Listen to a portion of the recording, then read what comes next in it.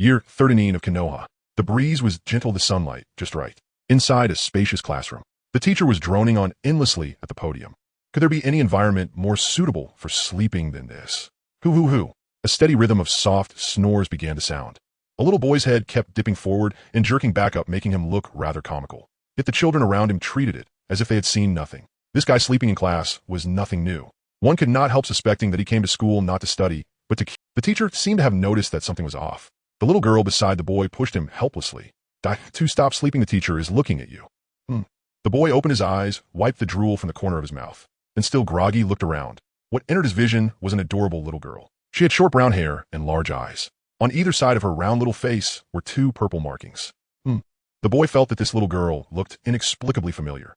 A sudden shiver ran through him. Damn, isn't this Yi Yuan Lin? He rubbed his eyes and looked toward the girl's other side. There sat a handsome young boy with short spiky silver hair, and mask covering his face, and an indifferent gaze. What the hell? Kakashi. The boy's mouth opened into an O. If this scene was not a dream, then only one possibility remained. Transmigrated. He touched his own cheek only to feel the goggles on his forehead. Thinking of how the girl had just addressed him, his current identity was already self-evident. He had transmigrated into Uchiha Obito's body. Ding! Transmigrator detected. Do you wish to bind to this system? Still dazed, the boy subconsciously asked. System? What system? Ding! Host speech detected.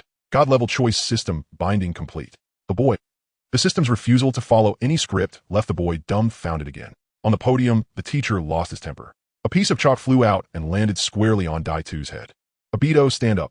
He had reached the end of his patience with Daitu. Sleeping in his class was one thing, but now the boy was even talking and disrupting order. Awkward.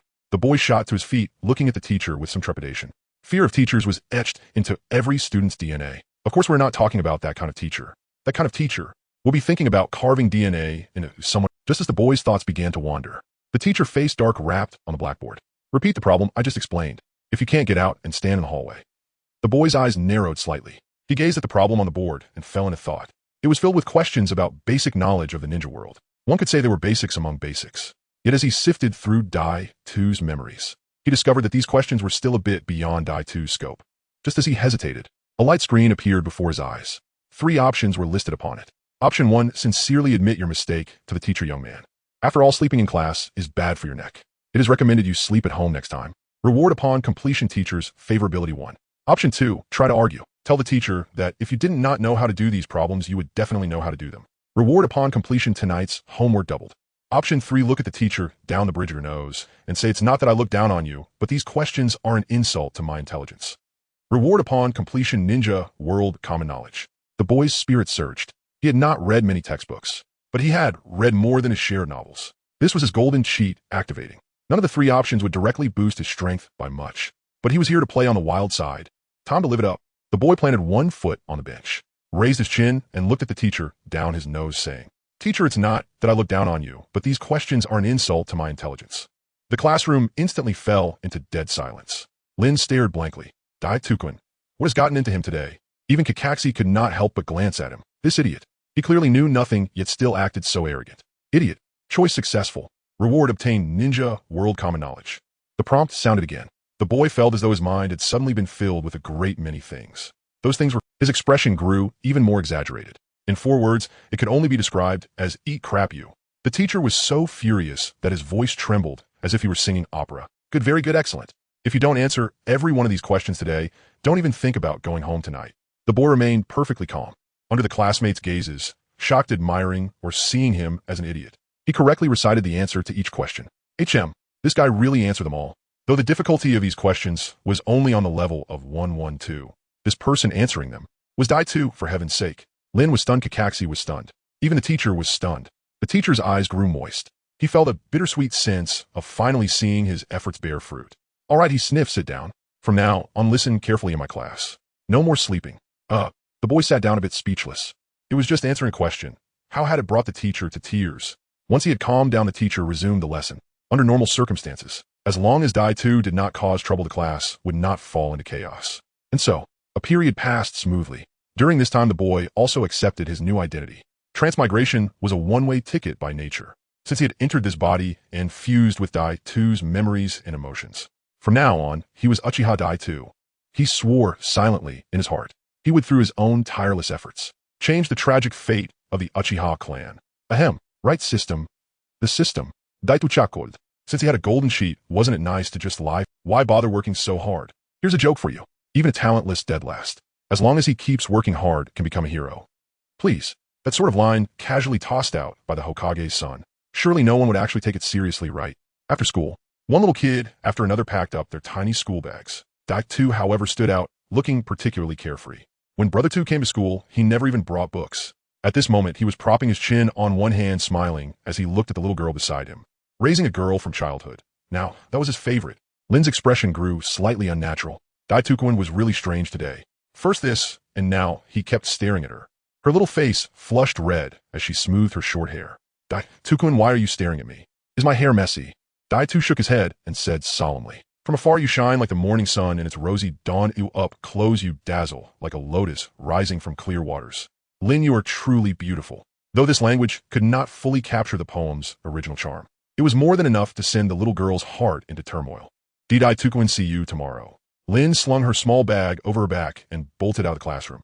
Watching the little girls fleeing back, Daitu's lips curved into a faint smile. Yuan Lin, do you know?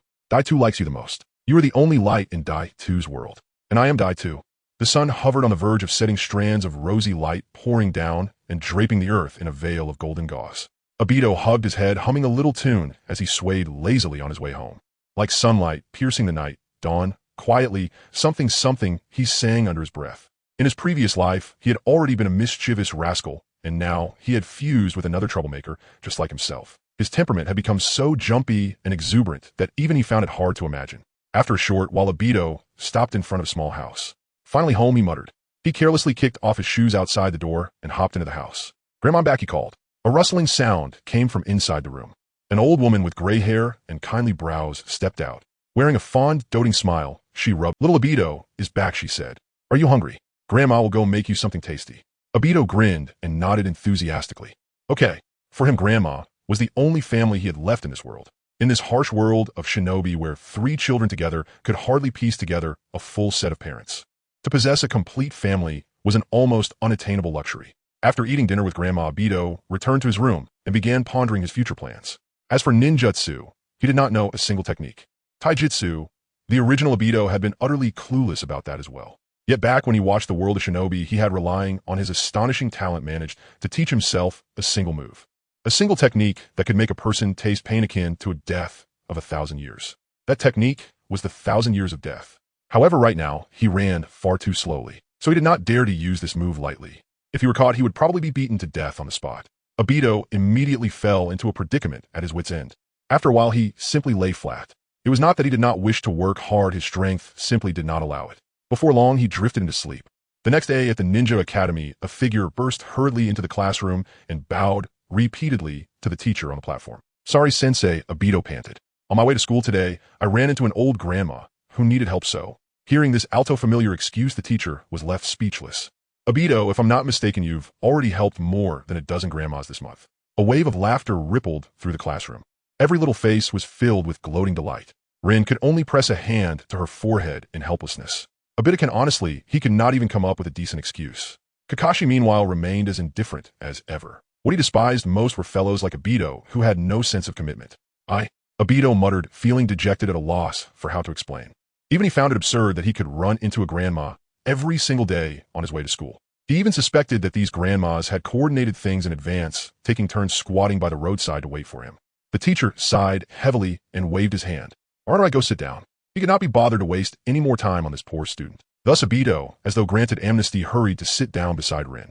Immersed in study, time always slipped away unnoticed. With Obito fully engrossed, the day passed quickly. Obito class is over, came Rin's soft, milky voice. Obito groggily pushed himself up from the desk, stretching lazily and wiping the drool from the corner of his mouth. The little girl beside him had already packed her bag and was ready to leave. See you tomorrow, Obito, Rin said sweetly. Looking at the little girl's smile blooming like a flower, the corners of Obito's lips also curved into a faint smile. See you tomorrow, Rinchin. After returning home and eating dinner with Grandma, Obito slipped back into his room, mulling over matters of training once more. Just as this thought formed in his mind, the long-absent system chime sounded. Immediately a light screen appeared. Option 1, the path of cultivation allows no slackening. Train through the night, young man. Reward upon completion 0.01 units of chakra. Option 2, training follows the flow of nature. Eating and sleeping are also forms of cultivation. Wash up and go to sleep. Reward upon completion 0. 1 units of chakra. Obito stared at the two options, falling into contemplation. If his guess was right, this ka had to be a reference to Kakashi. It was such an old unit of measurement. In that case, was there even a need to ask which to choose? Obito flopped down at once, pulling the blanket over his head. If only a funeral dance song could start playing now, that would be perfect. He slept straight through till dawn. When he got up, Obito found that his physique seemed to have grown a bit stronger. It appeared that his 1 unit of chakra had arrived. After getting dressed, Obito stepped out with a solemn expression. All along the way, he glanced about, warily moving forward with extreme caution, looking for all the world like a thief at work. Only when the academy was barely 100 meters away did he finally breathe a sigh of relief. As he turned the corner at an intersection, upholding his cautious principles, he furtively poked his little head out, and immediately his gaze locked directly with that of an old grandma. Damn, he had been careless. She had still managed to ambush him. Just as Obito hesitated, options suddenly appeared before his eyes. Option 1, pretend you saw nothing and walk straight toward the academy. With my Uchiha clan's hereditary farsightedness, not seeing a person is perfectly normal. Reward upon completion, you will not be late for school today. Option 2, warmly help the old grandma cross the road, just like you always do. Reward upon completion, morality 1. Option 3, it has been a long time since anyone gave the old grandma a hug. Carry her in your arms to the other side of the road. Reward upon completion, obtain the respect for the elderly aura. Respect for the elderly aura, as a good child who respects the elderly, all individuals over 60 years old will have their favorability toward you increased by 1. Obito was even more torn. Without a doubt, the reward for option 3 was the most generous. If he ran into Danzo someday, he might even be able to strike up a connection thanks to it. But a task that exhausting, he was still just a 6-year-old child. There was nothing to be done. He would gamble everything for the sake of the reward. Obito walked resolutely up to the old grandma. "Grandma, let me help you," he said. An appreciative smile blossomed on the old woman's face. "You really are good." Before the grandma could finish, she was left utterly stunned as Obito lifted her straight up into a princess carrying no less. Holding her in his arms, he huffed and puffed his way toward the other side of the road. The old woman's heart surged with a whirl of emotions. Never did she imagine that at her age, she would still experience such treatment. After he struggled to set her down on the opposite side of the road, a chime sounded in Obito's mind. Choice successful. Reward obtained, respect for the elderly aura. Having completed his deed, he brushed off his sleeves and departed, hiding his merits and name deep within. Mission accomplished, Obito dashed toward the academy. He felt there was still hope of salvaging the day. The grandma, watching his departing back, suddenly felt that this child looked exceptionally familiar and dear. In the classroom, Obito and his teacher stared straight at each other. "So you ran into another grandma who needed help on your way to school?" Obito nodded with exaggerated astonishment. "Teacher, you truly are a prophet. You even managed to guess that." The teacher was struck speechless. "Sit down," he said at last. He had thought the boy had turned over a new leaf, but it seemed that the simple 11 from a few days ago, forget it. Time to continue the lesson. By afternoon, it was time for the school's weekly practical class. All the little ones stood excitedly on the playground. Compared to being cooped up in the classroom listening to dull theories, of practical classes were definitely more interesting. The first activity was shuriken practice. The teacher brought several targets from the storage room, smiling as he waved to Kakashi in the crowd. "Kakashi, why don't you demonstrate for everyone?" No matter which world it is, the teacher's favorite is always the top student. Of course, those at the bottom are also. Kakashi nodded, hands in his pockets, as he stepped out from the crowd and stood in front of the target. A gentle breeze rustled through, and as his silver hair danced, he moved. The little ones around couldn't even see his movements. By the time they reacted, several shurikens were already deeply embedded in the red center of the target. After a moment of silence, the girl's screams erupted. Kakashikin is so cool. My Kakashi, you'll do your homework for a lifetime." Amidst the rising cheers, Obito did not hear Rin's voice. He breathed a sigh of relief to himself. I knew Rin wasn't that superficial. Where's my Rin? Obito searched for Rin's presence, only to find that at some point she had already Where's my Rin? Obito searched for Rin's presence, only to find that at some point she had already A freckled boy said indignantly that bastard Kakashi stole the spotlight. "How can we stand out now?" Obito nodded in agreement. "What Sparrow Brother said is right. Why don't you go beat that guy up and vent your frustration? Get lost. Imnaga no nami don't give maniknam." He patted his chest confidently. "Just wait. Even though my shuriken skills aren't as good as that guy's in the upcoming battle segment, they'll definitely show him who's boss. Let it be so arrogant." Obito sighed deeply. In reality, Kakashi wasn't even being arrogant. He just had better looks than us. A voice from within the boys' group spoke up. "But don't you all think Kakashi is really cool?" Half a minute later, a boy with a green watermelon head was kicked out of the group chat for provoking everyone's anger. The teacher called out names from the list one by one. Each student took turns to perform shuriken tests. Except for Kakashi, who hit all his targets and amazed everyone, the other students' performances were quite standard. The last one, sigh. Uchiha Obito. The teacher's tone was hard to describe. Obito heard his name and stepped forward with an indifferent stride. He casually tossed the shuriken in his hand and turned to leave without looking back. Because a real man never looks back at explosions. Laughter erupted from the crowd. Ha ha ha, this idiot didn't hit a single target again. With this level, how can he claim he wants to be Hokage? The Uchiha clan is full of fools. Exactly. Compared to Kakashiken, he's way off. In my opinion, Kakashiken is the man who can become Hokage. Obito dug at his ears, not taking these mocking words to heart. In Konoha, being at the bottom was the strongest existence. You guys don't understand a thing. Only those who couldn't learn anything when young can learn to cheat as adults. The second segment was the battle segment. Many boys were already rolling up their sleeves, eyeing Kakashi with a predatory gaze. Although Kakashi was exceptionally skilled, no one had ever beaten him. However, Kakashi always held back in battles, so everyone felt no awe towards him. The teacher stood in the center of the field, looking at the little ones beside him, and said with a smile, everyone can choose their opponents. Who wants to go first? Before the teacher's words finished, 3 options suddenly appeared in front of Obito. Option 1, challenge Kakashi and defeat him. Uchiha grows stronger when facing strong opponents, invincible among peers. Believe it or not, completion reward priority in mate selection.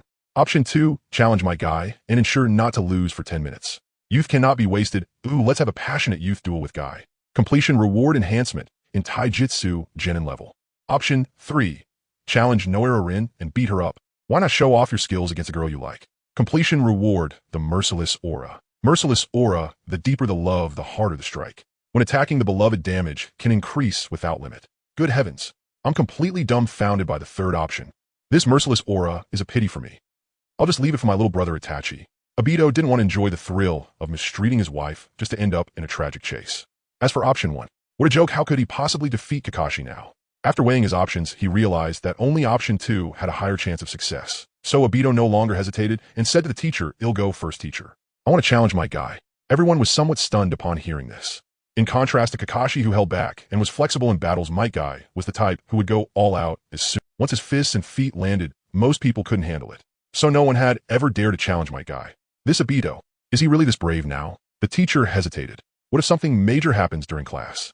Are you sure, Obito? Obito nodded firmly. I'm sure, teacher. The teacher nodded slightly. Everyone stepped back a bit to give enough space for Obito and Guy. A moment later, in the center of the empty space, Obito and Guy stood facing each other. As Guy approached step by step, Obito felt a wave of pressure. Beast brother, please. Guy said earnestly. Don't worry, Obito. I will give it my all. Obito's eye twitched. Dude, you misunderstood. I was hoping you'd go a little easier on me. The two raised one hand each. With their index and middle fingers pointing to the sky, the other 3 fingers together, they formed a hand seal. Seal formed battle start. In the instant their arms fell, Guy's figure darted towards Obito like a swallow, creating waves of air. In just a few steps, he crossed the distance in the blink of an eye. Nakamura, Obito exclaimed in shock, retreating rapidly. However, Guy was even faster, stepping right in front of him. Lowering his center of gravity, he turned and sent a beautiful sweeping kick that landed with a powerful. Obito was directly knocked to the ground, wincing in pain and grimacing. He let out a string of incomprehensible traditional phrases. Guy stood on one leg, striking a cool pose, while asking with concern, "Do you want to continue, Obito?" Obito struggled to get up, gritting his teeth as he nodded. "Continue." Boom! Obito flew again. He stood up and brushed off the dust from his clothes. "Continue." Boom! Continue. Boom! Guy's relentless and merciless attacks fell upon Obito again and again, knocking him to the ground. Yet Obito remained unyielding. He continuously got back up, shouting "Continue." The amused expressions on the faces of the little ones disappeared. This guy who kept getting knocked down but stood up time and again was really the former slacker who would give up on everything halfway. Nagano Nami's expression was complicated. When did Obito become so spirited? Rin's eyes were filled with worry as she instinctively clenched her little hands. Why won't Obito give up? If this continues, his body will have problems. Bang! With the sound of something breaking through the air, Kai delivered another kick, forcefully striking Itachi's abdomen. Itachi fell to the ground once more. This time he truly did not want to get up again. His body was burning all over. Every muscle was in excruciating pain. It's really hard to complete a task. He thought silently. Don't stop, keep going. Itachi whimpered, trembling. Anyone who didn't know might think he was enjoying a massage. Kai, standing opposite, retracted his fist and shook his head solemnly. Itachi, your will impresses me. However, let our duel come to an end here. Even the teacher was moved by Itachi's spirit. He realized that he had misjudged him before. This child's tenacious perseverance held the potential of a high-ranking ninja. He said with a look of appreciation, "Itachi, your performance has been commendable. Ooh, let it end here." Itachi replied without hesitation. "No. As a severe obsessive-compulsive disorder patient, he could not allow himself to have a record of failure. He passionately declared to Kai, "Brother Beast Youth does not allow for any compromise. Please continue to whip me until my youth is extinguished. I will never give up." He glanced at his system panel and murmured softly, "My flame of youth can still burn for at least 6 minutes and 47 seconds. Itachi's words about youth struck a chord with Kai. At this moment, he suddenly felt as if he had found a kindred spirit moved to tears. "Itachi-kun, this is what youth is all about. I will continue to give my all for that as the greatest respect I can show you." Kaisobed uncontrollably. While kicking and punching Itachi on the ground, such a bizarre scene indeed made people unable to hold back their laughter. It was unclear who laughed first. Soon laughter erupted, and even Rin couldn't help but chuckle sadly. Itachi covered his face with his arms lying on the ground without any desire to live. Kai, being so straightforward, actually hit harder than before. He felt a bit melancholic, not expecting that his first beating after crossing over would be something he requested. Fate is like a girl, truly unpredictable. Choice successful. Reward taijutsu improvement. At the moment the system's notification sounded, Itachi immediately shouted, "Stop, stop, stop, I concede." Kai hurriedly retracted his leg, squatting down to help Itachi up. "Are you okay, Itachi-kun?" Itachi's legs trembled as he sorrowfully replied, "Do I look like I'm okay right now?" His eyes were bruised, and there was a streak of blood on his nose. His little face was so swollen it hardly resembled a human, not much smaller than a pig's head. "I am sorry, Itachi-kun." Kai scratched his head, awkwardly feeling a bit guilty deep down. Seeing Kai like this, Itachi felt a bit embarrassed. After all, the beating, just now, was something he had requested. Even if Kai was wrong, it was merely his honesty. Thinking of this, he extended his hand towards Kai, offering his index and middle fingers. Kai was momentarily stunned. Then he also extended his hand, locking Itachi's fingers with his two. The seal of reconciliation is complete. The teacher led the applause. The little ones around them clapped wholeheartedly, and even Kakashi was no exception. Today's battle left him with a changed impression of Itachi.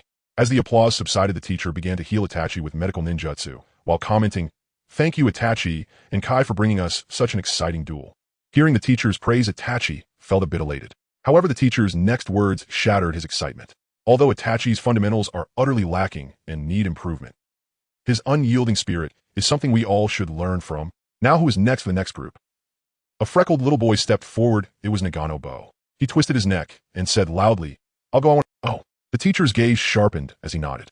"All right, then in the second group, Bo will battle Kakashi." Kakashi also stepped out from the crowd. The two stood firm in the center of the open space, forming opposing hand seals. "Kakashi, you must do your best." "My goodness, Kakashi is way too cool while forming seals." "Kakashi will look even cooler when he strikes." The surrounding girls cheered overwhelmingly, which made Naganobo a bit annoyed. Before Kakashi could lower his hands, he roared, drawing a kunai and attacking Kakashi. The kunai traced a curve. In a flash, it aimed at Kakashi's face. However, Kakashi lightly tapped his toes, slightly turning his body to evade the strike. Naganobo snaived coldly. He swiftly retracted the kunai, transforming the stab into a slice, and once again slashed at Kakashi. Gasps arose from the crowd. Be careful, Kakashi." Kakashi's expression remained calm. It seemed he didn't take the incoming kunai seriously at all. Rather than retreat, he advanced, raising his arm. With a light slap, he struck Naganobo's wrist. Clang! Naganobo's wrist throbbed, and the kunai fell to the ground. Don't overestimate yourself thinking you can challenge Kakashi. Exactly who gave him the courage? The mocking remarks pierced Naganobo's heart like daggers. His face suddenly darkened, almost dripping with water. "Damn it," Naganobo growled. "I only wanted to play around with you, but now it seems I have to use that move. You forced me." Taijutsu Nagano's continuous punch. Naganobo's speed suddenly increased by 30%. Punch after punch, like a raging storm, enveloped Kakashi. The teacher's eyes lit up. He nodded first, then shook his head. Naganobo's performance was indeed commendable. After all, his father was a chunin. This was an advantage that many students did not possess. With a good legacy, few peers could match Naganobo. Unfortunately, his opponent this time was Kakashi. Naganobo's proud talent and family background were utterly insignificant before the other.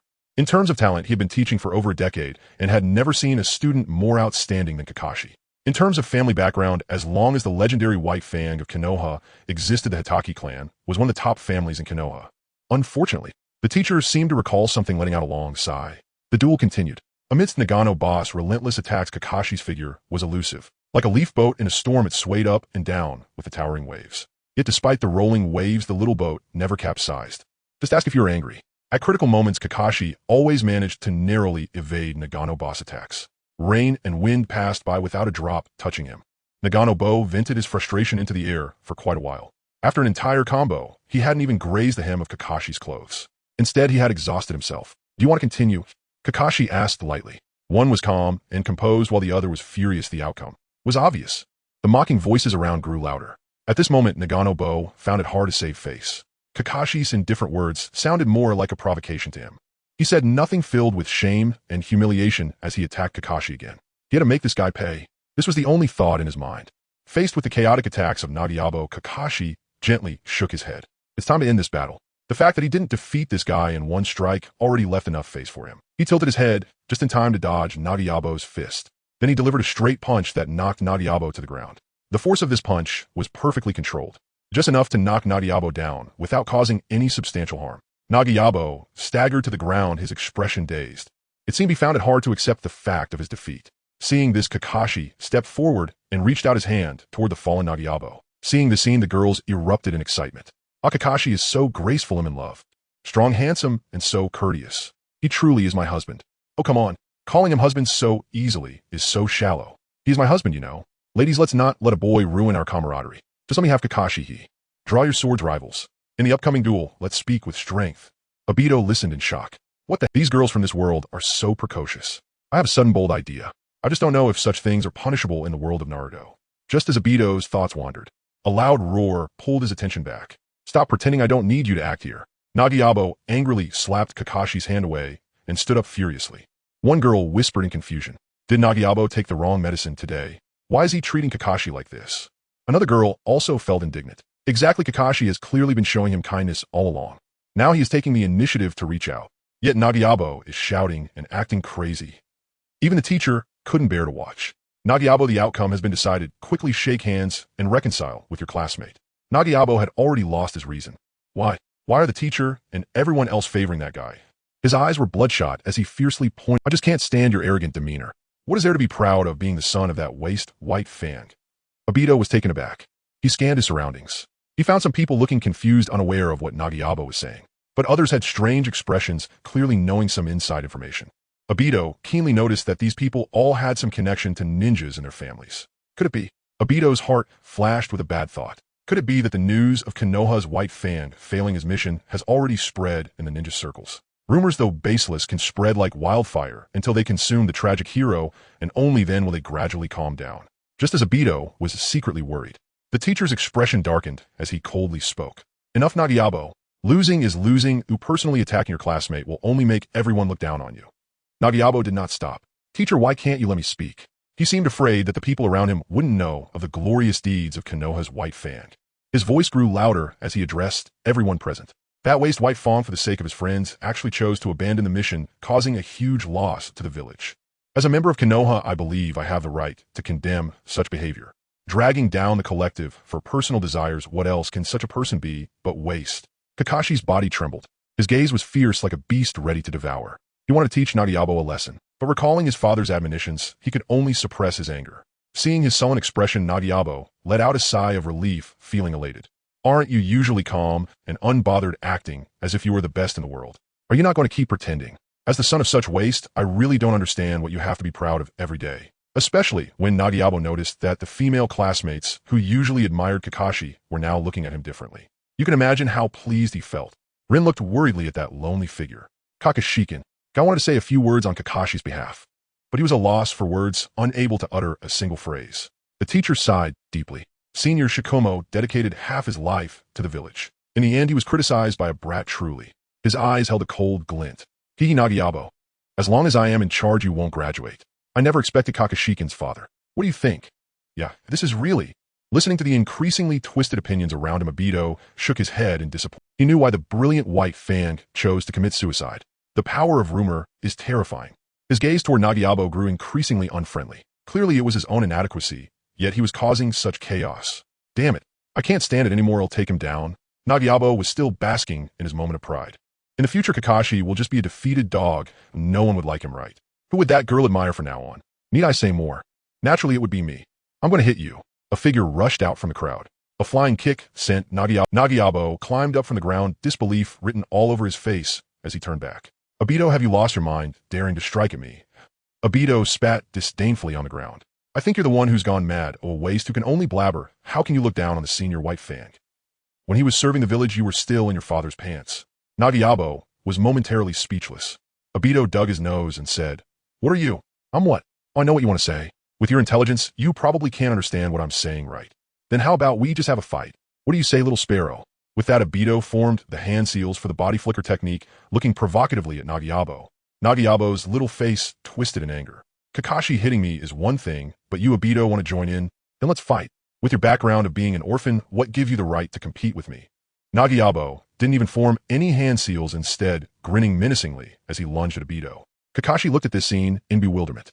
Too many changes had happened today. Even though Obito was probably not Nagayabo's match, what if? After all, Obito is the #1 unexpected variable.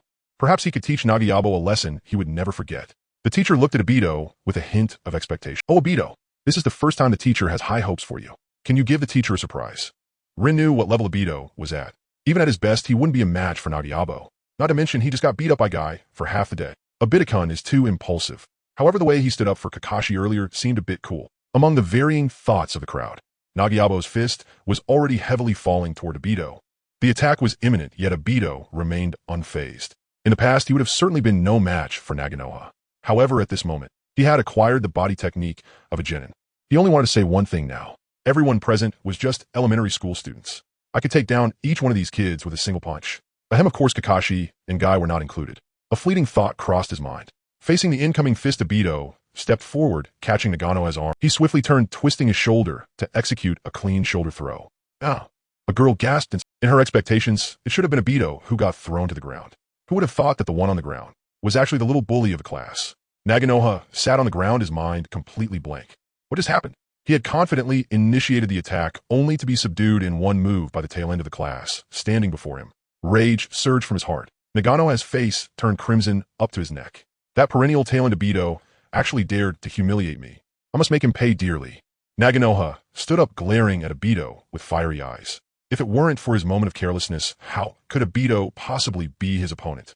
He said fiercely, "I was careless just now and didn't dodge. Now let me show you the gap between us." Obito remained unfazed, chuckling lightly. It's quite normal for elementary school students to talk tough. But why does his tone sound somewhat like that of a 6-to-9-year-old veteran?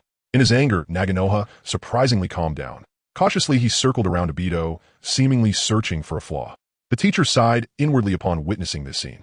To be honest, Obito's unexpected victory over Naganoha was already beyond his expectations. Now Naganoha was serious. That unfortunate kid Obito was likely going to get beaten up again. He planned to call off the duel once Obito was defeated. Naganoha circled around Obito for quite a while, yet he did not spot any flaws. As he shifted his footing, he accidentally stepped into a depression in the ground, losing his balance and falling backward. Seeing this, Obito charged forward without suspicion. Who would have thought? Then the next moment, Naganoha suddenly steadied himself. With a cold smirk, he faced Obito and threw another punch. Didn't see that coming. The flaw just now was intentionally left for you. You can't handle the serious me. Detenant. The crisp sound of a slap echoed. Naganoha covered his cheek, once again stunned.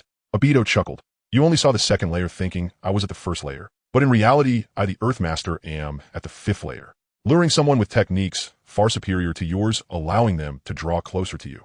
What were you thinking? Did you not know that hunters often appear in the guise of their prey? Don't underestimate us tailenders, you jerk." This time Obito had no intention of giving Naganoha a chance to regain his composure.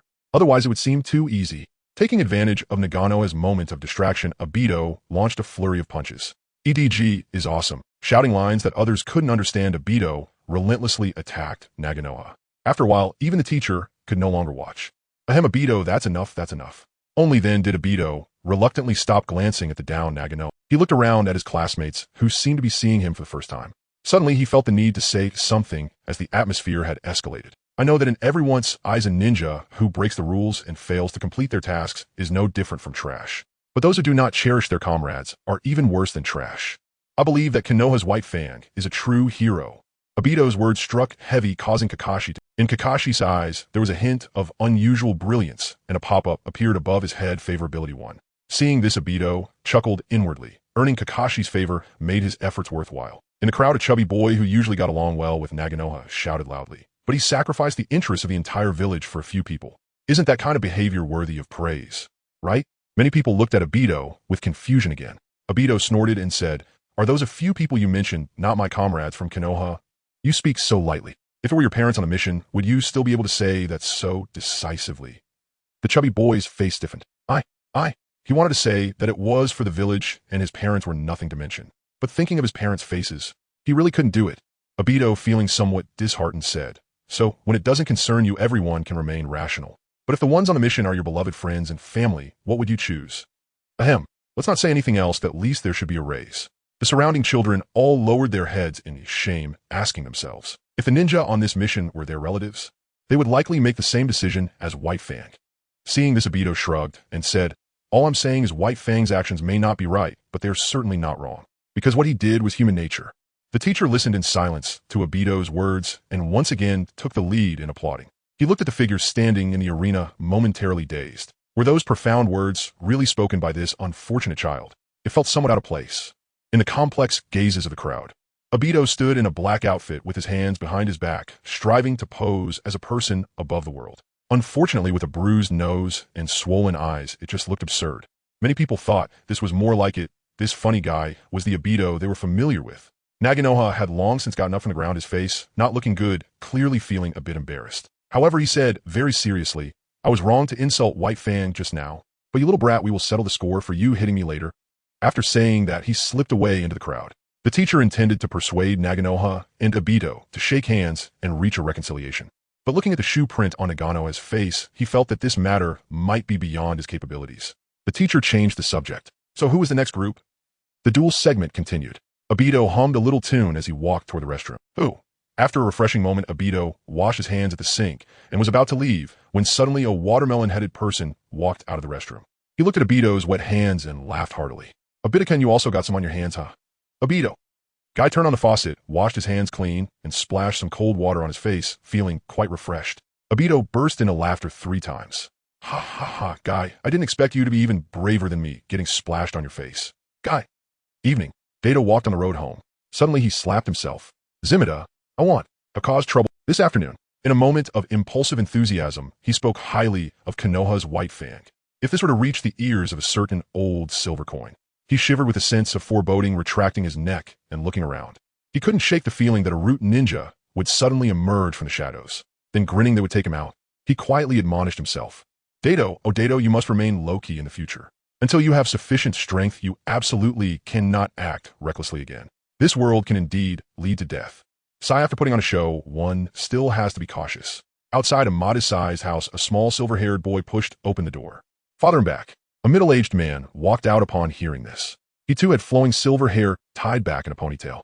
With handsome features and a stately demeanor, there was just a hint of fatigue in his eyes. This man was none other than the renowned Konoha White Fang. He was also Hatake Kakashi's father, Hatake Tsukumo. Seeing his son return, a forced smile appeared on his pale face. "How did you perform in school today? You didn't embarrass your father, did you?" Kakashi remained silent for a while, a flicker of pain crossing his eyes. His father from the past. Just standing there, he resembled a sharp blade, making it hard for others to look directly at him. But the once proud figure now seemed somewhat hunched. The once spirited gaze was nowhere to be found. In its place was the lingering shadow between his brows. Kakashi slowly spoke. "Father, today at school, someone mentioned your mission failure." Tsukumo's smile furrowed. "Is that so?" He never expected this matter would reach the Ninja Academy. No need for his son to elaborate. Tsukumo could roughly guess the content of what others were saying. It was nothing more than blaming him for violating regulations, abandoning the mission, causing immense losses to the village. He had already heard countless similar words in recent days. What saddened him the most was, even the comrades he had saved were now turning against him. "Oh!" Tsukumo let out a long breath. Yet the knot in his heart could not be resolved. Could it be that he was truly in the wrong? Kakashi spoke softly. "Someone said that you failed to complete the mission and are worthless." Indeed, Tsukumo's gaze darkened, filled with a sense of guilt. Because of his mistakes, he had affected his son. This made him, as a father, feel quite remorseful. "I'm sorry, Kakashi. Father, please let me finish first." Kakashi interrupted Tsukumo, speaking earnestly. "While someone called you worthless, another person rebutted him. He said that a ninja who fails to complete a mission is worthless, and someone who doesn't cherish their comrades is even less than worthless. He also said that in his heart, Konoha's White Fang is the true hero." Tsukumo's body shook, disbelief flashing in his eyes. "Kakashi, you're not lying to your father, are you?" After so many days, it was the first time he had heard someone affirm. Kakashi nodded affirmatively.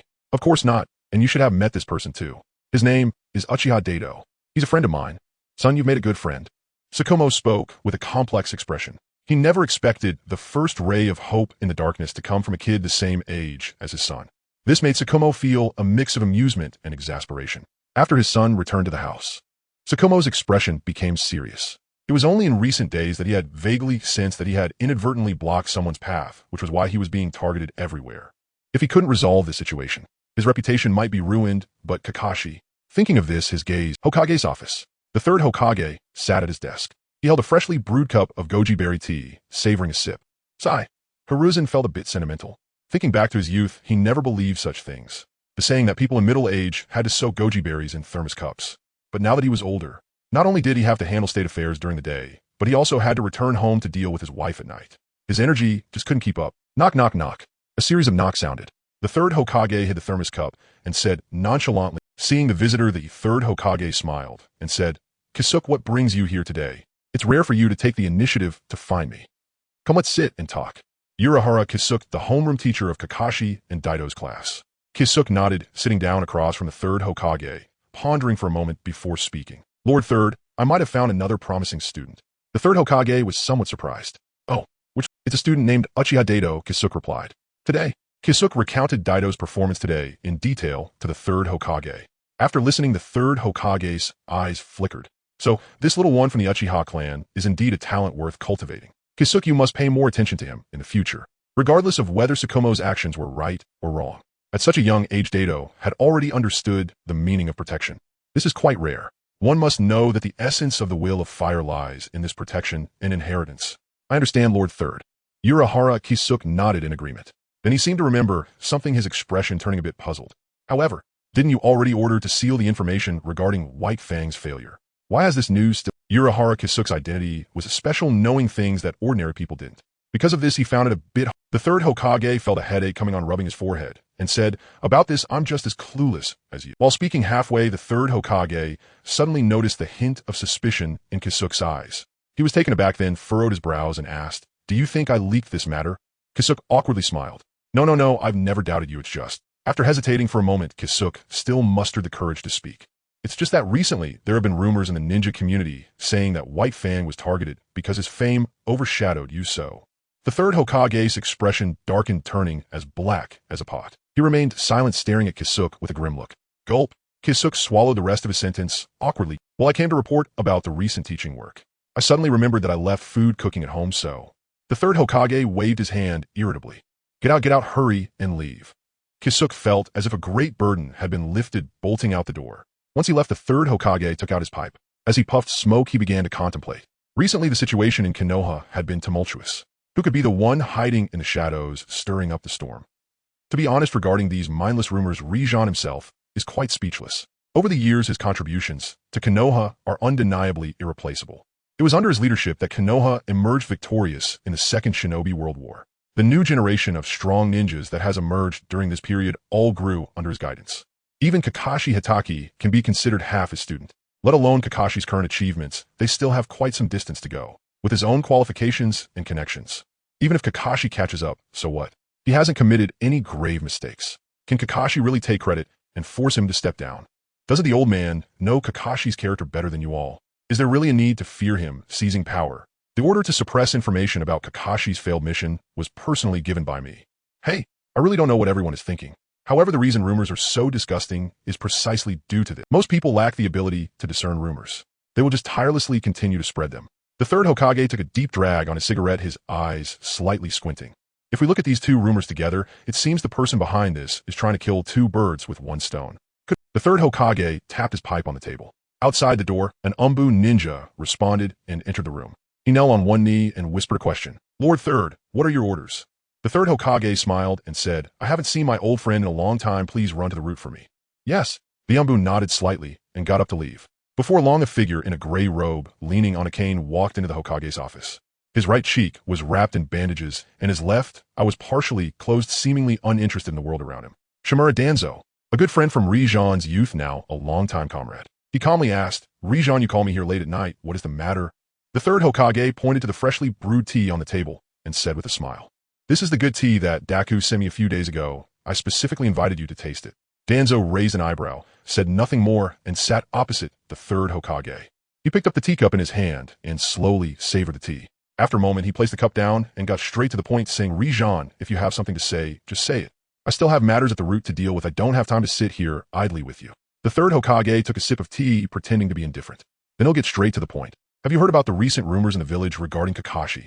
Danzo nodded and replied, if even you know, then of course I've heard.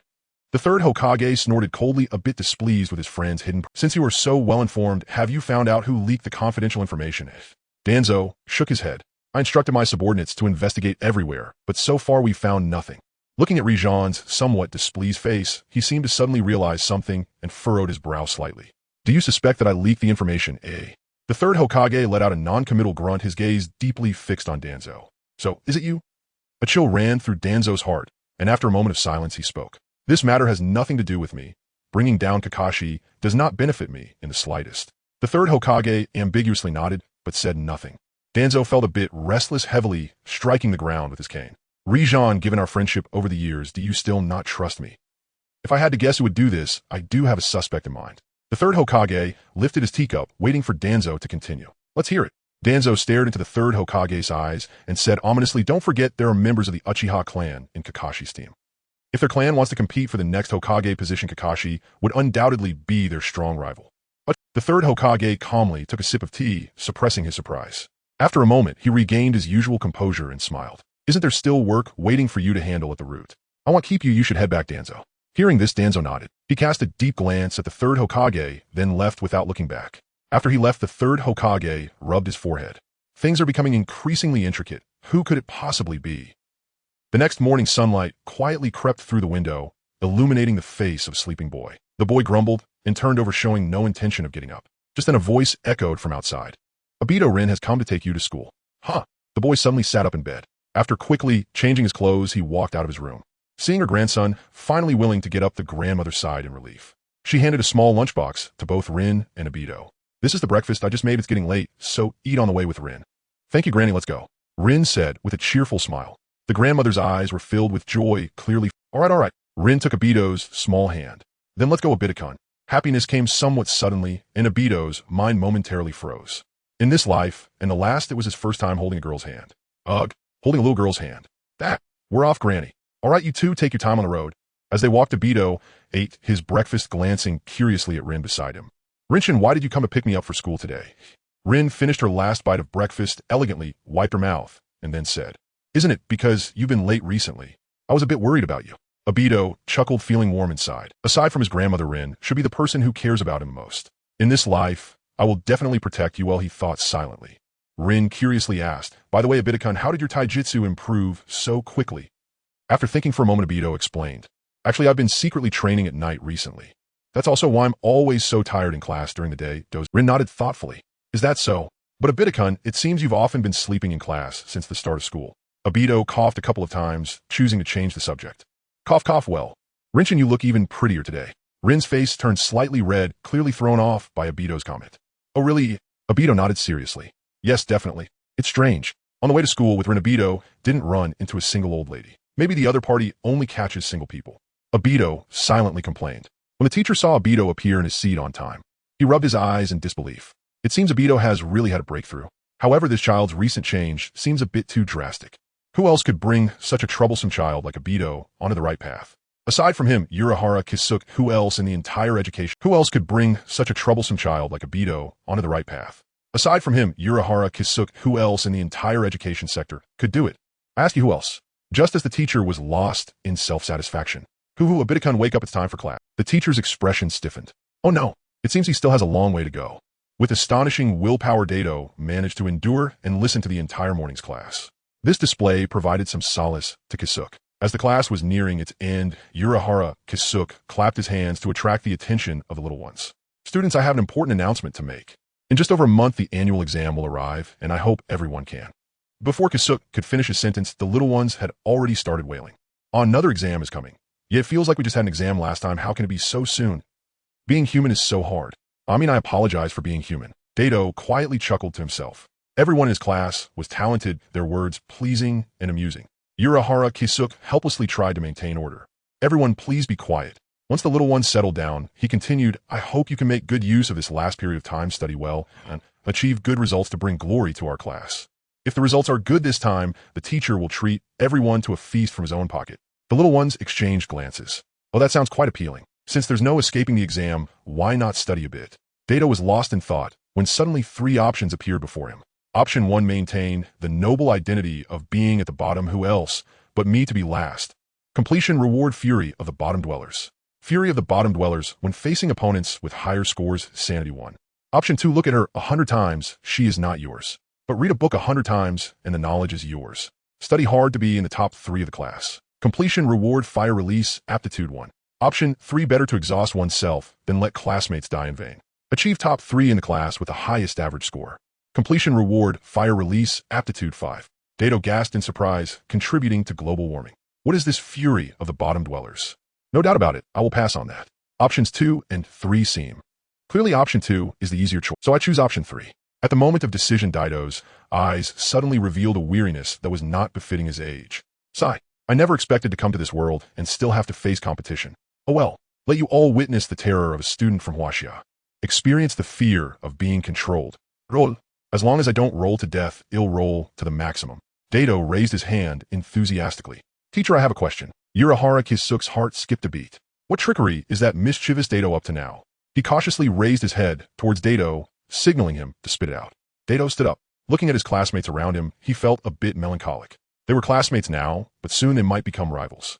While he was hesitating, the little ones nearby began to whisper. What kind of crooked idea does Dato have this time? A top student adjusted his glasses, his lips curling in disdain. What else can it be? He must be looking for excuses not to study. It's not the first time. Another top student sighed. Sigh, why are we so unfortunate to be in the same class as this bottom dweller? After meeting him, I realized a person could actually lower the class average by 10 points. The top student nodded in dismay. Yeah, if it weren't for the two of us being exceptional talents in this class, our class would surely fall from second to last place to dead last. Hearing their discussion, Daito's sense of guilt immediately vanished. He cheerfully said, Kisuke-sensei, I think the homework you assigned today is too little. I mean, since the annual exam is approaching, shouldn't the homework amount at least double?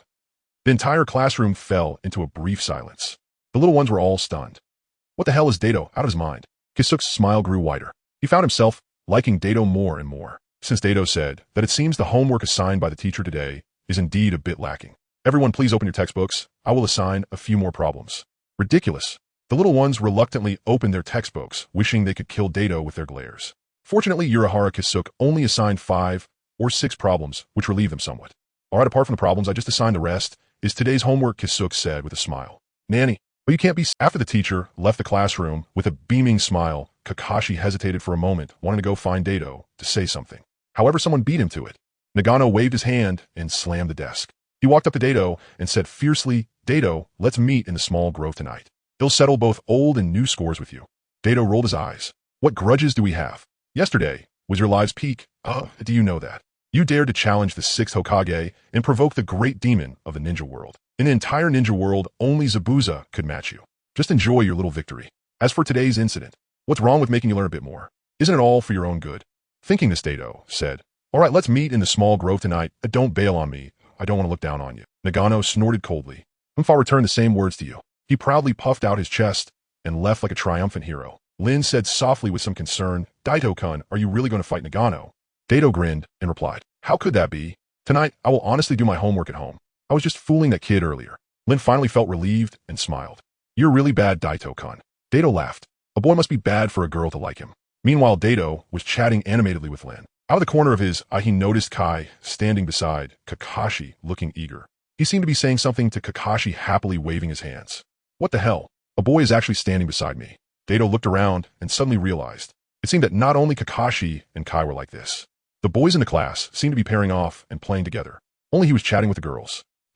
Dato felt, in this world full of bromance and brotherhood, I seem to stand out a bit. Moreover, speaking of it, those who fall in love in one way or another, their endings don't seem to be very good. What with the likes of Shikamaru and Asuma? Dato suddenly wore a troubled expression. Should I make a promise with Lin first? I don't know if the Grand Cosmic will acknowledge this, but it's complicated.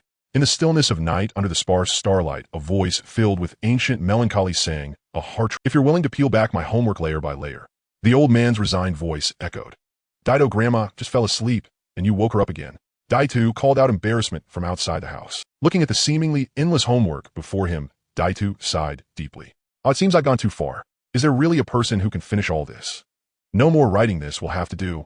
He resolutely put away his homework and dove into his soft little bed. After all, no matter how much he wrote, as long as he submitted the homework, it would be face-saving for teacher Yasu. Indeed, this was the privilege of his brother Tsuzi. After lying on the bed for a while, two options appear. Option 1, are you there? He has fallen asleep. Come and practice. Completion reward 0. 1 chakra. Option 2, sleep. Staying up late affects growth. Even sparrows have ambitions of soaring high. Completion reward 0. 1 chakra. Daitu groggily selected option 2. In the haze, he felt he had forgotten something. Hoo. The next morning, Grandma's voice came from outside. Daido, get up quickly, Shaolin is waiting for you. Upon hearing that his crush had arrived, Daitu jumped out of bed. Hold on, I'm coming. Today, Daitu woke up early and there was still plenty of time. After the three of them had breakfast together, Daitu took Lin's small hand and left home, heading towards the school. Living together in Konoha, they were like childhood sweethearts.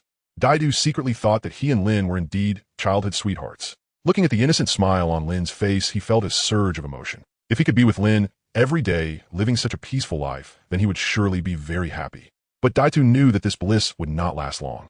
Somewhere in this world a crisis was brewing that would sweep across the entire ninja world. No one could remain, and he was at the forefront. So even with the existence of a system, he could not afford to be careless. Arriving at the classroom, Daitu felt a prickling sensation on his back as more than one person glared at him with anger. If looks could kill, he would have died a dozen times. Daitu shrank his neck and sat his seat. What is this? Daitu suddenly discovered a small package in his drawer. He took out the package and curiously opened it. Inside were a few boxes of milk and a small note. The note simply said thank you, but there was no signature. After thinking for a moment, Daitu sneered. Do you think such petty tricks can fool me, Suzy? If I guess correctly, this milk must be problematic. He directly threw the package along with the milk away, then proudly returned to his seat, completely unaware. Not far away, Kakashi's face turned slightly dark. Soon after, Uchiha Kisuke walked into the classroom with a stack of books. Classmates, let's begin our lesson. The chubby little follower of Naganoha raised his hand and said, Teacher, Naganoha hasn't arrived yet. While writing on the blackboard, Kisuke replied, Classmate Naganoha has a cold and has already asked for leave from the teacher. Daitu suddenly realized. He knew what he had forgotten last night. It turned out that he had forgotten about Naganoha. He shook his head and began to listen attentively to Kisuke's lecture. Weeks passed in a flash. Everyone was shocked to find that Daitu had actually started to study seriously. He sat up straighter than anyone else in class and answered questions faster than anyone else. Many were baffled by Data's rapid progress. But Daitu himself felt that this was merely basic stuff. For someone who had gone through compulsory education, what teacher Kisuke taught was simply child's play. The history of the ninja world, how could it be as difficult to remember as our thousands of years of history in Huaxia? After just one read of the anime, he remembered it all clearly. Not to mention the history in textbooks, he even knew things that weren't in the textbooks. Not to mention the principles of math calculations were even simpler. The hardest problems were just quadratic equations. As for the Konoha education courses in ideology, Daitu could recite a passage from his previous life's textbooks that was more profound than what the teacher taught. The only thing he really needed to learn were some basic ninja techniques. How should he say it? As long as he had hands, he was good to go. The top student, A, was rather alarmed by this situation. How did this guy progress so quickly? He's about to catch up to me. Top student B nodded in agreement. This kid is terrifyingly good. The two exchanged glances and simultaneously made up their minds. Study hard, study to the death. No matter what, they couldn't let a slacker surpass them. Many shared this sentiment. The learning atmosphere in Kisuke's class suddenly heated up. This was exactly the situation Daitu had hoped for. A month passed in the blink of an eye. On this day, the sky was overcast and a light rain fell. The bleak environment seemed to reflect the inner feelings of the little ones. Because today was the annual exam. In the classroom, Fortune and teachers were walking back and forth, preventing any inappropriate actions. The children wore worried expressions, anxiously tugging at their ears. It is said that when a person is pushed to their limit, they can do anything. But clearly the questions on the exam were not included. When Daitu received the exam paper, he wrote confidently and quickly. Soon he finished writing the exam. These questions are really not challenging at all, he muttered. After a moment of boredom, Daitu had the idea of handing in his paper early and leaving. Wait, he suddenly smirked. Handing in early was so boring, it was much more fun to mess with people's minds here. He picked up his paper and began flipping it repeatedly. Swish, swish. Many students felt a panic in their hearts. I only did 2 questions. How could so many people be flipping their papers? Kisuke noticed this scene. He smacked Daitu on the head with annoyance. You little rascal, stop messing around and check your paper. Have you filled out the answer sheet? Data's expression froze. Answer sheet? What answer sheet? Kisuke was somewhat speechless. He took an answer sheet from the podium and handed it to Daitu. You haven't even collected your answer sheet, and you're still acting cool here. If you come in last again, you'll have to stand and listen in class from now on. Laughter erupted in the classroom. Daitu scratched his head awkwardly. Teacher, this time, I'm aiming for the moment he said this, the laughter in the classroom grew even louder. Kisuke didn't know what to say. Although Daitu had been quite motivated in his studies, recently aiming for the top 3 was indeed a bit of a stretch. Naganoha burst into laughter. You? If you make it into the top 3, I'll take your last name from now on. Daitu pondered for a moment before slowly replying, but I don't even care about you taking my last name. How about, let your son take my last name instead? Yalu. When Naganoha realized what was happening, he angrily slammed his hand on the table and lunged at Daitu with a chair. You give me that. Daitu shouted exaggeratedly. Teacher Kisuk, save me. The classroom erupted into chaos, and the atmosphere instantly became lively. After the theoretical exam, the practical assessment phase began. For the first-year students, this phase only test, that is the shuriken throwing assessment. A row of targets had already been set up on the playground waiting for the little ones to test one by one. The scoring rules are as follows. Each person throws 10 shurikens. Each shuriken that hits a ring scores 1 point, and so on with 10 rings equating to 10 points. The full score is 100 points. Hatake Kakashi 100 points. Might Guy 69 points. Nara Rin 67 points. Nagayamaha 83 points. Nagayamaha walked back to the group with a proud expression, provocatively giving Obito a middle finger. TCH. Obito pouted, retorting with a few words of national essence. Next, Uchiha Obito. Upon hearing his name, Obito perked up and confidently strode up to the target. The teacher in charge of the assessment looked at Obito and smiled. So it's you, kid. Although the children often missed the target when throwing shurikens. But Obito was the only one who completely missed all 10 shurikens akin to a scorpion's droppings. The teacher, somewhat uneasy, cautioned him. Kid, make sure to aim this time and don't throw them at the teacher's face again. Obito chuckled lightly, his cheeks slightly raised a hint of a smile on his lips. Teacher, your perspective is too narrow. After 3 days of separation, one should see the other in a new light.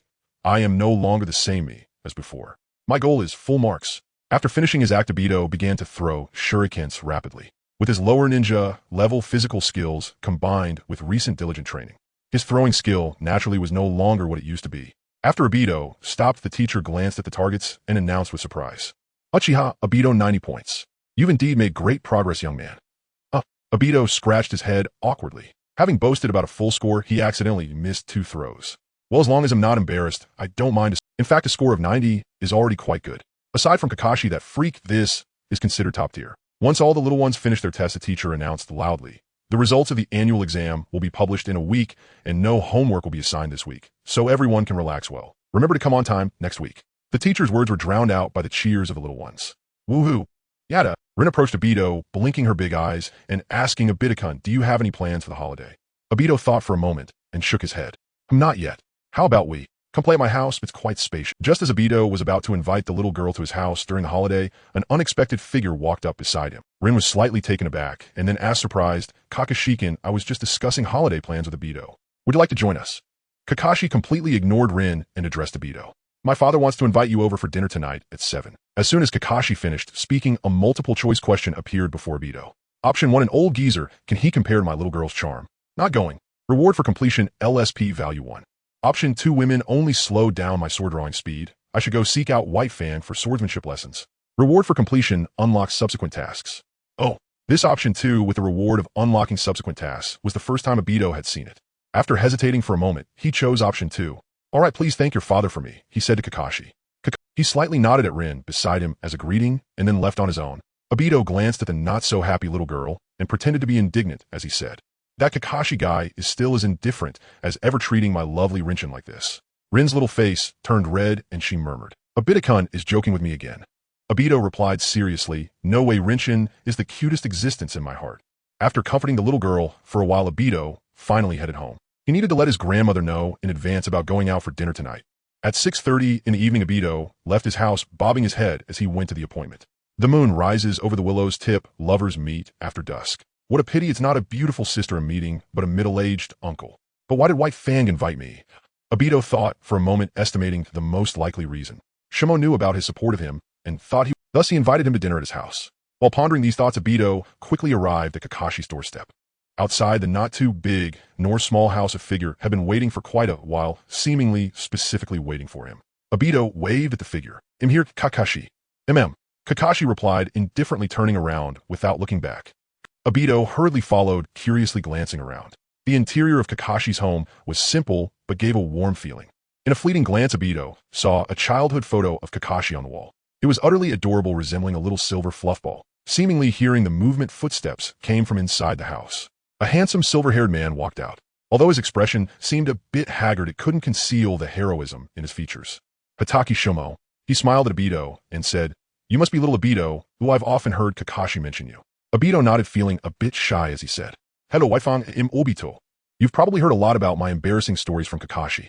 Upon hearing this, Kakashi's youthful face blushed beneath his mask. Shumo laughed heartily, ruffling his son's hair. "Embarrassing stories are not quite the same. Ooh, I've heard a few amusing ones from him. Let's sit down and eat while we chat. Uncle has prepared a few signature dishes for tonight. See if you like them." Obito nodded eagerly. He was already starving. The three of them sat down at the dining table. Obito quietly observed Shumo beside him. It was hard to imagine that this gentle and warm family cook had gained a fearsome reputation outside. Shumo smiled faintly and said to the slightly reserved Obito, "Don't just look, why not try Uncle's cooking?" Obito was not polite and picked up a piece of sweet and sour spare ribs, placing it in his mouth, his eyes instantly lighting up. The rich flavor burst in his mouth, stimulating every taste bud. "Delicious." Shumo's smile grew. "Then eat more, there's still some left in the pot. You don't have to be polite at Uncle's house." Obito chuckled, and after a sumptuous dinner, Kakashi dutifully gathered the bowls and chopsticks, heading to the kitchen to wash the pots and dishes. Obito rubbed his small belly, nodding in appreciation. One could foresee that Kakashi would be a good homebody in the future. It is just unknown which woman he would end up with. Or perhaps tisk tisk tsk. Just as Obito's mind wandered, Shomao suddenly asked Obito, "What kind of person do you think your uncle is?" Before Obito could respond, a new multiple-choice question appeared before him. Option 1, Senior White Fang is a true hero who I have a strong bond with my uncle. How about we become sworn brothers? Completion reward, Nephew Kakashi 1. Option 2, I can't say for sure, but if my father were still around, I believe he would be as gentle and handsome as you. Looking at these two bizarre options, Obito felt overwhelmed with points of confusion. If he chose option 1, he feared that he might be stabbed by his nephew on the spot, right in the heart. As for option 2, wasn't that too obvious in its flattery? Therefore, I choose option 2. It's truly not because I'm eyeing the subsequent task rewards. I simply find option 1 too absurd. Moreover, there's also a life-threatening risk. Obito said sincerely with admiration in his eyes, "I can't say for sure, but if my father were still around, I believe he would be as gentle and handsome as you." Shomao was taken aback, looking somewhat moved. He had not anticipated Obito's high praise of him. He did not continue to ask further. After all, likening him to a father figure was the greatest acknowledgement of all. Kakashi in the kitchen was also stunned. Obito had once again refreshed his understanding of shamelessness. Shomao took a deep breath, seemingly casual, yet serious, as he asked, "So what kind of person do you think my son Kakashi?" Kakashi in the kitchen perked up his ears, seemingly curious about Obito's answer. This time no options appeared before. After a moment of thought, Obito decided to answer from the heart. Kakashi, well, he should be someone who could be a lifelong close friend. Bearing darkness, yet yearning for light, enduring pain, while conveying tenderness, Kakashi's unique charisma made it hard for anyone not to feel fondness. Aside from being a bit lecherous, this guy is nearly perfect. As long as he doesn't stab me in the heart or poke my wife's chest in the future.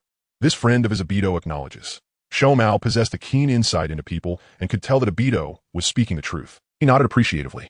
"Obito, you're a good kid. It's an honor for Kakashi to have a friend like you." Kakashi in the kitchen scoffed lightly, but the corners of his mouth couldn't help but lift, slightly unable. The speed of washing dishes unconsciously quickened. Shomao stood up smiling as he said, "Today is our first meeting. As an elder, I plan to give you a gift. Please wait here for a moment." After saying that, Shomao walked into the room and began to search.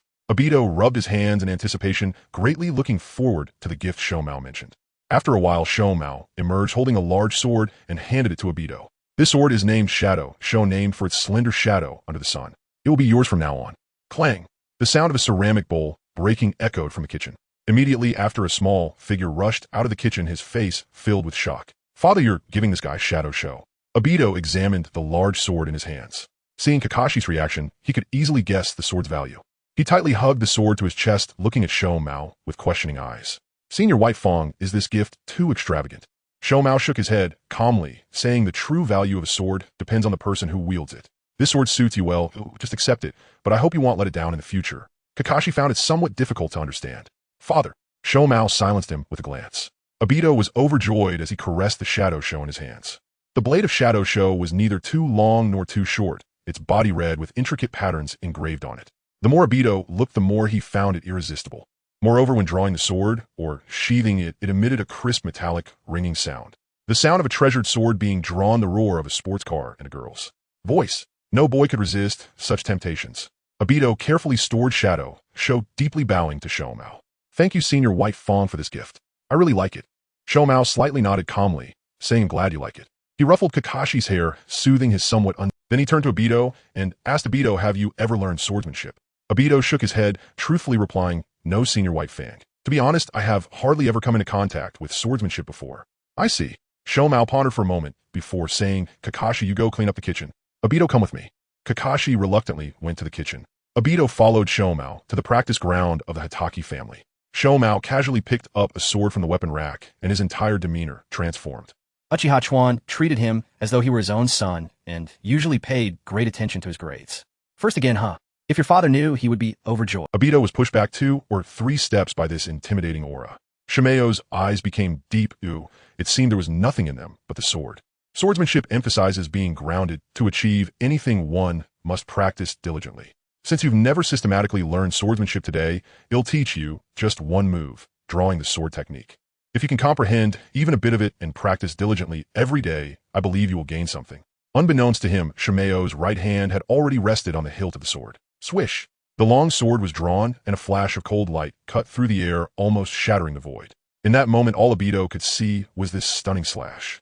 Wow, so cool. After a long while, when Obito came back to his senses, he realized Shomao had already sheathed the sword and had been smiling at him for quite some time. The core idea of the drawing technique is to strike for a kill, using an instant burst of high-speed draw and strike unexpectedly, aiming for a lethal blow. If you're truly interested in swordsmanship, then practice a bit every day. After finishing, Shomao added, of course, it would be even better if you could systematically learn some basic sword techniques. Obito chuckled. Uncle, that move you just did was so cool, can you show it again? After pestering Shomao a few more times, Obito had nearly grasped the essence of the drawing technique, so he hesitated to ask Shomao to demonstrate again. He bowed deeply to Shomao, once more asking with some confusion, Thank you, Senior Shimeo, for your precious sword and generous instruction. I just wonder why. Shomao lowered the sword in his hand, a touch of lingering melancholy appearing in his eyes. Obito, you are a wise child. Recently, Uncle has encountered some matters, and in case. Uncle is saying in case anything were to happen to me in the future, I hope you can take good care of Kakashi for me. Kakashi has always been stubborn since childhood. I fear he. Here Tsukumo let out a long, heavy sigh. Obito's heart tightened with sudden apprehension. Had Tsukumo already sensed something amiss? A wave of helplessness rose within him. He truly admired this gentle senior, and deeply wished to do something meaningful for him. Yet at present he held no influence and possessed negligible strength. Beyond silently sighing in his heart, it seemed there was nothing else he could do. His thoughts swirling, Obito met Tsukumo's gaze directly and spoke with solemn sincerity. White Fang Sr., please take care of yourself. Stay strong. Tsukumo offered a faint wry smile and said no more.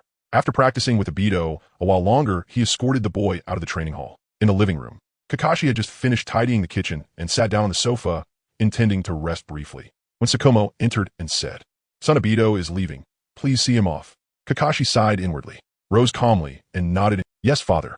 At the doorway, Obito bade Tsukumo farewell with subdued gravity. Goodbye, White Fang Sr. Thank you for your hospitality today. The moon hung pallid and cold, a chill wind swept through the night. Where bustling crowds had thronged by day, the streets now lay desolate and silent. Only the soft footsteps of 2 young boys echoed beneath the vast, indifferent sky. Kakashi glanced at Obito beside him, and at last could not hold back. What did my father say to you? Obito paused, then shrugged lightly. White Fang Sr. said you're too aloof, that you need more friends, and asked me to look after you from now on. Kakashi gave a sharp, dismissive snort. That sounded precisely like something his father would say. And besides, Obito wasn't clever enough to lie. So what exactly was his father thinking? He didn't need this clumsy fool looking after him at all. Internally, Kakashi raged, but outwardly he remained utterly silent. Once again, silence settled between them. They walked on, until Obito reached home. He waved casually warmly toward Kakashi. See you later, Kakashi. Kakashi gave a slight perfunctory nod in reply, then turned without another glance and strode away. Obito pursed his lips, muttered under his breath. TCH, what a cold-hearted guy. He shook his head and called into the house. Grandma, I'm home. The next morning, before the neighbor's rooster even crowed, Obito was already up and out of bed. On days free from school, he never slept in. What should I do today? As Obito pondered, a system interface appeared before him, offering 3 choices. Option 1, with no woman in one's heart, the blade draw becomes divine. Practice Ayajutsu 10,000 times. Reward Ayajutsu mastery. Option 2, why bother with swords? Even Kakashi wastes time playing with his eyes, unfocused and frivolous. Go play. Wouldn't hanging out with Rin be far more delightful? Reward 0. Ein Sentimenta. Option 3, women. Swordsmanship. I have no interest whatsoever. I simply wish to lie flat at home. Reward 0. 1 chakra. HSS. Option 3 is out immediately. I, Obito, rise at dawn and strive ceaselessly. I am no idle, unmotivated youth. Option 2 does sound tempting, but 0. Ein Sentimenta. Is that truly the gap between me and... No, it's the gap itself that matters. Ahem. Regardless if rapid power growth is the goal, option 1 suits me best.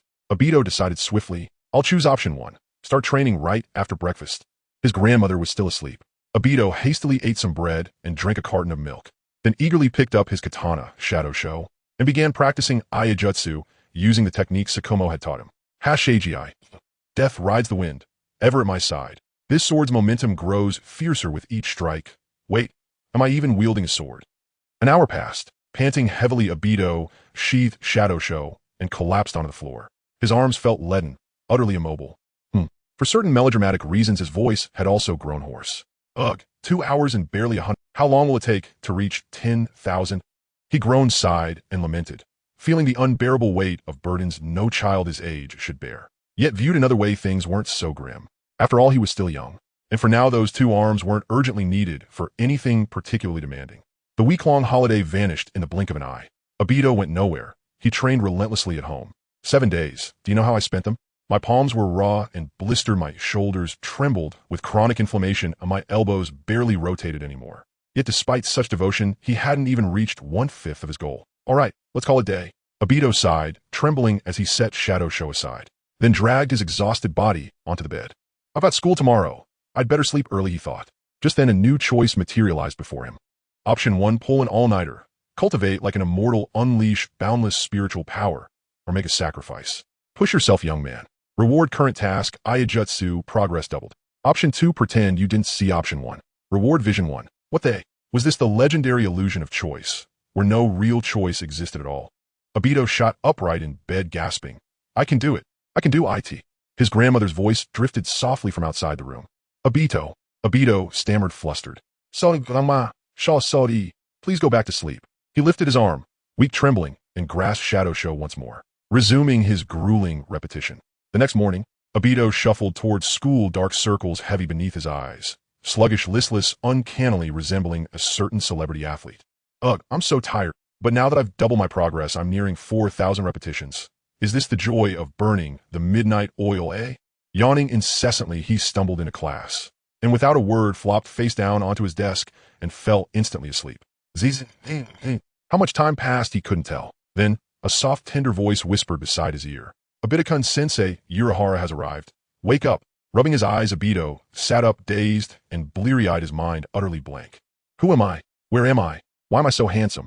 Uchiha Kisuke strode briskly into the classroom, brandishing a report card high above his head, beaming proudly as he took his place at the lectern.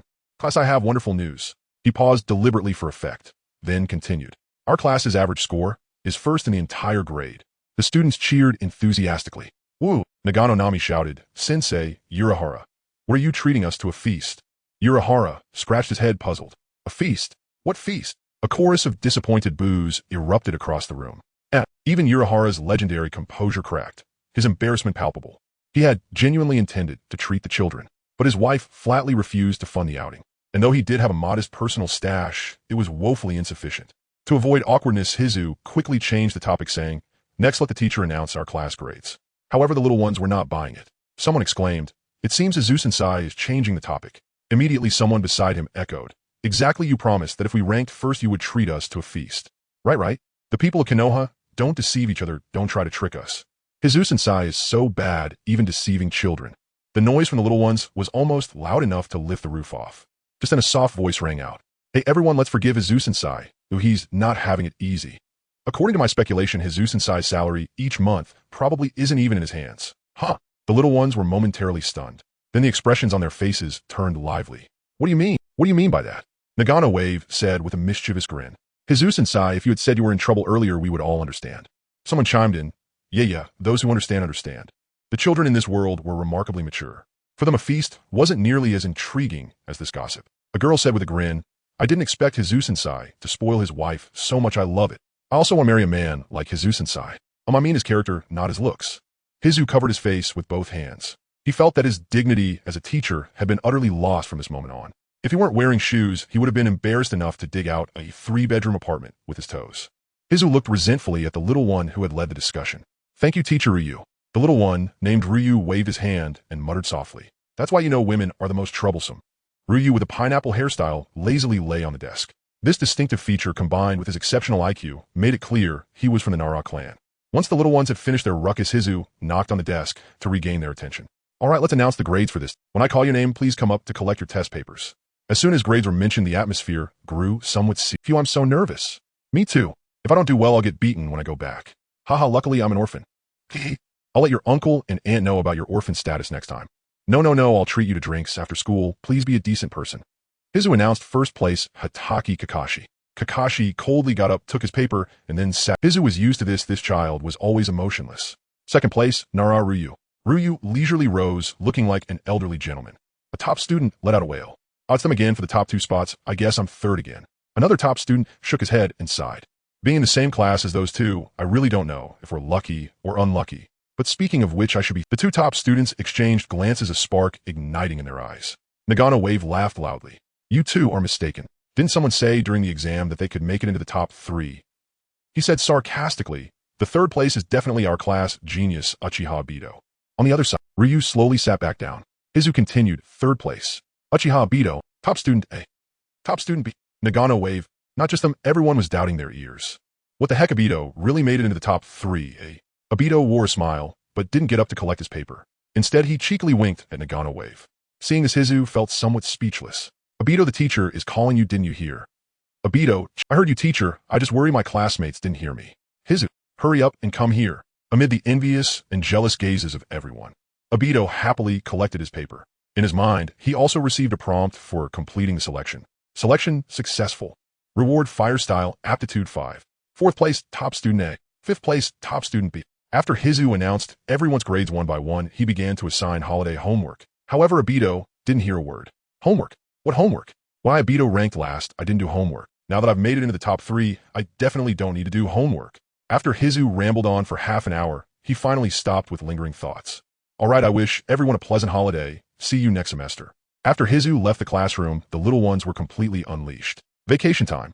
In the classroom, groups of close little ones had already gathered together, discussing how to have fun. As for homework, who would write that before school starts? Just as Rin was about to congratulate Obito, a girl subtly squeezed her aside. She leaned beside Obito and spoke in a high-pitched voice, Obito, big brother, I didn't expect you to do so well on the test. I didn't understand a few questions, can you explain them to me later? Obito glared at the girl. You didn't ask when Hizu-sensei was here. Now that the teacher has left, you come to ask me, are you trying to make things difficult for me? No time, go ask Kakashi. The girl left with gritted teeth. I absolutely hate these straight men.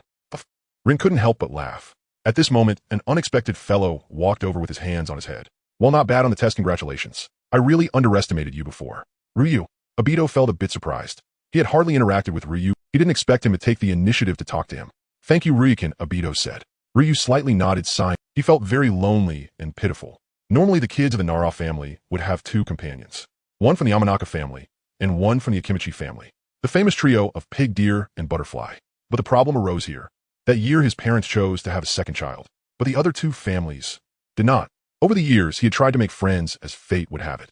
But most geniuses are lonely, and he looked down on making friends with ordinary people. He had tried to befriend Kakashi. And among the remaining classmates, he found no one suitable. Until now, he discovered an interesting target, Obito. Ryu leaned in close to Obito, seriously examining him. By the way, I always feel like you've changed recently. You're not the Obito from before, are you?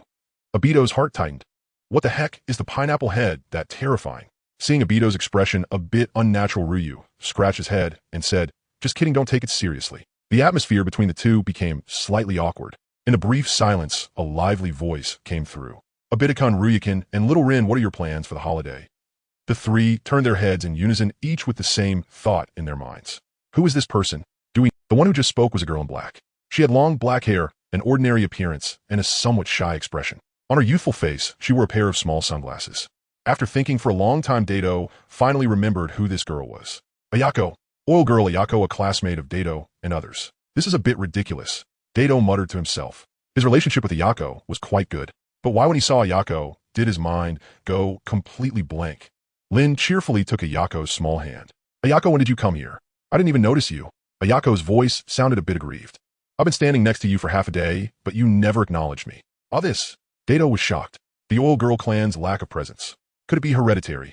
After chatting for a while, Liu Yu left first. Lin took Ayako to talk to the girls. Dato then walked over to Kakashi's side, grinning as he put his arm around his shoulder. What's the matter? Kakashi frowned slightly coldly, pushing Daido's hand away. He hated it when others Daido chuckled. I miss Uncle's cooking a bit. Can I come over for a meal again after a few days? Kakashi stared at Daido, expressionlessly not revealing what he was thinking. After a while he nodded. Fine, let's say tomorrow at noon, my father should be free. At that moment, a green-skinned watermelon head intruded. Kakashi, let's have a youthful duel. No. Come on, no. Daido felt the atmosphere around them overflowing with passion. He quickly made his escape, fearing the influence of the two. Lin-chan, let's go. He'll take you home. Okay. On the way home, Daido held Lin's small hand the entire time, feeling his heart racing. Only after he had taken Lin to her doorstep did Daido, reluctantly, let go of her hand. Goodbye, Lin-chan, I'll come find you to play when I have time. Lin smiled, brightly waving her hand vigorously at Daido. Then it's a promise. Goodbye, Daito-kun. Daido walked home, his right hand raised, feeling a bit lost. He decided not to wash his hands today. The next day at noon, Daido, accompanied by Shio, arrived at Kakashi's house. He came to mooch a meal from White Fang with two main objectives. Firstly, as the current pinnacle of combat's strength, White Fang should have some potential strategies to learn from. Secondly, he wanted to somehow guide White Fang to prevent him from developing suicidal thoughts. Although he didn't know if he could achieve this, it was all he could do for White Fang at the moment. With this thought in mind, Daido sighed and knocked on the door of the Hatake house. Knock, knock, knock. In a moment, the door was opened. It was the melancholy in his eyes was more pronounced, almost overflowing. However, upon seeing Daido, he revealed a sincere smile. Ah, you're here, little Daito. Daido chuckled. Uncle's cooking is just too delicious, I couldn't help but crave it again. I'm really sorry to trouble you. Shoma gently ruffled Daido's hair. Not a bother at all, come in and sit down. Shoma's culinary skills were truly unmatched. Daido was incredibly happy while eating. Especially since his uncle was wealthy, he could enjoy expensive meat. After a hearty meal, Shoma smiled and said, I see you've brought Shio with you. Do you want to ask me about swordsmanship? Before Daido could respond, a multiple-choice question appeared before him. Option 1, ask White Fang for guidance on drawing techniques. Completion reward, current task, drawing technique, progress doubled. Option 2, ask White Fang for basic sword techniques. Completion reward, unlock basic sword technique. Option 3, Uncle, this knife is for cutting vegetables. Actually, I want to learn cooking from you. Ask White Fang for culinary skills. Completion reward, Hatake family's ancestral recipe. Daido quickly scanned the options and eliminated option 3. Then he swiftly made his decision. Continue learning drawing techniques from White Fang. As for swordsmanship, it only has some transitional utility in the early stages. In the later stages, when powerful beings clash, each one using hacks and high-tech suits, its effectiveness diminishes greatly. Hence, learning a few moves is sufficient. There's no need to focus all energy on it. Even if he really wanted to learn, he could come back next time. Uncle Shoma, I really would like to ask for your guidance on the drawing techniques you taught me last time, Daido said earnestly. Shoma nodded. Then follow me. Kakashi, you come along too. Shoma led the two youngsters to the training field. He began to instruct the two in swordsmanship. Daido immersed himself wholeheartedly in the training. An entire afternoon swiftly passed. Thus that evening, he naturally mooched another meal. During dinner, Daido subtly pu'd Shoma. Kakashi is really lucky to have such an outstanding father like you. No wonder he is so excellent. It must be due to your careful guidance. You should put more effort into Kakashi from now on. Who knows, he might become Hokage in the future.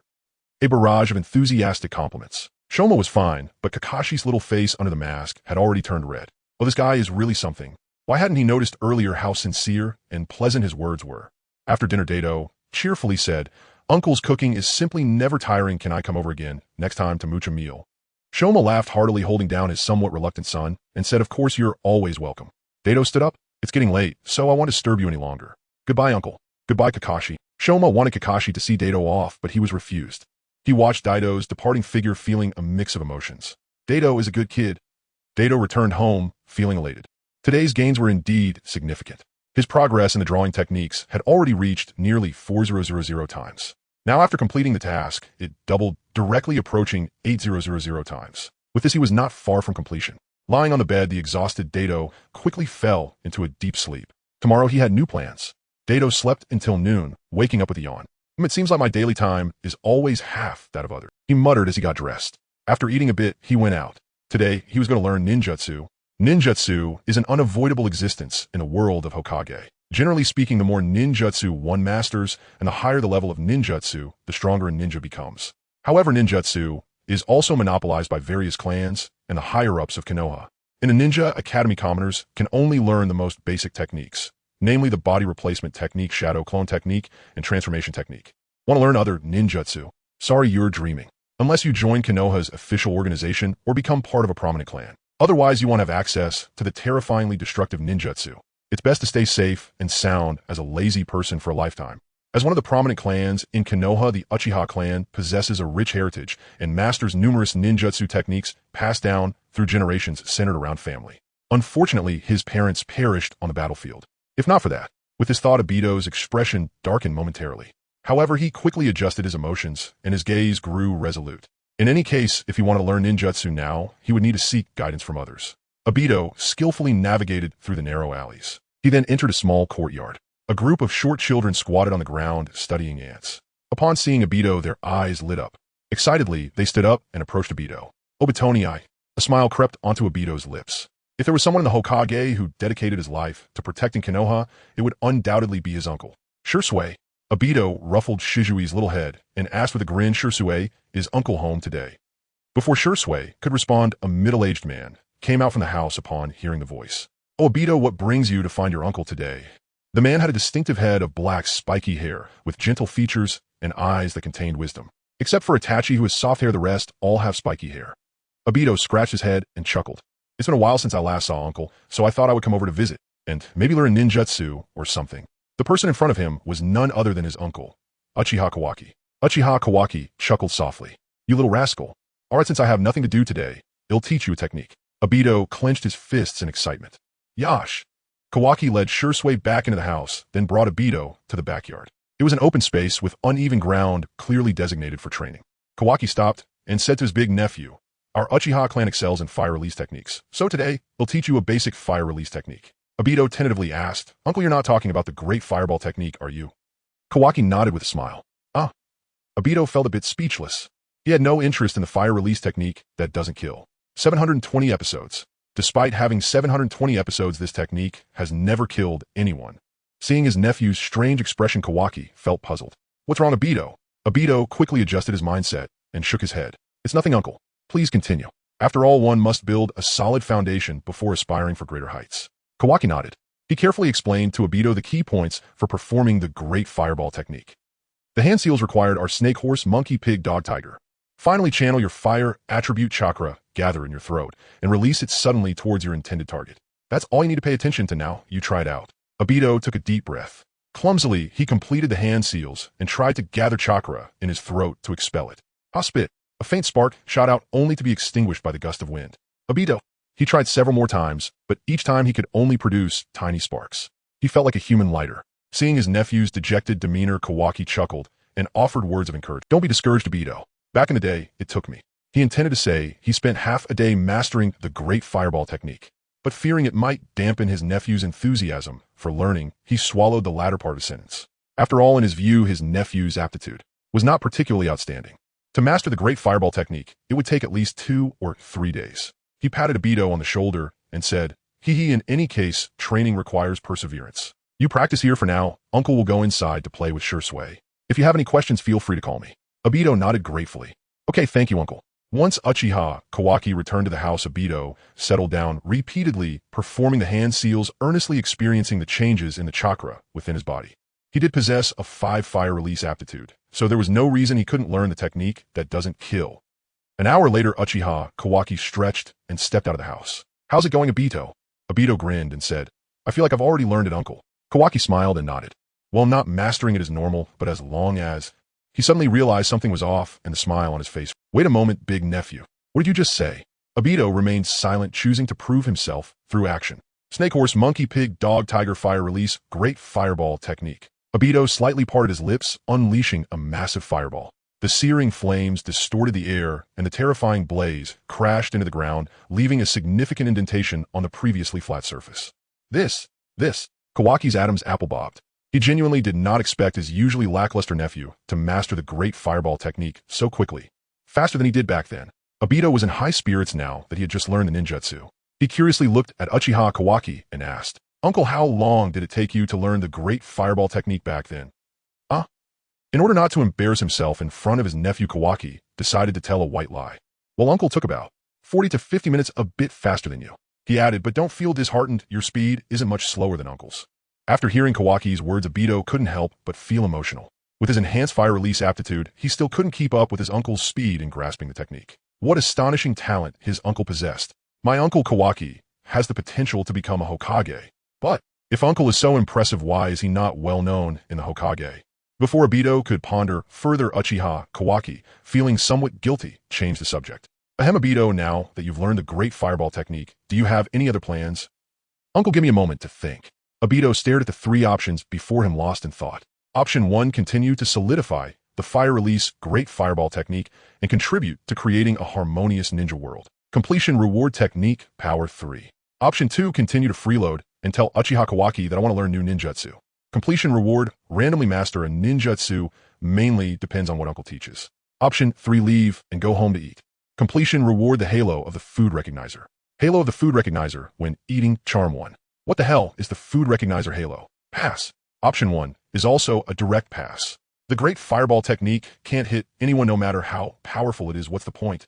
Decisively deduct 2, without explanation, 2, 2, 2, 2, 2, 2, 2. Obito rubbed his small hands together eagerly. Uncle, I'd like to learn a new ninjutsu. Uchiha Kawara paused briefly in thought, then shook his head. Obito, remember, greed breeds incompetence. Mastering one technique thoroughly is worth more than dabbling in many. Why not perfect the great fireball technique first, and only then return for another lesson? Obito inwardly groaned. How could that possibly work? Next time he came back, the system might not even offer him this quest. Uncle, I just want to broaden my horizons, to witness more ninjutsu firsthand. Please empathize with my burning thirst for knowledge. Even a brief overview, just enough to spark my understanding, would be deeply appreciated. Preferably something for... Uchiha Kawara gazed into his nephew's expectant eyes. After a moment's quiet contemplation, he nodded. Very well. Then I shall teach you one more technique. The Phoenix Sage Fire Technique. The instant Kawara uttered those words, a chime echoed in Obito's mind. Choice confirmed. Reward acquired, Fire Release Phoenix Sage Fire Technique. The key to this technique lies in... Obito cheerfully interrupted. All right, Uncle. Let's call it a day for now. Thank you so much. Kawara's expression morphed into 3 silent, incredulous question marks. Wasn't he the one who insisted on learning? He'd barely spoken the name, and already Obito tuned out. Kawara was left suspended mid-explanation, unsettled and oddly frustrated. Fine then, he sighed, resigned. Hee. See you later, Uncle. Obito dashed home in a blur. Gone in a flash. Time to wield his treasured sword. 70 kilometers per hour. My heart soaring utterly free. He hummed, triumphantly lightfoot and proud. 2 techniques mastered in half a day. Truly only I could achieve such mastery. Diligence remains the sole path to greatness. Henceforth I must strive even harder, especially to trigger more choice quests. Back home, Obito searched his room frantically, only to stare blankly at empty space. His sword, he called out loudly. Granny, where's my sword? Her voice drifted in from outside. I tidied your room today. I placed it in the chest beneath your bed. Ah! Obito yelped, yanked out his prized Shadow Show sword from under the bed and dove straight back into quest grinding. Some pervert just unzipped my pants. Lion's Lament. 36 winds of distress. In the days that followed, Obito devoted himself entirely to cultivation. Time slipped by unnoticed. He never found training tedious, wielding dazzling ninjutsu, executing elegant swordsmanship, scaling towering courtyard walls with effortless grace. Such feats had been the cherished dream of countless boys in his former world. Of course, if the system granted him a telescope technique, that would be the ultimate boon, allowing him to reward himself wing. With the system's aid, his progress surged dramatically. He now commanded 4 advanced techniques: the Great Fireball Technique, the Phoenix Sage Fire Technique, the Dragon Fire Technique, and the Earth Flow Wall, excluding foundational transformation clone and substitution techniques. After mastering the Quick Draw Technique, he also acquired core swordsmanship from White Fan himself. In Taijutsu, he estimated his skill lay somewhere between Jinin and Shunin. Jinjutsu remained his weakest domain, yet he bore the Uchiha name. Once his Sharingan awakened, that limitation would vanish entirely. This vacation has been extraordinarily fulfilling, Obito reflected. Not only have I grown vastly stronger, but my bond with Rin has deepened and I've earned White Fang's respect as well. Though rumors swirled ever more fiercely throughout the village, so long as Sakumo still held one thread of resolve taut within his heart, Obito believed he would choose. I hope Kakashi finds true happiness this time. Obito shook his head and settled onto his bed to rest. Tomorrow marked the start of a new semester. On the first day of school, Obito, predictably, was summoned to Urahara. Kisuke sat behind his desk, eyeing the dejected boy before him with a cool snort. Obito, why haven't you completed? Obito paused, then replied, Sensei Kisuke, I find your lessons rather impractical for real world. Before he could finish, Kisuke sighed deeply.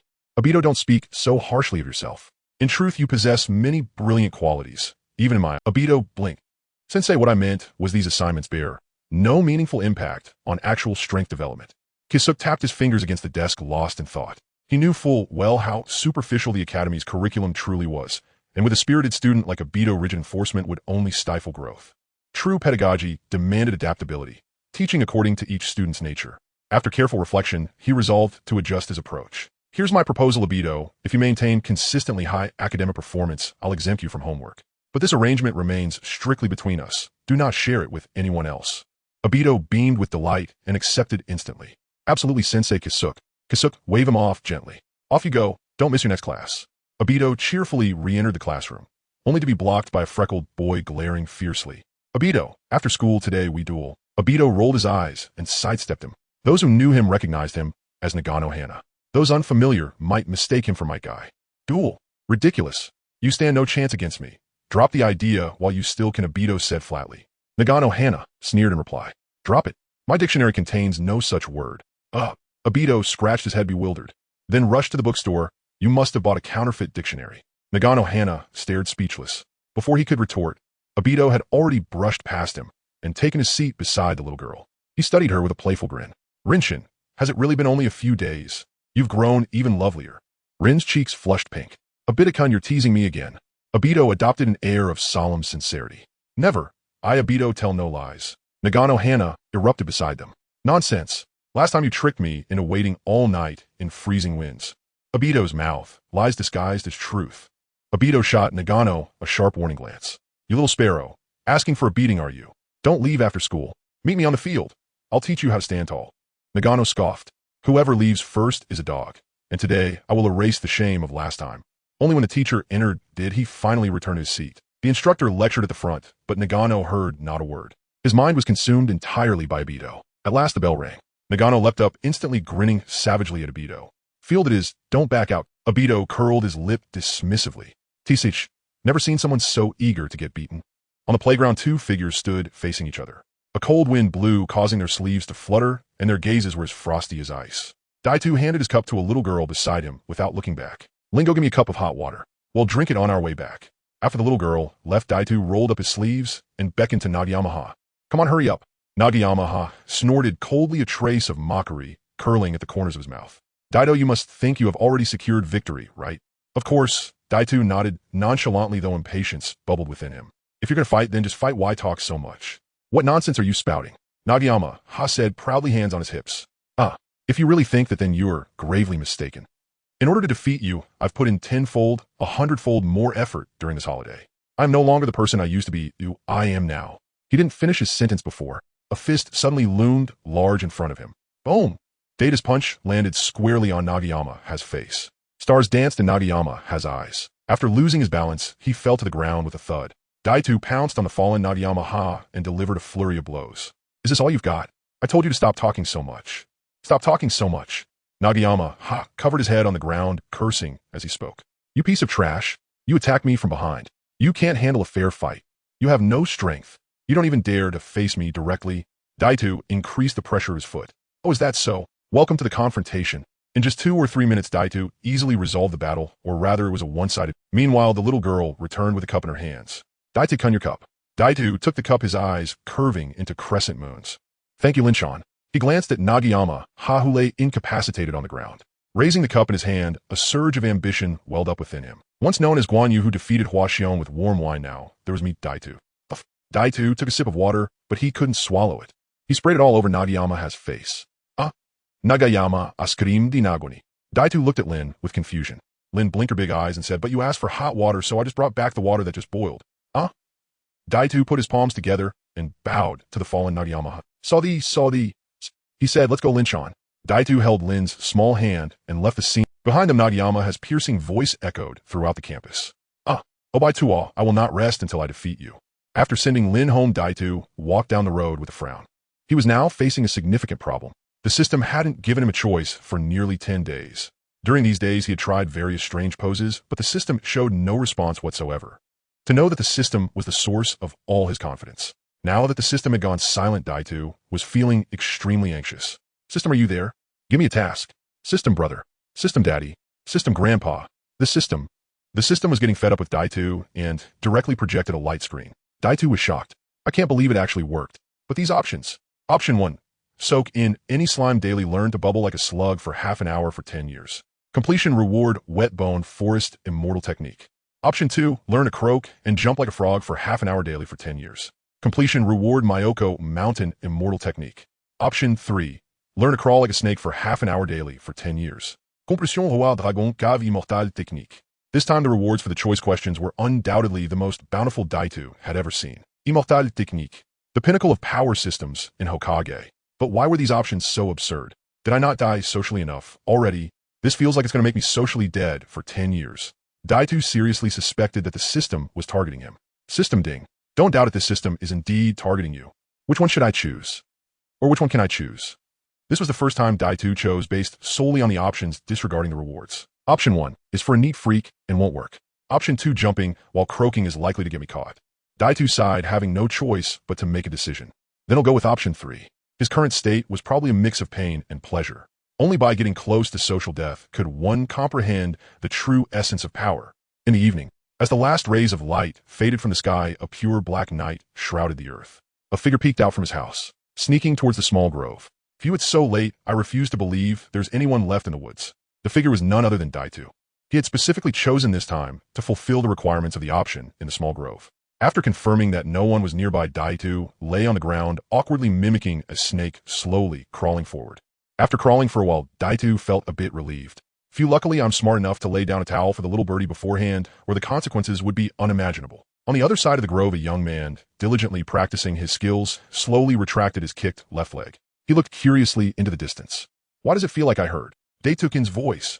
As if recalling something, the young man's expression subtly. Could it be that Daitukin is also diligently training late at night, just like me? He truly embodies the essence of youth. The sweat we shed is the brilliance of our youth. The young man walked towards the source of the earlier voice. Soon he spotted that familiar figure. He scratched his head in confusion and mumbled softly, "It really is Daitukin, but what is he doing?" The young man stopped in his tracks and observed Daida's every move closely. Phew, it still hurts a lot. I feel like my little iron pestle is about to be ground into a needle. Daitu complained while trying hard to wriggle, hoping to quickly finish the task. As he crawled, he suddenly heard some strange noises. Raising his head, he met the gaze of another person. Daido. A person's life can experience two deaths, physiological and social death. Compared to the former, the latter is the most painful existence. Daida's little face twisted in agony. At this late hour, you're not at home sleeping, and you didn't bring a girlfriend. What are you doing in the woods, all alone? Kaya. At this moment, Kai also asked the same question. Daitukin, what are you doing? After staring for a long time, he still couldn't figure out what Daitu was doing. After a moment of silence, Daitu slowly spoke. I am opening the dragon's spine. Opening the dragon's spine combined with bionic techniques can strengthen one's core abdominal power and activate Kai's eyes gradually brightened, eager to learn the training technique Daitu described. Daitukin, can I join you? I stayed up all night, catching up on homework, and woke up feeling dizzy. In a small grove, Daitu was still struggling to crawl forward. However, unlike before, there was now a green snake beside him. The two clumsy snakes twisted and turned together, looking rather foolish and amusing. Daitu had grown numb to it. He felt as if he were cosplaying as by Shi from a tale. Kai marveled while crawling earnestly. Daitukin, I didn't expect that opening the dragon's spine could truly stimulate the core muscles of the waist and abdomen. How did you come up with such a brilliant workout method? Daitu calmly replied, while opening the dragon's spine, do not speak, as it will affect the effectiveness of the training. Kai responded with an "oh" and fell silent. Daitu sighed in relief. For a moment, only the sound of the howling wind and the rustling of their movements remained in the grove. However, after a while, Kai spoke up again. Daitukin, do you come here every night to open the dragon's spine? Can I train with you in the future? Daida's eyelids twitched as he pronounced each word slowly. No. You cannot. There is no possibility for us. Just give up on that thought. Kai looked a bit disappointed, his thick eyebrows drooping. It seemed that Daitu did not consider him a friend. Yet in his heart, he had long regarded Daitu as a confidant. Just after Daitu had firmly rejected Kai, a light screen appeared before him. Option 1, the path of cultivation is long and requires companionship. Since he wishes to cultivate with you, why not accept him? Completion reward improvement in physical techniques, Chunin level. Option 2, Daido would rather starve than engage in artistic behavior with a green-skinned river sprite, even without rewards. Completion reward no reward. Option 3, tell Kai that if he can bring Kakashi along, you will agree to train happily together with all three of you. Completion reward, 3-person halo. 3-person halo, as long as you have 2 or more companions, you will never feel embarrassed no matter what you do. Daitu sincerely wanted to refuse, but the rewards offered by the system were simply too tempting. He forced a smile and spoke to the silent snake beside him. Kai-san, actually, I was just joking with you earlier. Let's train together from now on and encourage and motivate each other to improve. Kai's initially cold heart was filled with warmth once again. Really, Daito-kun. That's great. At the same time, the system's prompt sound also rang out. Choice successful. Reward obtained improvement in physical techniques, Chunin level. Daito sighed deeply. Oh, what misfortune. He felt a continuous surge of power welling up within him. His crawling speed was now 3 times faster than before. But to his surprise, no matter how fast he crawled, Kai kept pace with him. This is not scientific. Daito, after thinking for a while, he suddenly realized. Perhaps this was the difference between an acorn and a soaring dragon. A week later, in the classroom of the ninja school, the teacher passionately lectured at the podium. Daito, however, was absent-minded, frequently glancing at an empty seat not far away. Where was that guy, Kakashi? Why didn't he come to class today? After class, while Daito was engaging in activities on the playground, he spotted that familiar figure. It seemed that the other party was specifically waiting for him, nodding slightly in his direction. Daito approached Kakashi puzzled and asked, "What's going on, Kakashi?" After a moment of silence, Kakashi slowly spoke. "I applied for early graduation and won't be coming to school anymore. Just wanted to inform you." Daito nodded with a complex expression. "I understand." The Kakashi before him was still a child. He was not the calm and collected Kakashi that he remembered. Even if his mind was mature, he would still be affected by rumors and gossip. Daito thought for a moment and reached out to pat Kakashi on the shoulder twice. This time Kakashi did not push his hand away. Daito looked directly into Kakashi's eyes and said seriously, "I want to tell you that no matter what decision you make, I will support you unconditionally. Because you are Kakashi, because you're my friend." The corners of Kakashi's mouth hidden beneath his mask slightly curled up, though he still replied very calmly, "I'm leaving." Even Kakashi himself did not realize that his steps were much lighter as he left than when he arrived. Daito smirked. That stubborn guy, will he die just by saying a few more words? Just then Kai rushed. Daito-kun, I just saw Kakashi upstairs looking for you. What did you two talk about? Did he say why he didn't come to class today?" This ridiculous bond of friendship was simply overwhelming. Daito calmly stepped back 2 paces and recounted Kakashi's earlier words. After hearing this, Kai murmured in a daze, "How could this happen? How could this happen?" He made up his mind and spoke with determination. "No, I want to graduate early too." Daito shook his head, ruthlessly shattering Kai's fantasy. "Kai-san, let's be honest, with your pathetic body technique, graduating might be a bit difficult. Seems like you're right." Kai's expression stiffened. As days passed, the rumors about White Fang in the village did not dissipate. On the contrary, they escalated with the passage of time, reaching a peak. During this period, some attempted to defend White Fang, but were quickly drowned by a tide of malicious intent. How was that useless person who can't complete missions still alive? Having caused such great losses to the village, he still has the face to remain here. I feel embarrassed for him. I propose to expel White Fang from the village. He is a disgrace to our Konoha. The once great hero fell from grace, and everyone was eager to step on him. As if by doing so, they would also become significant figures possessing the power and pleasure of judging others at will. In the Hokage's office, the third Hokage looked at Tsukumo Hatake in front of him, feeling a pang of heartache as he hesitated to speak. "Tsukumo-you." The barrage of insults and rumors had nearly crushed this young man. His once proud figure was no longer upright, and the depth of his eyes had lost its luster. The once spirited White Fang was nowhere to be found, leaving behind only a soulless shell. A figure emerged from the shadows, dissatisfied with the third Hokage's hesitation. "Hizashi, let me speak." Danzo stepped forward, looking down at Tsukumo as he spoke. "Hatake, Tsukumo, you currently have an opportunity to redeem yourself and clear your name through a mission. As long as you can complete it, the negative voices in the village will naturally disappear, and you will once again become a hero in everyone's hearts. Will you accept it?" Shuo Omao suddenly raised his head as if he had made a decision in an instant. "I." The third Hokage interrupted him, speaking in a deep voice. "Shuo Omao, don't rush to answer yet. This mission is extremely dangerous and may put you in a life-or-death situation. Think it over," and then Tuan Zhang's brows furrowed, slightly a flicker of displeasure crossing his eyes, but he said, "Right, take your time to consider. This might be your last opportunity. Also, your teammates have already agreed to join you. The third Hokage slammed his hand on the table. "That's enough, Tuan Zhang. Let Shuo Mao make his own decision." Shuo Mao's expression was one of struggle, appearing deeply conflicted, but in reality, it was merely a facade. He was calmly analyzing the current situation. On the surface, it seemed that the third Hokage did not support him taking on this mission. But who knows if he's playing a good cop, bad cop routine with Tuan Zhang. After pondering for a while, Shuo Mao asked, "May I know the details of the mission in advance, my lords?" The third Hokage nodded. He took a scroll from a drawer and handed it to Shuo Mao. "This mission is quite special. You will understand once you take a look." Shuo Mao accepted the scroll. Glimpsing over the information, he immediately grasped the third Hokage's intent. "This is..." The third Hokage slightly nodded. "Indeed, it is the target from your last mission who has left the range of his own forces once again." Shuo Mao's expression turned somewhat grim. The target that had caused him to return empty-handed was certainly not an easy opponent. He had failed to kill him during their last encounter, even when he had the upper hand. Now that the target was on guard, the difficulty of the mission would likely increase exponentially. The Hokage's office fell into silence. After a long moment, Shuo Mao sighed and knelt on one knee. Shuo Mao is willing to proceed. The third Hokage sat at the table exhaling smoke. The swirling mist obscured his facial expression. Understand, go back and prepare. After Shuo Mao left, Huanzong chuckled and said, Hizashi, I don't understand what you're worried about. Although this mission has some difficulty with Hatake, Shuo Mao's intellect and strength, it should only require some effort at most. The third Hokage turned his head. He stared expressionlessly at Huanzong, his eyes glimmering with an inscrutable meaning. Let's hope so. Huanzong felt uneasy under the gaze of his old friend, his expression becoming somewhat unnatural. I have some matters to attend to at the roots, so I'll take my leave first. In the classroom, Kakashi paced back and forth at the podium, resembling a walking sleeping pill. Obito's head wobbled from side to side, his consciousness gradually drifting away. Seeing Obito's drowsy state, Kakashi was instantly filled with frustration. Oh no! A piece of chalk flew through the air, accurately landing on Obito's head. The precision of a ninja's aim is no joke. Obito instantly sat up straight, looking somewhat aggrieved at Kakashi. Teacher, it's one thing to throw a projectile at me. Why'd you have to use chakra too? Kakashi snorted coldly. Some students, after achieving a little success, begin to show off. This attitude is unacceptable. Obito was somewhat speechless. Kakashi-sensei, you might as well just call my name directly.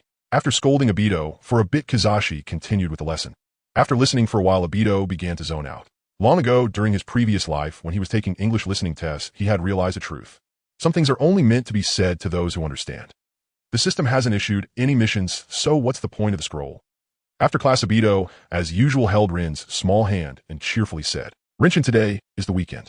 Let's go out to eat, I'll treat you. Rin's little face flushed as she withdrew. Obito-kun, there are so many people watching. Rinshin, at this moment Obito's eyes contained only Rin.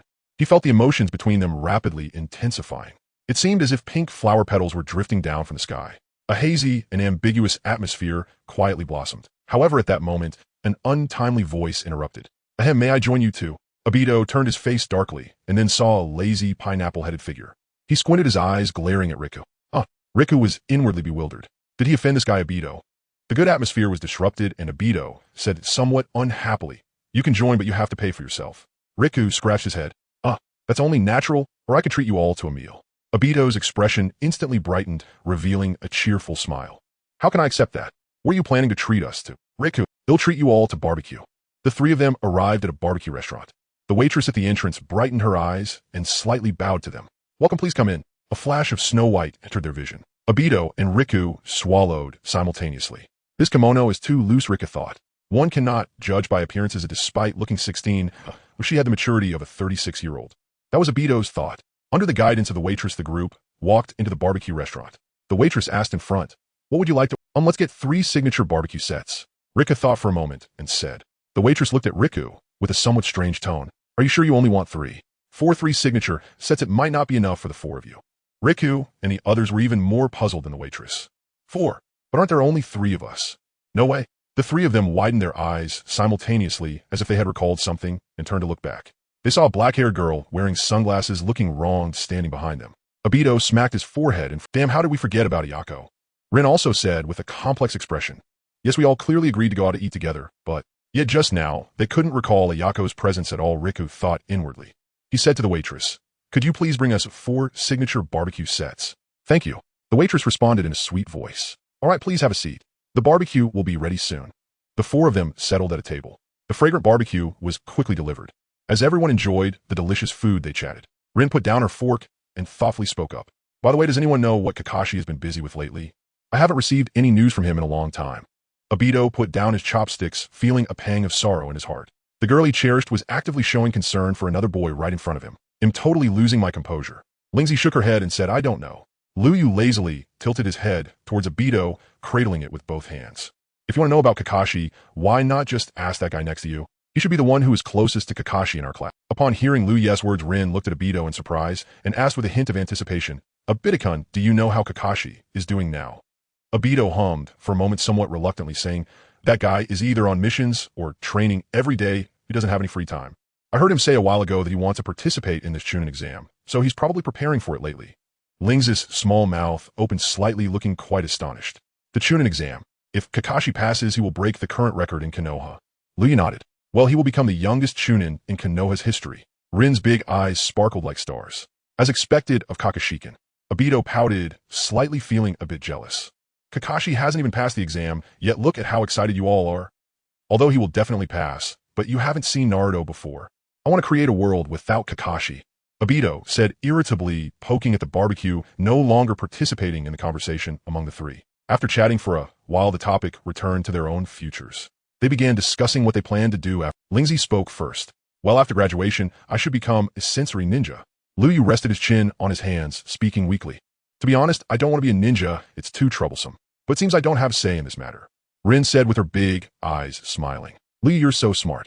Wouldn't it be a waste not to be a ninja? As for me, I want to become a medical ninja. Saving lives has always been my ideal. Obito, what about you? Seeing all three looking at him, Obito hid his displeasure and bashfully said, I want to be Hokage. Luyu and the others indicated that he should just stay quiet. They couldn't respond to that. After finishing their meal, the four of them parted ways. Luyu and Lingzi went home, while Obito held Rin's little hand, walking side by side with her. The night breeze brought a refreshing coolness, and the moonlight cast dappled silver rays. Everything, including her, was so serene. Obito wished he could hold Rin's hand forever. Unfortunately, the walk from the barbecue shop to the girl's house only took about 10 minutes. Reluctantly, Obito let go of her hand. See you at school, Rinchin. Rin tilted her little head with her hands behind her back, smilingly saying, Yeah, Obito-kun, please be careful on your... Obito grinned foolishly and set off on his way home. Us common folk today, am really happy. Sabaining kills the black chicken, Sabaining kills the black chicken. He hummed a little tune, feeling quite good. But just then, an indescribable sadness surged from his heart. A heart-wrenching pain gripped his chest, making it hard for Obito to breathe. He knelt on the ground, confusedly holding his chest. What's happening to me? A light curtain slowly unfolded before Obito. The cascading light instantly enveloped him. The world before his eyes abruptly changed. When Obito regained his sight, he found himself seemingly transported to the other end of the world. Where is this? Why am I here? Obito stood up, cautiously surveying his surroundings. It seemed he was in... The buildings in sight appeared particularly low, with walls painted a sickly white, contrasting sharply with the style of Konoha. Has this street been abandoned for a long time? It's so lifeless. A bit scary. The sky was overcast with thick clouds. A drizzling rain seemed to fall endlessly. The water pooling on the ground rippled in layers. Obito raised his arm and found raindrops penetrating straight through his body. Moreover, there was no reflection of himself in the puddle. Obito seemed to understand. He was not truly present here at this moment. But what on earth was happening? Before Obito could think it through, a familiar figure rushed into his view. Minato. At this moment, Minato looked utterly terrible. His clothes were stained with blood, and he was covered in scars. There was a fist-sized hole in the left side of his abdomen. Obito was greatly startled and rushed towards Minato. Minato-san, what happened to you? Minato suddenly turned to Obito, his gaze fierce like a beast that was ready to pounce. A surging murderous intent radiated from Minato. It was almost tangible, crashing towards Obito in waves. This was the first time Obito had seen Minato like this, overwhelmed by his terrifying aura, unable to breathe. Obito struggled to speak. It's me, Minato-san, Obito. Minato's gaze remained icy, with the white fang pointed directly at Obito's chest. Why did you appear now, of all times? You make it hard for me not to think too much. You all... Obito seemed to realize something and suddenly looked behind him. He saw several figures appearing behind him, slowly encircling Minato. The leader smiled and said, Minato-sama, please don't misunderstand. We are here to assist you on the orders of Danzo-sama. Minato snorted lightly and calmly asked, Are you truly here to help me? The leader nodded, slightly seriously, saying, We are indeed here to assist you, to help you on your way. Before he finished speaking, the group of over a dozen people charged towards Minato. One of them, while advancing, directly passed through Obito's body. Could it be? A bad thought occurred to Obito's mind. He shook his head desperately. No, that can't be. Minato-san is so strong, he definitely won't be harmed. Two ninjas quickly performed hand seals, skillfully employing a combined ninjutsu.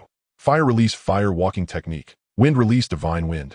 The scorching flames surged forth, turning into a sea of fire under the tempest's urging. The fiery flow, capable of burning everything to ashes, rushed towards Minato like a raging river. Obito watched with his heart in his throat. But Minato's speed was even faster than the wind, fast enough that the naked eye could not capture it. In the eyes of everyone present, a silver lightning flashed, splitting the raging sea of fire in half. A poor root ninja was also split apart. What a fast blade! A hint of astonishment flashed in the eyes of the leader. The strength of White Fangsama truly commands our respect, but under such severe injuries, how much longer can you hold on?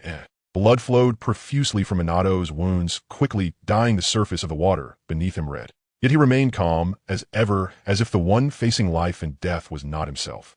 "Killing all of you will be enough," he said blandly. The leader clapped his hands in applause with a tone both admiring and "No wonder Lord Danzo values you so much. This demeanor and breadth of mind, should I say, is truly worthy of Minato-sama." He waved his hand behind him again. "Since it has thus come out, let us send Lord Shuon Mao off in style." Shadows hidden in black robes quietly emerged from the darkness, silently watching Shuon Mao. With menacing masks and sharp blades, they resembled a group of reapers of life. Shuon Mao let out a gentle sigh once more. He knew that today he would not return. After narrowly completing his mission, he never expected to meet his end at the hands of his own people. Shuon Mao tightened his grip on the white fang in his hand and slowly approached the black-clad ninjas. No one spoke. The only sound was the crisp clang of metal colliding, which even sounded somewhat pleasant. It was as if everyone was performing a silent drama. The flashes of blades and the intertwining figures vividly showcased the art of power and speed. As the hero moved one by one, the black-clad extras fell to the ground, becoming mere decorations on the stage. Yet ultimately 2 fists could not match 4 hands. Even heroes could grow weary. After a stunning display of action concluded, the increasingly rapid metallic symphony propelled the drama towards final act. A broken blade flew out and landed heavily on the ground, seemingly symbolizing the hero's fate. The figure in the center suddenly collapsed, unable to rise again. Thus the entire play came to an end. One person stepped out from the crowd, slightly bowing, performing a final curtain call. "Lord Shuon Mao, you will be remembered as a hero by the village of Konoha. Please rest in peace." Shuon Mao lay on the ground, calmly asking why. He had devoted his life to the village, so why had he met such a fate? The leader let out a sigh. "Because you obstructed Lord Danzo's path, you obstructed our root's path. You obstructed Konoha's path. For the greater good, some sacrifices are necessary." Shuon Mao let out a low laugh, blood pouring from his mouth. "You do not represent Konoha. Your words are misguided, Lord Shuon Mao." The leader's expression became solemn as he raised his right arm, slanting it across his chest. Not only him, but the ninjas behind him moved in unison, mimicking the same gesture. In unison, they declared, "We have no name, nor do we have emotions. We have no past, nor do we have a future. We are the roots that support the great tree of Konoha, deeply embedded in the earth. Konoha thrives because of us." Shuon Mao simply closed his eyes. A group of brainwashed pawns, what am I even discussing with them? The image of his son floated in his mind. If he were to die, Kakashi would surely be heartbroken, right? But it's alright, Obito would surely be there for him. "Damn Danzo, once you come down, I'll take my sword and kill you." The leader adjusted his robe. Looking at the lifeless Shuon Mao, he waved his hand and said, "The target is dead, mission accomplished, let's start cleaning up the scene. Finish up quickly, so I can return and report to Lord Danzo." Shadows approached, methodically arranging the scene to their liking. Obito's face twisted in rage as he shouted, "Bastards, I will kill you." Ah! But at that moment the scene before him suddenly froze, as if the pause button had been pressed. Then everything around abruptly shattered, transforming into specks of light, vanishing from sight. Obito found himself back where he started, his clenched fingers digging deep into his flesh. Damn it. Obito knelt to the ground, pounding his fists against the earth. The gentle uncle who had prepared delicious food for him and taught him swordsmanship was gone. He had clearly pulled him out of despair, had clearly changed the original tragedy. But these soulless bastards, anger, despair, resentment, killing, intent. Various negative emotions surged through Obito's consciousness, rampaging within his heart. Crack! A faint sound of something shattering echoed in his mind, as if a shackle had been unlocked. At that moment, a strange power surged forth, drilling into Obito's optic nerve. Obito found his vision filled with blood. Amidst the crimson haze, a black tomo emerged. Under the influence of that power, a second tomo slowly began to take shape. But Obito's young body seemed unable to bear such intense power. The second tomo gradually dissipated, retreating once more into Obito's mind, awaiting its next chance to emerge. "Is this the Sharingan?" Obito murmured softly. He felt no joy, only sorrow filled his heart. This was the first time he had personally experienced the pain of separation in this world. Ding! The emotionless voice of the system rang out.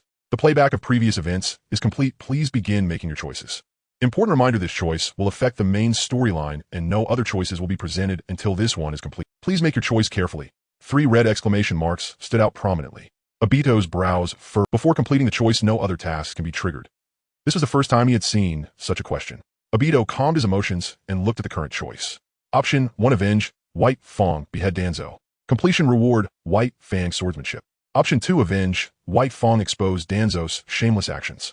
Completion reward, titanium alloy, tombstone 1. Option 3, forget white Fang, sever the ties. Completion reward, Byakugan 2. Option 4, join the roots, become a lackey. Completion reward, tongue curse road. Option 5. Endure, silently wait for an opportunity. Completion reward unknown. This, Obito's frown deepened. His young age had even given him a furrowed brow. Shuamao had treated him well, and he regarded him as his elder. So he had written down this grudge. But with his current strength, he certainly couldn't kill Danzo. Going there would be like seeking death. Thus he initially wished to leverage the power of the system to rapidly increase his strength. But it seemed the system had other ideas. Damn it. After weighing things over, it seemed that only option 5 was available. But how long would this endurance last? And when would the opportunity arise? The system offered no certainty. Even the reward was unknown. Damn it, whatever. Even without the system, so what? I am Uchiha Obito. What is there to fear? Just do it. Thus he firmly pressed his consciousness onto option 5. Danzo, just wait. In 10 years, at most 10 years, I will definitely take your head. With a heavy heart, Obito walked to his doorstep. He patted the dust off his clothes before entering the house. Grandma heard the sound and hurriedly came out of the room, a hint of worry on her face. Obito, why are you so late returning today? Did something happen? Obito forced a smile, trying to ease his grandmother's worries. But as he smiled, tears began to flow. Grandma, I am so sad. Grandma hugged Obito, tightly, gently patting his back. My dear grandson, what happened to you? She said somewhat angrily. Who bullied my little Obito? Grandma will go settle. Obito sobbed as he spoke. Grandma, that person who bullied me, you can't defeat him. Grandma's eyes widened, her voice filled with strength as she said. The news of Baya's death spread quickly throughout the village, fueled by the whispers of those with intent. Lord Baya sacrificed himself after completing a dangerous mission in an effort to restore the village's lost interest. I always said that Lord Baya was not a selfish person. You all refused to believe me before, but now you see the truth. You must be joking. You were the one who was the most critical of him, while I was always defending Lord Baya. You were the one cursing at his doorstep for days. How can you have the face to say that? The woman accompanying them tried to mediate. Stop fighting. Please just stop. A passerby nodded in agreement. Exactly, stop it. You aren't going to kill anyone this way. The two men fighting stopped their movements and glared fiercely at the side. A passerby pushed his ninja headband up and said nonchalantly, What are you looking at? Do you want to fight me or something? One of the men changed his expression. My lord is joking. It's just that we've never seen such a handsome face and couldn't help but want to look more closely, another man said with a forced smile. Exactly. Just leave. The ninja waved his hand, too lazy to argue with the group. Get lost. The two men and one woman left as if they had received a pardon, planning to do something to calm their nerves. The ninja spat disdainfully and muttered, a bunch of fickle-minded townsfolk, truly tiresome. His companion beside him smiled helplessly. Don't stoop to their level. They're just pitiful people manipulated by others. We should think about how to comfort our little teammate instead. I've noticed his mood hasn't been quite right these past few days, the first ninja said irritably. Do you think I haven't tried to comfort him? That kid is too isolated. He doesn't even pay me any mind. Whatever I say goes in one ear and out the other. If I ever care for him again, I might as well change my surname. The second ninja laughed more helplessly. Well, don't say such things. Even if you admire Lord Baya, there's no need to change your surname. All right, let's hurry up and go. The sunset dyed the clear sky red like a flame burning in the air. The dancing yellow leaves accompanied by a cool breeze added a touch of melancholy to the world. A small figure stood by the lake watching the blood-red sunset and listening to the weeping water with mixed emotions in his heart. In the past, his father would bring him here for picnics whenever he had free time, imparting many lessons about life. Now the green mountains remained and the waters flowed endlessly, but his father would never return. Kakashi clenched his fists, feeling a fire burning in his chest with no outlet. Kakashi. Obito looked at the figure not far away, his expression somewhat complex. He had been searching for Kakashi these past few days, but Kakashi seemed to be avoiding him, never showing up. After visiting several places today, he finally found him. Obito hurried to Kakashi's side, placing a hand on his shoulder. Kakashi, are you avoiding me? Kakashi turned his head, looking at Obito with indifference, remaining silent. Seeing his demeanor, Obito sighed and said with a hint of pain, Kakashi, I know you're in pain, but... Kakashi pushed Obito's arm away, his emotions somewhat unstable. Stop talking nonsense. How could you possibly understand my pain? Obito raised his chin, his black eyes instantly stained with red. Trust me, I can understand, really. Kakashi was taken aback and hesitated to ask, when did you awaken your Sharingan? Obito stared directly into Kakashi's eyes, speaking slowly. At the moment I learned of Uncle Shoamao's death. Kakashi lowered his eyelids, falling silent once more. He hadn't expected that Obito had awakened the Sharingan due to his father's death. Obito gently hugged Kakashi. I can understand your feelings, really. But I want to tell you, you're not alone. I am here too. Cheer up quickly, Uncle Shoamao. Wouldn't want to see you like this. Kakashi finally showed emotion. After hesitating for a moment, he whispered in Obito's ear, can you fight? Obito nodded heavily. Okay. The two young boys began to spar by the lake, exchanging punches and kicks.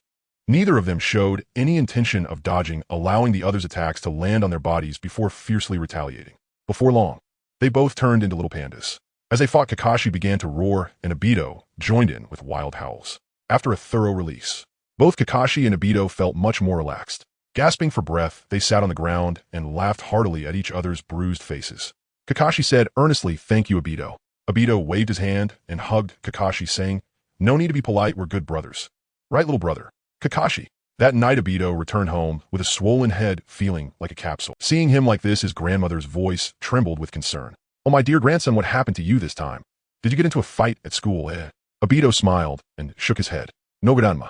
I accidentally got hit a few times while practicing taijutsu with someone." His grandmother finally sighed in relief. "I told you the atmosphere at your school is quite good. No one should bully you." Obito disagreed with his grandmother's statement. "Grandma is too naive. With the environment at our school, even if Sun Honglei came, he would need to be a day student."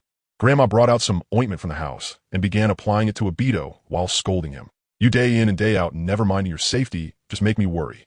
Obito chuckled and rubbed against his grandmother. "I'm your eldest grandson. If you don't worry about me, who will?" Grandma poked his forehead playfully. "You little troublemaker.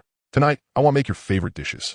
Obito exclaimed, immediately starting to act. "Don't, Grandma, I was wrong." Grandma pretended to be angry, her face stern as she asked, "Then tell me where—" Obito scratched his head and said, "Where did I go wrong?" Grandma replied, "I'll go heat up some rice for you tonight. There's braised pork." Obito hugged his grandmother tightly. "Yay, Grandma's the best." He thought to himself that this world is not so despairing after all. There are still wonderful beings like Grandma, Kakashi, and Rin that he needs to protect. Those ambitious individuals trying to drag the ninja world into the abyss prepare to face Obito's judgment. Day by day, reminiscing while experiencing. Story by story, reviewing while moving forward. The outrageous choices provided by the system are gone. Life has seemingly become mundane. Itachi plays cosplay in the woods with Kai every day. He chats with Kakashi, casually teasing the little girl. "I simply refuse to study, just having fun. It feels like time flies." Itachi has already reached the age. Over the past year, he has made little progress in physical and ninja techniques. Instead, he has focused his main energy on practicing illusion techniques. After all, as a descendant of the Uchiha clan with inherited Sharingan, wouldn't it be a pity not to learn illusions? With the help of his clan, Uncle Chuan sang, he has grasped the knowledge of illusions from the Uchiha clan quite well. He learned 4 techniques: the art of non-existence, the art of Naraka, mirror world transformation, and the eternal flame. Thus, if we discuss comprehensive strength, he is already on par with some Chunin. I just don't know when this damn task will be considered. Itachi muttered to himself. "Itachi-Lin is here to pick you up," his grandmother shouted from outside. Coming, Itachi sprang out of bed. He quickly dressed, ran out of the room, and scratched his head, asking, "Lin-chan, why are you here today?" Lin was wearing a light purple short skirt and red-brown little boots. Her long white legs made Itachi gulp. "I'm not a pervert. I'm just hungry." Lin, with her hands behind her back, tilted her small head and said, "Today is the graduation ceremony, and I was worried you would be late. So I thought it would be better to come and pick you up." Itachi said somewhat sheepishly, "Lin-chan, you worry too much. How could I possibly be late for such an important occasion as the graduation ceremony?" Lin hummed in response, "You should hurry and eat something, we need to head out."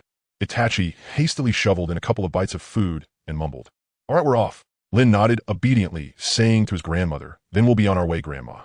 "Goodbye, Itachi wiped his mouth and followed Lin outside. His grandmother reminded them from behind, "Lin, Itachi, be careful on the way." Itachi shouted back without turning his head, "We know, don't worry, Grandma." Cherry blossoms fluttered down. Pink snowflakes danced in the air, looking romantic and beautiful. Itachi couldn't help but glance at the girl beside him. The passing breeze lifted a strand of hair by her ear.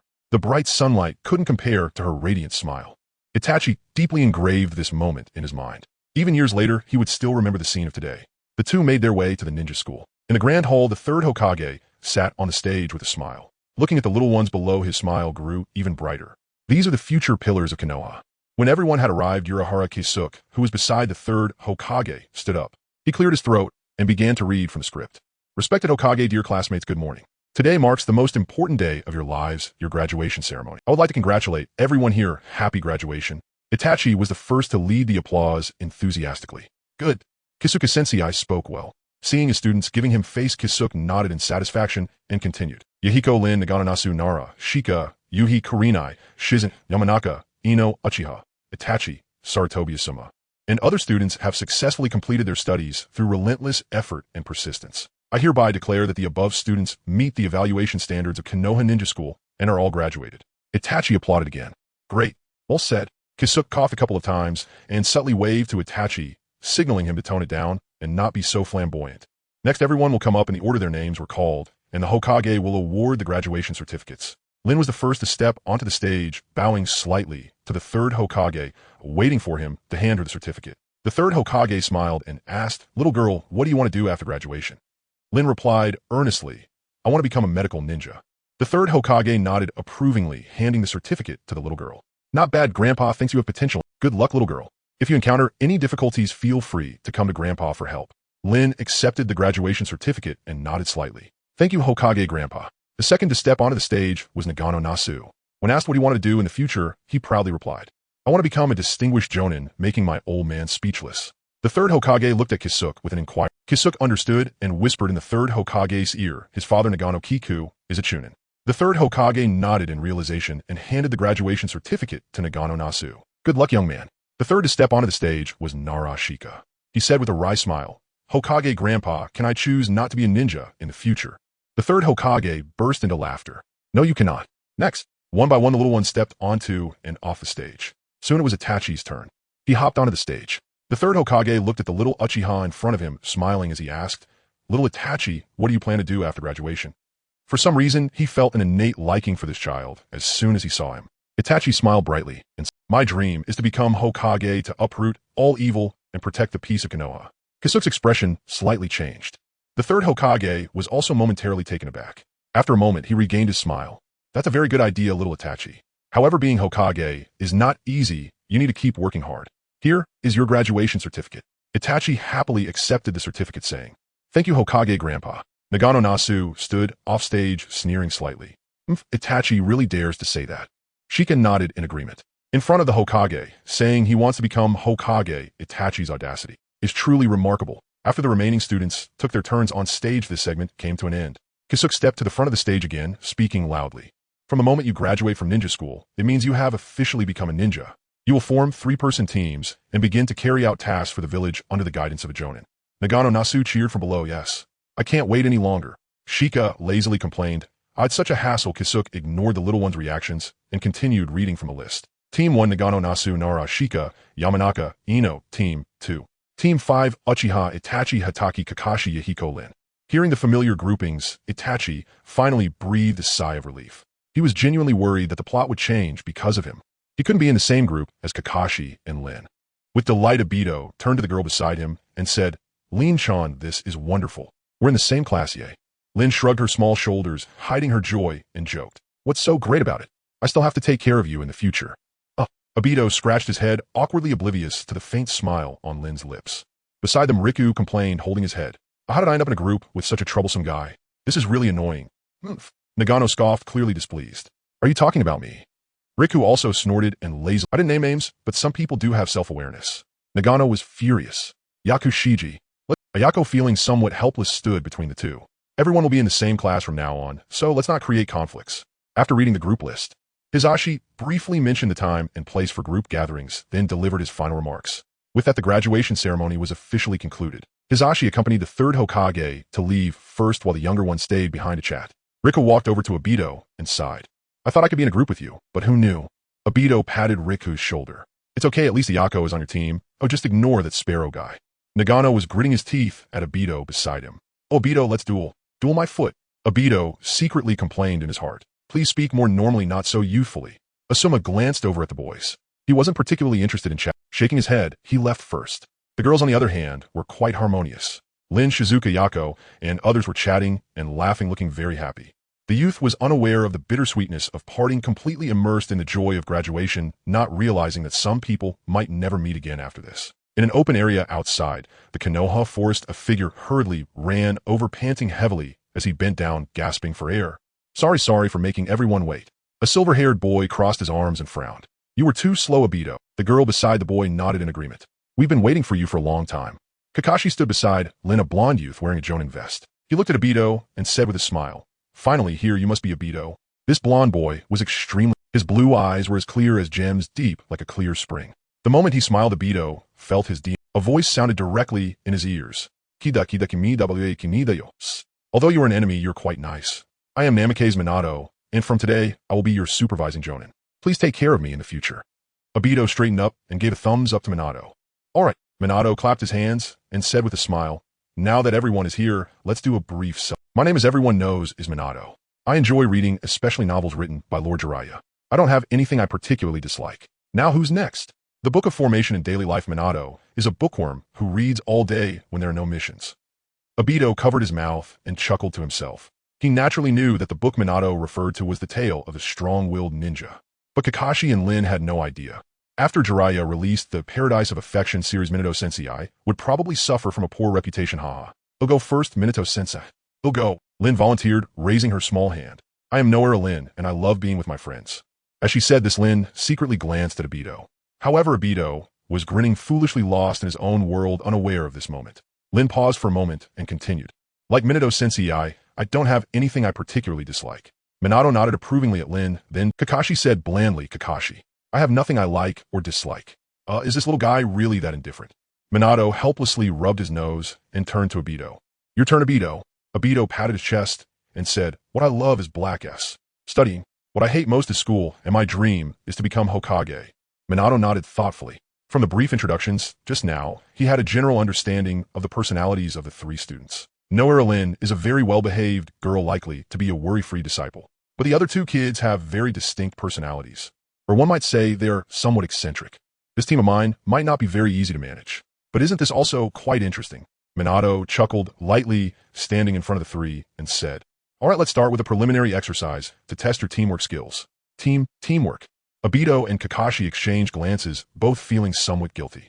Rin repeated with some confusion. Minato pulled out 2 bells from his pocket and waved them in front of the three. Well, the content of the exercise is this. As long as you can grab these 2 bells from your teacher's hands, you will pass. Obito exclaimed in astonishment. Such exquisite bells. Where did you get them, teacher? Can I take a look? Minato smiled, pinned the bells to his waist, and shook his head. That's a good attempt, but it won't work, Obito. Obito hadn't really expected his little trick to work. He just sighed. Then, Minato Sensei, can you give us some time to discuss our tactics? Minato nodded slightly. Sure, I'll give you half. The 3 little ones walked to a distance, huddled together, and began discussing. Obito looked at Kakashi and asked, Kakashi, you have more experience. What do you think we should do? Kakashi pondered for a moment and said, Rin will be responsible for distracting Minato Sensei from a distance, while the 2 of us will engage in close combat using the 2-person formation taught at school. You try to divert Minato Sensei's attention, and I will be the main attacker. Additionally, we can. Obito nodded and, okay, I have no objections. Rin also nodded her small head. Let's do it according to what Kakashi said. After discussing for a while, they expertly approached Minato from 3 directions, subtly enclosing him in the middle. Have you reached an agreement? Minato asked. Obito lowered his goggles and nodded at Minato. Yes, Minato Sensei. Minato smiled. All right, then let's begin. At the moment they heard the signal to start, Kakashi and Obito almost instantly dashed forward, rushing towards Minato. The 2 swiftly charged, rapidly throwing shurikens. Clang! Minato raised his hand to draw a kunai, swinging his arms to easily block the barrage of A chill crept up from behind. Minato's lips curled slightly as he dodged a surprise attack from the little. What incredible speed! Obito thought to himself, astonished. Is this the fastest man in the ninja world? 10 little Narutos in 1 second. Cough, cough, cough. Seeing the futility of long-range attacks, Kakashi drew the short blade from his back, pressing off the ground with his toes to charge towards Minato at an even faster speed. Obito followed closely behind, holding a kunai, joining Kakashi to encircle Minato. Minato's gaze sharpened as he instantly discerned their intentions. They want to force me to take their attacks heat in, exposing my back to create an opportunity for Rin.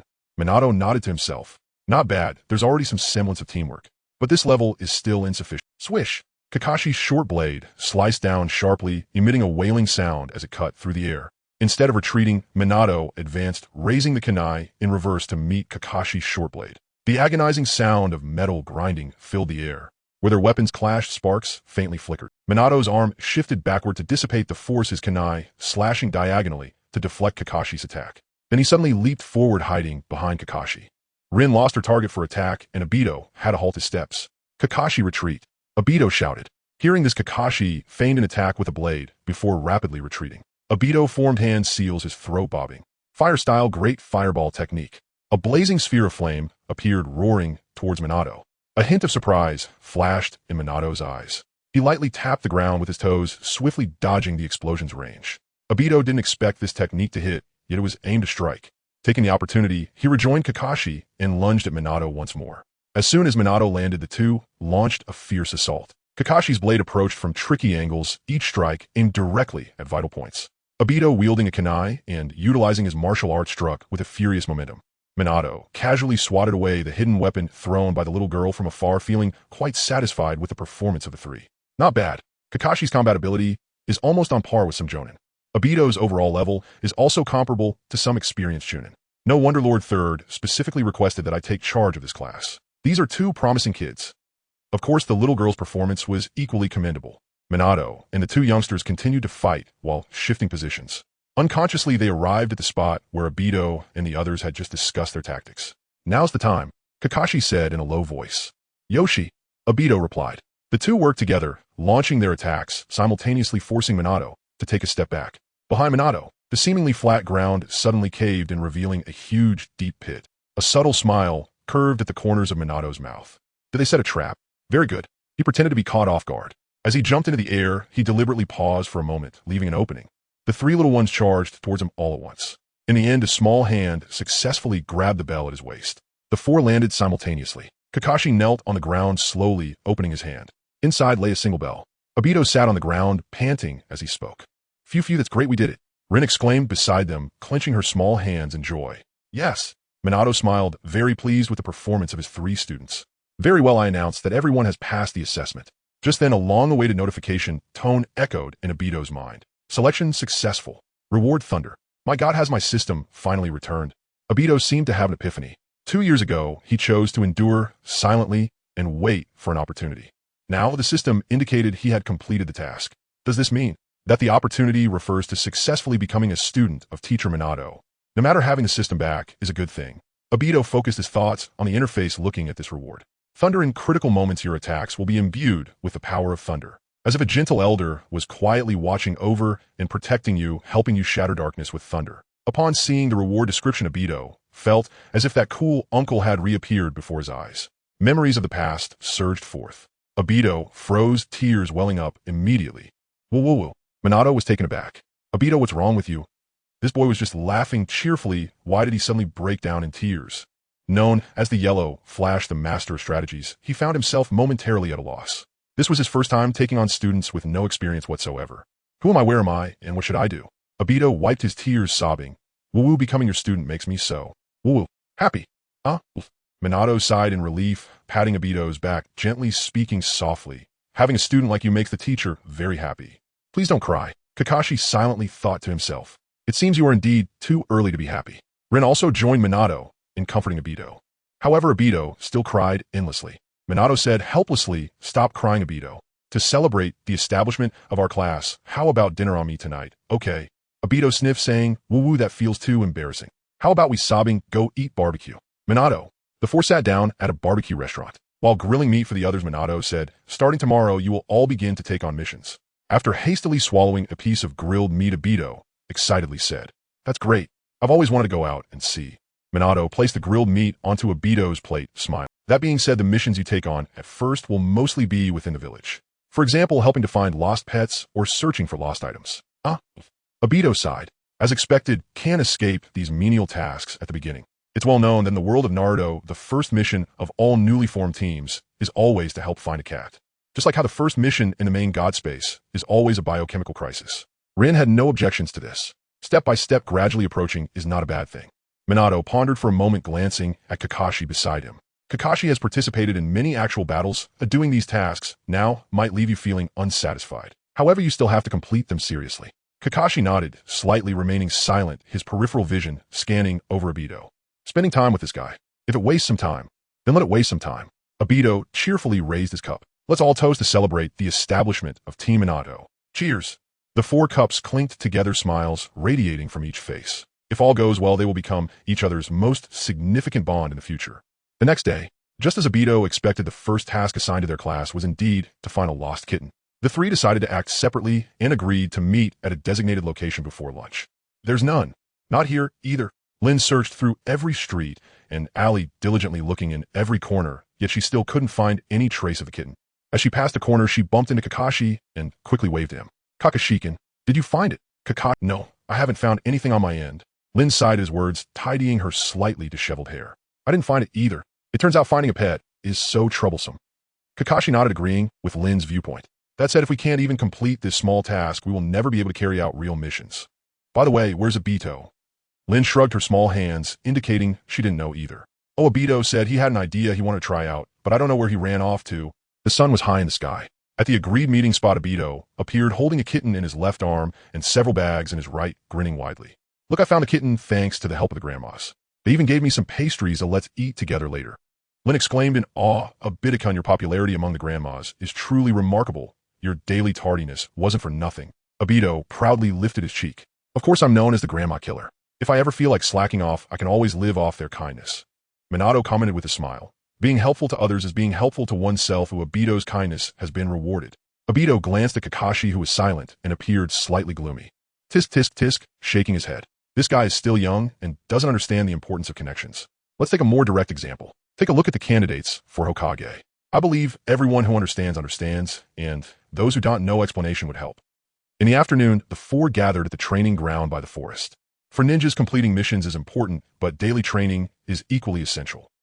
The soles of the feet are the hardest place to gather chakra. Climbing trees with your feet can better train your ability to refine, maintain, and control the chakra within your body. After finishing, Minato smiled and clapped his hands. Lin, why don't you give a try first? Lin nodded her small head, feeling a bit anxious as she rushed toward the large tree in front of her. When she was only a step away from the tree, the little girl leaped up and placed a foot on the surface of the tree. 1 step, 2 steps, 3 steps. Lin's chakra suddenly dissipated. After the adhesive force disappeared, she fell back with a backflip. Lin looked at Minato with some anxiety. Minato smiled and nodded at Lin, indicating she did quite well. Next, it's your turn, Kakashi, he said. Kakashi nodded, slightly stepping forward a few paces and placing a foot on the tree. Then he strolled leisurely step by step upwards. On the uneven surface of the tree, he moved as if it were flat ground, quickly climbing to the treetop. Lin looked at the silver-haired boy with admiration. Kakashi, you're amazing. You completed it so easily. Kakashi said nothing. He turned around, glancing at Obito, and gracefully landed smoothly from the treetop. Obito felt a surge of anger inside. In his eyes, Kakashi was openly provoking him. He said stubbornly, "What's this? As long as you have legs, it's fine." He walked up to a large tree, angrily stating, "Let me show you something even more impressive." Oh. Minato looked at Obito with some surprise, feeling a hint of anticipation. Could it be that Obito has a better method to train chakra control? Kakashi also focused his gaze, wanting to see what Obito had up his sleeve. "Go for it, Obito. Be careful." Lin cheered, waving her small fists. Obito turned his head, giving Lin a thumbs up, showing his white teeth. Yash, just watch Lin. He placed his hands behind his back, leaning against the tree. Then like a snake, he twisted his waist and gracefully climbed up the trunk, coiling and spiraling upwards. During his ascent, Obito even flicked his tongue occasionally like a venomous snake. Minato's expression of anticipation froze. Lin's mouth hung open. Kakashi's eyes were almost popping out. The three were completely shocked. Who could come up with such a pose if they weren't thinking straight? Is this really a position that a mammal can do? Even Orochimaru would call impressive. After reaching the treetop, Obito skillfully turned his body and elegantly climbed down. He landed softly on the ground, hands on his hips, proudly saying, "How was that, Lin-chan Minato-sensei? Was my performance just now much better than that guy, Kakashi?" This was a training method he developed while learning to crawl like a snake. It could not only complete systematic tasks, but also train his core strength, enhancing his body's control over chakra. It can be said to be a win-win situation. Even Might Guy praised it. Obito felt he was simply a genius. How could he possibly think of such a miraculous training method? Minato opened his mouth, but ultimately chose silence. It seemed like he had said nothing, yet it felt like he had said everything. Minato thought he had been hasty back then. He should have considered more before taking on a disciple. He silently regretted being impulsive. Obito then provocatively glanced at Kakashi. Kakashi silently raised his hand to his forehead. He thought to himself how foolish he was to have expectations of Obito, who was such an idiot. Lin also fell silent. Obito's earlier pose had left her too shocked. In such a situation, even if she wanted to comfort Obito, she didn't know.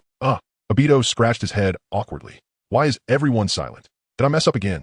Minato had already recovered from shock and spoke with some difficulty.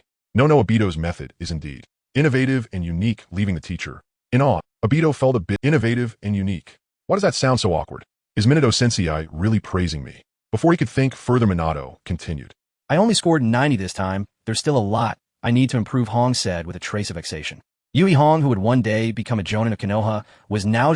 Minato's index and middle fingers came together, crossing his hands into a cross. Gahebunsin no Jutsu. Shadow Kron technique. Oh. With a puff of smoke, another Minato appeared at the spot. Let's go, we'll head to the woods for practical combat training, Minato said to the two. Kakashi and Obito nodded, following Minato's lead. Meanwhile, Minato too looked at Lin, encouragingly saying, Lin, you continue practicing climbing trees. The teacher will stay here with you. Lin nodded heavily. Okay, Minato. Watching the three walk into the forest in the distance, Lin silently cheered herself on. Lin, you must work hard and do your best. Kakashi and Obito are so outstanding you can't fall behind them. In the woods, Shuemin halted with the two of them. After surveying the surroundings with care, he nodded in satisfaction. Very well, we shall train here. Kakashi and Daito exchanged glances, each discerning the other's excitement. Shuemin formed hand seals again and called out in a low voice. Gekkai bensin no kidu. In the blink of an eye, 3 inner and 3 outer layers of identical Shuemin appeared beside Daito and Kakashi. It was no exaggeration to say the dense throng filled the spacious glade completely. Daito felt the freeloader within his soul burn with fervor. Shumen Sensei, that technique is so cool, will you teach me? Shuemin smiled faintly and was about to reply when another Shuemin by his side spoke first. Yes, if you can pass the practical training shortly, I will impart to you the Yingfenshin Jishu shadow clone technique. Yoshi! At the promise of a reward, Daito's vigor surged. He pulled down his goggles and asked with eager anticipation, Then Shumen Sensei, what will the practical training involve? Shuemin slowed his speech. Soon I will hurl shuriken through the forest at you. If you can endure my attacks for half an hour, you will have passed the training. Daito stared at the dense ranks of Shuemin and felt a numbness sweep over him. Shumen Sensei, let us be. Kakashi spoke ina graviton. Shuemin nodded, glanced at his two students, and cautioned them. If you cannot hold out, stop the training at once. Do not stubbornly continue. You will be injured. Understood, Shumen Sensei. When the two nodded, the Shuemin dispersed into the trees, and voices came from all directions. Then the training begins. Kakashi drew his short blade. Daito curled his lip and drew two kunai. Whooshing sounds tore the air. Kunai flew forth from the forest in unending stream after stream. They struck from cunning angles, assailing the pair from nearly every direction they might try to evade. Blades clashed, and sparks scattered. Kakashi's short blade was a blur weaving an impenetrable defense that intercepted the onslaught of shuriken. Daito was no less determined. His kunai spun rapidly in both hands. After each volley, shuriken clattered to the ground and soon carpeted the earth around him. Hidden among the shadows, Shuemin nodded silently. He was pleased with the two of them. Kakashi's excellence was, but the aptitude shown by Daito was an unexpected delight. It seems I must raise the difficulty for these two youngsters, Shuemin murmured. 20 minutes later, Daito muttered under his breath, so only he could hear, My goodness, Shumen Sensei's hands are unbelievable. Can the master's wife withstand this? Shuriken flowed from the trees in ever greater numbers and with growing speed. Yet Shuemin seemed tireless, shortening the interval between each strike. This was the sort of exhilaration a wealthy patron might feel. Daito called to Kakashi at his side. Hey Kakashi, how long have we held out? Kakashi's breathing was ragged, betraying fatigue. About 20 minutes perhaps, at most 10 minutes remain. Hearing that, Daito brightened. Yoshi, keep it up. But his spiritedness lasted only a few minutes before he began to falter. After weathering 3 more rounds of attacks, he felt he could hardly hold on. Were it not for his previous daily sword, training his arms might already have failed. As dozens of shuriken surged toward him again, Daito slapped the ground with both hands. Dodon Toriubi. A low earthen wall etched with a dog head rose obliquely, enclosing him. Shuriken pelted the earthen wall with a rattling din, making Daito's heart pound. Kakashi, having parried a wave of attacks, turned and saw the scene. Perplexed, he asked, You barely have any chakra left, and you carve a dog head on the wall, are you? Are you out of your mind, Kakashi thought. Daito scoffed and paid him no mind. In your past life, you were so hollow you became a dog, yet you held Raikiri and lectured me for several episodes. Don't you have a nerve to say that? This life, I will never lend you my account. Let's see how you fare with a 50-50 split. Time slipped by quietly. Only 30 seconds remained of the half-hour limit. Daito exhaled with relief. It seemed this practical training, just as that thought crossed his mind, Shuemin suddenly appeared behind him and kicked him flying. Daito flew backward with a question mark in his mind. When he saw Kakashi also being sent hurtling through the air, he felt much better balanced. They crashed heavily to the ground and groaned as they climbed up, teeth bared. Kakashi, still puzzled, looked toward Shuemin. Shumen Sensei, you. Shuemin regarded the two youngsters without his customary smile, speaking instead with gravity. This is my first lesson in real combat. In actual battle, the enemy will never abide by rules or act as you anticipate. On the field, they will break convention and strike when you least expect it. If you are not prepared to face every possibility, death will be what awaits you. Kakashi and Daito chewed on Shumen's words, thinking absorbing. After a moment, Kakashi nodded. I understand, Shumen Sensei. Daito said, Me too. Daito's expression carried a trace of disappointment. It seemed today he would not obtain the shadow clone technique. He lamented inwardly. Seeing that his two disciples had grasped his intention, Shuemin finally smiled again. I am pleased with both of you. You have passed. He formed hand seals and created another shadow clone. The clone said, Obito, come with me, and I will teach you the Yingfenshin Jishu shadow clone technique. The original looked to Kakashi and said, Kakashi, stay and spar with me to further hone your taijutsu. Kakashi and Daito answered in unison. Yes, Shumen Sensei. Daito followed the shadow clone to a vacant space. Shuemin began instructing Daito in detail. The Yingfenshin Jishu shadow clone technique was developed by the second Hokage. It is a branch ninjutsu that uses chakra to create physical clones just as I am now. I possess independent consciousness and a measure of resilience. I can think and fight like the original. When a shadow clone is dispelled, its memories and experience return to the original, awaiting the original's next summons. Daito nodded repeatedly as he listened. He thought of his clone brothers and felt moved by their selflessness, willingly sacrificing themselves to benefit. Watergate then explained to Obito some key points of the shadow clone technique. Alright, that's about it. Now you get. Obito slightly nodded. He formed the Rin hand seal and slowly channeled the chakra within his body. Gafebunsin no Jutsu. Poof! A puff of smoke appeared and dissipated. Next to Obito, another Obito materialized. However, this Obito looked rather abnormal, because a normal person shouldn't have a head bigger than their body. It seems like I failed. Obito looked at the big head baby beside him and awkwardly dispelled the shadow clone technique. Watergate laughed heartily. It's fine, branch ninjutsu isn't so easy to learn. Let's try again. Obito nodded earnestly. Yash! The moon quietly ascended into the sky, the night gradually enveloping the land. Obito, feeling somewhat dejected, stopped trying. In the end, he still couldn't smoothly master the shadow clone technique. Seeing this, Watergate patted his head and said, Don't be discouraged, Obito. With a little more time, you will definitely master the shadow clone technique. Obito nodded heavily. I understand, Teacher Watergate. The four of them regrouped outside the forest. Today's training was thus concluded. I'm leaving first. Goodbye, everyone. Obito wasn't very enthusiastic. After saying goodbye to Kakashi and the others, he hurriedly left. Rin said somewhat curiously, What's wrong with Obito-kun? He usually. In the past, he would always accompany her home, Rin thought to herself. Watergate spoke softly. It must be that today's training didn't go well. I don't know why, but Obito seems to have very high expectations of himself. Kakashi watched Obito's departing figure deep in thought as he touched his forehead protector. If I were young and accomplished, not feeling inferior, I could unleash the Susanu's dual divine might. Obito hummed a tune in a somewhat gloomy manner as he returned home. After greeting his grandmother, he dove straight into his small bed. Today's training had not gone smoothly, and he inevitably felt a bit restless. I have less than 5 years left until my death date, but Obito sighed deeply. Although his current strength had already surpassed many of his peers, Obito knew very well that in the eyes of true powerhouses, he was merely a junior, far from being a king or the Battle of the Godless Bridge, Rin's death, the Ninetales incident, the Uchiha tragedy. This series of tragedies weighed heavily upon him, pressing down on him, making it hard for him to breathe. Sigh. With his current strength, wanting to halt this overwhelming trend was akin to a mantis trying to stop a cart. But he couldn't just do nothing, could he? But what else can I do? Obito lay on his bed lost in thought. Aside from relying on the system, what other arrangements could he make? His thoughts flowed. Obito completely opened his mind, letting his imagination run wild. He began to list various outlandish ideas in his mind. Suddenly his eyes lit up as he sat up in bed, excitedly whispering, I have an idea. He thought of a way to resolve the Ninetales incident. No matter who Uchiha Madara uses as a pawn this move, Obito murmured. What was the cause of the Ninetales incident?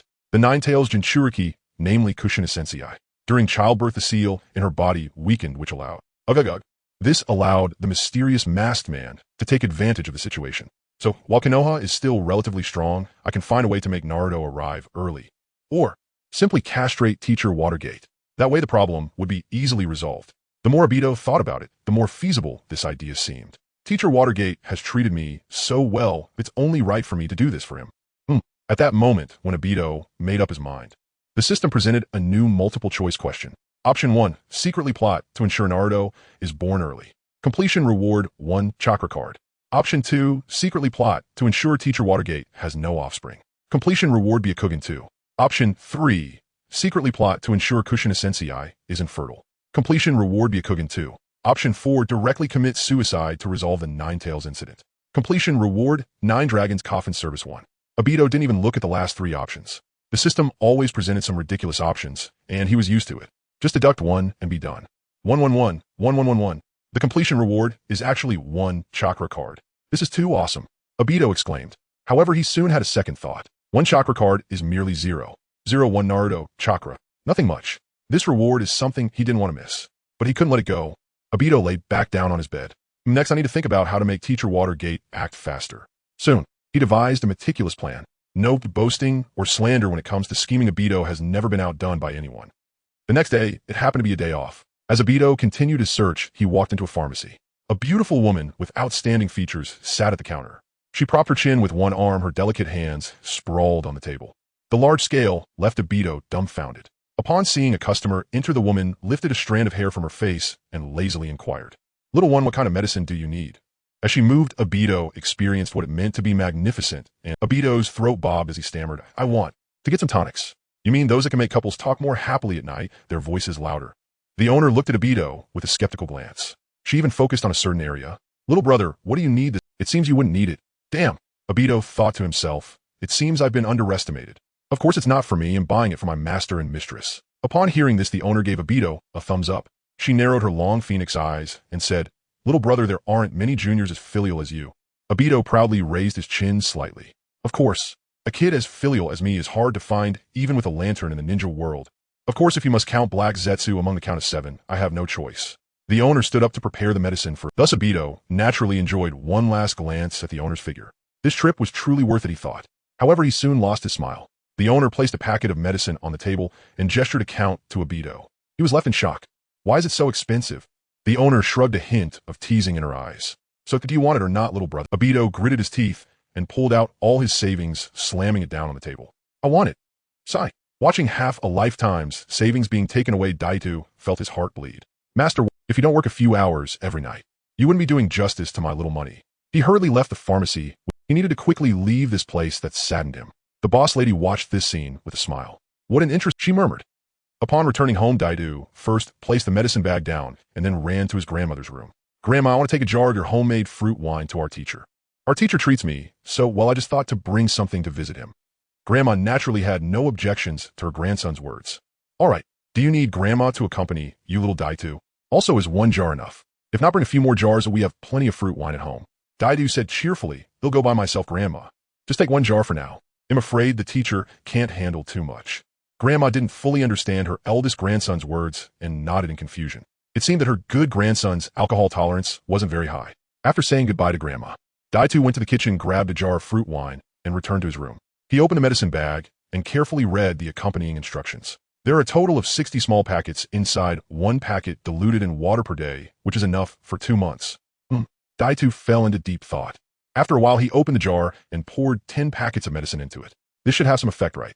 He mumbled softly. Daito quickly ran back to the kitchen to get a small spoon. After stirring for a while, he gently took a small sip once the medicine powder completely dissolved. It still tastes fragrant and sweet, but should be fine. He resealed the jar of wine and then stepped out the door. "Grandma, I'm going out for a bit. I'll be back soon." Grandma's voice came from the room. "Be careful on the way, Obito." Daito replied loudly, "I know, Grandma." To facilitate his students in contacting him, Watergate had given his address to his 3 disciples. Daito ran swiftly according to the address and soon arrived at Watergate's doorstep. Knock, knock, knock. Daito gently knocked on the door. A female voice sounded from inside. From Watergate, "It seems someone is knocking at the door." Watergate's voice followed quickly. "You keep cooking, Kushina, I'll go take a look." The sound of shuffling feet came and the door was soon opened. "Obito." Watergate looked surprised at the little figure before him. "What brings you here?" Daito said with a big smile. "I came specifically to visit you, my grandma. Just brewed some fruit wine, and I thought to bring you a jar." With that, Daito handed the jar of wine to Watergate. Watergate reached out to take the jar, ruffling Data's hair. "How thoughtful of you, Obito.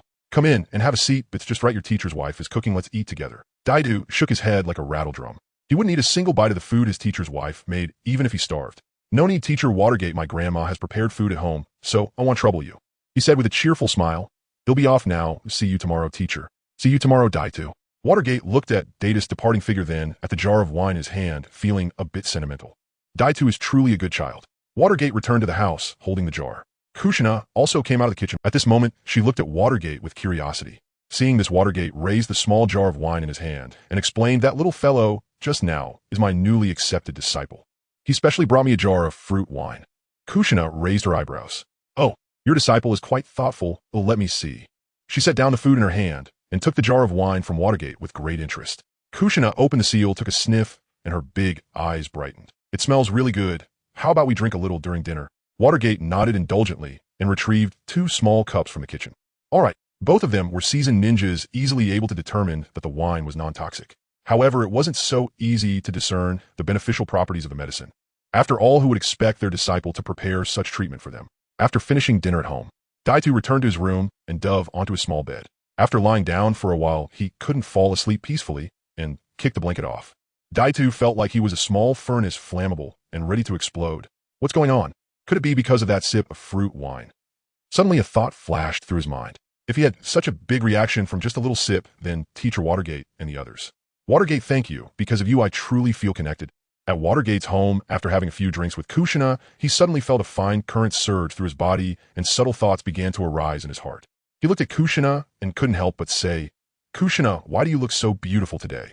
Kushina's charming eyes twinkled and her fair legs brushed against each other under the table. What's wrong? Am I not beautiful usually? Watergate's desire to survive exploded. Beautiful, you're beautiful every day, but today you're particularly enchanting. Kushina giggled and rose to sit in Watergate's lap. Your words are getting sweeter and sweeter, huh? She wrapped her arms around Watergate and buried his head in her ample bosom. Watergate, I'm a bit tired and want to rest, but it's still early. Without thinking, Watergate threw a kunai at the window. He held Kushina and used the flying thunder god technique to appear by the window. He gently pulled down the curtain and whispered in Kushina's ear. Now it's dark outside. That night, as Watergate tidied up the mess in the room, he smiled wryly with a hint of, the fruit wine brewed by Data's grandma is really nourishing. Kushina's big eyes shone brightly in the night. Honey, why don't you have another cup, and we can chat a bit longer? Oh well, dear, I have to teach class tomorrow. The mysterious Wood Mountain. Inside a grand palace nestled deep within its towering mist-shrouded peaks. A colossal toad sits upon a massive throne engraved with the character immortal. His entire body gleams in vibrant orange. Atop his head rests a scholar's cap, and around his neck hangs a string of Buddhist prayer beads, centered by a violet-blue cat's-eye stone inscribed with the character oil. The great toad sage. He had slumbered for decades, yet today his eyes snapped open. Golden irises flared with shock. Just moments ago, he sensed an unforeseen anomaly ripple through the niche. His long-standing prophecy, once immutable, had fractured beyond recognition, warped by forces beyond utterance. In his newly revealed vision, the future of the ninja world seemed utterly absurd. After a moment's quiet contemplation, he spoke aloud. Shima Fukasaku, summon young Jiraiya. I have urgent matters to discuss with him. Have you foreseen anew? Shima asked, astonished. The great toad sage nodded, slowly, voice laced with uncertainty. Perhaps yes. The next day, Obito, Rin, and Kakashi gathered at their appointed meeting place. After assigning their mission, Minato departed in haste, his gaze lingering on Obito with unspoken complexity. Rin tilted her head, puzzled. Do you two think Sensei looks unusually weary today? Oh, to me he seems positively radiant, Obito replied with mischievous glee. Kakashi cast a subtle, knowing glance toward Obito. He couldn't shake the suspicion that Minato's hurried departure was directly, or at least indirectly, tied to this fool. As newly appointed, Jin and Obito and Rin were restricted to drank missions, and as their teammate Kakashi too was bound to undertake them. Ugh, another day of trivialities. Kakashi and Rin nodded in weary agreement. Drank missions involve no combat and pose no threat to life. Merely mundane routine tasks, such as retrieving lost pets, collecting litter, babysitting, conducting character assessments, or assisting with sweet potato harvests. Let's finish quickly. We can begin training this afternoon, Kakashi said.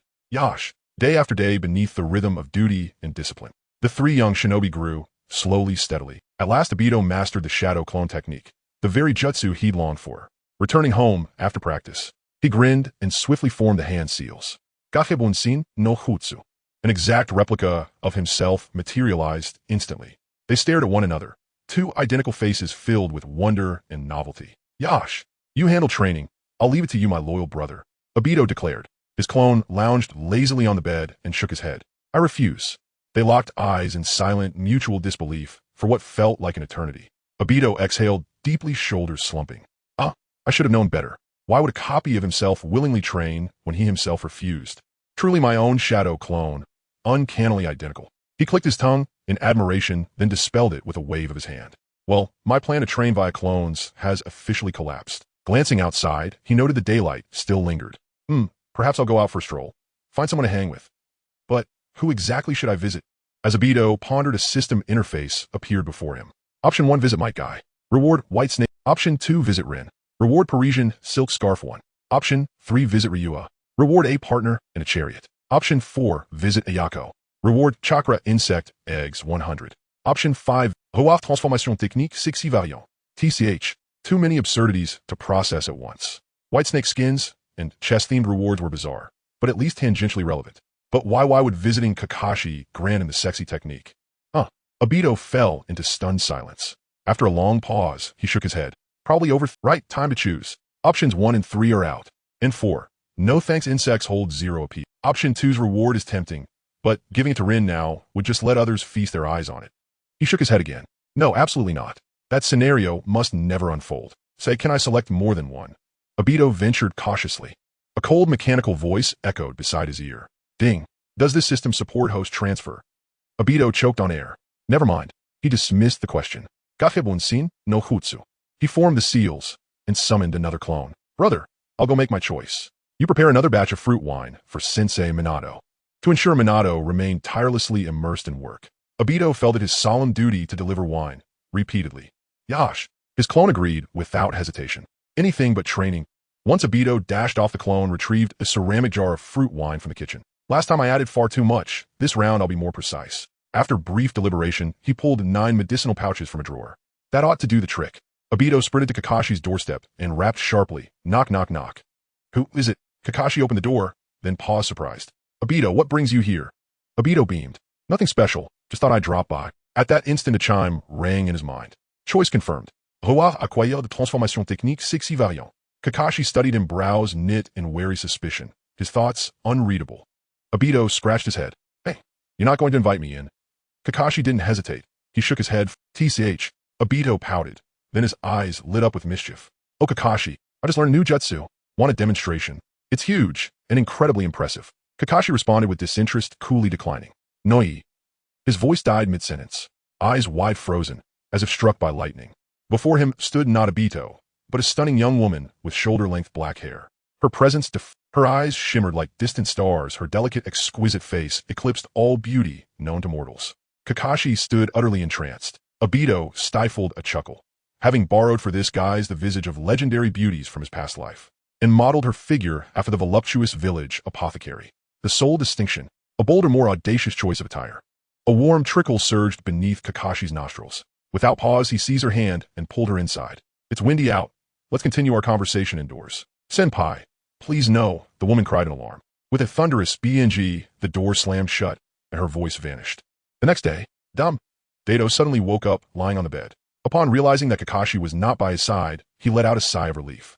He felt sore all over and struggled to get up from the bed. That guy Kakashi insisted on keeping me overnight last night. After tidying up, Dato dressed and left the room.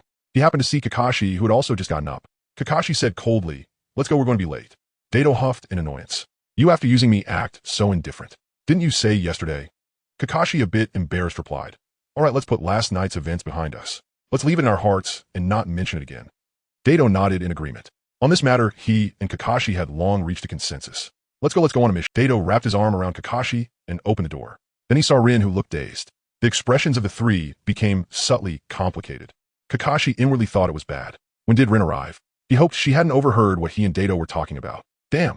She wouldn't misunderstand, would she? At that moment, Rin was indeed lost in thought.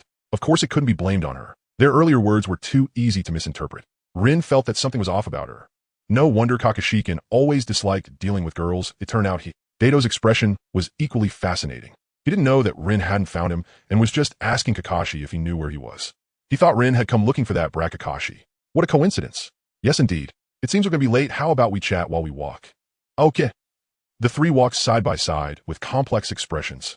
On the way to the gathering place, they remained silent without any communication. Kakashi knew Dato liked Rin. Dato also knew Rin admired Kakashi. And now Rin suspected that there was something going on between Dato and Kakashi. When the three were together, this awkward situation would arise. Everyone felt like a third while creating a closed loop. The three of them could actually form 3 pairs of CP. On the west side of Konoha Square, Minato looked at the 3 students and said, since everyone is here, let me talk about our team's mission for today. If it were any other time, Minato would have surely noticed the odd atmosphere among the 3 students. But he was also in a bad state with a dull pain in his lower back. After assigning the mission, Minato found an excuse to leave first. Once he left, Kakashi quickly escaped. I'll go ahead. We'll leave too, Rin said, stepping away. Dato gritted his teeth and jogged to catch up. Rin, wait for me. I have something to say to you. Rin paused, gently biting her lip. Daito-kun, is he here to assert his claim? To tell her to stay away from Kakashi? But she clearly likes. Rin was lost in her thoughts. Dato stood in front of Rin somewhat helplessly explaining. Rin, you misunderstood. Actually, Kakashi and I yesterday. Dato recounted what had happened the previous night. It turned out that Kakashi insisted on pulling him to demonstrate the seduction technique, repeatedly leaving Dato exhausted and staying overnight at the Hatake residence. That's what caused this morning's misunderstanding. After hearing Dato's story, Rin's face turned bright red. So that's how it is. I didn't expect Kakashi to be that kind of person. Dato nodded in agreement. Exactly. Rin suddenly asked with some confusion. But Daido-kun, how did you come up with that technique? Data, I was careless. The worst part is when the air suddenly goes silent. Rinshin, I'll go complete the mission first. Daido ran away in a hurry. Rin smiled softly as she watched Daido leave. Daido-kun, what a silly guy. Days passed. With the delivery of jars of fruit wine, the herbs he bought were... Daido decided to take a break from the wine delivery plan for now. Firstly, he wanted to save some money for marrying a wife in the future. Secondly, he thought it was time for Minato Sensei to rest. He was truly afraid that if Minato Sensei continued to toil day and night, he might return and drop dead. One day at the gathering place of Minato's class, Kakashi touched his forehead protector, pondering. Minato Sensei seems to be in much better condition these days than before. During the previous practical training sessions, I always felt the teacher was unsteady on his feet, as if he were about to collapse. Daido coughed a couple of times, feeling a bit guilty. Cough, cough, I think you're just overthinking it. Minato Sensei is probably deliberately accommodating us. Kakashi was skeptical of Daido's words. Just as he was about to say something more, Rin waved her small hand and whispered, "She don't say anything, Minato Sensei is coming." Minato appeared in front of the three, looking radiant. Now, he was full of energy.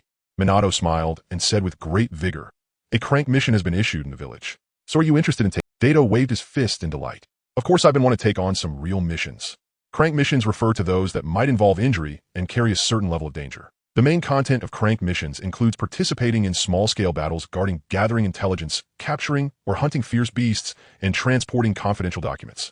Kakashi was also slightly excited, his eyes filled with anticipation. Rin asked curiously, "Minato Sensei, what is the content of this mission?" Minato smiled and said, "This mission requires us to leave Konoha village. Let's talk as we walk." Under Minato's lead, the four left Konoha village, stepping onto the land outside the village. Daido curiously looked around. This was his first time leaving Konoha village. Everything around him felt. The four raced towards the south. Minato led the way while explaining, "Our mission this time is to go to a black market in the Central Fire Country to gather intelligence." The village received news that a suspected rogue ninja from Konoha was seen near that black market. Daido asked, a bit surprised, "A black market? I can't believe the Fire Country would allow a black market to exist." A black market is a market that forms illegally without official approval. Before Minato could answer, Kakashi interjected, "The existence of black markets cannot be completely eradicated.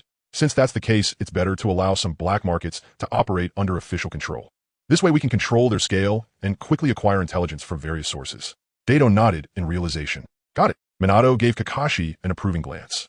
"Very good. Our target for this mission is the former elite jonin from Konoha, Izuki." Minato pulled out a scroll from his pocket and tossed it to Daido beside him. "This is his picture and detailed information. You three pass it around." Obito carefully examined the scroll after taking it. This Inosuke had an elegant appearance but a robust physique. He had a violent temperament and was skilled with a pair of twin blades. His body technique was on par with that of a jonin, while his ninjutsu skills were average with a shortcoming in illusion techniques. After noting some characteristics, Obito passed the scroll to Rin, who was beside him. After Rin reviewed it, she handed the scroll to Kakashi. Once Kakashi had finished reading, he used a fireball technique to destroy the scroll. Glancing at the puzzled Rin and Obito beside him, Kakashi explained, "It is common sense for a ninja to destroy the scroll after memorizing the mission information." That being said, Obito suddenly recalled the image of Guy in his mind. If it were that guy, the mission would probably be impossible without the task scroll. Guy, who am I supposed to assassinate again? Uchiha Kisame. Kakashi, Obito. What was I supposed to do again? Ha ha ha, just thinking about it is hilarious. The four of them hopped around in the woods with their hands behind their backs. When hungry, they would pop a soldier pill, and when thirsty, they would just endure it to avoid needing to use the restroom. After running for a long time, they finally reached the vicinity of the black market. The moment Minato said they had arrived, all three little ones breathed a sigh of relief. Obito looked around, gazing at the so-called black market for a while, but he couldn't discern any clues. "It just looks like an ordinary village." Obito muttered softly. If one did not know that there were hidden secrets inside, it was likely no one would associate this sparsely populated village with an illegal market. "Everyone take off your forehead protectors. Once we enter the black market, be careful to conceal your identities," Minato instructed. Hearing this, the three of them removed their forehead protectors and cautiously tucked them into their clothes. Transformation Jutsu. Minato transformed into a burly, fierce-looking man. Obito and the others also followed suit and used the transformation technique. They disguised themselves as different appearances. It is worth noting that when using the transformation technique, one must choose a familiar person or something similar to oneself as a model for the disguise. Otherwise, those with keen eyes could easily see through the ruse. Of course, if one had the protagonist's halo, then forget what I just said. Right, Rudo? The four of them swaggered into the black market. A few guards dressed as villagers glanced at them, but did not stop them. These four individuals looked like tough characters, unlike ordinary people who had mistakenly wandered into this place. Once inside the black market, Minato spoke in a low voice. You three can act freely and gather intelligence while I go have a chat with the person in charge here. Since fighting is prohibited in the black market and the disciples were not weak either, there was no need to worry about their safety. The three nodded in agreement. Understood, Minato Sensei. They all knew in their hearts. Minato Sensei brought them here mainly to train them. He did not truly expect them to gather any critical intelligence. To complete the mission, they would still have to rely on Minato Sensei. After Minato left, the three wandered aimlessly around streets. Obito asked Kakashi, what should we do next? Kakashi thought for a moment and replied, let's try to find someone to chat with and see if we can gather some useful information. However, don't ask too obviously. The black market is intricate to avoid inadvertently alarming the enemy. Obito and Rin nodded repeatedly. Rin sincerely admired Kakashi, and you really know a lot. Obito rolled his eyes in annoyance. Just then they spotted a big guy loitering ahead, so the three approached him. You seem quite formidable. May I ask which ninja village's deputy you are from? Obito smiled and complimented him.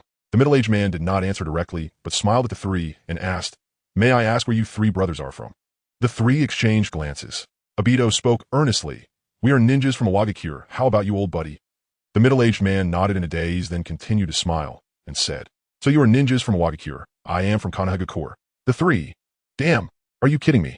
Do you three need any explosive tags? As he spoke, the middle-aged man lifted his clothes to reveal numerous explosive tags attached inside. These are premium products from Konoha. I think you all look like good customers, so I'll sell them to you at a discount. The three turned and walked away. The middle-aged man shouted behind them, don't go, brothers, at least haggle a bit, right? The three went around the not-so-large black market and could be said to have gained nothing. Collecting intelligence is so... Obito complained. If only his Sharingan were the 3-to-mo variant, he could see everything at a glance. Rin nodded in agreement, and then looked hopefully at Kakashi. Kakashi, do you have any good ideas? Kakashi shook his head, feeling at a loss at this moment. His gaze was suddenly drawn to a person not far away. After observing for a while, he whispered to the two, do you think that guy in the west resembles our target? Obito and Rin quietly took a look, but they couldn't see anything. His appearance and stature don't quite match. How did you make that judgment, Kakashi? Obito asked. Kakashi replied confidently, it's those two blades. They look almost identical to the ones in the scroll. I have an 80% certainty. Nanny. Obito stared intently at the two blades for a moment, still unable to understand how Kakashi figured it. They were just very ordinary blades. At that moment, a light curtain appeared before his eyes. Option 1. Rapidly relay this information to Minato. Completion reward 0. 3 chakra. Option 2. Use your wits to find a way to subdue Inosuke. Compression roi shadow, clone explosion technique. Obito was taken aback. The system actually provided a multiple-choice question. It seemed that the person really was Inosuke. Rin nervously clenched her small hands. So what should we do? Should we look for Minato Sensei? Kakashi shook his head and said, I'm afraid it won't be in time, but by the time we find Minato Sensei, the target may no longer be here. Obito nodded, supporting Kakashi's point. We need to take action. He silently pressed 2 in his mind. 22,222. Kakashi frowned slightly. Many plans flashed through his mind, but he rejected them one by one. Fighting is prohibited in the black market unless we can take down an elite jonin specializing in body techniques in a secluded area, otherwise we would be expelled. It seems a bit difficult. Obito bit his finger, lost in thought. After a moment of contemplation, he spoke up. I have an idea. Oh, we can do this. And then that. Rin listened with her mouth slightly agape. Isn't that a bit risky, Obito-kun? Kakashi looked at the figure preparing to leave not far away and quickly made a decision. There's no time. Oh, let's go with Obito's plan. Rin, you go find Minato Sensei, Obito, and I will act according to the plan. Rin hesitated for a moment, but nodded in agreement. All right, you two be sure to stay safe. Obito said with a grin. After saying that, he and Kakashi slowly approached the figure along different paths. On the street, after finishing his supplies for the month, Inosuke suddenly felt a strange sensation and turned to look back. He saw a figure hurriedly hiding in the corner, appearing quite clumsy. He couldn't help but chuckle to himself. He wondered which faction spy had come this time. To send someone of such poor ability to tail him was rather underestimating Inosuke. In the past month or so, he had encountered several spies like this one today. However, those spies had all become his victims. Inosuke walked slowly, pausing at a stall, pretending to browse. In reality, he was quietly glancing towards a corner behind him. Just a simple glance was enough to hold Inosuke's gaze. What a beautiful woman, with golden long hair and gentle pure features, yet possessing a fiery figure. Inosuke was now filled with thoughts of desire. Gulp. His throat moved as he expectantly licked his lips. To send such a gorgeous girl to carry out a task, then I shall gladly accept. After a few rounds of fun, the stall owner, seeing Inosuke just touching without paying, said impatiently, are you buying or not? If not, don't waste. A cold glint flashed in Inosuke's eyes. He snorted coldly and turned to leave. He took the side streets, making a few turns before quickly arriving at a secluded alley. The golden-haired woman stealthily followed him into the alley. But little did she know upon entering that it was a dead end. Inosuke's figure had already vanished. Suddenly, something hard pressed against the woman's back. Her beautiful cheeks froze. Slowly she turned her head and saw Inosuke's face.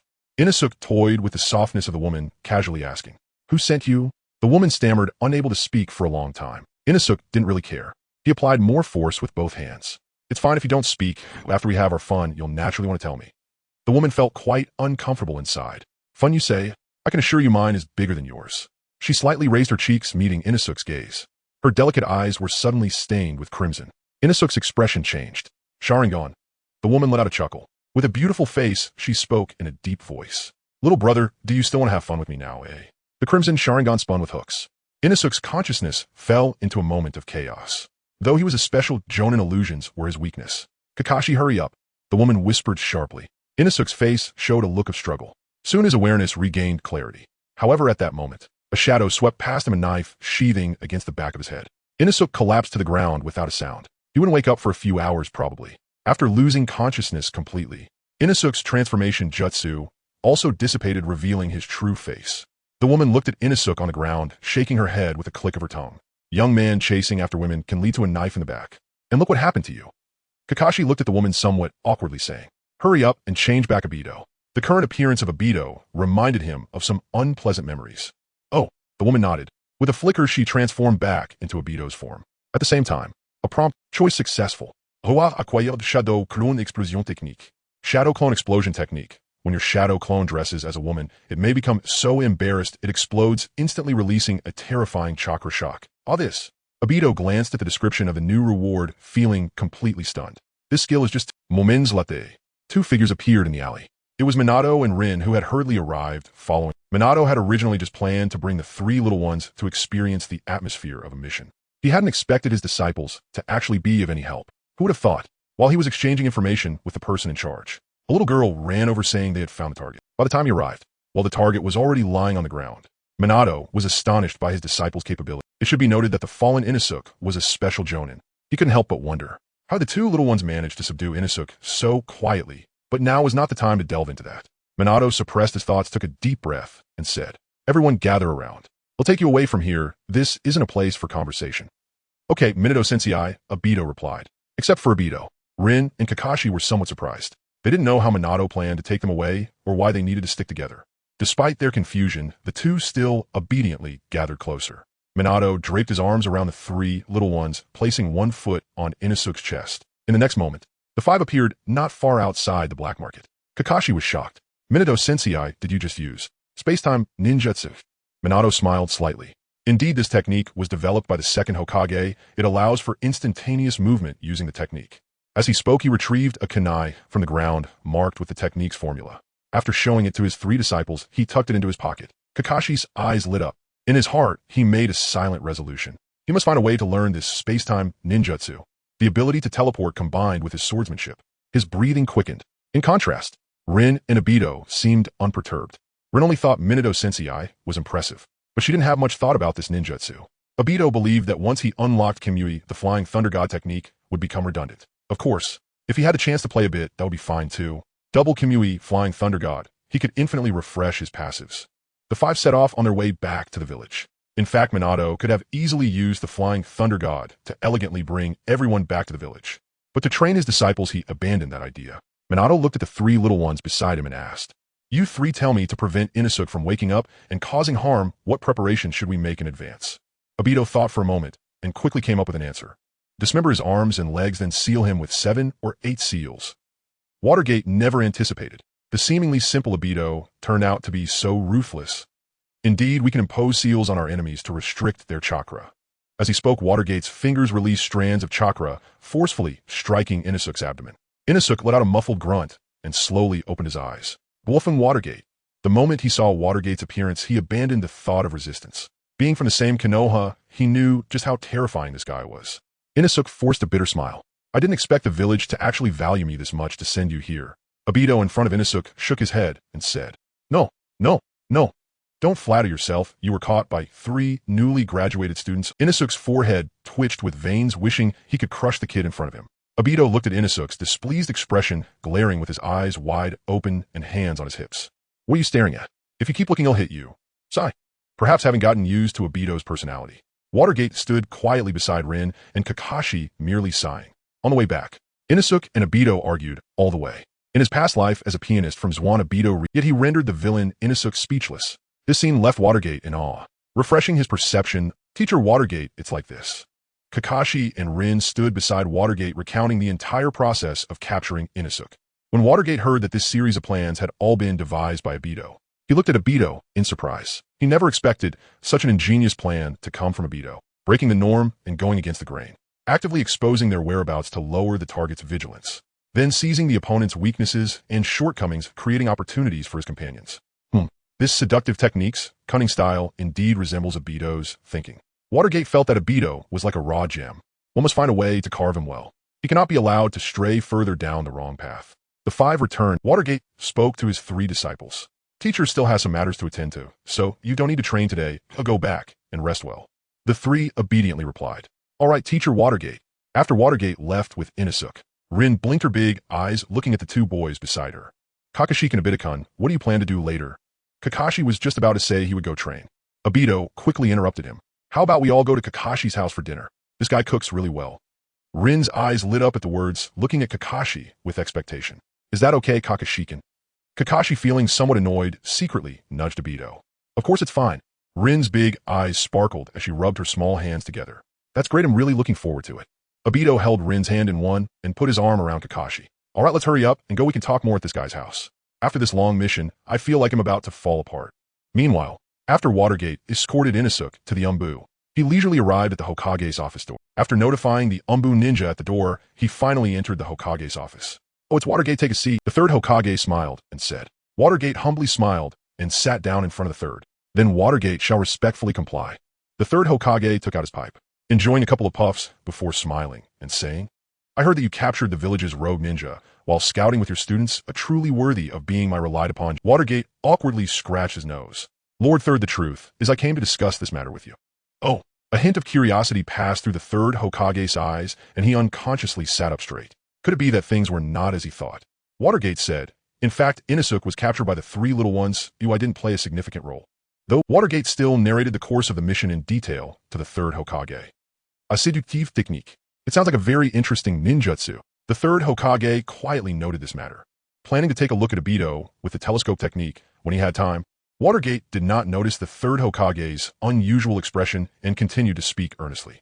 The third Hokage nodded, repeatedly expressing his great satisfaction. Konoha has successors. Watergate, you must lead this team well. I have a feeling that Kakashi and Obito will surely become the pillars of Konoha in the future. Watergate nodded. Rest assured, Lord Third, I will teach them attentively. The third Hokage pondered for a moment and then asked, how have the three little ones been lately, especially little Kakashi? Watergate once again smiled.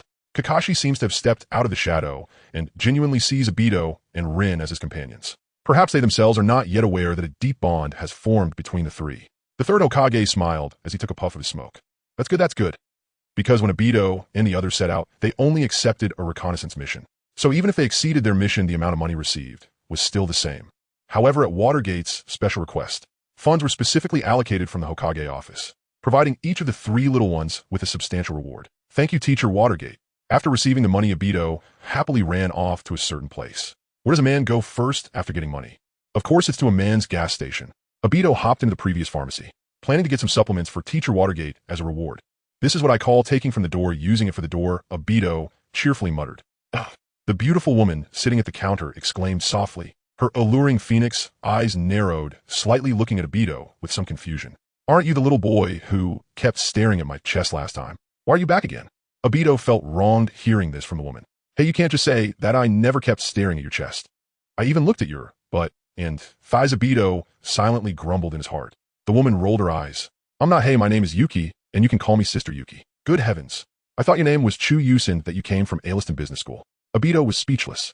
Boring baby, just came to buy some medicine. Do I really need to know your name? It seemed she could see through Data's thoughts at that moment. The woman with her large eyes spoke in a teasing tone. Little brother, call me Sister Yuki, and I might give you a discount later. However, to her surprise, Daitu maintained a calm expression, utterly unfazed. I don't care about discounts. I just want to know why your name Sister Yuki sounds so beautiful. Yuki.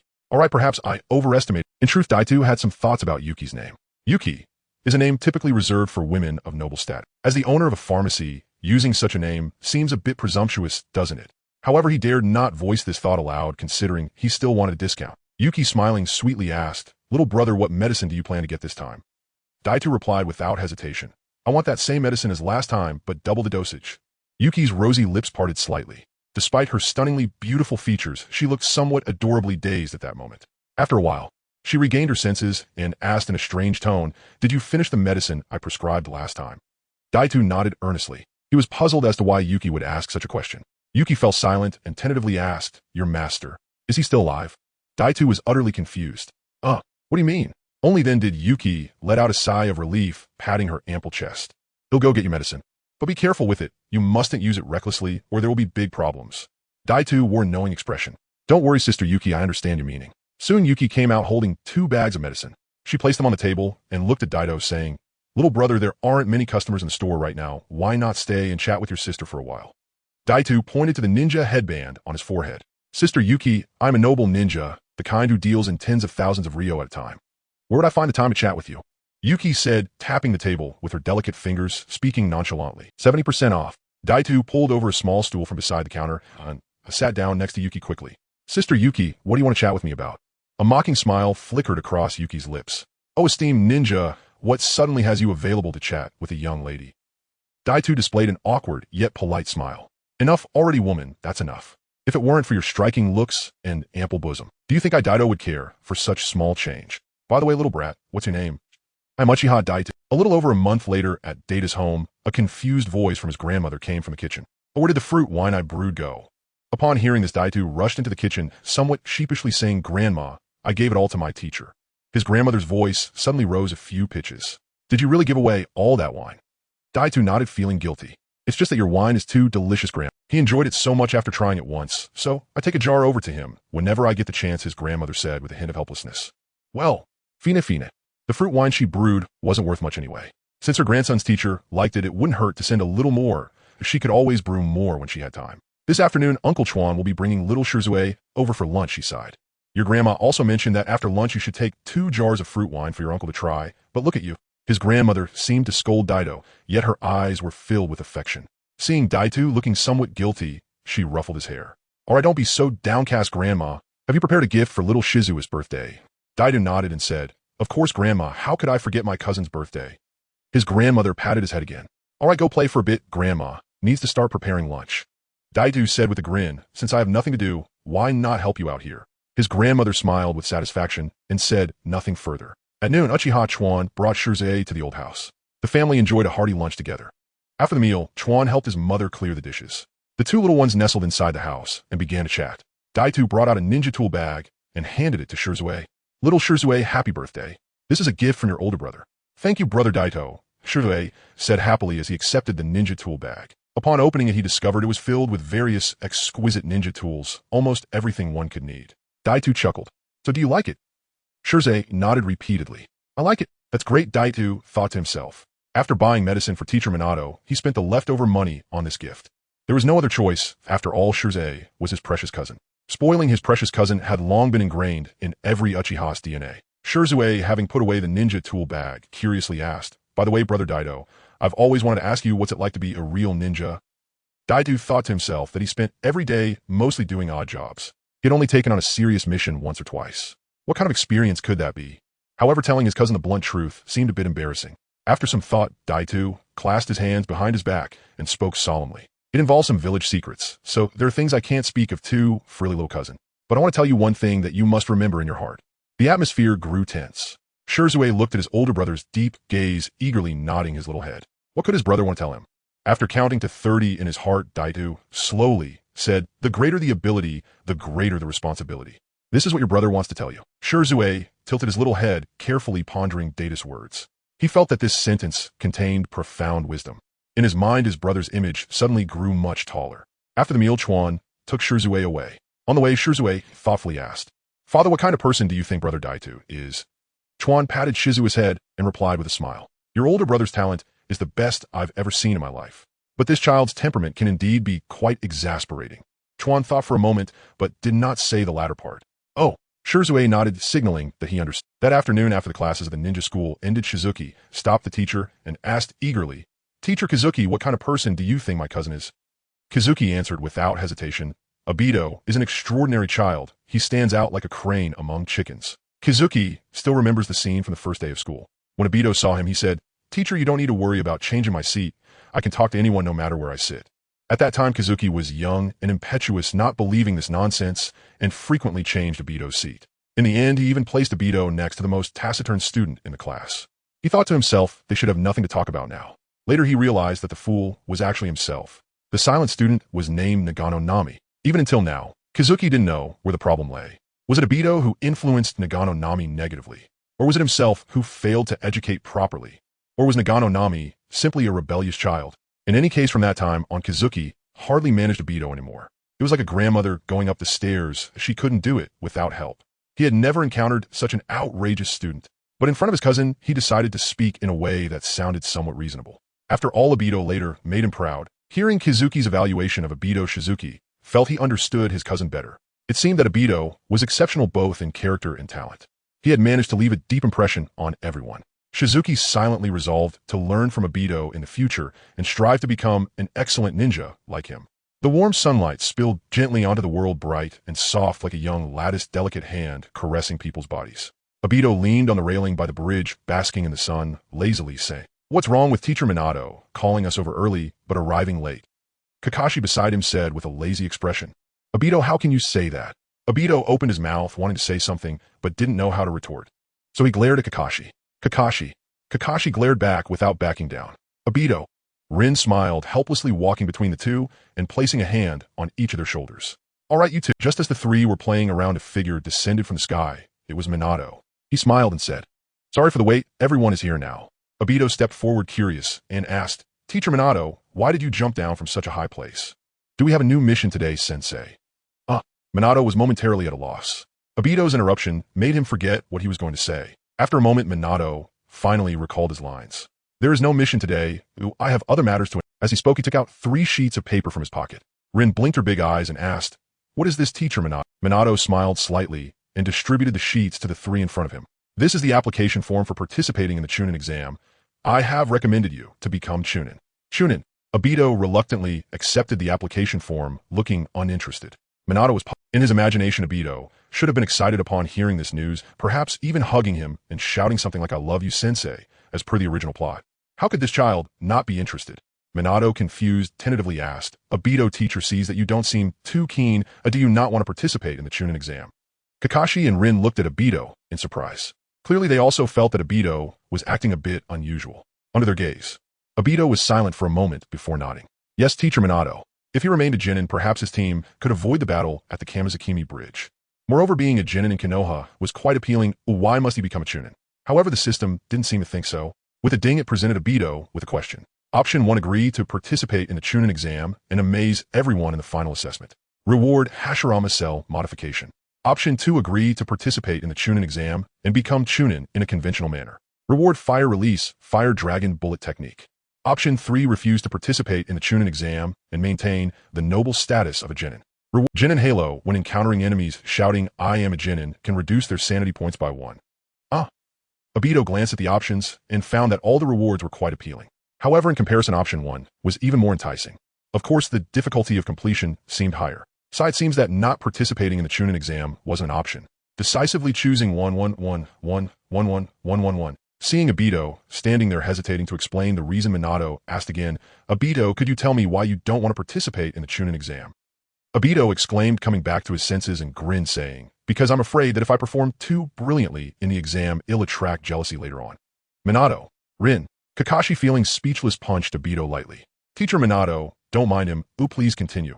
Minato sighed with a complex expression, nodded, and continued, "Kakashi, although you are already a Chunin, this assessment will have a group confrontation segment. So I need to trouble you to accompany Rin and Obito to participate in the assessment again." Kakashi nodded slightly. "No problem, Teacher Minato." Minato patted Kakashi's shoulder appreciatively. "Next, let me explain the details of the Chunin exam to you all. Obito, Rin, you both must listen carefully. The first round of the Chunin exam is a theoretical assessment. On the day of the theoretical assessment, Obito, feeling proud, submitted his paper early and walked out of the written exam room. "Is that it?" Such simple questions, isn't it just about having hands? Due to his loud bragging at the classroom door, many candidates inside glared at him angrily. Damn it, are you saying we don't have hands? Rin hurriedly pulled Obito aside. After distancing themselves from the exam room, she cheerfully asked, "How did you do, Obito-kun?" Obito patted his chest confidently and said, "Not a big deal. Perhaps for his past self the written exam was the most challenging part. But now it was a small case." However, when the written exam results came out, Obito looked at the score sheet on the wall, wiping the cold sweat from his brow. "What the heck, I wrote so much and barely passed. That was close, really close." Beside him, Kakashi crossed his arms and rolled his eyes. "Idiot," Obito snorted coldly, feeling sour. "Isn't it just getting first place? What you so—" The second round of the Chunin exam is the group confrontation preliminary match. In the lush forest, sunlight filters through the layers of branches and leaves, casting dappled shadows on the ground. In a relatively spacious clearing, 6 small figures stand facing each other in 2 groups. Duyu gazes at the 3 opponents across from him and sighs. What terrible luck to face you 3 troublesome individuals. Kakashi, Rin, and Obito. This trio, among the same cohort, they can practically walk all over their opponents. Obito chuckled, "Don't worry, little Duyu, I will go easy on you later." Nagayama snorted coldly, clearly dissatisfied with Duyu's attitude. "Duyu, why do you want to elevate others while diminishing your own prestige, eh? As long as the 3 of us work together, I don't believe we can't defeat them." "Right, Ayako." Nagayama struggled for a moment and finally remembered Ayako's name. Ayako nodded timidly and said, "What Nagayama says is correct. Even if we face Kakashikin, who is comparable to a Jonin, we still have a fighting chance." Nagayama. Once the small figures finished communicating, the supervising teacher waved his hand. The preliminary match officially begins. Rin and Ayako quickly retreated. Both of them are support-type ninjas, primarily focusing on restraining the opponent during combat. Whoosh, whoosh, whoosh. A flurry of whistling sounds filled the air. The 2 continuously threw shuriken, initiating the first wave of confrontation. Clang, clang, clang. The shuriken flew and clashed in the air before finally falling to the ground. Obito and Kakashi, wielding short swords, dashed towards their opponents while dodging the sporadic shuriken. Nagayama, not one to back down, brandished his kunai and leaped closer to Obito. "Hey, don't rush him like that," Duyu said helplessly. Their strength was already slightly inferior. A steady approach was the best strategy. "What a fool Nagayama is." A hint of crimson appeared in Obito's eyes. Nagayama suddenly froze, standing still in his spot. Duyu called out, "Not good, it's an illusion." Kakashi seized the opportunity, sweeping his blade, and a silver flash suddenly erupted. However, Duyu's reaction was remarkably swift. A dark shadow emerged from beneath his feet. The shadow split into several fine strands, ensnaring Nagayama's shadow. A miraculous event occurred as Duyu manipulated the shadow. Nagayama, like a marionette, flawlessly mimicked the movements of his own shadow, evading Kakashi's short blade with incredible agility. Shadow mimicry technique. Obito smirked, stepping heavily on the ground, drawing his blade swiftly in the air. Blood drawing technique. The fierce attack descended almost instantaneously. Duyu exclaimed Nishimata. He manipulated the shadow, releasing Nagayama, and instead entangled Obito, momentarily halting his movements. "Fortunately, I made it in time." Duyu felt a cold sweat on his brow, silently acknowledging how perilous it was. In just this moment, he had consumed a quarter of his chakra. Fortunately, Nagayama had already broken free from the illusion. Kakashi's blade once again descended towards Nagayama. Nagayama retreated, rapidly patting his stomach and taking a deep breath. Wind released Nagayama. He opened his mouth, expelling a concentrated ball of wind-type chakra. The howling wind surged, and the surrounding air instantly turned fierce. Kakashi frowned slightly, his feet digging into the ground, halting his movement instantly. On the other side, Obito also broke free from the shadow mimicry technique, once again standing alongside Kakashi. At this point, the first wave of confrontation concluded. Obito's team remained virtually unscathed, while Duyu's team had suffered some depletion. Obito couldn't help but chuckle. "Hey Sparrow, your ninjutsu name is quite unique, huh?" Nagayama said somewhat sullenly. "This is a family heirloom technique of the Nagayama clan. It's just a coincidence that it shares a name, all right." He glanced at Duyu beside him, somewhat reluctantly saying, "I'm sorry, I was too impulsive earlier, that's why." Duyu smiled comfortingly and shook his head. "It's fine, we'll try again." Obito suddenly formed hand seals, turning around to unleash a fireball. Fire released great fireball technique. As the flames scorched the air, a sizzling sound echoed. Numerous tiny black dots, barely visible to the naked eye, lost their lives, falling to the ground in unison. Obito said with a smile, "Hey Ayako, that's a bit unorthodox for you, huh?" Ayako's somewhat guilty voice resonated from the forest. "I'm sorry, Obito-kun, but Ayako also wants to win this exam." Obito waved his hand nonchalantly. "Haha, it's fine. Everyone relies on their own abilities." As he spoke, he once again weaved through the forest, slowly closing the distance with Duyu and the others. Kakashi, like him, moved stealthily in the woods, searching for an opportunity to strike. Do you cautiously observe his surroundings? The shadows beneath his feet extended tendrils ready to strike. Nagayama stood in front of him acting as a shield. Obito squinted, analyzing the situation in his mind. Dyua's shadow mimicry technique undoubtedly held a significant advantage in this shaded forest. Linking with the mottled shadows on the ground doubled the range of the ninjutsu. If he were to rush in, he would surely be restrained, leading to a war of attrition.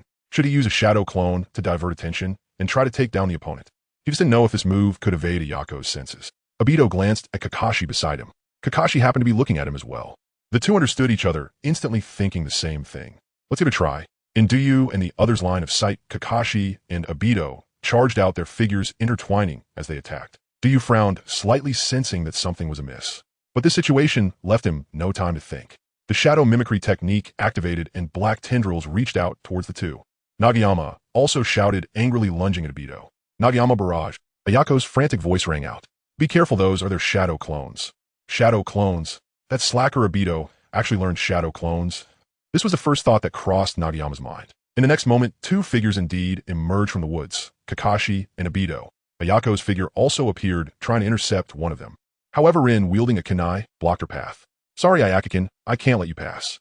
Masaka. Dyu hesitated for a moment, and the shadow tendrils paused for an instant. In that brief moment, four figures subtly formed a siege. Sigh. Dyu let out a helpless sigh. If he wasn't mistaken. Bang! A dull sound echoed as Nagayama was sent flying. Dyu forced a smile and raised both hands. We surrender. A short blade stopped right in front of him, then was coldly withdrawn by the boy wielding it. Great! Rin excitedly raised her small fist. But upon seeing Ayako's unhappy expression, she put away her smile and began to comfort her. Nagayama, confused, got up from the ground, muttering to himself in disbelief. Wait, the ones that appeared at the beginning shouldn't have been shadow clones. Why would? Dyu rubbed his forehead and began to explain. We fell for their trick. The two that appeared at the beginning were actually all shadow clones. Nagayama looked at Rikuha with a puzzled expression, as if to say, what on earth are you talking about? Rikuha let out a hesitant sound and patiently explained to Nagayama. They should be aware that within 100 steps the extra shadow clones would not escape Ayako's perception. Therefore they set up a diversion, blending the main body among the shadow clones and appearing in two groups to confuse. As long as we hesitate or misjudge the target, they could take the opportunity to close the distance and launch a surprise. One bright and one dark, one true and one false. Under overwhelming strength, this is an almost unsolvable overt scheme. Nagayama thought to himself, why am I hesitating? I should just go for it. Moreover, a normal person shouldn't be able to think so much in a second or two. However, if he were to say that out loud, he would definitely come off as foolish. So Nagayama pretended to understand and nodded. He then looked at Obito with some anger. Obito, you despicable person, you don't even dare to face me directly. Obito chuckled and pointed at his head. Sparrow, I suggest you use your brain more during battles. Rin grabbed Obito's hand and whispered, all right, Obito-kun, let's keep it down a bit.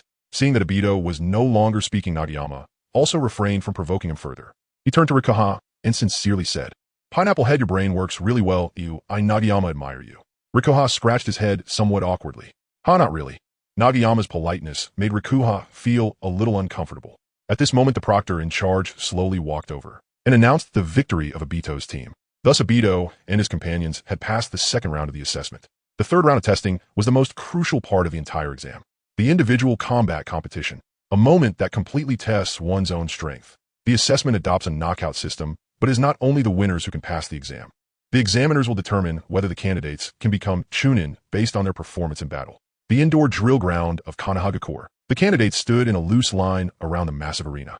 Nagayama stood among the candidates, waving his fist at Obito, who was not far away. Obito, you'd better not run into me, or you'll be begging on the ground for me not to eliminate you. Obito complained, inwardly too lazy to respond to Nagayama.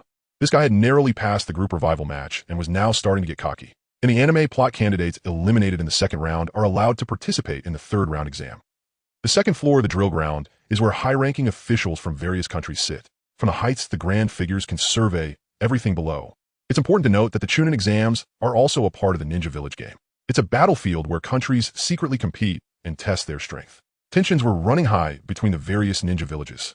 The smell of gunpowder between the high-ranking officials and the candidates was becoming increasingly intense. The useless ones from Konoha will be made to look foolish soon. Hell with your skills, you're not afraid of the wind blowing too hard, are you? Beep, beep, beep, beep. Many telegraph operators appeared on the scene, conducting instant long-distance communication. Silence. Sarutobi Hiruzen gathered his chakra and boomed with full force. His authoritative voice directly drowned out the noise in the venue. Under the pressure of the imposing presence of the Hokage, everyone present obediently closed their mouths. The proctor responsible for this exam then approached the stage to announce the rules for this round of assessment. Wow, she's a beautiful proctor. With nothing else to do, Obito couldn't help but steal a few more glances. After the proctor finished explaining the rules, she drew the contestants for the first round. First match, Nagayama vs. Horiuchi Masami. After the proctor announced this, she stepped down from the stage. Nagayama confidently walked up to the arena, eager to warm up his fists and feet. "Hey Sparrow, you better do your best," Obito shouted towards the stage. Nagayama was initially taken aback, then sneered in disdain. "TCH, as if I needed you to tell me." Ayako also shouted from below. "Go for it, Boken." As they exchanged words, Nagayama's opponent slowly made his way to the stage. Horiuchi Masami was a ninja from the Rain Village. He appeared to be around 30 years old with a strong physique. He wore tattered cloth clothes and had a long iron sword at his waist. Horiuchi Masami looked at the small Nagayama before him and revealed a sinister smile, seemingly confident of victory. Nagayama glanced at Horiuchi Masami and arrogantly said, "You're 30 and still haven't become a chunin. You're pretty pathetic, old man." It seemed that being with Obito had opened his mouth. His trash-talking skills were quite decent now.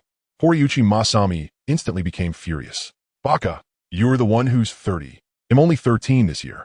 Upon hearing this, even Obito was shocked. "Brother, with that wrinkled face of yours, you really do look a bit rushed." Nagayama crossed his arms and said, dismissively, 13. "Not even half my age, you smelly little brother." Horiuchi Masami cracked his knuckles, making a sound like frying beans. "You sharp-tongued brat, I would break a few of your bones later and see if you dare to be so arrogant." Nagayama scoffed, asking in disbelief, "What a joke. Do you even know who my uncle is to talk to me like that?" "Hiss," Horiuchi Masami gasped. Could it be that this little brat has some significant background? Looking at the arrogantly smug Nagayama, he was momentarily uncertain and cautiously asked, "Who is your uncle?" Nagayama smugly replied, "My uncle is the head of the Konoha Hospital. Even if you break my bones, I won't have to wait in line at the hospital." Horiuchi Masami, "You little brat dare to mess with me." Nagayama chuckled mockingly. "It looks like you're not as dumb as I thought." Horiuchi Masami Bakayalu. The proctor could no longer watch. "Both contestants, please engage immediately, or you will both be disqualified. The leaders of various countries came all this way just to see you two argue." Under the proctor's urging, Horiuchi Masami drew his long sword and charged at Nagayama with a roar. Nagayama's previous antics had made his sanity drop dramatically. Seeing that his opponent had lost his composure, Nagayama chuckled, a hint of pride flashing in his eyes. Horiuchi Masami struck first. "Taijutsu, one sword is better than 100 words." Nagayama quickly retaliated. "Taijutsu Nagayama Barrage." Horiuchi Masami unleashed a combined ninjutsu technique. Wind release, wind sword of confusion. Nagayama was equally unyielding, countering with his own wind jutsu. Wind release, Nagayama wave. The two exchanged blows back and forth, creating a turn-based feel. Obito watched from below, laughing heartily. "After both of you finish your skills, want you just connect with 2 basic attacks to send the opponent flying." Pathetic. However, everyone in the audience could see that the emotional Horiuchi Masami was gradually falling into the rhythm set by Nagano Nami. Gasping for breath, Horiuchi Masami lunged forward with another sword thrust towards Nagano Nami. Nagano Nami remained calm, raising his kunai to meet the attack. Slash! He deflected Horiuchi Masami's long sword. Nagano Nami raised his other hand and delivered a punch. Boom! The fist landed squarely on Horiuchi Masami's face. Horiuchi Masami was sent flying backwards in an instant. Nagano Nami seized the moment, closing in swiftly. Body technique, Nagano rapid fire. Nagano Nami's fists rained down like a storm upon Horiuchi Masami. The key was that he was shouting with every strike. "The Obito," Obito remarked. "Goodness, isn't there a bit of personal grudge in that?" The exam proctor stepped onto the stage with a graceful demeanor. She announced the result of the first round. "The match is over. The winner of the first group is Nagano Nami." "Hey contestant, stop hitting. Stop it. Quickly." Both Nagano Nami and Horiuchi Masami were lifted off the stage. Thus the first group match ended. The proctor, somewhat speechless, drew the next contestants for the second round. Second group, Nara Shikahisa versus Marco. Marco was a ninja from Takigakure, sporting a short curly hairstyle that made his head look like a pineapple. The audience erupted in laughter. A pineapple head facing a pineapple head. This match is going to be interesting. Shikahisa and Marco exchanged no words. As soon as the match began, they started throwing shurikens. The distance between them shrank rapidly. Marco drew a katana and chose to engage in close combat. The long blade danced in the air, incredibly fierce. Shikahisa dared not engage, directly retreating further and further. In terms of raw strength, he seemed to be at a disadvantage. However, next Shikahisa demonstrated what extreme evasion looked like. Winding away, his agile movements left the audience in awe. Obito watched with envy. "Shikahisa has a really flexible waist." Kai, hearing Obito's word, "Obito, you're mistaken. With our daily practice of the dragon spine technique, our core strength must be stronger than his. Rin curiously looked over. Dragon spine technique? What is that? Not just Rin, but Kakashi and Ayako also turned their attention. Kai said with pride, the dragon spine technique is, At a critical moment, Obito covered Kai's mouth. He said somewhat sheepishly, it's nothing. Look, Shikahisa is about to win. Everyone's attention returned to the stage. Just then Shikahisa and Marco were fighting while retreating, reaching the edge of the stage. With his back to the edge of the stage, Shikahisa was just a few steps away from falling off. Opposite him, Marco exerted force with his legs and charged at him again. Now's the time. Shikahisa made a quick pivot and darted to the side. The shadow beneath his feet instantly elongated, ensnaring Marco's shadow like a spider's web. Shadow mimicry technique activat. With the force of the shadow mimicry technique combined with Marco's own momentum, he flew off the stage. The third Hokage in the stand smiled as he sipped his tea. Wonderful, truly worthy of the Nara clan's child. The proctor ascended the stage, waving her slender hand. The winner has been decided. The winner of the second match is Nara Shikahisa. Marco left the arena looking somewhat dejected, while Shikahisa lazily rested his head leisurely, descending from stage. During this time, the proctor had already drawn the contestants for the third round. The third match, Hatake Kakashi versus Aoyama Shinichi. Kakashi walked onto the stage indifferently. He drew his short knife, pointing it at the opposing grass ninja. Rin waved her small fist from below, cheering for Kakashi. Go Kakashi. Obito held Rin's hand and said seriously, Rin and Kakashi will definitely win, so don't waste your energy cheering for him. You still need to conserve your energy to defeat your opponent later. Rin tilted her head, feeling something was off, but couldn't articulate it. But the winner of the third match is Hatake Kakashi. The proctor's cold voice rang out. Obito. The two of them then realized that while they were talking, Kakashi had already won the duel. Ayako looked at Kakashi on the stage with admiration, feeling like a little deer was dancing the waltz of love in her heart. Kakashikin is just too strong. The entire match lasted less than half a minute. But is it really okay to be that quick? It looks like all 3 consecutive victories were claimed by Konoha. The expressions of the high-ranking officials from other nations darkened. One by one, their faces were as grim as Black Zetsu. Why is it Konoha again? Weren't they said to be lacking in talent these past few years? While the skinny camel is still bigger than a horse, there's nothing we can do.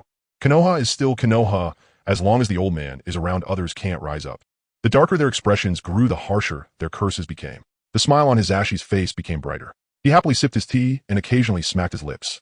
This made the people from other nations feel both angry and helpless. Soon the proctor's voice rang out again. Fourth group, Uchiha Obito vs. Might Guy. In the second level of the training ground, someone laughed loudly. Konoha is finally going to lose, ha ha ha. The person beside him was speechless. Dude, you have a serious illness? Are you overly comforting yourself? Damn, it's a fight among Konoha people, but what does the outcome have to do with you? I even said Konoha would win 4 matches in a row. Rin quietly cheered for Obito. Obito-kun, you need to do your best. Obito nodded and walked onto the stage with Guy. He looked seriously at Guy, who was opposite him. Guy-san, please. Guy waved his hand, interrupting Obito. Don't worry, Obito-kun. I fully understand your intentions. As Guy's confidant, he believed their camaraderie was there was no need for verbal communication between the two. With just a glance, they could understand each other's thoughts. Guy removed the weights from his body and said seriously, I will give it my all in this match and will not hold back. Obito's expression was complex. I knew it. Looking at Obito's reassured expression, Guy couldn't help but smile sincerely. Everything was Obito pondered with some frustration. Guy's martial arts were exceptional. It seemed unrealistic to think he could. Moreover, this guy had a resilient mind. With his illusion skills, he feared he wouldn't be able to trap him for long. This was going to be, if he couldn't win easily, he wouldn't be able to dazzle the crowd. No choice, it seems. I can only find another way. Dazzle the crowd, dazzle the crowd. As his thoughts swirled, Obito's eyes suddenly sparkled. He had an idea. The author blindly guessed, someone would blindly guess. Obito formed hand seals with both hands and shouted softly, shadow clone technique. 2 shadow clones suddenly appeared, standing in a line with Obito. Kai excitedly adjusted his pants. 3 Obitos, this is truly something to look forward to. On the viewing platform, the third Hokage took a surprise sip of tea. Little Obito can now use the shadow clone so skillfully. His companion Kazashi looked rather, this kid Obito couldn't even learn the clone technique at school, yet he picked up the shadow clone so quickly. This is just not scientific. However, Kazashi thought for a moment. It seems a ninja world never really adhered to science. The third Hokage smiled as he savored his tea, very pleased with Obito's performance. Not bad, not bad. However, what he didn't know was, he would soon find it hard to smile. On the arena, Obito solemnly spoke to Kai.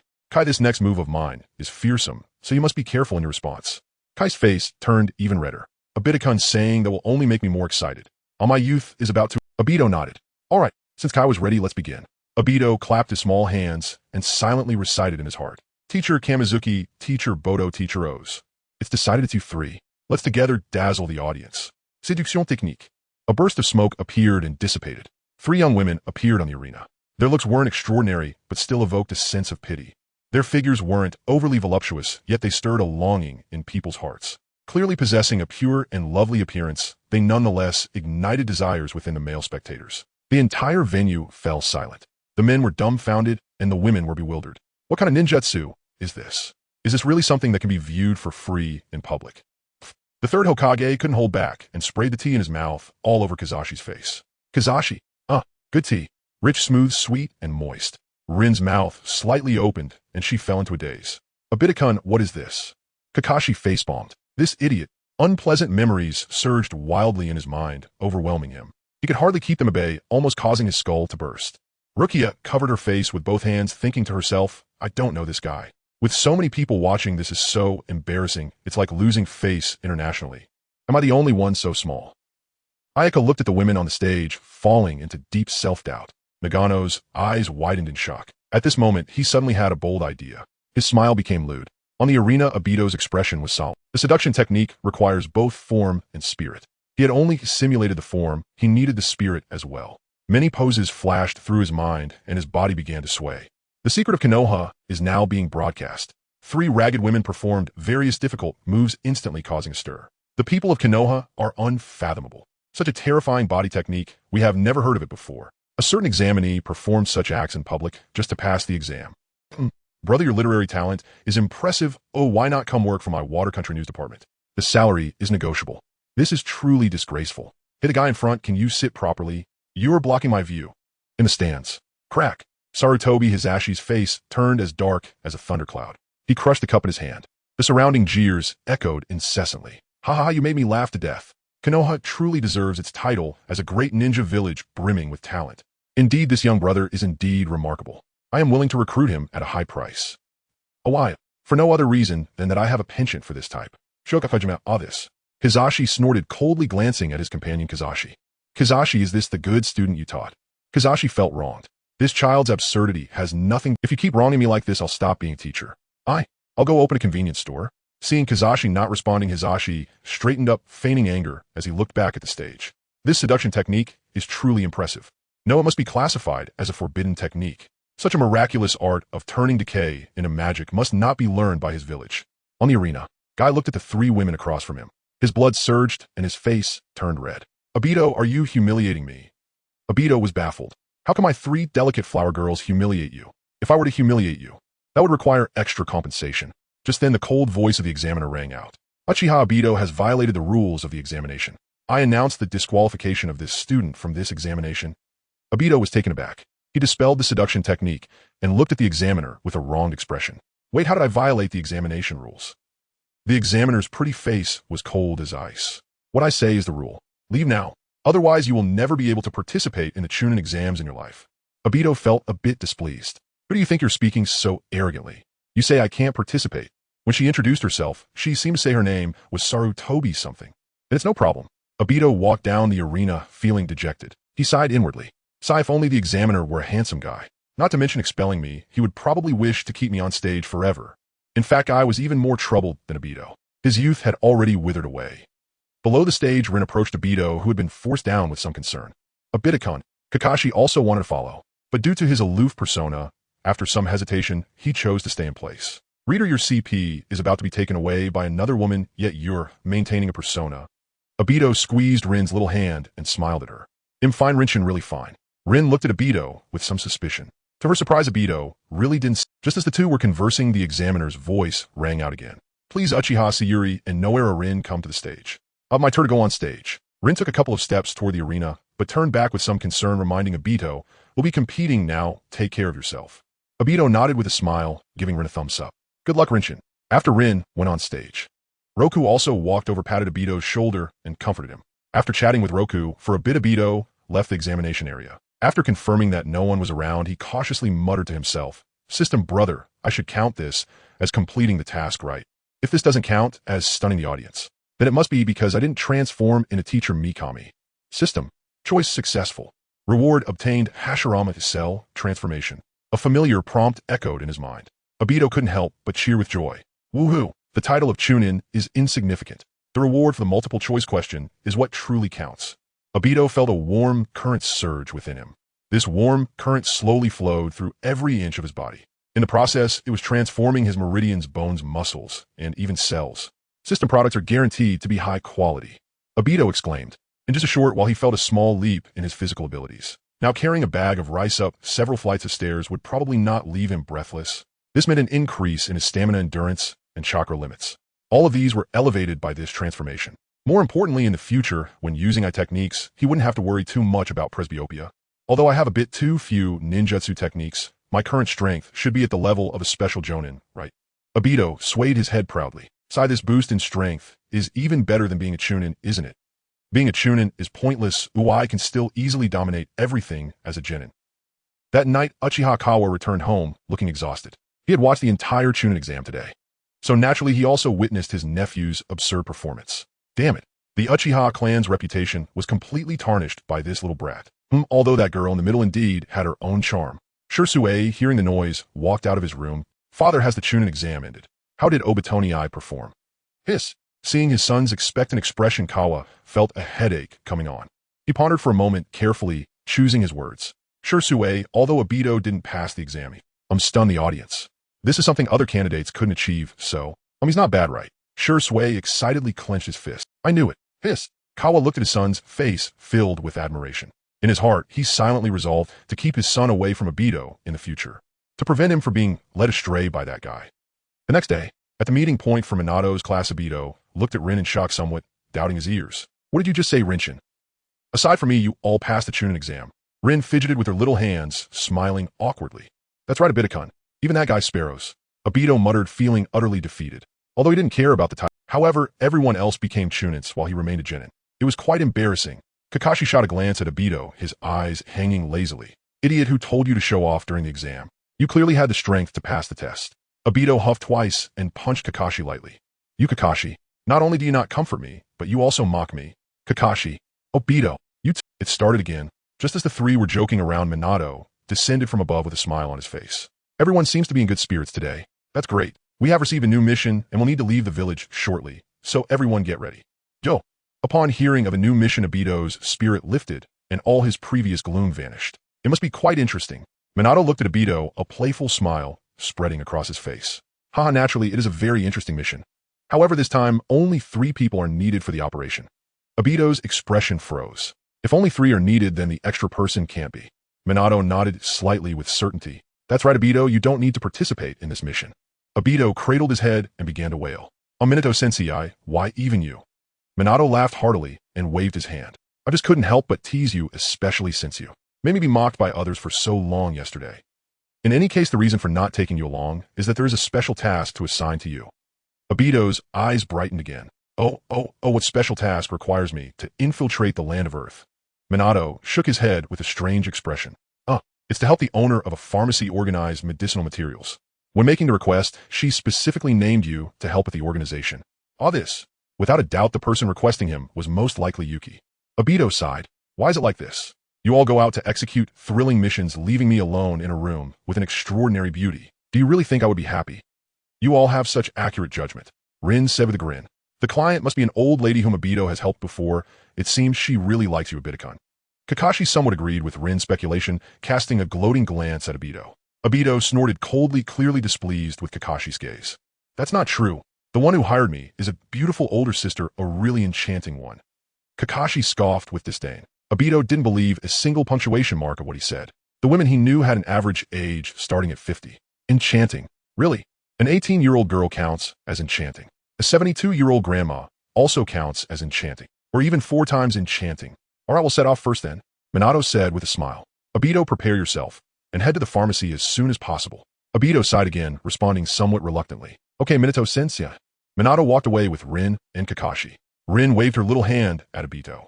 We're off now, Obito-kun, bye-bye. Kakashi, with his hands in his pockets, merely shrugged. They're gone. After watching Minato and the others leave, Obito also headed toward the pharmacy. Obito arrived at the pharmacy entrance. Upon entering, he saw that familiar figure. Yuki was sitting at the counter, smiling at Obito. You're here, little brat. Obito chuckled and scratched his head. Yuki, long time no see. Yuki tapped her delicate hand on the table, getting straight to the point. Since you're here, let's get to work. Go bring all those boxes from outside in. All this. So straightforward. Well then, let's just get started. However, just as he rolled up his sleeves, a multiple-choice question popped up in his mind. Option 1, honestly move the medicinal materials and be an honest person. Completion reward none. What reward does an honest person want, eh? Option 2, pretend to move the medicinal materials while secretly admiring Yuki and be a little lecherous. Completion reward seduction technique, level up. Option 3, working is impossible. Well, I can never work in it. Move medicinal materials. No, I'm going to chat with the pretty lady. Completion reward, Yuki's favorability 1. Reminder, when Yuki's favorability towards you reaches a certain value, subsequent tasks may be triggered. Obito glanced at the options, his gaze slightly complex. It seems he still doesn't understand women at all. He almost went off to work honestly. You can't guess a girl's thoughts no matter how much you guess you won't understand them. Option 1 is out of the question. As for option 2, he, Obito, have never been interested in women. Of course, I'm not particularly interested in men either. He'll choose 3, 3, 3, 3, 3, 3, 3, 3, 3, 3. Obito grabbed a small stool and sat next to Yuki, grinning. Yuki, it's been a while since we last met. Let's chat for a bit. Choice successful. Reward, Yuki's favorability. A charming curve appeared at the corner of Yuki's mouth. Sure, then let's chat. What should we talk about? Obito tentatively, how about we discuss a sensitive topic? Yuki was slightly taken aback. A hint of blush appeared on her lovely face. What sensitive topic do you mean? Which aspect are you referring to? I must be overthinking. He's still just a kid. For example, Yuki, what do you think about the current chaotic situation among the 5 great nations? Yuki shot Obito a speechless glare. This little brat actually dared to tease her. Little brat, are you happy to be cheeky like this? Obito nodded as if it were natural. Of course I'm happy, otherwise why would I be cheeky? Yuki, you make a good point. I find myself at a loss for words. The two engaged in deep conversation for an entire day, until the sky grew dark. Obito reluctantly left. Watching Obito's departing figure, Yuki murmured with a smile, this little brat is quite interesting. Suddenly, Yuki slapped the table as if recalling something. Didn't I hire him to work? Why did I end up chatting with this little brat all day? Now that he's gone, who's going to move the stuff at my door? Yuki looked at the boxes at the door, her delicate face subtly darkening. Singing of sunrise, singing of sunset, singing of joy, singing of twinkling stars, singing of troubles, singing of laughter. Obito hummed a little tune, contentedly returning home. Chatting with a beautiful lady and even receiving a little money, I really do have a knack for living off others. I wonder if Granny Kagaya likes my type. After a bout of random thoughts, Obito sat cross-legged on the ground, intending to try out one of his ideas. The body modification is nearly complete. I should be able to withstand that power now. When he previously awakened his Sharingan, due to Shikumo's death, the second Tomo had already taken shape. However, his body at that time was not strong enough. He couldn't bear the power of the double Tomo Sharingan. Therefore, he couldn't awaken the double Tomo Sharingan. However, he could feel that the power had not disappeared. It lingered in his mind, waiting to be birthed. So now he planned to find a way to draw out this power and upgrade his Sharingan. Then, let's begin. With a deep breath, Obito cast an illusion on himself. His consciousness was dragged into a scenario sealed within. He would be forced to witness everything that unfolded. Before him was a sheer cliff with a blood moon hanging high. In the suffocatingly dense night, figures wearing masks stood everywhere. They hid in the darkness, wielding sharp blades. With indifferent expressions, they gazed at the two boys as if they were merely looking at two corpses. Swish! Blades unsheathed. Ghostly figures lunged at the two boys. Cree! The piercing cries of birds echoed. The silver-haired boy grasped the thunder and charged towards an enemy. However, the thunder did not pierce the enemy as he had anticipated. Instead, for some unknown reason, it struck through his comrade's chest. Blood stained the girl's chest, blooming into a dazzling flower. Lin! The girl fell with a smile. In the hearts of the two boys, it felt as if flames were scorching. In reality, Obito let out a hysterical roar. Because right now, he was Obito. He was the protagonist of his tragedy. His beloved girl was pierced through the heart by his closest friend. This sense of immersion was something outsiders could never truly comprehend. Grief and despair, anger and confusion. Various negative emotions surged endlessly from the depths of his heart, impacting his soul and consciousness. Boom! The power that resided in his mind was stirred. It surged forth, violently drilling into his eyes. Obito opened his eyes once more. In his blood-red eyes, two Tomo swirled slowly. I succeeded, Obito murmured, yet there was no joy of success to be found, because the illusion magnified his emotions. He remained engulfed in the sorrow of Lin's death. After a long while, he let out a long sigh, freeing himself from the shadows in his heart. Finally, double Tomo, that's not bad. However, this method will only be effective this once, had it not been for the prior brief activation of the double Tomo. He thought this so-called illusion, where I already know the outcome, does not have such a strong stimulating effect. Obito wiped the fine sweat from his forehead. Lying on a small bed, he peacefully drifted into slumber. The next day, Obito woke up full of energy. Naturally cheerful and lively, he had already cast yesterday's worries aside. But the teacher Minato and the others probably won't return. What should I do today? Speaking of which, it seems I haven't set any small goals for myself recently. With this thought, he cautiously opened his mouth to ask, System brother, how about giving me a quest? System. Ding. Option 1, I complete 100 drain tasks within 6 months. Reward patience 1. Option 2, kill 20 chunin within 6 months. Reward taijutsu upgrade jounin level. Option 3, complete 30 crank tasks within 6 months. Reward labor is glorious BGM. Labor is glorious BGM. In your BGM, no one can outwork you. When your stamina is exhausted, it can instantly restore 20 of your maximum stamina. This effect can only be triggered once a day. What's patience 1 supposed to mean? Obito directly ignored option 1, his gaze continuing to sweep downward. Kill 20 chunin, huh? Obito laughed wickedly. If I just kill everyone from my own cohort, won't I have completed half the task? Moreover, after that, only the genin will be left in my cohort. Let's see who dares to mock me then. Of course Obito was just joking. How could he possibly harm his beloved friends and brothers for such a trivial reward? I might as well choose option 3. In a balanced fight, triggering this reward buff is like having an extra half-life. Moreover, the difficulty of completing option 3 is lower than that of option 2, so 6 months should be manageable. Obito quickly made up his mind. In his mind, he repeatedly pressed 333,333. After Minato and the others returned, he would follow them to continuously take on tasks. After some time, Minato was somewhat surprised to find that his disciple Obito seemed like a different person. He had begun to actively request the team to take on more tasks. During task execution, he also behaved more proactively than anyone else. How should one put it? A solidly grinding character had indeed grown into a human being. Minato felt quite pleased with this change in Obito. Oh, Obito, you have finally grown up. It was worth all this time I spent Minato looked at Obito beside him, smiled gently, and said, Obito, why don't you share your thoughts? They were currently executing a crank task with 4 people. The task was to capture a fugitive from the land of fire and gather intelligence from him. They had traced the fugitive's whereabouts and finally locked onto his hideout. If all goes well, that guy should be hiding in the cave right before their eyes. If I exert myself a bit more, perhaps there will be another update. Obito straightened his small frame and began speaking with confident fluency.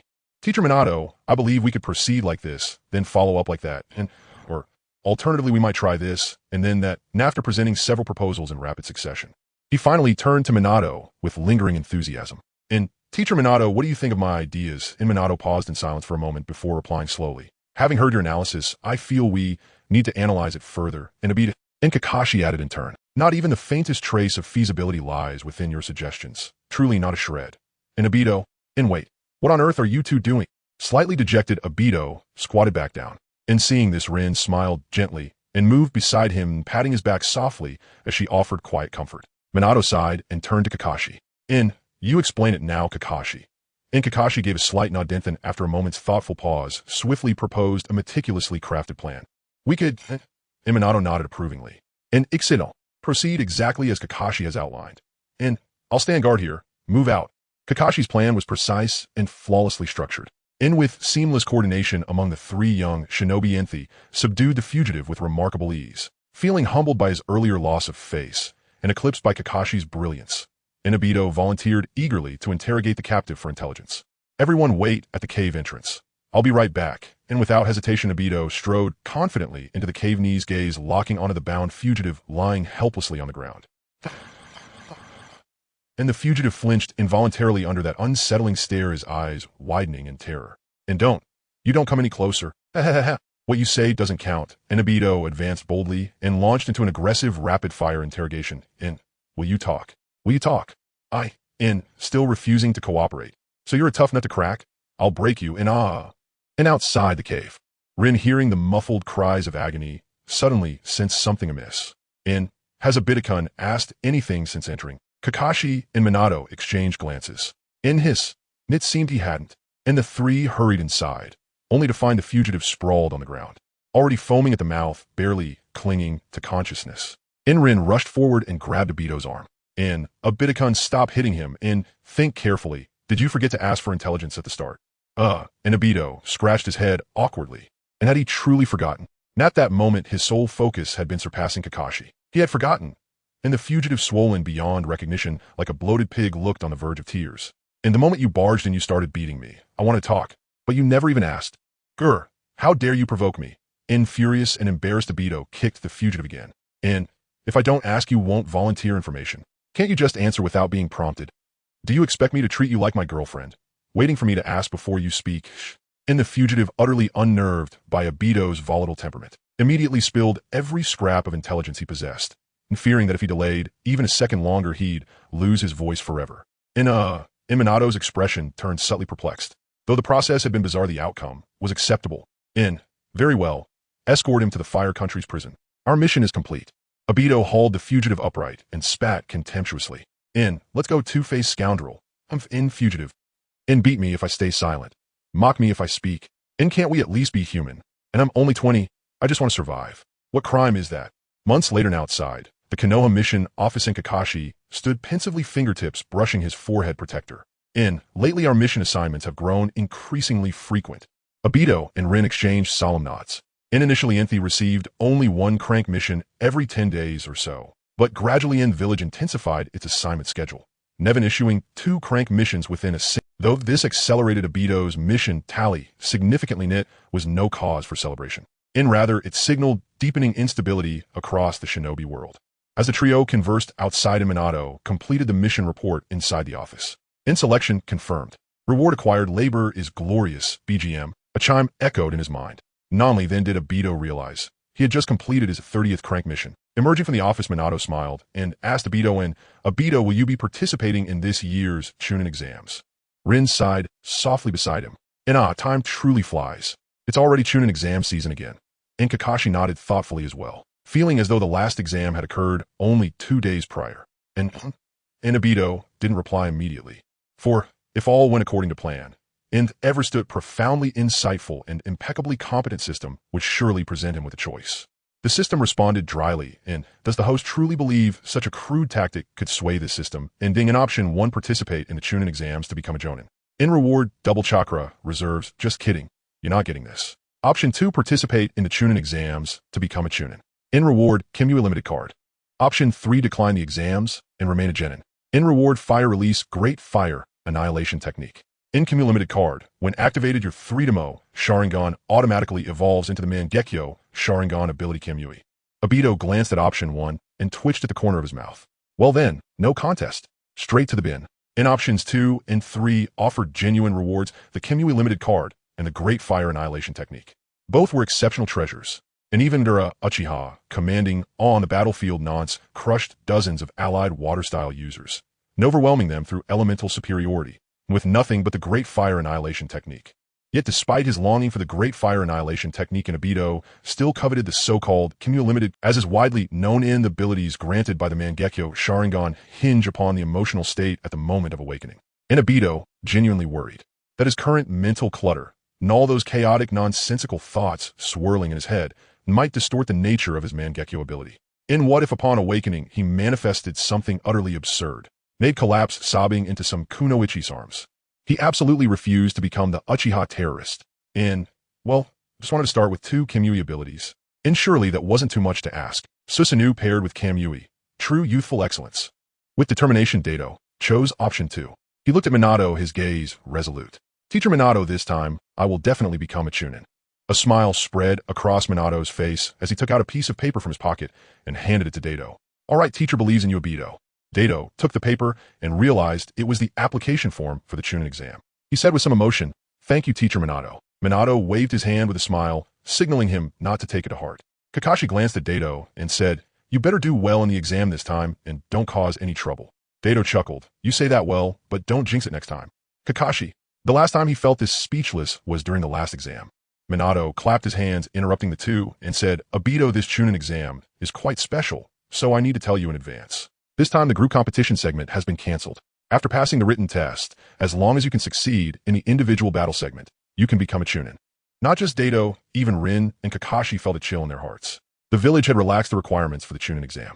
Was this to expand the military strength? Rin couldn't help but ask, Teacher Minato, are we from Konoha going to directly intervene in the war? This was after the disappearance of the third Kazekage. The Land of Lightning took advantage of the chaos to launch a surprise attack on the Land of Wind, igniting conflicts among the great nations. Since then, the ninja world had descended into turmoil. Minato lowered his gaze. He did not directly answer Rin's question, but simply rubbed her head. This is not something you should No matter what happens, there will be teachers and other seniors shielding you from the storm. The three felt a heavy weight in their hearts. It seemed that a direct war was really not far off. Minato looked at the worried expressions of the three little ones and smiled wryly. All right, Obito, you should prepare well for the Chunin exam in a few days. At that time, the teacher will take everyone to cheer you on. Dato nodded heavily. Yash. A few days passed by in the blink of an eye. Dato confidently headed to the first round of the exam was still the familiar written test. Dato felt that perhaps it was just an illusion, but he thought this time the questions seemed much easier than last time. This time I'm sure I can get a good score. After the exam ended, Dato once again passed the written test with a low score, but without any danger. He let out a sigh of relief. Now it's time for the practical assessment. A week later at the Konoha training ground. Dato looked around, but he only saw Rin's figure. He walked over to Rin and curiously said, I want to ask Teacher Minato, since he's busy. Where's that Kakashi guy who said he would come and cheer for me? Rin smiled. It seems he was taken away by Kyra early in the morning to the training ground for a showdown. Dato pouted a bit unhappy. If I knew, I couldn't rely on this guy. Rinshin is the best. Seeing Dato sulking like a child, Rin reached out her small hand wanting to ruffle his hair. Dato, noticing, slightly bent down and lowered his head. Rin giggled as she ruffled Daito's hair and then tidied his hairstyle. You need to do well, Daito-kun. Daito's face turned slightly red as he nodded vigorously. MMOK Rinshin. On the arena, the examiner quickly announced Daito's name. Third match, Uchiha Daito versus Fama Renya. It's my turn. I'm going now, Rinshin. After saying goodbye to Rin, Daito walked onto the arena. His opponent, Fama Renya, was a ninja from the Takegakure village. However, this guy's physique resembled that of a warrior with well-defined muscles and prominent deltoids. His arms were thicker than Daito's thighs. The match begins. With the examiner's command, Daito's hand was already resting on his short blade. Draw technique. In nearly 10 meters, Daito almost leaped forward. With a fierce slash, it seemed as if he aimed to sever all things in the world. Fama Renya faced the attack, fearlessly gripping a fist weapon to counter it. Clang! The sound of metal clashing rang out as Fama Renya stepped back 3 paces. Daito only retreated 1 step. With a heavy stomp on the ground, he charged at Fama Renya again. Clang, clang, clang, clang, clang. Sparks flew as Fama Renya barely held up his defense against Daito's slashes, continuously being pushed back. Daito said in surprise, You're quite strong, able to catch my blade. Fama Renya, I suspect you're showing off, but I have no evidence. Daito swung his blade again. Taking advantage of Fama Renya's defense, he retreated. He formed hand seals, his throat moved, and he spat out a burst of fire. Fire release, great fireball technique.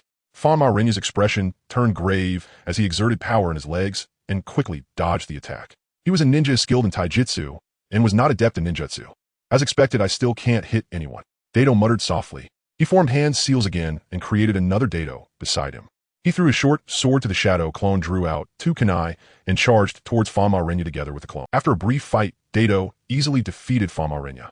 After all, he wasn't Itachi and his opponent. There was no need to hold back, so there was no need to hesitate. The winner has been decided. The winner is Uchiha Daito. The examiner announced the result with some regret. A few days ago, he heard that among the candidates for this Chunin selection, there was Uchiha Daito, who had dazzled everyone last time. Thus, he specifically applied to be an examiner. Unfortunately, he still couldn't personally experience that terrifying forbidden technique. Daito tidied his clothes and stepped down from the arena. Rin rushed over, joyfully saying, You won, Daito-kun, you're amazing. Daito scratched his head a bit shyly. It's nothing. In front of the girl he liked, he was always that introverted boy. After chatting for a while, it was Daito's turn on stage again. He easily secured another victory. Daito felt that this time, he was surely going to become a Chunin. To be honest, with his current special Jonin level, participating in the Chunin selection was indeed a bit unfair. As expected, after all the battles were concluded, Daito successfully became a Chunin as he wished. He smiled himself, saying, Great, I am 1 step closer to becoming Hokage. In his mind, a prompt sound for task completion followed. Choice successful. Reward, Kamui limited card. The cheat will also be credited. Daito felt elated. Just then Rin waved at him, saying mysteriously, Daito-kun, come closer, I have something to tell you. Daito curiously leaned in his ear. Rin whispered softly in his ear, An hour later, let's meet in the small forest where we usually train. Her gentle breath brushed against his ear. It felt like a girl's ponytail brushed past, making his heart flutter. Daito felt his heart thumping nonstop. He hesitantly asked, So late, what are we going there to? Do? The sky outside had already darkened. In another hour, it would be hard to see anything outside. Rin playfully stuck out her little tongue. You'll know once you get there. I'm off now. After saying that, she happily bounced away. Daito felt a ticklish feeling in his heart, wishing he could directly jump to an hour later. He wanted to sneak a peek in the woods. I wish I could jump to the next chapter directly. Too bad there's only a yellow button. Now, those who have passed the assessment, please come forward to collect the relevant documents. Dai, too, patiently listened to the chatter for 5 minutes. After receiving his documents, he hurried back home. His grandmother heard the commotion and came out of the house with a smile. Obito, how did the exam go today? Did you pass? Dai-Tu pulled out a stack of documents from his pocket and handed them to his grandmother. Of course. Your grandson is now a chunin. Look at my certificate. I have something to do, so I won't talk to you. After saying that, Dai-Tu ran off to prepare for a bath. Time was tight. He needed to wash up, change his clothes, and dress up nicely. Seeing Dai-Tu's flustered appearance, his grandmother chuckled and chided, slow down, you're so clumsy, all day long. She went back inside to get her glasses and carefully examined the documents in her hands. Oh, my grandson is now a chunin. That's quite an achievement. But this photo is terrible. My grandson is so handsome, yet it makes him look like a short winter melon. Half an hour later, Dai-Tu styled his hair like an adult and put on a stylish jacket. Then he prepared to head out. A cold wind blew as he... Only then did Dai-Tu suddenly realize, oh no, I'm not wearing pants. By the time he got everything sorted and rushed towards the small forest, he sadly discovered that he seemed to be late again. I need my Kamui or the Flying Thunder God. The night forest was quiet and serene. Branches swayed gently in the evening breeze as if beckoning to those who would not return. Huff, huff, huff. Dai-Tu ran to the place where he usually trained. A familiar soft voice reached him. Dai-Tu-kun, you're late again. Rinshin. Dai-Tu's eyes lit up and he quickened, but when he arrived, he was stunned by the scene before him. Sensei Minato, Sensei, Kisuke, Kakashi Guy, and Riku. Why is everyone here? A melancholic voice echoed. Dai-Tu-kun, I'm here too. Dai-Tu awkwardly scratched his head. Haha, sorry Ayako, I didn't see you earlier. Riku had a faint smile on his lips. It was Rin and Sensei Minato who organized everyone to come and celebrate that you finally became a chunin.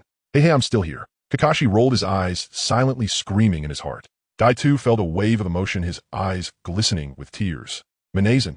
Rin smiled as she walked over and took Dai-Tu's hand. Everyone prepared gifts for you. Here, this is the ninja tool pouch I sewed by hand. Saying this, she stuffed a small package into Dai-Tu's hands. Minato smiled and handed Dai-Tu a book. This is my favorite book. You can read it during your free time. Kisuke gifted Dai-Tu a new pair of goggles. Ayako's gift was a brand new set of shurikens. Dai-Tu-kun, I bought you a weighted set. We could train together every day.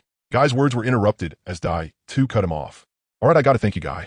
Riku held a small box and said, here's a chess set. You can always find me when you want to play. All right. He pulled out a kunai from his pocket and handed it to Dai-Tu along with the small box. This is a gift prepared by Bo for you. Dai-Tu was shocked as he took the small box and the kunai. Wow, that guy Sparrow actually prepared a gift for me. He examined the kunai closely and found it to be a brand new sharp kunai. However, the blade was engraved with the words last place. Dai-Tu smacked his lips. This was indeed Sparrow style. Holding the pile of gifts, he bowed deeply. Thank you all truly. Riku smiled and said, well, you're being too polite. Ayako echoed. Exactly, Dai-Tu-kun. We don't need to be so formal between us. Kisuke encouraged him. You need to keep working hard, Bito. Don't become complacent due to a little achievement.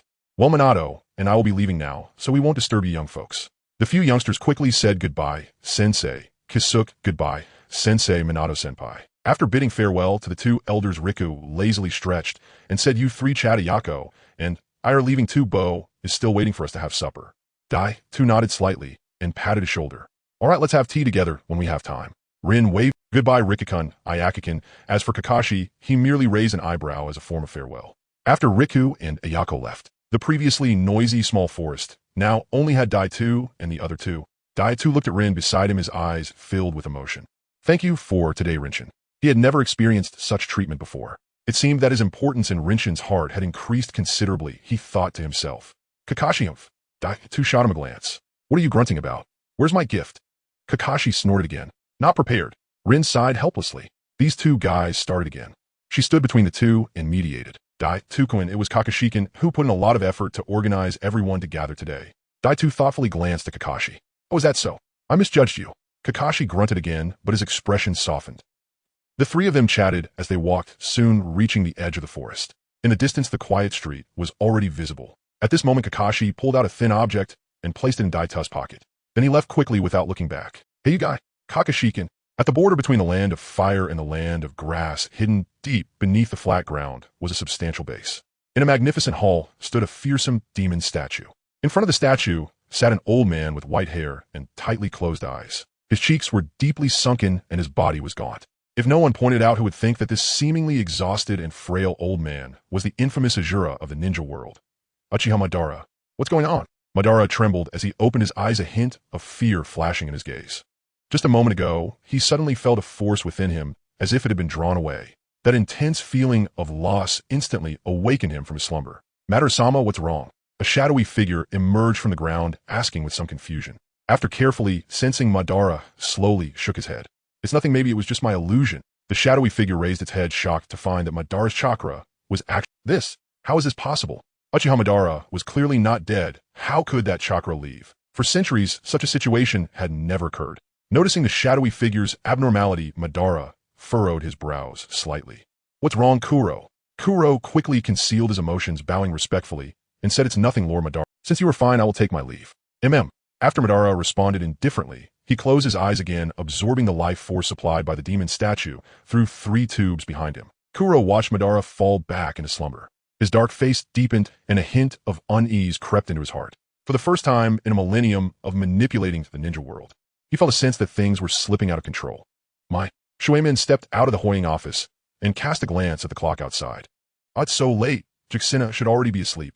He activated the Flying Thunder God technique and quietly arrived in his family's living room. To his surprise, the living room light was still on. Juxina sat at the table lost in thought. Shuemin, somewhat startled, asked Juxina, it's so late. Why are you still awake? Then moved, he spoke with tenderness. You're not waiting up for me, are you? No. Oh. Juxina turned, her expression complicated. Shuemin, there's something I need to tell you. You? Her hesitation sent a ripple of nerves through him. 1,000 conjectures flitted through his mind. I might be going to be a mother. Huh? Shuemin froze, a single cowlick, standing on end, utterly stunned. After a long moment, he could barely believe it, and asked, I'm going to be a father. We have a baby. Juxina bit her lip and nodded gently. Yes, this is... Shuemin understood why Juxina felt overwhelmed at their age. They had never contemplated having children. The sudden arrival of a little life left her flustered and unsure. Shuemin stood beside her, wrapped his arms around her, and spoke softly. Though unexpected, is the coming of this child not a blessing? Juxina leaned into Shuemin's embrace and nodded emphatically. Indeed, our household will soon be 3. But we're not married yet. Shuemin laughed heartily. Then let's marry. Will you marry me? Don't think you can win me so easily. You must properly propose to me. Juxina's cheeks flushed as she spoke, and in a shy, affectionate gesture, she punched Shuemin. He was sent flying, crashing into the wall and leaving a large, dramatic hole. Juxina leapt up in alarm and called out the door. Shuemin, are you all right? His trembling voice answered from outside. I am fine. Since becoming a Jinchuriki, Juxina still struggled to fully control her strength. Better to keep some distance for now, Shuemin thought to himself. He could no longer let her pummel his chest, as she once had someone might get seriously hurt. Shuemin stepped back into the room and spoke sternly. Juxina, do not tell anyone about the pregnancy. Tomorrow I will report to Sandai and see what is the most appropriate course of action. Juxina gave a small nod. I understand, Shuemin. Then pouting, she added, humph, it's her disciple's fault. If not for him, we might not have found ourselves with a child so soon. Shuemin forced a sheepish smile. Juxina's accusation was not without merit. If Daida's medicinal liquor had not been so potent, provoking them into a bout of reckless passion, they would not have conceived so early. In the Huaying office, after Shuemin departed, Sandai retrieved a crystal orb from a desk drawer. He waved his pipe, and an image bloomed upon the orb. Oh, little Daitu at again. Quite something, Sandai murmured, smoking and sipping his tea with a pleased smile. He watched for a while, and then noticed something amiss. Why is that girl's face getting redder? Sandai pressed his face close to the orb. He stared at the woman on the screen, her complexion flushed so deeply it seemed blood had risen to the surface. Then suddenly, boom, the beautiful woman detonated before his eyes. Startled, Sandai flung his pipe aside. Can you imagine the shock of enjoying the sight and having it explode in an instant? 2 Umbu operatives surged in at once. Sandai, are you all right? They asked. Quick of hand, Sandai hid the crystal orb and composedly shook his head. I'm fine, and I simply dropped my pipe. You may withdraw. Yes, sir. After they left, Sandai slammed the table in irritation. Daida's antics were absurd. What kind of person behaved like that? He conjures a beautiful woman, lets her dance for a while, and then blows her up. Moreover, wasn't that his own shadow clone to begin with? You blow yourself up. Did you consent to that? In a small grove, after employing the shadow clone explosion technique, Daitu formed hand seals again and released a shadow clone. Brother, are you all right? How do you feel? The clone asked, smacking its lips upon materializing. I feel rather splendid. Is this what art feels like? It's positively invigorating. Daitu stared, puzzled. He placed a worried hand on the clone. Brother, you didn't blow out your wits, did you? The clone scolded. You bastard, take your filthy hands off. Do you really think you're Deidara? Daitu snapped, giving the clone a solid slap and dispersing it. My Mushin. Within the sanctuary's temple, Shinzua bounded in and addressed the great toad slumbering upon its throne. Old Master Shao Zielai has arrived. The great toad sage slowly lifted an eyelid, eyes still glazed as if half asleep.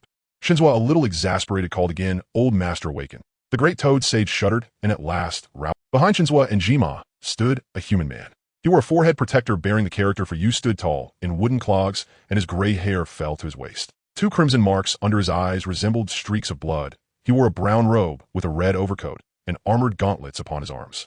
The great toad sage regarded the man, chin cupped in thought. Who is this? Shinzua answered beside him, old master. He is Xiao Zialai. The toad's eyes cleared. Oh, of course, Xiao Zialai. You've grown so much. Jima, at a loss for words, muttered, Are you senile? You were the one who summoned him.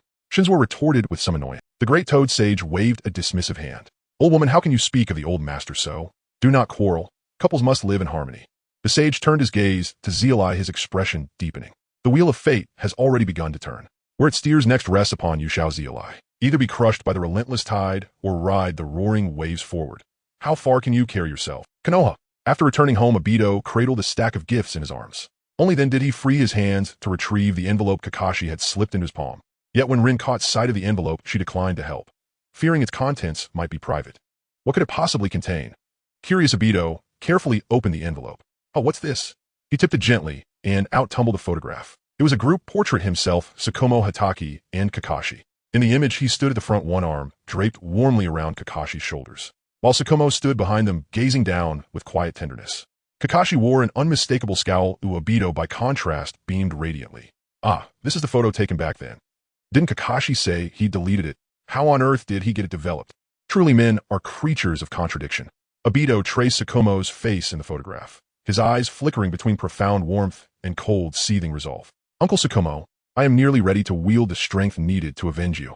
Several months later, a secluded grove on the outskirts of Konoha. Now try yourself, Shursui.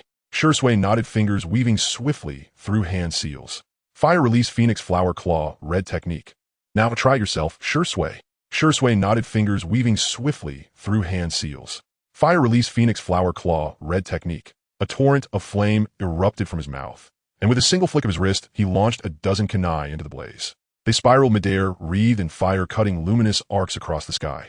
Like scattered impatience blossoms, exquisitely vivid, yet beneath their beauty lay lethal precision. Whoa! Obito stared upward, utterly dumbfounded. He himself had labored for days to master this brank jutsu, yet his younger cousin had grasped it instantly, effortlessly. Was this talent so extraordinary that even his own advantages paled in comparison? No wonder he was Tsukumo's nephew. Noticing his cousin's complex expression, Shursui hesitated, then scratched his head self-consciously. Brother Obito, did I do something wrong? No, not at all. Your execution of the Phoenix Flower Claw red technique is flawless. You've already matched your elder cousin's skill. Shursui punched the air, elated. That's amazing. His cousin's praise carried immeasurable weight. Then curiosity shimmered in his eyes as he turned toward Obito. Brother Obito, how long did it take you to learn this technique? Obito stiffened, then coughed awkwardly. Roughly the same time it took you. As the words left his lips, he suddenly sensed an uncanny familiarity in their exchange. Why did this feeling of eerie recognition grip him so strongly? Beside him, Shursui nodded slowly, as if confirming an unspoken certainty. Of course, his elder cousin was exceptional. He could never fall short of such brilliance. Brother Obito, would you spar with me a little longer? Just swordplay? Shursui asked. All right. Obito agreed without hesitation. He drew his tanto, the shadow show, with deliberate grace. Shursui unsheathed his small katana in turn, feet shifting like whispers on wind. They closed the distance, each measuring the other's rhythm, seeking openings. Since this was training for his younger cousin, Obito held nothing back, launching the first strike without warning. He surged forward in a single bound, several meters in an instant, then cleaved downward with blinding speed. Shoo! A razor-edged arc screamed through the air, descending upon Shursui like a falling star. Unflinching, Shursui angled his blade upward, meeting the tanto with perfect timing. Arms braced, he absorbed the impact. Clang! Sparks exploded where steel met steel. Having parried the blow, Shursui seized the opening, twisting his torso, pivoting on his heel, and sweeping his katana sideways in a swift, lethal arc. Well done! Obito deflected the strike with a sharp twist of his wrist, then countered with an upward slash. Blade clashed against blade, back and forth, relentless and precise. The rhythmic chime of steel echoing like a duet of kinship and courage. After their exhilarating bout, the two brothers sat beneath the dappled shade of ancient trees, listening to cicadas hum and birds call, feeling the breeze glide softly over their skin. Shursui glanced quietly at his cousin beside him. Thank you for training with me today, Brother Obito. You must be terribly busy now that you're a chunin. Obito laughed heartily and slung an arm around Shursui's shoulders. No need for such formality between cousins. Come find me anytime you need anything. Shursui nodded vigorously. A moment passed in tranquil silence. Then Shursui's eyes thoughtful ventured another question. Brother Obito, lately tensions between our clan and the village seem to be worsening. Who do you think bears greater responsibility for this rift? Obito looked at his younger cousin, surprised. How could a child, so young, already grapple with such weighty questions? After a pause he replied, I believe both sides share the blame. Konoha has never fully embraced the Uchiha clan, and we in turn have never truly rooted ourselves within the village nor forged genuine loyalty to it. At its core, the conflict stems from a fundamental lack of mutual trust, the very foundation upon which all discord is built. Shursui fell silent, his expression deepening into quiet contemplation. His cousin's words resonated closely with his own reflections. Then, how do you think we might begin to heal this? Obito rubbed his temple, lost in thought. Perhaps, if someone deeply respected by both sides were willing to serve as a bridge, the situation might shift profoundly. Shursui's eyes lit up like dawn breaking. You'll be that person, brother Obito. Me, Obito's expression twisted, ironic, almost pained. Could the very architect of his clan's annihilation become its savior? Yet seeing the earnest hope shining in Shursui's gaze, he ruffled the boy's hair gently. I don't know if I can fulfill that role, but I'm certain you can, little Shursui. Shursui's cheeks flushed warmly. Really? Then I'll train harder and walk beside you, brother Obito, to change things for the better. Obito smiled and nodding glanced up at the sky. Time's growing late. Let's end here for today. Shursui rose and lingered just a moment longer, reluctant to part. I'll be off now, brother. Goodbye, little cousin. Watching his cousin disappear down the path, Obito hummed a light, carefree tune as he strolled homeward. Maybe you should just delete me, or I'll block you instead. Over these past months, the system had presented only ordinary rewards for completing selections consisted mostly of chakra. He estimated his current reserves at nearly 1 full unit, matching the peak chakra capacity of Kakashi at his strongest, for a 12 or 13-year-old, neither of the Senju nor Uzumaki bloodlines. This was an astonishing, almost unnatural reservoir. Naruto will appear in the next chapter. Moreover, with the cells of Hashirama flowing within him, he still had ample room for growth. Aside from being slightly lacking in ninjutsu, I should be almost able to match a Jonin now, right? Obito muttered to himself as he walked, cradling his head while traversing the streets. Suddenly, he stopped at a fork in the road. Following the left path would lead him back home. If he took the right path for a bit, he would see Lin's small house. Should I head straight home or go find Lin to play for a while? Obito hesitated for a moment. The system sighed internally. Without me, how are you going to live with your choice phobia? Ding. Option 1, hurry home. It's late, and it's not safe for a boy to be out alone. Completion reward pepper spray X1. Option 2, the long night is lonely, go find Lin to play. Completion reward none. Option 3, I want to go left or right, I'll walk backward. Hey, just for fun, completion reward rear view mirror X1. Obito glanced at the options, noticing they were as outrageous as ever. Option 2 actually has no reward. Then I should first eliminate options 1 and 3. Then I'll choose 2. It's obviously unique. The system was bewildered. You just want to flirt, don't you? Obito felt like a wild dog unleashed. He bounced off toward the right. He leaned on him coming. After walking for about 10 minutes, Obito had already spotted the familiar little house in the distance. But at the same time, he noticed several uninvited guests. Obito's brows furrowed slightly. He saw Lin and her mother standing at the door, flushed and arguing with several men. These men were burly and fierce-looking, evidently not ordinary individuals. The leader wore a forehead protector and carried ninja tools, clearly a ninja as well. Obito stealthily approached. Lin's mother angrily said, "You are being unreasonable. I came to your door several times to repay the money, yet you delayed with various excuses. Today I won't give you a single extra coin apart from the principal." The leader sneered. "Well, you have no say in this. The 3% interest for overdue payment is clearly written in black and white. If you dare to repay 1 less coin today, well, meet at the village's police department." The speaker was named Imai Katsutoshi. He was a lazy ninja who preferred enhancing his quality of life through less than legal means rather than working hard to complete commission tasks for money. The mother and daughter before him were the targets he had set his sights on this time. He wouldn't leave without taking a chunk of meat. Lin's mother resolutely stated, "Then well, meet at the police department. You won't take a single coin away today." Imai Katsutoshi waved his hand impatiently. "Brothers, don't waste time with them. Just go inside their house and take everything valuable." Lin pulled out a kunai, standing protectively in front of her mother. "I dare you to try." Imai Katsutoshi raised an eyebrow, speaking with a playful tone. "Little girl, do you know how serious the consequences are for fighting in the village?" He pushed his forehead protector aside. "If reported, your ninja qualifications will be revoked." Lin's little hand trembled slightly.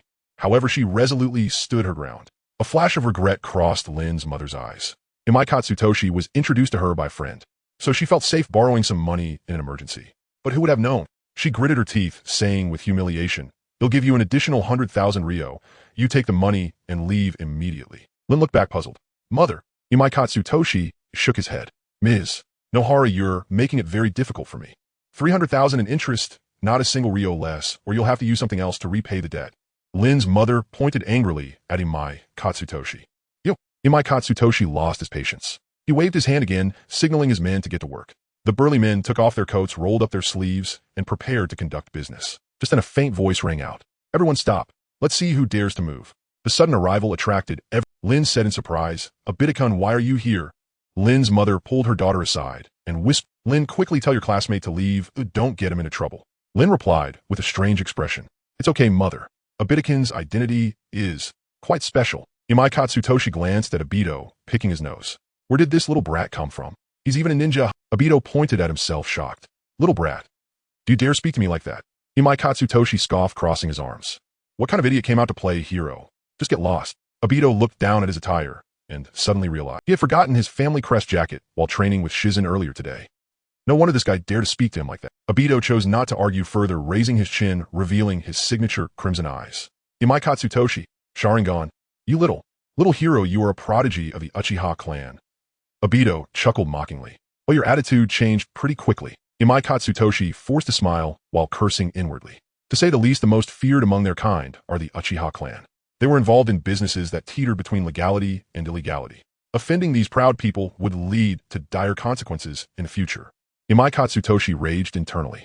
These narcissistic guys even have their clan symbol on their pajamas. Even the renegades from the village would wear their clan symbol. So why don't you dress appropriately, kid? You made me lose face in front of so many people. Obito retracted his Sharingan, casting a sidelong glance at Imai Katsutoshi. I've understood what happened to you. I believe you have a good idea too. If my classmates repay you the principal, you will destroy the IOU, and this matter will be settled. Imai Katsutoshi's expression changed visibly. Little hero is this. Obito scratched his head, mumbling to himself. By this time, my uncle should be off work, or should I ask him to work overtime? But given my uncle's temperament, if he does overtime, he might blow up. Imai Katsutoshi, it's already late. Today has been a long day. In the end, Jinmoto Katsutoshi still left behind an IOU and departed with the principal amount. He really could not afford to offend Uchiha. Lin's mother is named Keiko. She gratefully held Obito's hand and said, Little student, I truly owe you one today otherwise. Obito smiled and waved his hand. It was just a small effort, Annie, you need not take it to heart. These guys are really going too far. I will talk to my uncle when I get back and have him pay more attention lately. Keiko pointed to the house behind her and smiled at Obito. As a token of gratitude, let's have dinner at Auntie's house tonight. My cooking is quite good. Obito shyly scratched his head. Would it be too much trouble? After half a second, that would truly trouble you. Keiko, you could at least hesitate for 2 seconds, or let me say a polite word. Your sudden change of heart was under a second. Are you afraid Auntie will steal your lines? Lin understood Obito's eccentricity very well. She stepped forward and wrapped her arm around her somewhat flustered mother, smiling and saying, Mother, let's go inside and talk. Okay. After a few of them entered the house, Keiko put on an apron and tied her hair back. Lin, you chat with your classmate in the living room for a while. I will go prepare dinner. Lin obediently nodded. All right, After Keiko entered the kitchen, Lin looked at Obito and said, Oh, Obito, I'm really glad to have you today. Otherwise, I wouldn't know what to do. Obito said with a cheerful smile, protecting Lin-chan is my duty. Kakashi, that guy. Obito stepped forward and grabbed Kakashi, unceremoniously pulling him toward the small grove. You focus on your work, Sensei. Minato, don't worry about us. We're off to train. Lin smiled and waved at Minato, following them into the small grove. I'm going too, Sensei Minato, she said. Minato sighed a little. Obito, while sometimes unreliable, is quite sensible at crucial moments. Kakashi glanced at Obito while touching his forehead protector. What do you know, you fool? Obito feigned ignorance. What do I know? I have no idea what you're talking about. Kakashi snorted and ignored Obito. He shook off Obito's arm and went to practice on his own. That's Sundra. Obito rolled his eyes. He slowed his pace and leaned next to Lin. Lin-chan, what do you plan to practice today? Do you need me to join you? Lin smiled and shook her head. No need, Obito-kun, I can train by myself. Obito exclaimed with reluctance. All right then, if you need a sparring partner, just call me okay. He watched as Lin walked further away. Obito sighed and began his own training. However, after a short while he found it a bit boring. He glanced over at Kakashi, who was not too far away. His eyes rolled as he walked over with a mischievous grin. Kakashi noticed Obito approaching and furrowed his brow, sheathing his short blade. What do you want? Obito grinned mischievously. Come here, Kakashi, I want to show you something. Kakashi's heart. After glancing around, he discreetly whispered, Lin is still nearby. Isn't it a bit inappropriate? Obito replied, What? You think I'm showing you something embarrassing? What does it matter if Lin is nearby? Obito looked speechless. Where do you think I'm going? I'm going to show you something serious without hiding it from anyone. At this, Kakashi drew his short blade and began to practice alone. I don't have time. I need to continue training. What a joke. Who would look at something serious? Obito sighed. He forcefully wrapped his arms around Kakashi and headed deeper into the dense forest. Lin paused her movements, watching the two from behind with a complex expression. Kakashi and Obito are really inseparable. Obito pulled Kakashi to a secluded spot, and Kakashi, with a lazy look, asked coldly, "What exactly are you going to show me? Come on, demonstrate." Obito chuckled, rubbing his hands together. "You better watch closely, don't be surprised later." He formed hand seals with both hands, skillfully channeling chakra. Fire-style fireball jutsu. A large fireball shot out, striking the ground in the distance. "Is that it?" Kakashi raised an eyebrow, feeling like he was wasting both time and life. "I'll warn you, if you set the forest on fire, you'd better watch out for the consequences." Obito grinned. "Don't rush, you just keep watching." He formed hand seals again and shot out another fire blast. Fire-style fireball jutsu. Kakashi crossed his arms, watching the scene with indifference. Fire-style fireball jutsu. Fire-style fireball jutsu. Fire-style fireball jutsu x20. Kakashi's calm demeanor began to falter. His expression shifted from calm to astonishment. This wasn't over. Obito continued. Earth-style earth wall. Earth-style earth wall. Earth-style earth wall x20. Kakashi exclaimed. "How does this guy have so much Obito, still feeling unsatisfied, stopped. He looked at the astonished Kakashi and cheerfully clapped his hands. "So how about my chakra capacity?" "Not bad, right?" Kakashi snorted lightly. "It's just okay, nothing impressive." Obito sighed. "I think so too. Just from those few jutsus, I used almost a third of my chakra. My chakra really is too low." Kakashi shot Obito a look of disdain. "Immature." Without looking back, he left. "Hey, don't go. Let's practice together." Afternoon. Obito initially planned to challenge Kakashi to a game of chess. However, Guy got there first and dragged Kakashi away for a duel. So Obito took a small box and ran off to find Riku. Riku's house was very large, exceedingly large. If you asked how big conservatively, it would be at least 3 times the size of his own home. Moreover, there was a small pavilion outside along with a well-designed garden. If that guy isn't on a mission, he should be there now, right? Obito expertly turned left and right, arriving at the Nara family's small pavilion. Sure enough, he saw a lazy pineapple-haired boy lying on the wooden floor, resting his head and staring boredly at the clouds. Riku heard the noise and slowly propped himself up. "What are you doing here?" Obito smiled and raised the box in his hand. "Good bro, want to play chess?" Riku shrugged, a smile appearing on his face. "Well, I was just bored, let's go." The two sat in the small pavilion. Obito unfolded the foldable chessboard while Riku arranged the pieces. They began to engage in battle. "Obito-kun, I didn't expect you to be quite good at chess." Obito grinned proudly. "Not bad, not bad." Aside from studying, he had interest in everything else. Whether it was Go Chess 5 in a row or military chess, he dabbled in it all. Seeing Obito happy, Riku smiled as well. In truth, he was intentionally letting Obito when otherwise he could win in 10 moves. Games like chess are only interesting when evenly matched. After a few rounds, Obito felt something was off. He raised his head and suspiciously asked, "Riku-kun, you're not letting me win, are you?" Riku, startled, shook his head without changing his expression. With a puzzled look, he said, "No, why would you say that?" "Really not." Obito mumbled quietly. This matching mechanism of winning one game and losing another felt oddly familiar, giving a sense of being manipulated. The two played for the whole afternoon. As it grew late, their stomachs began to rumble. "Obito-kun, how about staying for dinner at my place?" Riku suggested. Obito gladly agreed. Sure. What good food can you make, Riku-kun?" Riku hesitated for a moment. "I'm not very good at cooking, but I have some instant food." Don't doubt it, it's indeed a single female lead. But in Naruto, brotherly or romantic feelings are also part of it. Tai-Tu slapped his forehead. What was he thinking? How could that lazy guy Luyu actually cook? Luyu nodded. "All right, wait for me a moment." With that, he dashed back home and came out with 2 cans. "Which one do you want to eat, Tai-Tu-kun?" Tai-Tu glanced at the 2 cans, which had similar packaging, and curiously asked, "What kind of cans are these?" Luyu introduced. "One is black pepper beef, and the other is also black." Tai-Tu replied, "Are there other flavors?" "Yes, just a moment." Luyu ran back home again and came out carrying a cardboard box. "I also have potato, beef, tomato, scrambled eggs, kung pao chicken." While there are quite a few varieties, Tai-Tu asked, "Which one tastes better?" Luyu thought for a moment and sincerely said, "To be honest, they're all not very tasty." "They do eat. Are you making it hard for my choice anxiety?" After struggling a bit, he randomly picked a can of tomato, scrambled eggs. Luyu opened a can of potato beef. The two sat in a small pavilion. While eating, they began to chat. Tai-Tu-kun, what do you think of this tomato scrambled eggs, kin? Tai-Tu smacked his lips and after tasting it said, "It's okay, just has a tomato flavor." The two chatted about trivial topics. After finishing their meal, they rubbed their bellies and lay in the small pavilion, gazing at the moon. After a moment of silence, Luyu suddenly spoke up. "Be careful lately. Things are not very peaceful at the border." Tai-Tu looked at Luyu thoughtfully. "As a member of the Nara clan, Lu, you should know quite a bit of internal news. You should be the one to be careful," Tai-Tu said seriously. After all, in his memories, he had never seen Liu Ye's existence after the beginning of the Hokage plot. He had a vague, unsettling suspicion in his heart that his Liu should have died in the Third Shinobi World War. Not just him, maybe Sparrow Yako and the others as well. Of course, Sparrow wasn't from a large clan. He might just be too weak, which had no impact on the plot, so Kishimoto couldn't be bothered to draw him. Seeing Liu Yes in different expression, Tai, too, said irritably, I'm not saying you, but you should practice more when there's nothing to do. Don't always complain about it being troublesome. In the face of absolute strength, clever tricks won't be of much use. Liu Yu snorted twice. On the way home, Tai, too, let out a long sigh. Ava, only strong power is the found. The Battle of Kamui Bridge loomed over him like the sword of Damocles, keeping him on edge. So where should I focus my energy in the upcoming time? Just as Tai, too, was pondering, the system chimed and presented him with 3 options.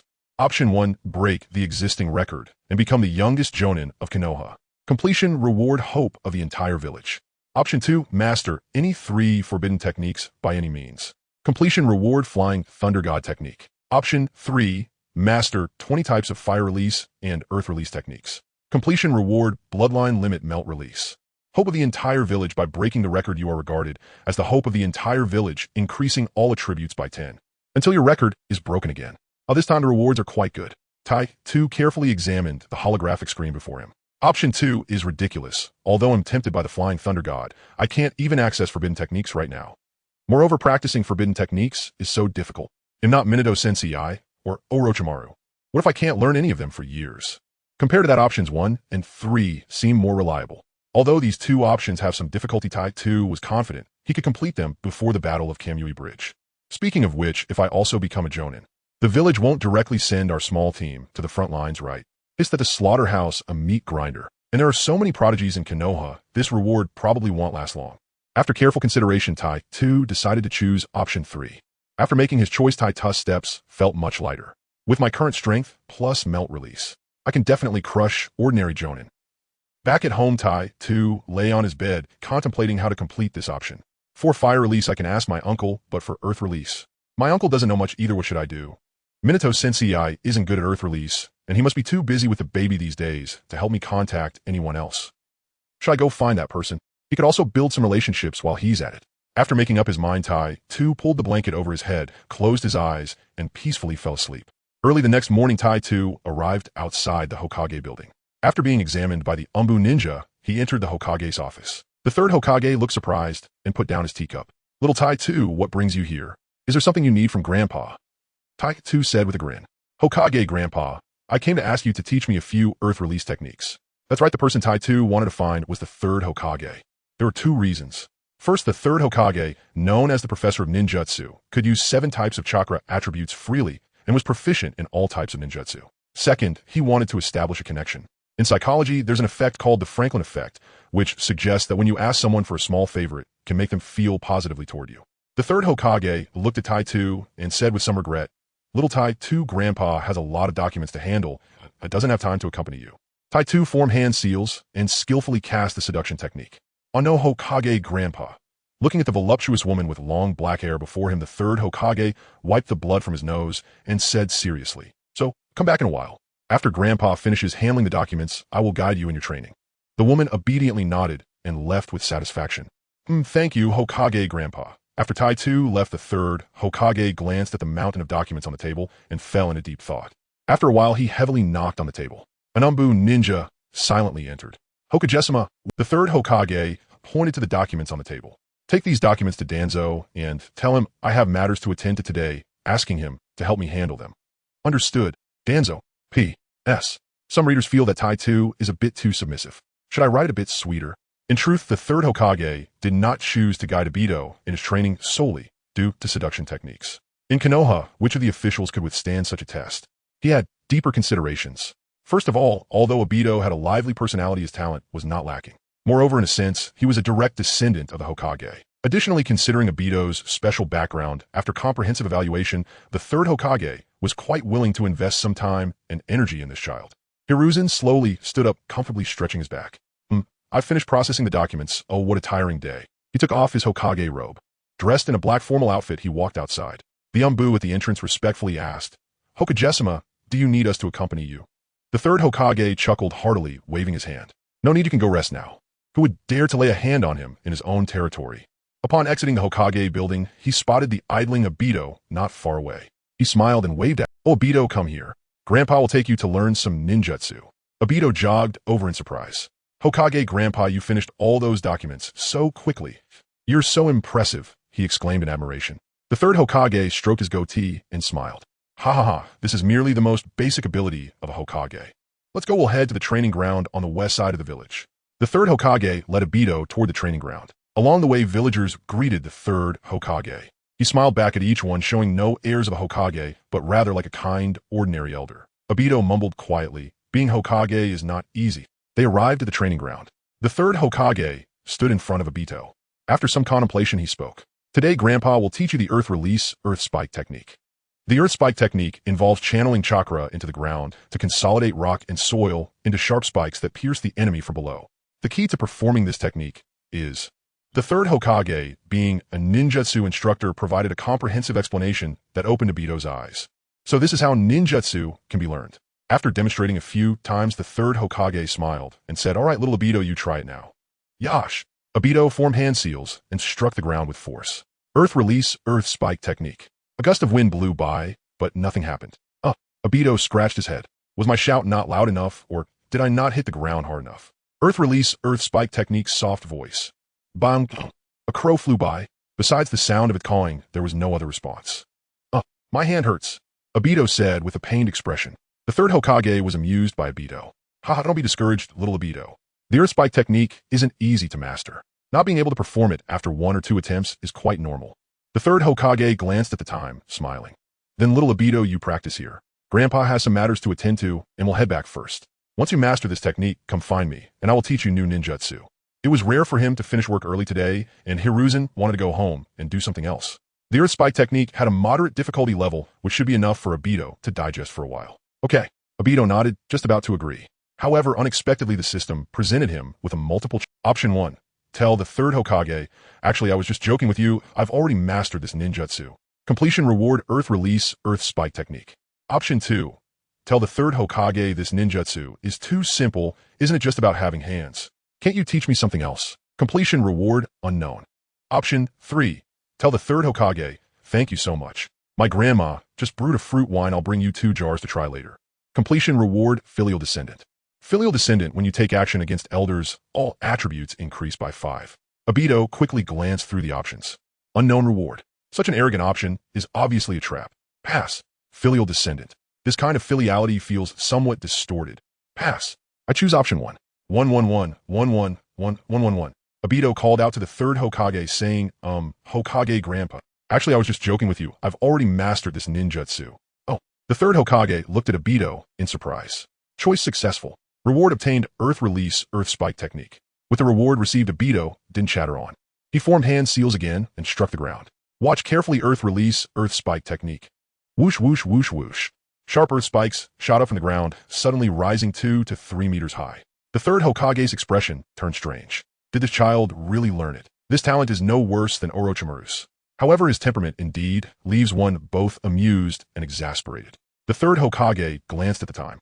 The Biwa Lake should still be dancing outside at this hour. Then let Grandpa teach you a new ninjutsu called Earth Release, Earth Lance technique. This technique is quite similar to the Earth Spike technique, but there are slight differences in how chakra is stimulated. After another round of explanation and demonstration, the third Hokage had Obito try it out. After flailing his arms and legs for a while, Obito still couldn't master it. Phew. Seeing that Obito truly hadn't learned it this time, the third Hokage finally let out a sigh of relief and turned to prepare to leave. Just then Obito called out to him again. Hokage Grandpa. The third Hokage turned back with some exasperation. Oh, Obito, you're not joking with Grandpa again, are you? Obito grinned and said, No, I just wanted to say thank you for your patient guidance today. The third Hokage was first taken aback, then smiled with satisfaction. This is what Grandpa should do. Goodbye, little Obito. Goodbye, Hokage Grandpa. In the evening, Danzo returned to the root headquarters in a good mood. Upon seeing a stack of documents piled up on his desk, his brow furrowed deeply. What is this? Why is it on my desk? A root member knelt on one knee, respectfully responding. These are documents sent from the Hokage's office. They said Hokage has urgent matters and asked you to handle these documents instead. Danzo curiously asked, What could that guy Hiruzen have going on? The root ninja responded. Today someone saw the Hokage at the training ground, seemingly guiding Uchiha Obito's training. Danzo felt quite displeased. Oblivious to countless calculations, he never anticipated that he would be remembered in such a way by the old silver coin. Every day now, he lives a remarkably fulfilling life. Whenever the third Hokage is free, he would sneak in to learn a few earth release techniques. If the third Hokage is busy, he would seek his uncle to learn fire release. If both are unavailable, he would have to make do with Master Kazashi. Kazashi, of course, he did not neglect his physical training. Suddenly, Minato summoned 3 students together at the assembly point. Minato looked at the 3 little ones and said, "Come to my house for lunch today. I have good news to share with you." Lin was the first to respond enthusiastically. "Great. Is there anything we need to prepare, Teacher Minato?" Minato waved his hand and smiled. "Haha, just you 3 coming is enough." Yoshi, Obito with his goggles on thought he knew what the good news was. It must be about having their own little one. Kakashi raised his hand and asked thoughtfully, "Is it you or Teacher Kushina cooking today, Teacher Minato?" Minato scratched his nose sheepishly. "You were scared last time you came to my house for lunch, right? Don't worry, you'll be cooking." Kakashi nodded and said, "Then I have no problem." At noon, Obito, Kakashi, and Lin arrived at Minato's. Lin stepped forward and rang the doorbell. Ding dong, the door opened quickly, revealing Kushina holding a little Lin, Kakashi, Obito. As the instigator of the situation, he couldn't feign shock. Lin looked at the adorable baby, her heart nearly melting. What a cute child could it be? Kushina nodded happily. "Yes." Minato emerged from behind Kushina, and seeing the shocked Lin and Kakashi said, "Yes, we have a child." They entered the house. Lin eagerly took the baby and started to play with him. After a while, she curiously looked up. "Teacher Minato, why have we never heard you and Teacher Kushina mention this before?" Minato seemed to have a... Without hesitation, he said, "Because Kushina and I couldn't decide whether to have this child and hesitated for a long time. By the time we made up our minds, it was almost time for delivery. We didn't want to worry you all, so we thought we'd wait until the baby was born and stable before telling everyone." Lin believed him and nodded her little head. "Oh, so that's how it is." Kakashi remained silent, but a hint of suspicion flashed in his eyes. Obito cheerfully said, "Congratulations, teacher," and Teacher Kushina. "What's the baby's name?" Minato gently replied, "We named him Naruto Uzumaki." Obito chuckled, saying, "Oh, that's the name of the protagonist in the strong will of the ninja." It seems that Teacher and Teacher Kushina have high hopes for little Naruto. Minato and Kushina exchanged smiles. As parents, they held deep expectations for their child. Minato quickly prepared a table full of delicious food, and they began to eat and chat. Lin took the initiative to hold Naruto, allowing Kushina to eat first. Obito watched as Naruto kept nuzzling against Lin's chest. He thought to himself, could this kid be someone from the same hometown who crossed over? As days passed by, Obito realized the choice he had made. Mastering 20 techniques, each of fire release and earth release, was not as easy as he had imagined. Mastery and proficiency were 2 different things in the system's eyes. Unless he could reach a certain level of smoothness, otherwise the system wouldn't count it towards his progress at all. Obito spent almost a year. Only then did he receive the prompt for completing the choice. Choice successful. Reward Kekkei Genkai Lava Release. Few, although the process was arduous, this reward is truly worth it. Obito reflected. Lava Release is a Kekkei Genkai formed by the combination of fire and earth nature chakra. It possesses terrifying power and can also be applied to physical techniques.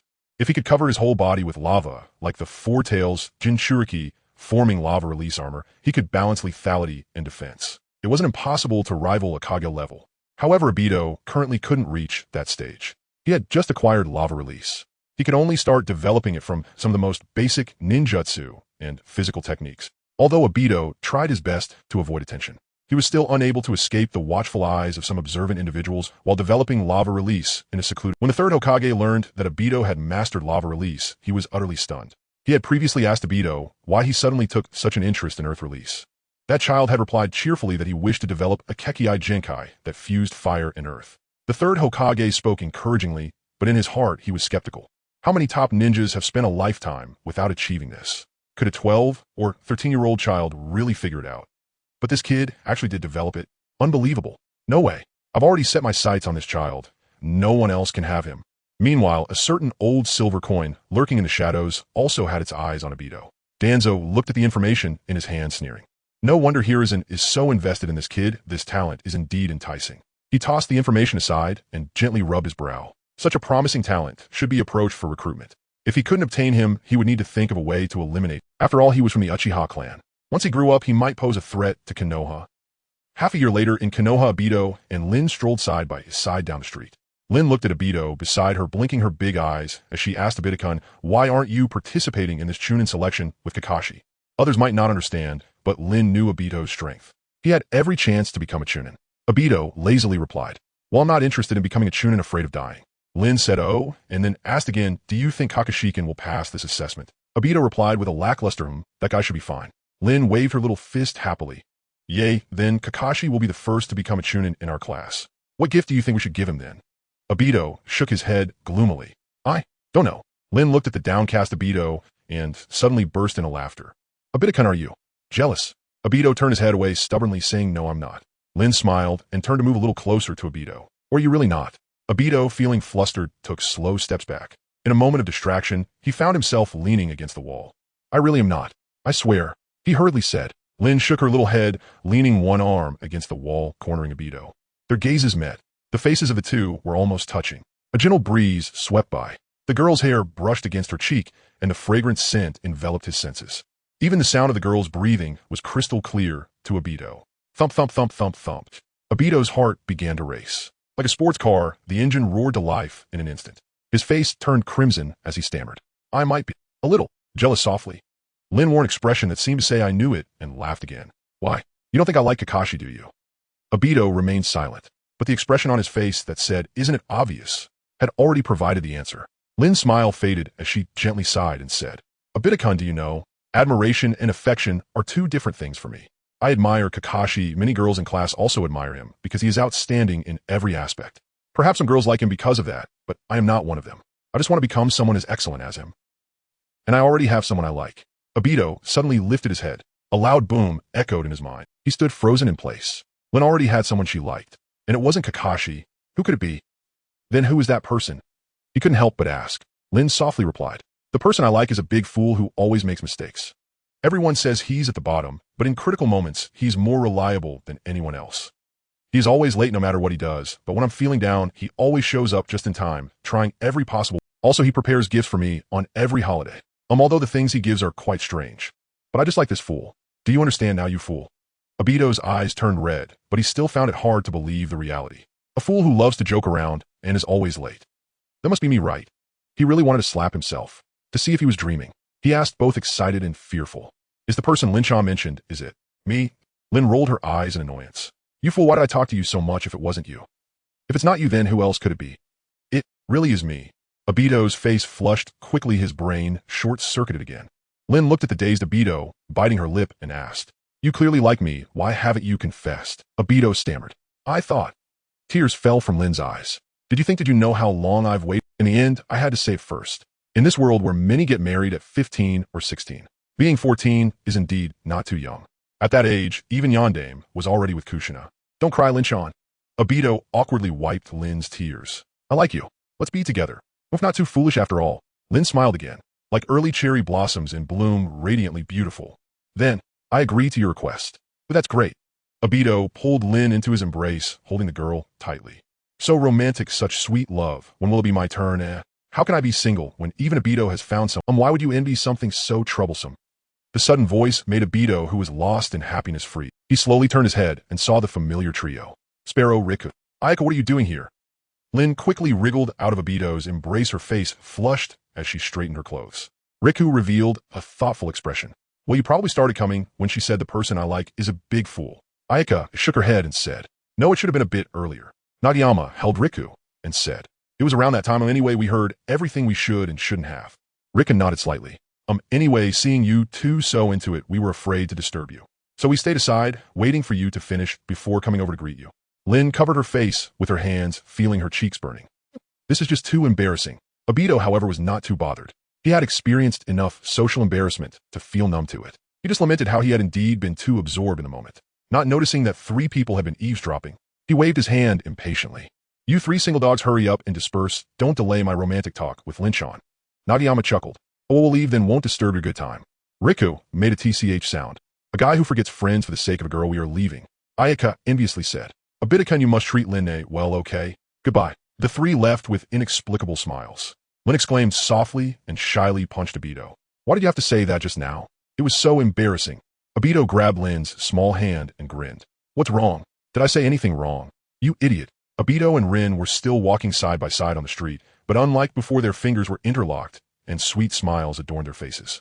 Obito gazed at the girl beside him, whose smile was as bright as a flower, feeling a sense of unreality. Rin tilted her head, slightly, perfectly meeting Obito's gaze. With a cheerful grin, she asked, what's wrong, Obito-kun? Why are you staring at me? Obito squeezed Rin's small hand and replied, thinking about how happy I am to be with you every day makes me want to look at you endlessly. Rin's little face, you're so annoying, Obito-kun. Rin tugged Obito along, stopping at various stalls. Obito-kun, do you think this hairpin looks nice? Obito-kun, do you think this bracelet suits me? Obito-kun. Obito chuckled as he responded one by one. Rin looks so good at anything would look great on her. Then he took out his wallet and bought the small items Rin had tried. After a while, he suggested Rin, after wandering around for so long, "Are you hungry? We'll go buy some dumplings." Rin nodded eagerly. "I'm sure. They'll carry the things." "Okay." Obito handed the shopping bag. With arms swinging behind him, he dashed toward the dumpling shop. When he returned with the dumplings, he made an exaggerated leap off the roof, attracting countless gazes. He landed gracefully on the ground and handed the takeout box to Rin. "Rin, here, eat while it's hot." Rin picked up a skewer of dumplings and blinked her big eyes, asking, "Obito-kun, why were you in such a hurry earlier? What if you fell?" Obito sheepishly scratched his head, grinning.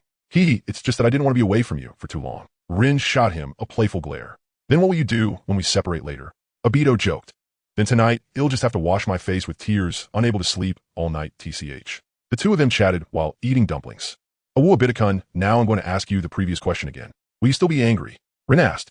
Obito shook his head with a smile. "Of course not." Rin swallowed the dumpling in her mouth and clapped her small hands, saying, "So what do you think we should get Kakashi as a gift?" Obito pondered for a moment and said, "Let's give him something practical. This guy is a pragmatist and doesn't like flash." Rin nodded thoughtfully. "It does seem that way. Obito-kun, you really seem to know Kakashi well." Obito waved his hand dismissively. Not really. How about we get him a first aid kit? I know a pharmacy with really effective medicines." Rin's eyes lit up at this suggestion. "Great. Let's go then." She took a couple steps forward, but turned back to find Obito still standing in place. "Obito-kun." Obito raised a small hand and waved it. "Rin, did you forget something?" Rin returned half amused and half exasperated and took Obito's hand. "Is this better?" Obito nodded in satisfaction. Then let's set off." "Actually, you went the wrong way earlier. The pharmacy is behind us." Holding Rin's, Obito led her to the familiar pharmacy. A beautiful woman sat at the counter crossing her legs and smiling with her slanted eyes. "Oh, the esteemed Chunin has graced our humble store today." Noticing Rin's curious gaze, Obito, "Sister Yuki, haven't we turned that page yet?" Mom Yuki shrugged. She glanced at Rin beside Obito and smiled. "Hey, not bad, kid. You found such a beautiful girlfriend in just a few days."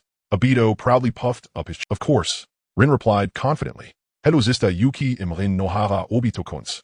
Yuki stood up and nodded slightly. "Hello, Yuki. What brings you two here today? What are you looking to buy?"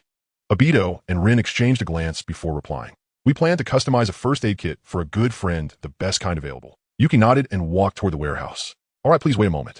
Before long, she returned with a small first aid kit and placed it on the counter. "The friendship price is 30,000 Ryo, please pay up." "So expensive." Rin couldn't help but exclaim. Obito was used to it. "You get what you pay for. Everything here is worth the price," he added quietly in his heart. "Those who have used it say it's great. The recipient can't get enough." Rin hesitated but nodded. "All right, then let's consider this first aid kit as a gift from both of us." Obito had no objections. "Okay, Rin." After they both paid the full amount, they left with the small first aid kit. "We're off, Sister Yuki. See you again when you have." "Goodbye, Sister Yuki." Dinner was settled and the gift was purchased. The sky had turned pitch black. The once bustling street had become quiet and desolate with hardly any pedestrians in sight. "I should head back now," Rin said. Obito's arm cautiously draped over Rin's slender waist. "Then let me walk you back." Rin shot him a glare. However, she said nothing and allowed Obito to hold her. Obito felt a surge of joy within him, alleviating some of the melancholy of their impending separation. Only the sound of her silver bell-like laughter echoed in the night. "See you tomorrow, Obito-kun. See you tomorrow, Rin." Obito touched the corner. Rin responded with a soft mm. After hesitating for a moment, she stood on her tiptoes and gently pecked Obito on the lips, then jogged away. Only the sound of her silver bell-like laughter echoed in the night. "See you tomorrow, Obito-kun. See you tomorrow, Rin." Obito touched the corner of his lips, feeling a warm flow in his heart. Though surrounded by darkness, he felt as if he were basking in sunlight. "This world is truly beautiful. Love, friendship. I have all of these." Obito whispered softly, "No one can take this away from me. Whoever comes to take it, I will kill." His figure vanished into the night. The day Kakashi became a jonin marked the beginning of all tragedies. That day is not far off. To prevent a recurrence, he needed to prepare. Additional update. Batu did not go home. Instead, he went straight into the depths of the forest. "One more hour of training, then he'll go back to sleep," he murmured. He stood still as flames suddenly enveloped his hands. "I suddenly feel like AC the Fire Fist," he said, then chuckled at himself for getting carried away. In the dark, after practicing a set of punches, a ridiculous thought popped into his mind. "If I wave my hands like this, it'll be the brightest presence at night, won't I?" He leapt into the air and kicked. His feet flamed as he struck a nearby tree. "Take that. Now I'm a foot artist, Jesus Shanji." The abilities Dai 2 displayed did not come from any devil fruit. They were the result of his application of Rongduin melt release to his body techniques. For now, I can only barely wrap my hands and feet with wrongdoing. It's acceptable for offense, but offers little in the way of defense. Dai too withdrew the flames from his limbs and slipped his shoes and socks back on. Now, then he'll try that move. He intoned an incantation and unleashed Rongduin's Zuhilian technique, scorching river flowing rock. He pursed his lips and spat out about 10 small molten fireballs. Though small in diameter, the searing heat made those rock spheres brutally destructive. Watching the little balls he had produced, Dai too sighed. When the Four Tails Jinchuriki used this, it became a river. When I use it at best, it is a brook. Still, with the boost from these two Rongduin techniques, an ordinary Jounin should pose little threat to me. He continued training the technique for a while longer. Dai too tidied himself and headed home. As he reached his doorstep, the system chimed and presented him with a choice. Option 1, the moon does not sleep, and neither do I. Why go home, keep training. Reward, Rongduin Aptitude 5. Option 2, why train? Staying up late harms your kidneys. Look at those dark circles. Go home and sleep. Reward, Endurance 5. Option 3, I want train or sleep. I will pull an all-nighter to climb the ranks of glory. Reward, Random Skin 1. Dai too glanced at the options. He bristled at the third option. He did not even have a phone. What glory could he possibly climb? He passed. Option 1's reward looked decent. Option 2's reward was tempting for some, but he scoffed. Did he need it? No. Staying up late ruins, so why not stay up all night? He chose option 1. Then he complained aloud, System, I was in the woods a moment ago, and you didn't. Now you wait until I reach my doorstep to give me a choice. Are you deliberately teasing me? The system chimed again. The system replied, Host, you guessed correctly. I am teasing you. Choose if you want or not. Dai too fell silent. Fine, he thought some things were best not provoked. So Dai too turned back from his doorstep to the forest clearing and immersed himself once more in training. Early dawn arrived, and Kai came into the woods to train. He noticed the figure bounding about and marveled before dawn and already sweating. This is youth indeed. Dai too, please take me with you. Let us set our youth ablaze together. Okay, blooded. Choice successful, Rongduin Aptitude 5. The reward arrived, and Dai too immediately drooped, yawning. Kai, I've been training through the night. I cannot hold on much longer. They'll join you for a quick dragon spine run. Oh, after we finish, you'll go sleep. Kai said, a little regretful, but agreeing. They cheered and set off. Two serpents wound through the trees. Half an hour later, one of them suddenly sprinted away on long legs. A week later, along a fragrant cherry blossom path strewn with petals, a group of youths whispered and chattered among themselves. Oz's cohort, it is both an honor and a shame, one said. What gift would he like, do you think? I'd say give him a girlfriend, so he stops scowling all the time. Come off it, that fellow's destined to be single forever. Or you could give him to me instead. Just then a figure hurried up apologizing, sorry, I'm late. Dai too, you're late again, someone said. Lin stepped out from the crowd to meet Dai too. He grinned sheepishly and scratched his head.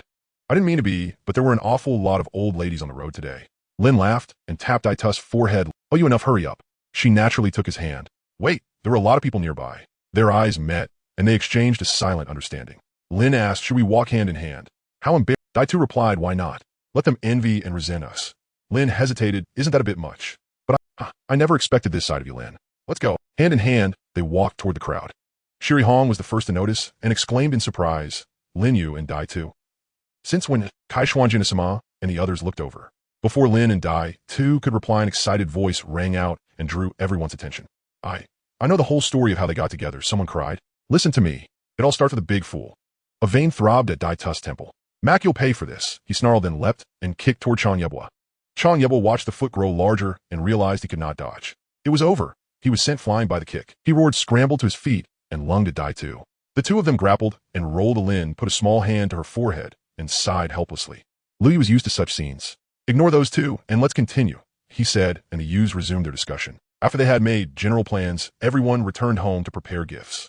Dai too held Lin's hand as they walked along the road. After a pause, he spoke. Lin, I have a premonition that the front lines may be shifting. War is likely not far off. In the coming days, you must be ready. Lin's expression changed, and her voice trembled. Viva! Dai too nodded solemnly. 3 days later, Kakashi would be formally promoted to Jounin.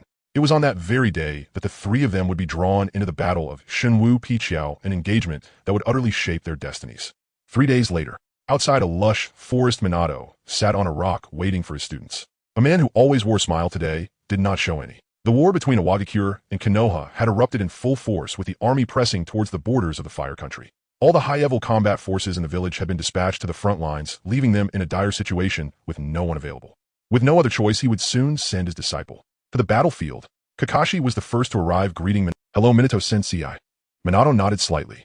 Kakashi. After a moment, Rin and Obito appeared hand in hand in Minato's view. Hello, Minato sensei, Rin said with a smile. You too. Minato was taken aback for a moment, and then his expression turned complex. In the past, he would have happily blessed the two. But now, Kakashi looked at the pair, a hint of a smile creeping across his face. That idiot has finally confessed to Rin. Wait, Kakashi's expression suddenly froze. If they were to, wouldn't that mean I would be the only single dog left in the team? Shh. Being single isn't scary, really. Kakashi never thought about finding a girlfriend. But what's terrifying is that when you're single, everyone around you is in a relationship. What's even worse is that your two best friends are together, and you have to follow them around like a third wheel every day. Kakashi's eyes widened. How could this be? Unbelievable. Hello, Minato-sensei, Kakashi. Why are you staring at me? Obito looked at Kakashi with confusion. Kakashi snorted coldly, ignoring Obito. Obito, what did he do to offend this guy? He didn't do anything. Rin took out a small medical kit from her bag, holding it out to Kakashi. Kakashikin, this is a gift from Obito, and me congratulations on officially becoming a Jonin. Kakashi took the small box and put it into his ninja tool pouch. Thanks, Rin. Minato also forced a smile, pulling out a kunai from his robe. Here, this is a specially customized kunai for you. Although it's a bit heavy and hard to handle, at first, once you get used to it, works very well. Saying this, he tossed the kunai to Kakashi. Kakashi caught the kunai and tucked it at his waist. Thank you, Minato-sensei. Obito said, hey, why don't you thank me? Kakashi shot a glance at Obito and snorted again. Obito. After the team, Gather Minato led the three of them out. The situation at the front was urgent, and there was no time to waste. He spoke as they walked. Konoha is currently severely lacking in combat strength, so for efficiency, we will split into two teams. Kakashi will be the captain, and the three of you will form one team to carry out the mission. Understood, we will act independently, as per your instructions. Kakashi nodded in agreement. All right, Minato-sensei. But what exactly is the mission for the three of us? Minato turned back to say, no need to rush, I will explain everything in detail shortly. As they reached halfway, the four sat down around a rock to rest. Minato spread out a map and said, the land of Earth is attacking Kusagakure, and it's only a matter of time before they invade the territory of the Fire Country. To prevent this from happening, you need to infiltrate behind enemy lines and destroy the Shinjibikyo that they use for transporting supplies. Obito's heart sank. Just hearing the name Shinjibikyo made him feel physically ill, as if he were Pang Tong hearing about Lefengpo. Kakashi pondered. So we are cutting off the enemy supply line. Minato nodded. That's right. Once we reach the national border, we will split up to carry out the mission. I will directly engage the enemy at the front lines, which will also help to lure them away from you. You three will charge straight and destroy the enemy supply line, and then withdraw quickly. Rin nodded with a serious expression. We understand, Minato-sensei. Minato looked at the three youthful faces and said earnestly, all three of you must pay attention to safety and come back safely. The atmosphere grew heavy. After all, such a task deep behind enemy lines was extremely perilous. One misstep could lead to the annihilation of the entire army. Seeing this, Obito said cheerfully, don't worry, Minato-sensei, I will definitely protect these two well. Mfu needs your protection, Kakashi said proudly. The four set off again, quickly arriving at the trees here were extraordinarily thick, with trunks measuring 7 to 8 meters wide. Giant mushrooms were everywhere. Picking one could probably feed someone for half a year. Kakashi raised his hand, signaling everyone to stop. It seems like there's an ambush ahead, he said softly. Minato's gaze sharpened, and after sensing for a moment, he said, everyone be careful, there are 20 enemies, but they should all be shadow clones. In Kakashi's eyes, I will take charge of the attack, please provide support. Minato's brow furrowed slightly. Don't be too hasty, Kakashi, you should handle the support instead. Upon hearing this, Kakashi formed hand seals. Violent lightning chakra suddenly coalesced, as if 100 birds were chirping simultaneously, with dangerous arcs of electricity dancing at his fingertips. Even if there are many enemies with this jutsu, I can take them all out in one move, just like the teacher's saying. Moreover, Minato shook his head and raised his arm to block Kakashi. No, Kakashi. Just as Kakashi was about to argue, a hand rested on his shoulder. Kakashi, you should listen to me. There are many ways to deal with this guy. Your jutsu is not yet perfected, and there's no need to take this risk. Let's come up with a different strategy. I can also help. Kakashi looked up and met Obito's gaze. After a moment of silence, the lightning on his hands slowly dissipated. He thought carefully and then said, Obito, and I will handle the heavy assault. Rin, you focus on long-range suppression. Minato-sensei, you provide support. If we are pressured, please assist us quickly. Minato nodded appreciatively. Good. In his view, the most important thing among ninjas was teamwork, and his 3 students had already done this well. Yashakuso, Obito, and Kakashi suddenly leaped out from their hiding spot. Shadow, clone jutsu. The 2 simultaneously formed hand seals, instantly transforming into 6 figures. In the blink of an eye, they crossed over a distance of several meters. The ninja from Awagakure Makuji was startled to see the 2 rushing towards him. These 2 kids who hadn't even grown hair yet. Their speed could match that of Jonin. What the hell is going on? Is Konoha really that powerful? The main body of the magic leech quietly retreated. A dozen shadow clones split into 3 groups to confront the 2 attackers. Hidden in the shadows was Minato. After observing the trajectory of the magic leech's shadow clones a few times, he roughly pinpointed its location. It should be hiding behind that tree. Should I make a move? Minato pondered. Forget it, let's give the kids a chance. If they can't handle it, then I'll intervene and take this. Kakashi and Obito both possessed the strength of Jonin. Naturally, dealing with a Jonin shadow clone was a piece of cake. Fire release Phoenix, fire jutsu. Sword technique, shadow dance. Flames soared into the sky as the blade glimmered fiercely. The 2 swiftly dispersed the magic leech's shadow clones, leaving it shocked and fearful. These 2 little devils actually possessed Jonin-level combat power. Seeing the shadow clones being defeated one by one, the magic leech gritted its teeth. It knew it couldn't escape under their combined assault. It was better to take the initiative and eliminate one of the little devils first. With this thought in mind, it silently landed on the ground, vanishing into the earth. Obito suddenly glanced in a certain direction, his eyes shimmering with Tomo. A faint smile appeared on his lips. Just as I was looking for you, you've come right to me. In the next moment, a figure burst forth from the ground, slashing a fierce blade at Obito. However, as the blade descended, Obito's form transformed into smoke and vanished. Not good. A sense of life and death crisis surged within the magic leech. It hastily turned its head only to see flames raining down on it. It exerted force with its legs and retreated with all its might, but suddenly came to a halt. Its pupils contracted as it saw a blade piercing through its chest. To think I would die at the hands of 2 little devils, I am unwilling. The magic leech murmured softly as Kakashi coldly withdrew his blade. The magic leech's body then slumped weakly to the ground. Seeing this, Obito muttered with dissatisfaction, Kakashi, you just stole my kill. That fireball jutsu really can't hit people after all. Kakashi glanced at Obito, too lazy to respond to him, and began to wipe his white fang. As everything came to an end, Minato approached Lin with a smile. You 2 performed quite well, even exceeding the teacher's expectations. Just now, Kakashi and Obito had cooperated seamlessly, efficiently resolving the battle without requiring him or Lin to intervene. Then Minato said with a serious expression, however, the lone enemy just now was likely just a coincidence. Next time you might face a full team from the Iwagakure. So everyone must be a bit more cautious and not let their guard down. The 3 nodded seriously. We understand, Teacher Minato. The 4 then set off again. As they reached a bamboo grove, Minato stopped. They'll only be able to take you this far. From here on, it will be up to you. Are we splitting up? The 3 exchanged glances, noticing the tension in each other's eyes. Minato raised his hand and waved. Then scatter. Minato's figure suddenly vanished from the spot. Kakashi and the others also dove into the bamboo grove, beginning to infiltrate the Iwagakure's front line. Be careful, Kakashi suddenly called out. In front of them lay a pit trap filled with sharp bamboo spikes. Lin thoughtfully said, it seems we've already entered the patrol area of an Iwagakure team. Obito nodded, squeezing Lin's small hand. That's right, the enemy could appear at any moment. Lin-chan, make sure to stick close to me, and Kakashi, but don't straight. Lin blinked her big eyes and replied, got it a bit. Kakashi turned away, feeling a bit annoyed. Is it really okay to show affection right in front of me? Kakashi, I have a feeling, Obito reminded. We might encounter enemies soon, so stay alert. Kakashi raised an eyebrow and nodded slightly. All right. The 3 passed through the bamboo grove and arrived by a stream. This is it. Seeing the familiar scene, Obito's heart tightened. His muscles tensed up as he quietly positioned himself beside Lin. If nothing goes wrong, the 2 Jonin from Iwagakure should be hiding somewhere nearby, watching the 3 of them with hawk-like gazes. And his guess was indeed correct. Amidst the jagged rocks, 2 ninjas were whispering to each other. The Jonin with the explosive hair, Kane said. That magic leech hasn't returned since it went to scout. It couldn't be. Killed by those 3 little devils. Next to him, the Jonin with a blue bandana and a face full of flesh, Oishi sneered. Then let's go capture one of those little devils and ask them what's going on. Ninjutsu camouflage. He raised his hand and formed a seal, making his body transparent and blending into the surrounding environment. In the stream, Obito seemed to be casually splashing water, but in reality, he remained alert and vigilant of his surroundings. At that moment, the system chimed, presenting a choice.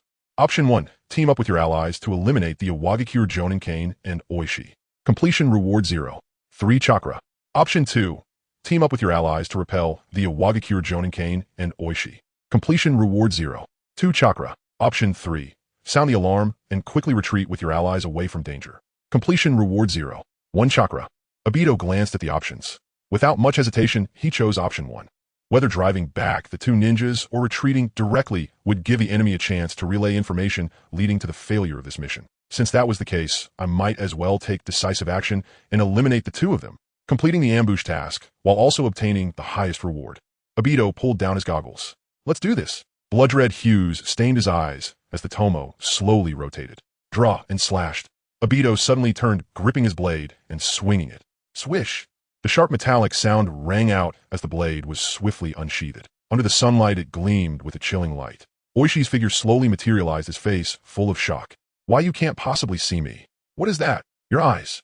Blood spurted from his neck as he fell to the ground with a thud, becoming a cold corpse.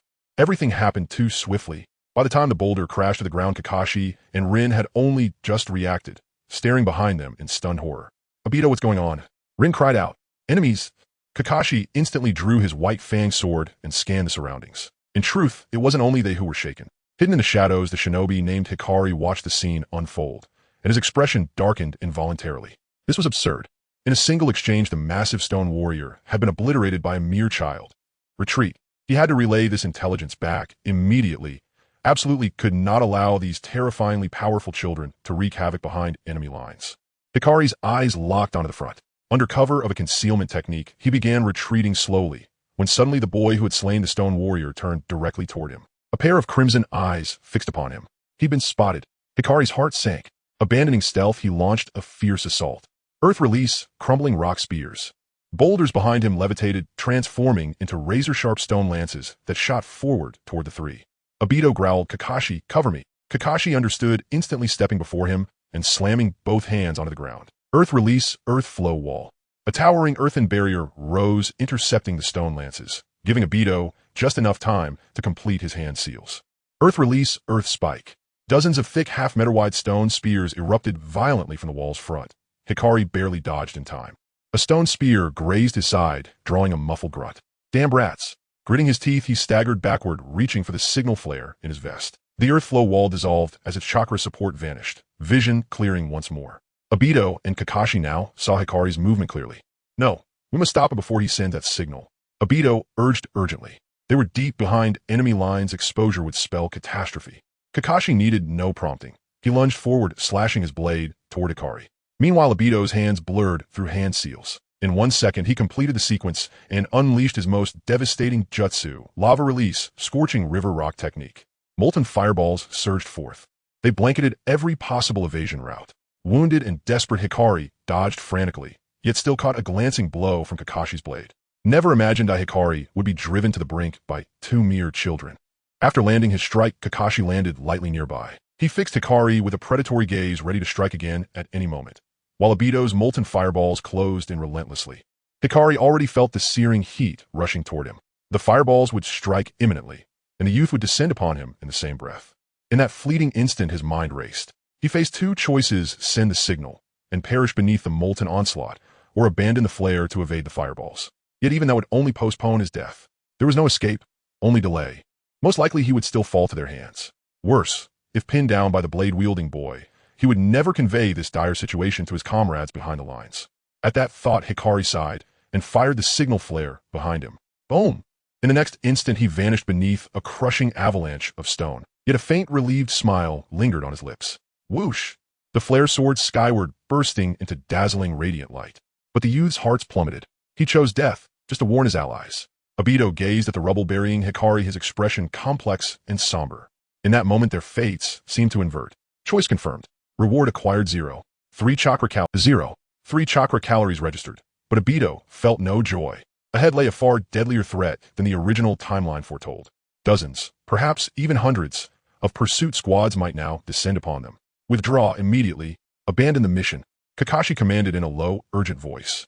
The three wheeled around and plunged back into the bamboo grove, sprinting along their original path. The mission was irrelevant now.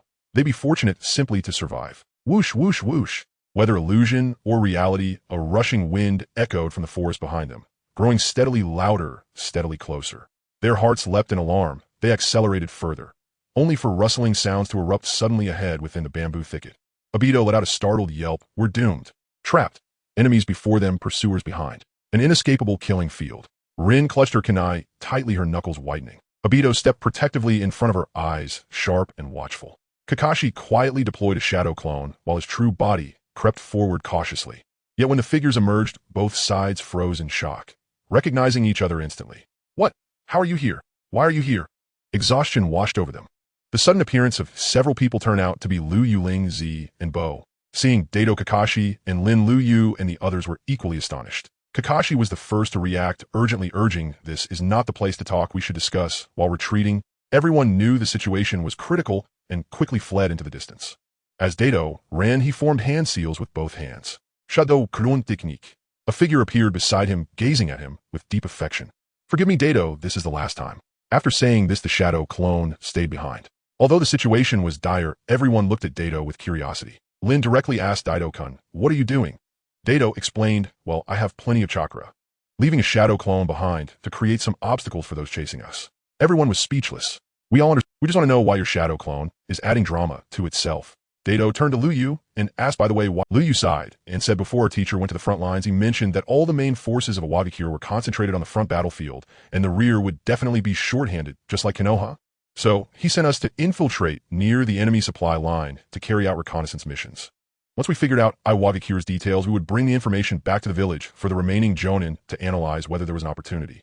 Dato nodded in realization. Our teacher really thought of everything. Ling Zi asked in surprise, "Could it be that Minato Sensei also sent you here?" Lin shook her head and said, "We are not on a reconnaissance mission, but on a surprise mission to destroy the Kamikaze Bridge." Wow. Liu and his little friends were stunned. They originally thought they were brave enough to infiltrate the enemy's rear for reconnaissance. They didn't expect the team to be here for a home invasion. One were impressive. Kakashi added, "We just faced 2 Iwagakure Jonin, and while trying to eliminate them, we accidentally set off a signal. You must have seen the signal flare, which is why you came over right." Naganobo nodded and said, "We happened to be nearby, and seeing the signal flare thought something must have happened here. So we decided to come over and check the situation from a distance, only to see you guys." "Wait." He suddenly widened his eyes. "You killed 2 Jonin." Dato nodded smugly and gestured, "Yeah, just like that one after another." If it weren't for the second guy being far away, he wouldn't have had the chance to signal at all. Naganobo said sourly, "TCH, I don't believe it." Dato said with a smirk, "Actually, it wasn't just 2, we killed another one before that." Naganobo covered his ears. Not listening, just a bunch of nonsense. The shadow clone, left behind, formed hand seals. Recalling a girl he'd downloaded, she skillfully performed the seduction technique. While this feels much more comfortable, after pausing for a moment, she continued to run forward. In the bamboo forest, a small Iwagakure team approached with serious expressions. How could the Huaguang team be solved so quickly? They were the closest squad to Huaguang and his team. From a moment they saw the signal flare to arriving at the scene, it took no more than a moment. But in just that moment, the people who killed Huaguang had vanished without a trace. What does this indicate? It indicates that Huaguang and Ashur were almost taken out in a single encounter. The sensing ninja in the group said an E, there seems to be movement ahead. An E's expression brightened. Finally found them chase. The 3 of them quickened their pace, surrounding the person ahead. As they got closer, they could clearly see the figure in front of them. An air grinned and whispered, "Turns out it's a pretty well-built female ninja. He'll capture her and interrogate her properly." And San quickly overtook him and patted his chest, saying, "Let the younger brother handle this tough task. This woman might be very dangerous, don't want to hurt big brother." TCH, Anair pouted unhappily. How dangerous could they be dealing with a lone girl? "If you want to eat first, just say so." He flanked her, stealthily trapping the woman in between. And San raised his hand and formed seals. Ninja art camouflage hidden. His body became transparent, burrowing into the ground, stealthily approaching the girl. The girl, seemingly abandoned by her companions, fled in panic. She didn't even notice the transparent figure emerging behind her.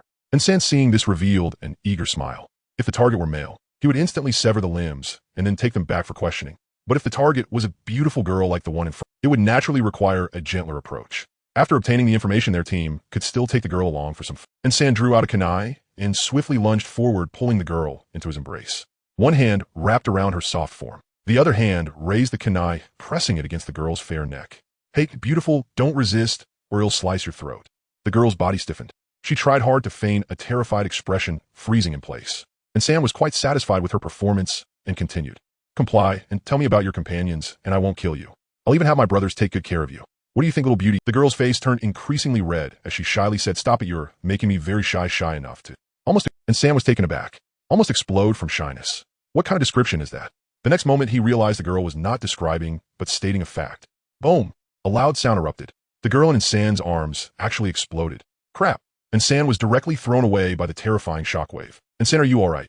An E and an air hurried over. They were equally baffled. How could a perfectly fine person just explode like that? Shadow clone. But shadow clones shouldn't explode either. But there were no explosive tags seen. This is so bizarre. Thank you for everyone's gifts and support, sending hearts. And San lay on the ground. Despite the burning pain all over his body, he struggled to raise his arm, reaching for the critical point. He let out a sigh of relief. Fortunately, his little brother was still there. The bridge. The bridge beanbag. After a careful rummage, he was stunned. It was completely empty. He had become a lone commander. Ah! And San's wail echoed through the startled countless birds into flight. I will kill you all. Seeing San in such despair and air involuntarily swallowed hard. If it had been him who stepped forward just now. Hiss. Good brother, your big brother will remember this for a lifetime. After hearing the explosion behind, the memories of the shadow clone synchronized as well. Daido's expression changed. Everyone speed up, the enemy is not far from us. Obito, did you bring any explosive tags? How many do we have? We can set a few traps along the way. I didn't bring any explosive tags, Daido scratched his head. Upon hearing this, Liu Yu was taken aback. Without explosive tags, then the explosion just now. Was it caused by the enemy? No, my shadow clone exploded maybe. It was too shy. Liu Yu, why would your shadow clone be shy? Wait, why would your shadow clone explode? The 6 of them were already advancing at full speed, but the pursuing team behind was still slowly closing the distance. Although the number of Yanin left behind, it was still relative to the frontline battlefield.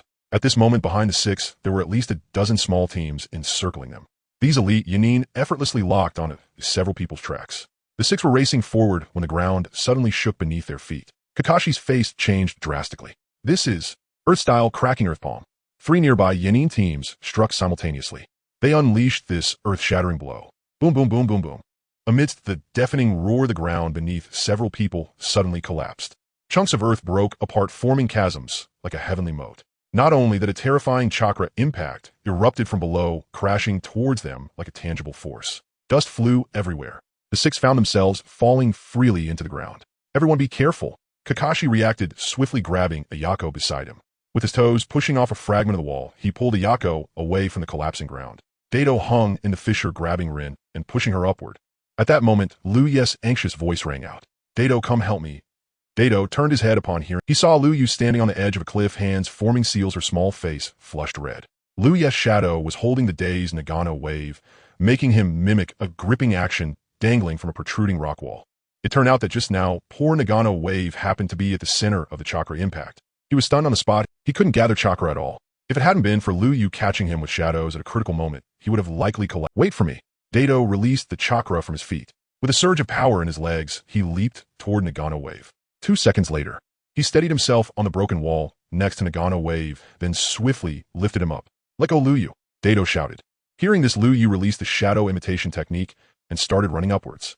Daido ran a couple of steps, holding Nagano wave, glanced at the distance to the ground, and murmured softly, "It should be about right. Here you go." He exerted his waist and threw Nagano wave upwards. Whoa! Blown by the cold wind, Nagano wave instantly sobered up and stumbled onto the ground. Rin helped Nagano wave up. Looking down at Daido below, she anxiously said, Daido-kun, hurry up. Daido was momentarily stunned.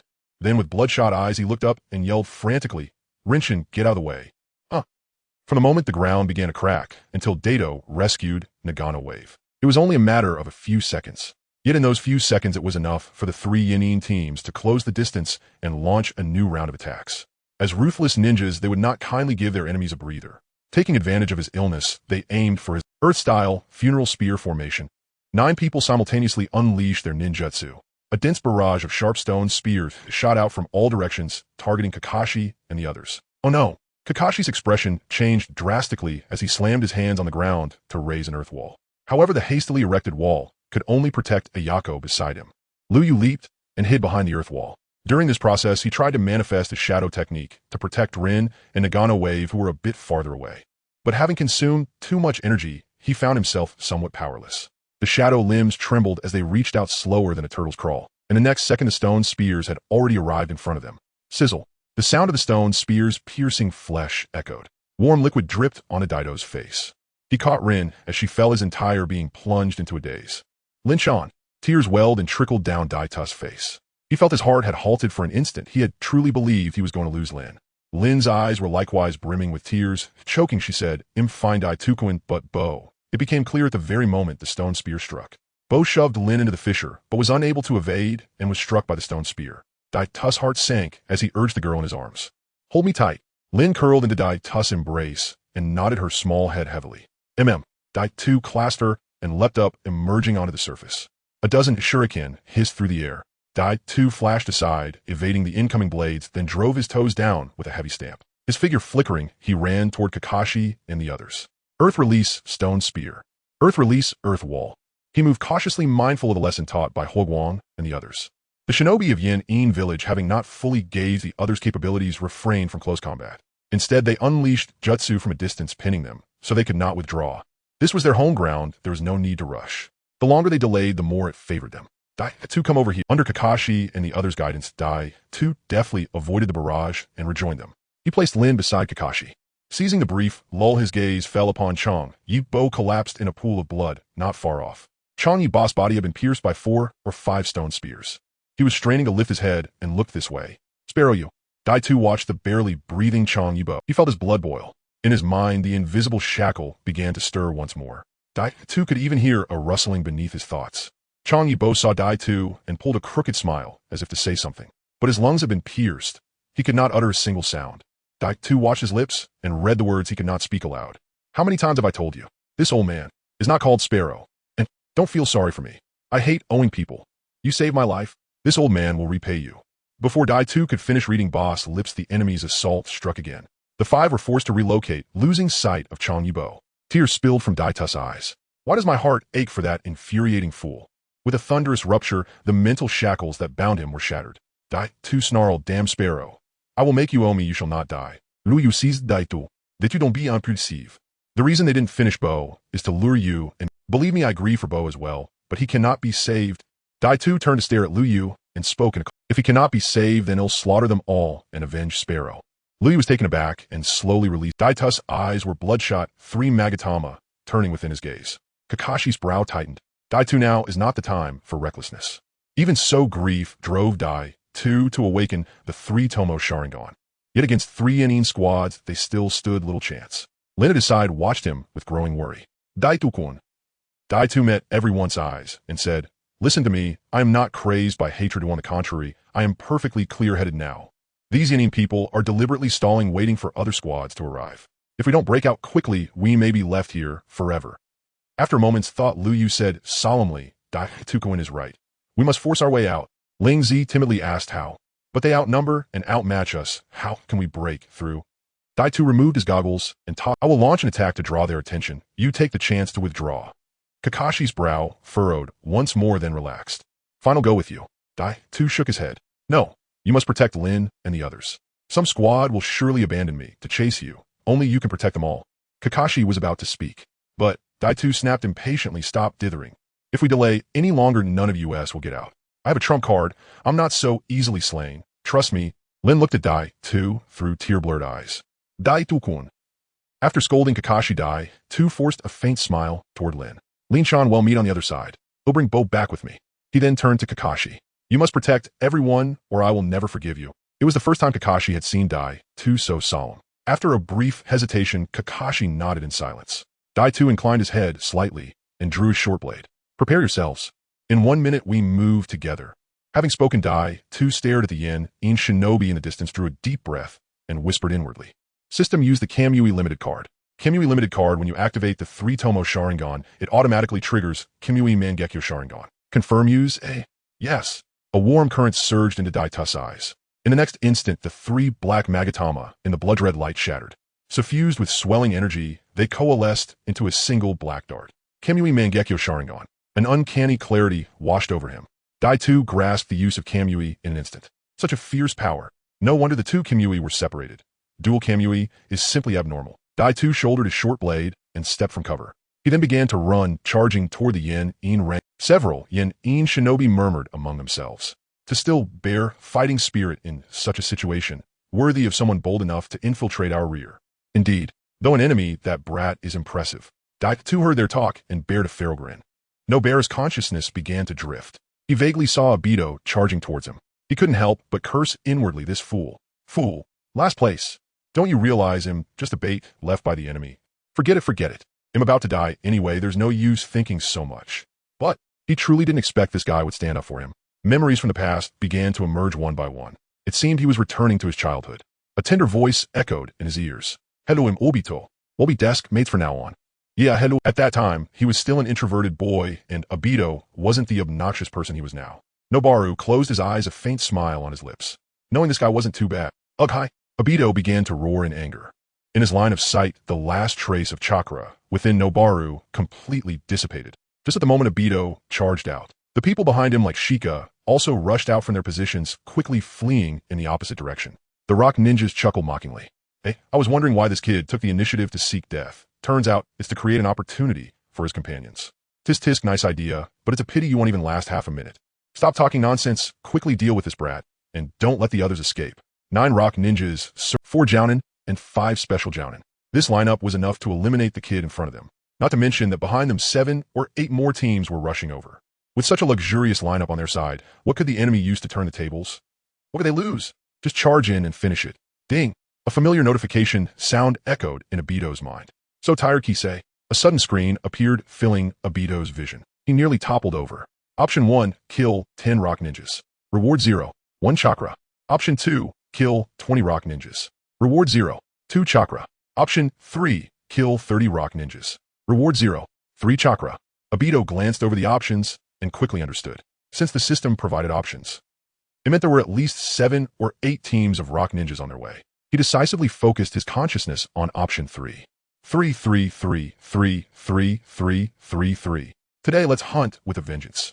A rock ninja, seeing Obito in a daze, coldly laughed and stepped forward to stab. Brat, who gave you the courage to zone out while facing me, But the next moment his smile froze on his face. The kid in front of him seemed to have no physical form. He passed right through the man's body with both person and blade. Just as he was shocked, a short knife pierced through his chest. Huh. Obito pulled out the knife and kicked the guy in front of him to the ground. 1. The rock ninjas saw this bizarre scene and abruptly halted their movements. Someone whispered, "What just?" Someone with a pale face said, "I don't know, this kid is too creepy. Everyone be careful." Obito had no intention of giving them time to react. Taking advantage of the rock village's reinforcements not arriving, yet he would kill these people in front of him first. A rock ninja saw Obito charge at him, gritted his teeth, and swung his knife. I don't believe it. Can you keep using that move from earlier?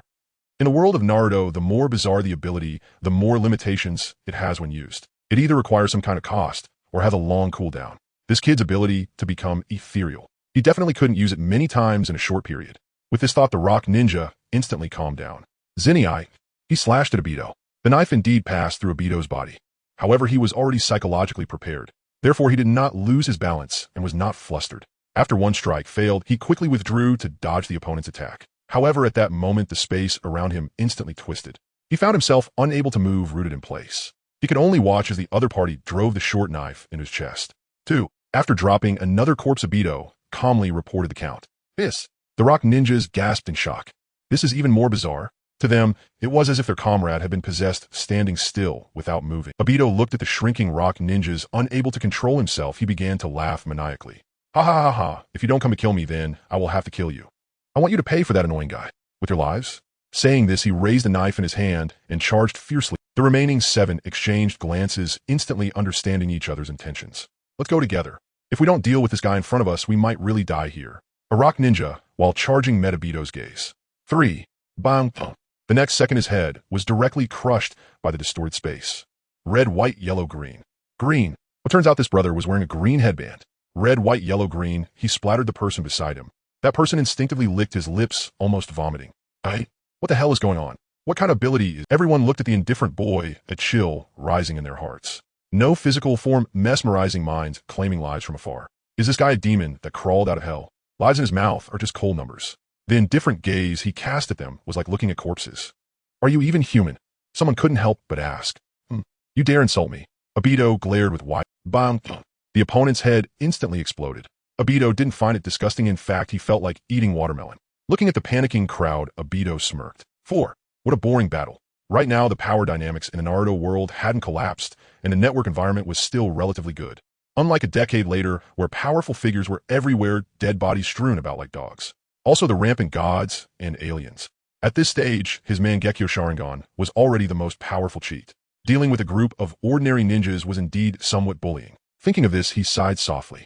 If only he had mastered this powerful strength a bit earlier, Nobara wouldn't. Obito stored the long-haired wave from the ground into his Kamui space. Damn Sparrow, once I can use my powers openly in the future, I will revive you alongside Uncle Shimao. Just in time, Uncle Shimao has always wanted to talk to you. Feel free to express any opinions you have about him. He tried to ease his inner sorrow with casual words. However, the effect seemed rather poor. Some might wonder why Obito didn't just use Kamui to escape with everyone. In fact, he had considered that idea. If he opened Kamui directly, anyone would be unable to do anything. However, if he did, that his abilities would be exposed, and that would disrupt many of his plans. What's more, if someone like Shimura Danzo, who was 55 years old, found out about his immense power, that person would likely start contemplating how to extract his eyeballs. As long as he was here, he could attract enough. Kakashi and the others should be safe. Moreover, he still had to take revenge for that sparrow. Obito shook his head, dispelling the thoughts in his mind, and dashed out again with wild laughter. Ha ha ha! He swung his short knife to the side, blocking an Iwanin. Then, with both hands enveloped in flames, he pierced the heart of another Iwanin with a claw. 5, 6, 7, 8, 9. He swept through the battlefield like a wolf among sheep, dismantling the fight with ease. No, perhaps calling it a fight was not quite accurate. It was merely a one-sided massacre. Obito picked up his short knife from the ground and looked towards the bamboo forest beside him. There were no less than 10 Iwanin squads surrounding him from a distance. They looked at him with a mix of shock and caution. This little brat took out 3 of our squads by himself. I thought Konoha was defenseless, but it turns out they pulled out a little brat with such terrifying combat power. Damn, he looks even smaller than my son. A child should be like those from Konoha. What left the Iwanin speechless was that the Konoha kid showed no sign of panic upon seeing so many enemies. He was even leisurely tidying up his... Several squad leaders whispered to each other. He can't possibly be here alone, surely. He has teammates nearby.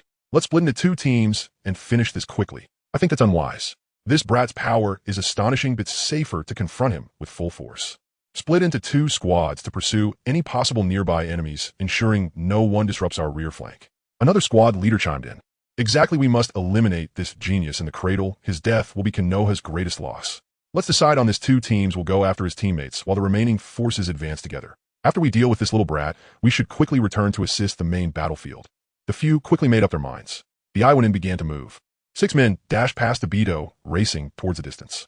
Obito silently watched this scene. With just 2 squads, Kakashi should be fine, right?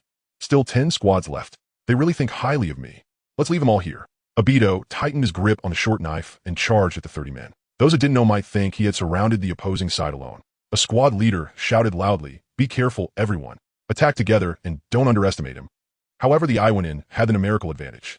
It wasn't easy to use area effect destructive ninjutsu, as it could easily harm their own people. After easily dodging several single-target ninjutsu, he soon arrived in front of several Iwanin. Saying, 4 or 5 Iwanin simultaneously drew their blades. The next second, something shocking happened. Their blades passed through the boy's body, some even stabbing into their comrades across from him. Taking advantage of their moment of confusion, Obito seized the opportunity, leaping up and spitting out a mouthful of scorched phlegm. Lava release, hot soup treasure. Scalding lava poured down from above their heads. The terrifying heat instantly incinerated the few of them. One squad leader's pupils suddenly contracted, and he exclaimed, "Body phasing. Bloodline limit. Everyone keep your distance from him."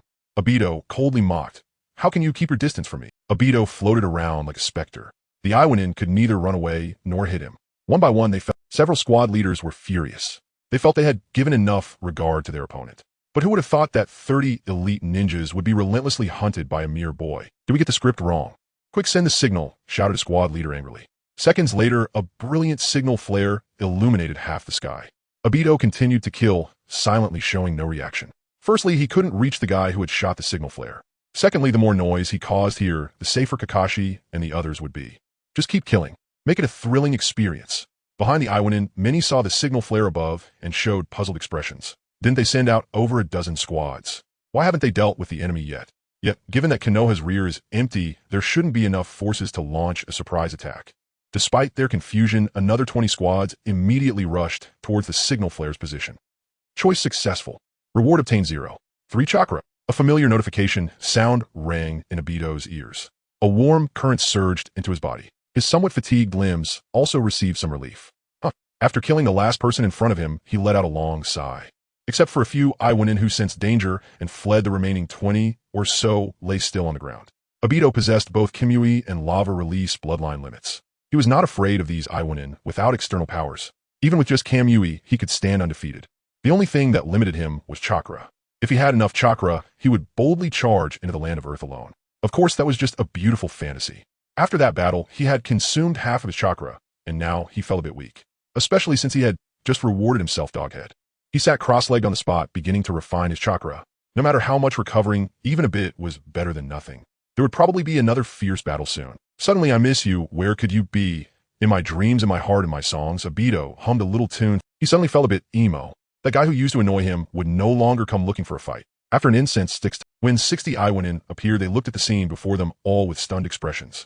They saw a boy sitting cross-legged atop a field of coagulated purple-brown blood. He seemed to be leisurely awaiting their arrival. Let's have a thrilling night of writing. I'll pull an all-nighter as the author. Someone trembled and said, "Are you joking? So many people died at the hands of this little brat." The ground was littered with corpses, all in bizarre positions. It looked terrifying. As seasoned ninjas who had been on the battlefield, they had seen their share of horrors. Yet the scene before them was simply too shocking. A boy of half their height had slaughtered nearly 60 people all by himself, sitting calmly on the corpses while waiting for the enemy's arrival. What a striking presence. Someone could not help but ask, "Who are you?" Obito's eyes narrowed slightly as he hurriedly restored his charm. Feigning indifference, he replied, "I am Uchiha Obito, the strongest among my peers in Konoha, a being who surpasses countless prodigies. My master, I'm sure you've heard of him. He is the fastest man in the world, the legendary Yellow Flash of the ninja world." A gasp echoed among the murmurs rose and fell like the air escaping from a deflating tire. Someone thoughtfully remarked, "So he is the disciple of the Yellow Flash. No wonder he possesses such strength at such a young age." The Wagakure ninja, feeling a bit timid, said, "Wasn't it said that if you encounter the Yellow Flash, you can abandon your mission? So if we encounter his disciple, does that mean we can?" The Wagakure ninja spat dismissively. "Whom to be scared witless by a brat? I am ashamed to be associated with you." The Wagakure ninja, felt ashamed. Just then a Wagakure ninja coughed twice and said, "Ahem, Captain, could you say something? Are we retreating or not?" The Wagakure ninja. Obito looked at the Wagakure ninjas, who dared not advance for the moment, his mind racing. He had just invoked his master Minato's name. It was to intimidate them to buy himself some time. As for claiming he was Uchiha Obito, that was to confuse them. Uchiha Obito, such a vivid nickname, it clearly suggested exceptional leg abilities. If a fight broke out, many would likely be wary of his legs. Then he could take the opportunity to have a heartfelt conversation with them. The leaders of a Wagakure exchanged glances. For a moment, they truly could not make up their minds. Not only was the opponent powerful, but he was also a disciple of the Yellow Flash. After killing 10 squads, he showed no signs of fleeing. He sat boldly here waiting for their arrival. His brazen demeanor was undeniably intimidating.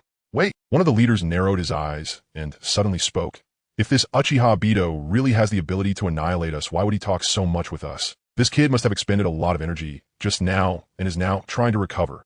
Someone nearby echoed, "Indeed, I feel the same. He is likely stalling for time for his companions. Don't give him a chance to catch his breath. Quickly eliminate him."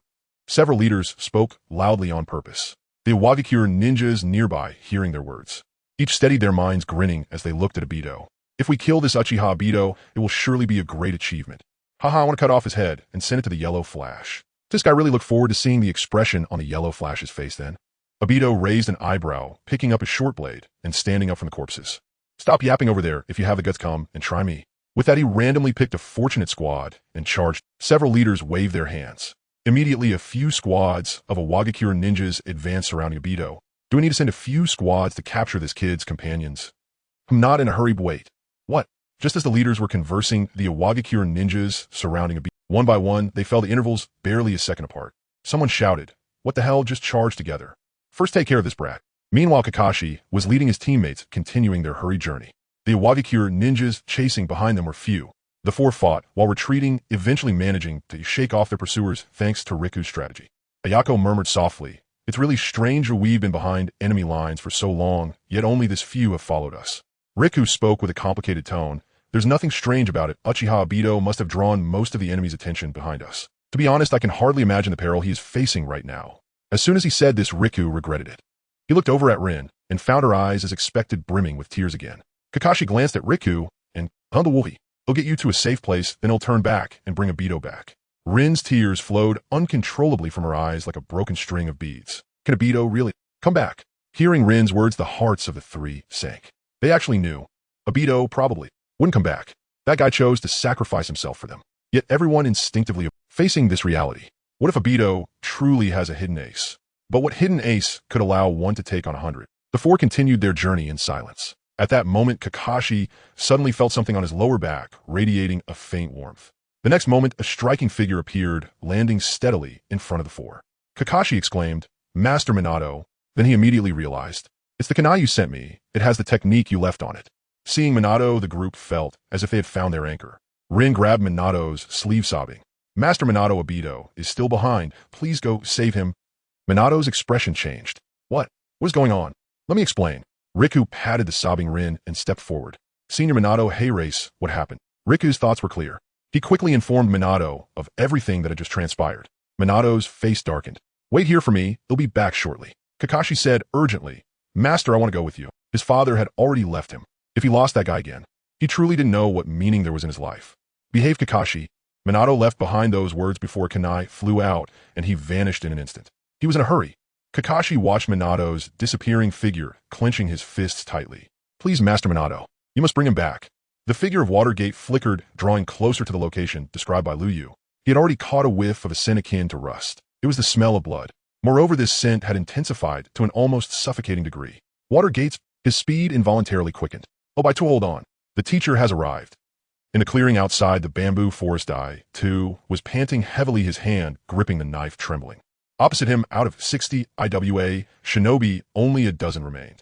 They were unnerved by Daitu's eerie abilities. None dared to approach, continuously darting around from a distance to attack. Someone hesitantly spoke. "This kid seems exhausted." Immediately someone beside him responded. "It seems so. He hasn't used that bloodline limit for quite a while." To be cautious, they probed further.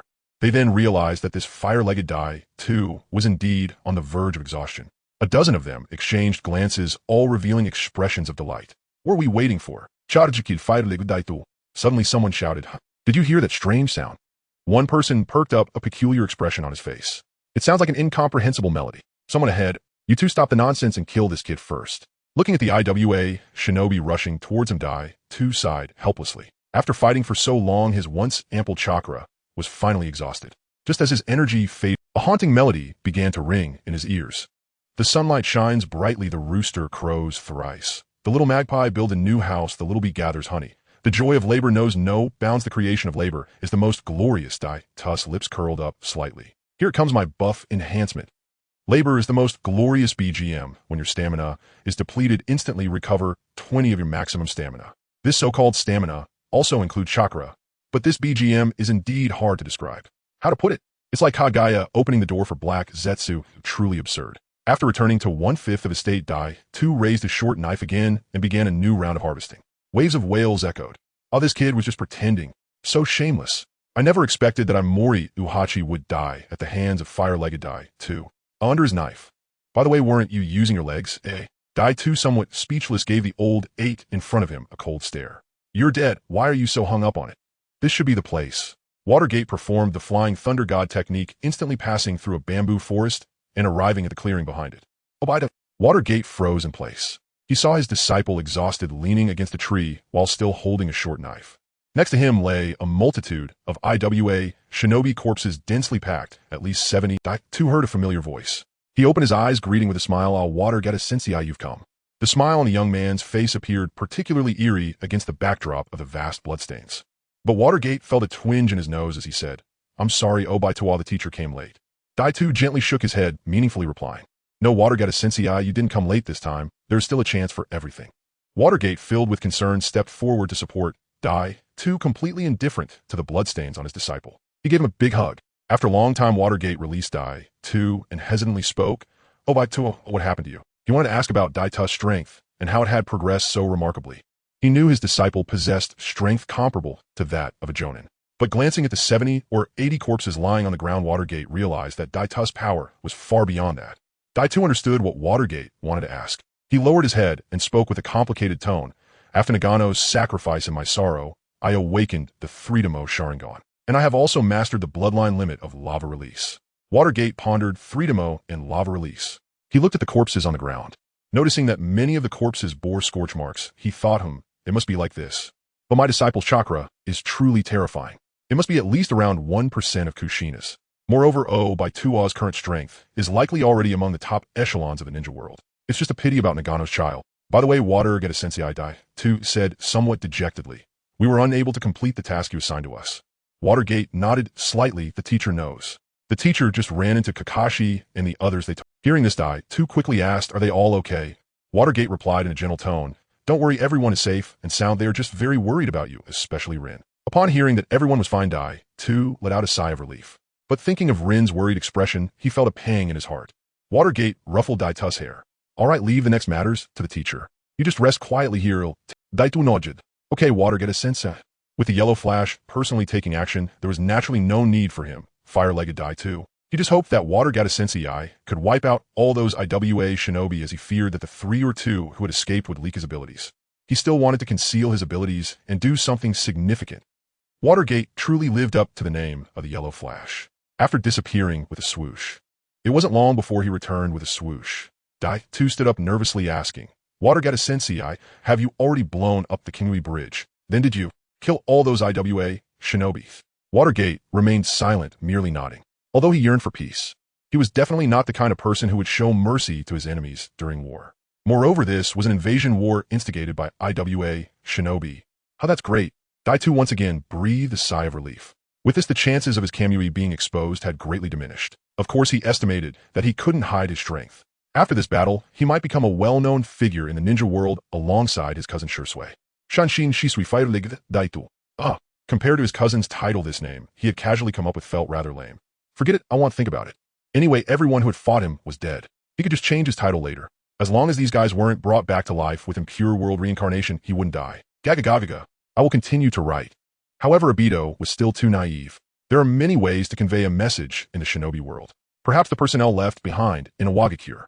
There wasn't enough time to record his detailed abilities and relay them back to the land of Earth. But just a name could code name collection. A reader suggested Red Eyes, which I think is quite good. Is there any other suggestion? Minato extended his hand towards Obito, revealing a warm smile.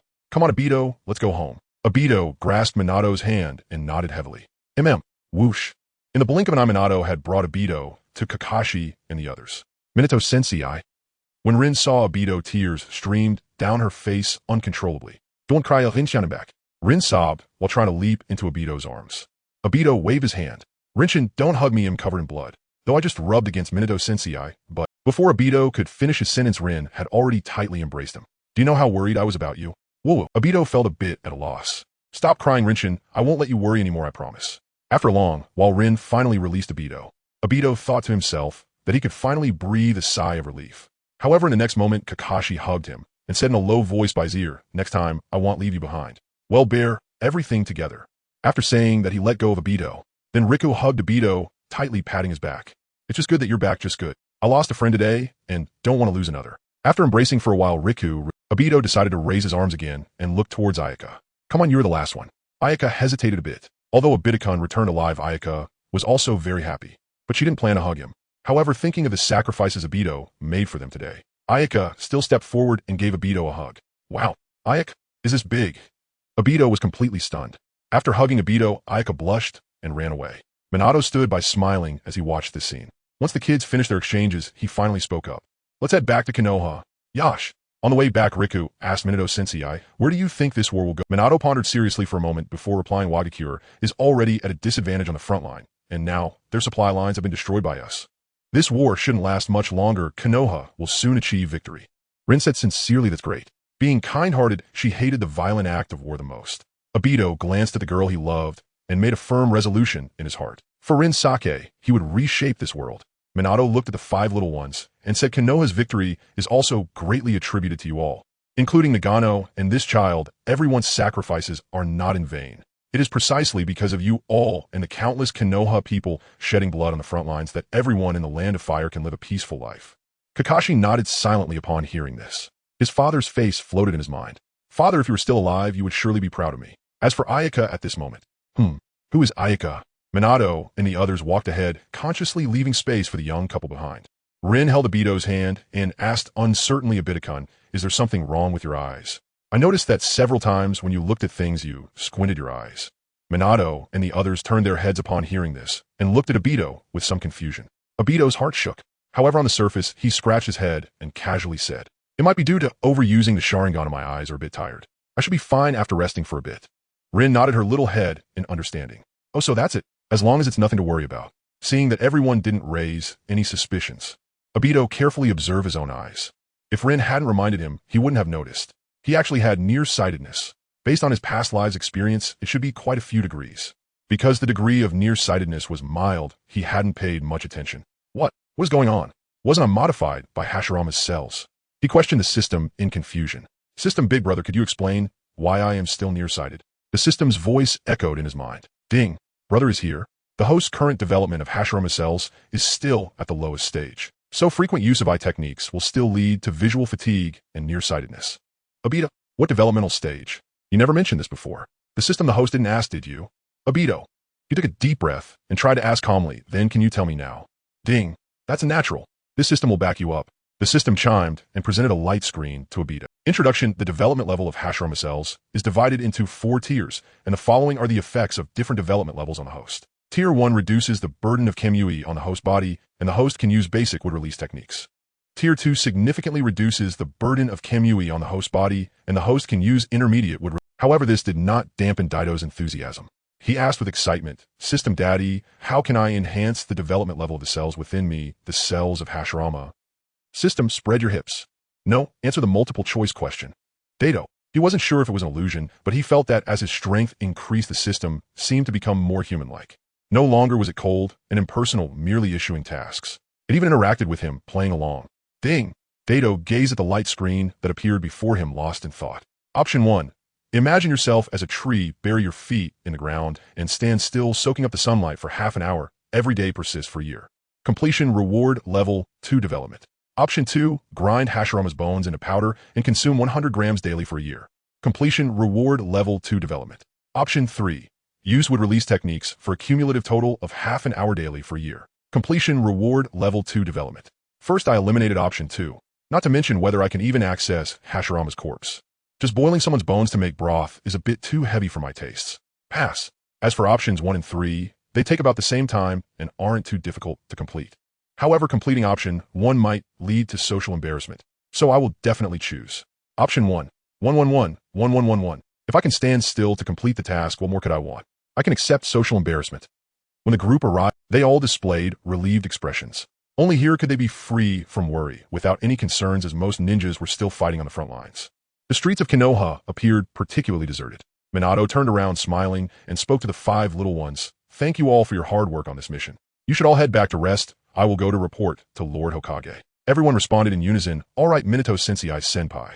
After Minato left, Daito looked at you with a shadow in his eyes. Yuko and I'll accompany you both. After all, Bo died to save me. You shook his head and said, no need, just the 2 of us will do. Well, go ahead.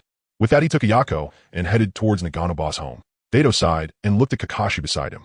What about you? What are your plans? Kakashi said casually. Going home, eating, sleeping, and training. Daito nodded. I understand, then you go cook. He'll head home to report my safety first. Yuchan, you should also go home and report your safety. Let's gather at Kakashi's place tonight. Kakashi, you nodded heavily. All right, Daito-kan. She held Daito tightly, and after a long embrace, reluctantly left. Kakashi, woof woof. Is it really okay for you to do this in front of me? Just because my summon is a ninja dog doesn't mean you can treat me like one. Kakashi sensed that tonight would bring great horror. That night, at the Hatake residence, Kakashi sat there with droopy eyes, remaining silent. Daito and you were sandwiching him in the middle, serving each other food. Yuchan, you should eat this, it's really delicious. Daito-kan, try this piece of meat, it's very fragrant. Kakashi looked at the 2 disdainfully. Can't you just eat your own food? Do you have to make it so entertaining? Unable to bear it any longer, Kakashi crossed his arms. Shadow Clone Technique. Another Kakashi appeared by the dining table. Daito and you were both taken aback, not understanding what Kakashi intended to do. The shadow clone went to the kitchen, retrieved a pair of chopsticks, and then began serving food to Kakashi. Why do you eat this? Why do you eat that? Daito, you. Kakashi shot a provocative glance at Daito. Daito raised an eyebrow, stood up, walked behind you, and then gently kissed her on the cheek. Both Kakashi and his shadow clone were stunned. He exchanged glances with his shadow clone, which remained silent for a moment before disappearing with a puff. Kakashi, what the hell just happened? Do you think I would kiss myself? After the 3 finished their meal, the night grew darker, like an inky mass that wouldn't disperse. The 3 sat together by the hearth talking. This was their first experience of war. The first time encountering the sacrifice of a comrade. Naturally, there would be some negative emotions. They shared their feelings together, comforting each other, and their spirits lifted significantly. Then Kakashi's nightmare returned. Daito had somehow pulled you into his arms. Right in front of him, they whispered sweet nothings to each other. Kakashi roared in fury within his heart. Enough already, you two. As expected by Minato, after the destruction of the Kamizukabashi, a Wagakure could hardly conceal its fatigue. On the front lines, Konoha pressed on, driving them back to the land of Earth. The war between the land of Earth and the land of Fire thus came to an end, with the bittersweet victory of the land of Fire as a conclusion. The 3rd Hokage, Hiruzen Sarutobi, decided to sign a peace treaty with a Wagakure against the odds. When Minato informed Daito of this news, Daito nearly exploded. We clearly won the war. Why do we have to actively sign a peace treaty with a Wagakure? It was clearly the other side that initiated the aggression, yet they bear no cost. It didn't that mean that the sacrifices of the sparrows were in vain? Minato's eyes revealed a hint of helplessness. Dato, this has already been decided. Dato suddenly stood up angrily, storming out. I will personally seek out Lord Hokage. I want to ask him why he is doing this. Sigh. Minato watched Dato's departing figure and sighed deeply. However, he did not stop Dato, because although he could understand the third Hokage's intentions, he personally did not support this approach. Outside the Hokage's office, Dato rushed in angrily. Who is this reckless brat? The Umbu ninja at the door frowned and raised her hand, intending to push Dato aside. But who would have thought that the boy opposite didn't even glance at her? He pushed her down to the ground with a flick of his hand and angrily stormed into the Hokage's office. Umbu ninja. She sat on the ground, unable to comprehend what had just happened. What just occurred? Obito dashed into the Hokage's office filled with excitement as he questioned, Grandpa Hokage, why did you sign a peace treaty with IWA? Before he could finish his sentence, he noticed that there were other guests in the Hokage's office. Don't eat the sour radish. Was that Shimura Danzo? How would he be here? This was the first time Obito had seen the Hokage. He couldn't help but gaze at him for a moment longer. Why was this old guy always squinting? He somewhat resembled Li Ronghao. Where is Hao Gu? The third Hokage looked at Obito and said with some helplessness, Little Obito, there's a reason for this decision made by Grandpa.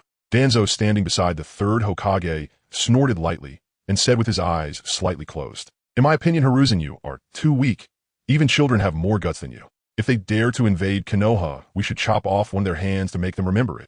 You let them go so easily. What about Konoha's dignity as the strongest hidden village? Danzo's words ignited Obito's blood. I must admit Danzo did have a certain unique personal charm. If it weren't for his penchant for pulling tricks behind, perhaps he could be considered a great hero of his time. The third Hokage waved his hand, dismissing the Umbu ninja who intended to enter, and said in a somber tone, You don't understand, you really don't understand. As the ruler of Konoha, Sarutobi Hiruzen had to consider more and look further. Those who achieve great things plan for 100 years, while those who achieve small things plan for a moment. Konoha had endured many battles, and its talents were dwindling. This could not continue. Rather than stubbornly engaging in a battle of egos, it would be better to endure for the sake of the next generation's development. Konoha had many exceptionally gifted juniors. They just needed some time to grow into the pillars of Konoha. For instance, Obito, Kakashi, Asuma, Gai Shursui. Once they matured, no one would dare to attack Konoha. But if the war continued, these promising talents might all perish on the battlefield. This was a result he did not. The third Hokage turned around and said, You two can leave. My mind is made up. There's no need for further discussion. Obito left the Hokage's office feeling frustrated. What made him even more frustrated was that Danzo was right beside him, his gaze fixed on him intently. Uchiha Obito, right? I've heard about your performance this time. It's simply extraordinary. If you're willing, you can join my roots, and together we can make Konoha better. Obito forced a smile that was both awkward and polite. Thank you for your invitation. I will consider it seriously. Danzo nodded.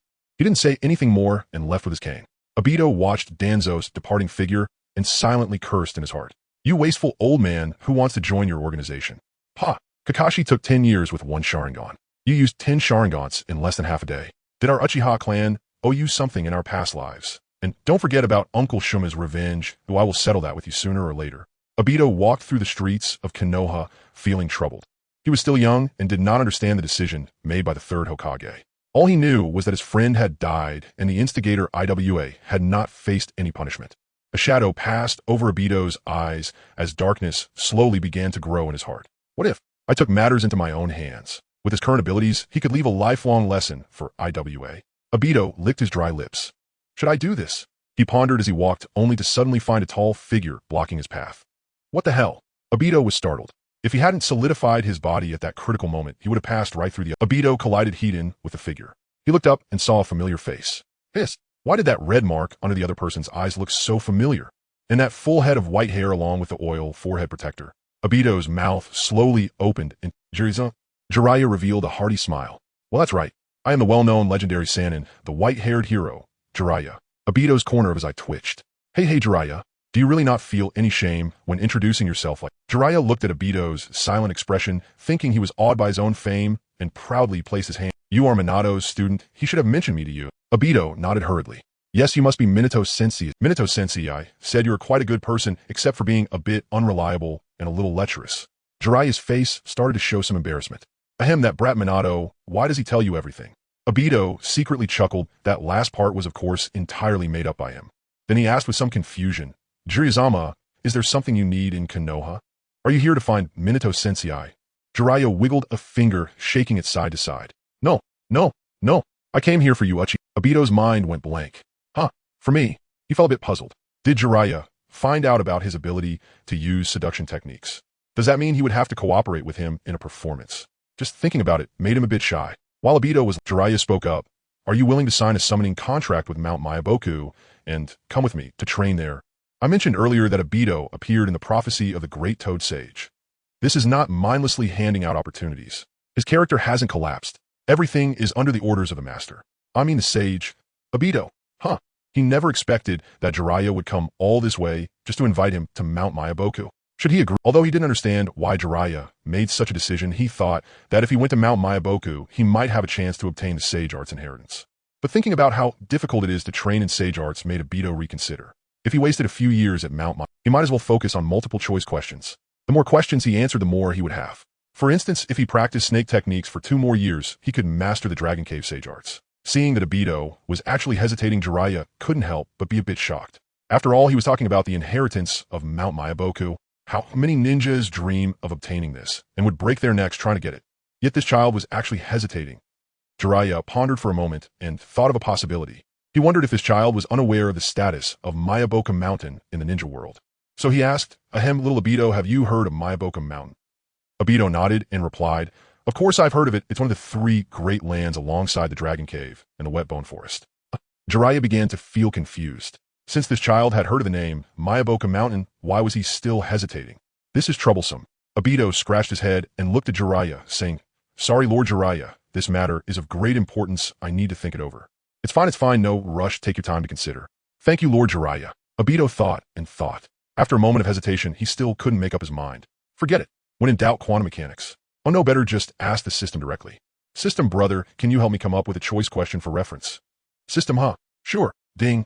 Option 1, give up the Dragon Cave Sage Techniques and sign a summoning contract with Myaboku Mountain. Reward Myaboku Mountain's Sage Techniques. Option 2, refuse Myaboku Mountain's invitation, the Dragon Cave's 3 Divine Maidens.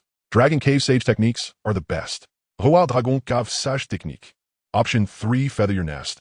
And take them all, I want them all. Walk both paths and practice both Sage Techniques. Reward Cold-Blooded Creature.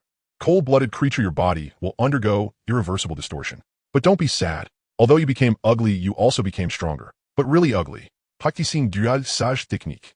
Obito's eyes lit up. But this reward? Obito hesitantly asked. "System big brother, can I choose option 3 and then not take this reward?" The system vibrated in Obito's mind. No. Moreover, this system does not recommend the host to practice 2 sage techniques simultaneously. Obito was slightly taken aback upon hearing this. Why? The system explained with the host's aptitude the time required to comprehend sage techniques. Let's not mention that for now.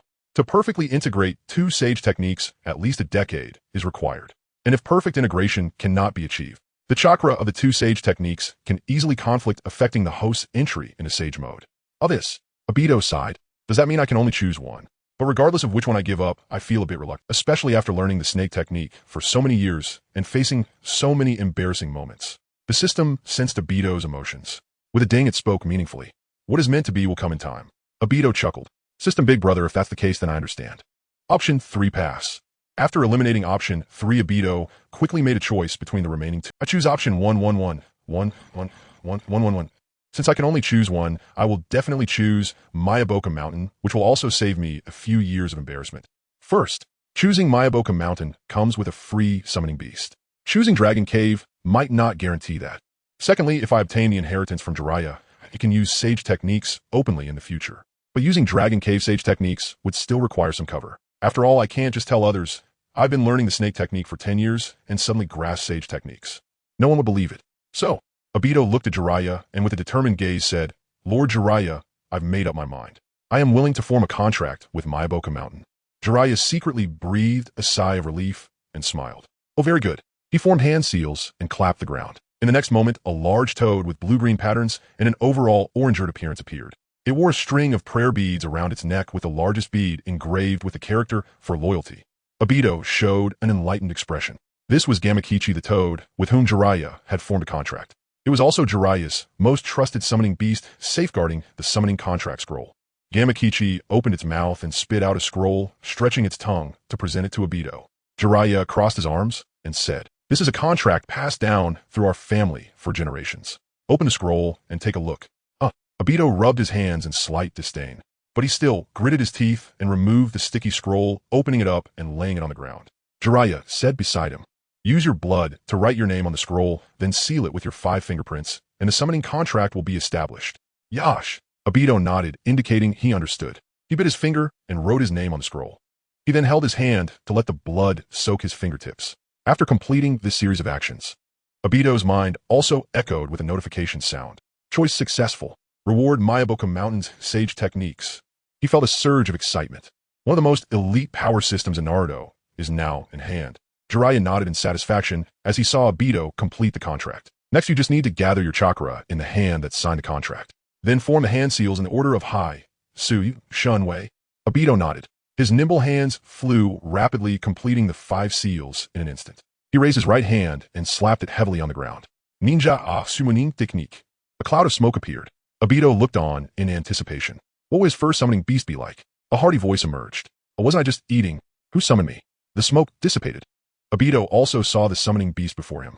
It was a small toad with a mix of red and orange. When crouching, it was about the height of Obito's knee. The little toad also carried 2 short swords, each about 20 to 30 centimeters long. It looked a bit fierce, yet somewhat cute. The small toad surveyed the surroundings and quickly understood the situation. "Hey, little guy in blue, were you the one who—" Obito nodded, curiously looking at the little toad. "That's right, my name is Uchiha Obito, and I just formed a contract with Mayaboku Mountain." The little toad responded with an "oh" and raised its hand toward Obito. "Hello, my name is Toad Shin, and I am a swordsman." Obito was taken aback and exchanged a high five with the little toad. "Hello, please take care of me from now on." Toad Shin retracted its hand. "We'll talk more later. I haven't finished my meal yet, so I'm heading back to eat." The previous chapter mentioned that the scroll was a family heirloom, a quote directly from Jiraiya in the anime. It's not a change made by the author. Perhaps Jiraiya was just boasting. As for the matter of Longji by opening up, it seems that this has actually earned 2 years. Life is just like that, and the effort put in does not always yield rewards. Obito was somewhat speechless towards the food-loving frog, but thinking back to how Naruto could only summon a small tadpole at the beginning. This should still be considered quite good. Jiraiya watched the scene with a smile, as it was the first time summoning the bond between a contract holder and their summoned beast is often the deepest. Over time, their connection can even surpass that of friends or family.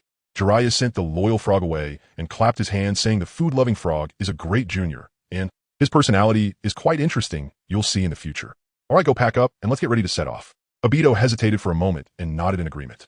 Okay, Master Jiraiya. After receiving the reward of sage arts, he was already contemplating whether he should still go to MT. Mayaboku. Of course, he definitely needed to go. Mastering sage arts is one thing. Being able to skillfully and flexibly use sage arts is another. At MT, Mayaboku, he could receive the most systematic inheritance. This was also one of the reasons he chose MT. Mayaboku, although the 8 years spent learning from the White Snake was quite regrettable, that was a sunk cost. Rather than thinking about the past, it's better to focus on the present. It's better to make the choice that is most beneficial to the now. In this regard, Obito's mindset was quite good. He scratched his head and said, "But Master Jiraiya, can we delay our departure for a few days?" Seeing Jiraiya's somewhat puzzled expression, Obito chuckled and explained, "Before leaving, I want to spend a few more days with my girlfriend." Due to Nagano Nami's death, Rin was still in a state of self-reproach. Obito was very concerned about her mental state. What? Jiraiya was shocked. This kid is so young, and he already has a girlfriend. My own life over the past few decades has truly been a written failure. 1 week later, I will wait for you at the gate of Konoha. After leaving this message, Jiraiya hurriedly left. He urgently needed to go to a tavern to find a few beautiful ladies and share his woes. Obito initially thought that Sensei Minato knew about Jiraiya planning to take him to train. However, when he brought it up to Minato, Minato was equally surprised and clearly unaware. This made Obito very confused about what Jiraiya's true intentions were. What prompted him to decide to take him to train at MT? Mayaboku. Also, if he and Jiraiya developed a mentor-student relationship, could he then refer to Sensei Minato as senior brother? Wouldn't that be a promotion in status? If later he could also become a disciple of the Sage of Six Paths. Et super promotion. I dare say everyone in the ninja world is my grandchild. 1 week later, Obito, carrying a small bundle, arrived outside Konoha. Jiraiya had been waiting here for him. "Let's set off," Jiraiya said with a smile. Obito nodded, radiating youthful energy, as he replied Yash. Jiraiya led Obito eastward. On the way, Obito curiously asked Master Jiraiya, "Aren't we supposed to go to MT? Mayaboku for Isn't it supposed to be a reverse summoning technique that takes us there in an instant?" Jiraiya turned his head, looking at Obito meaningfully. "There's no rush with the training. Your mind is in disarray." Obito was taken aback upon hearing this. Indeed, it seemed that there were some issues with his recent state of mind. He didn't expect Master Jiraiya to see through it at a glance. Jiraiya's image in Obito's heart instantly. A few days later, Obito looked at the building in front of him, and 3 question marks slowly appeared above his head.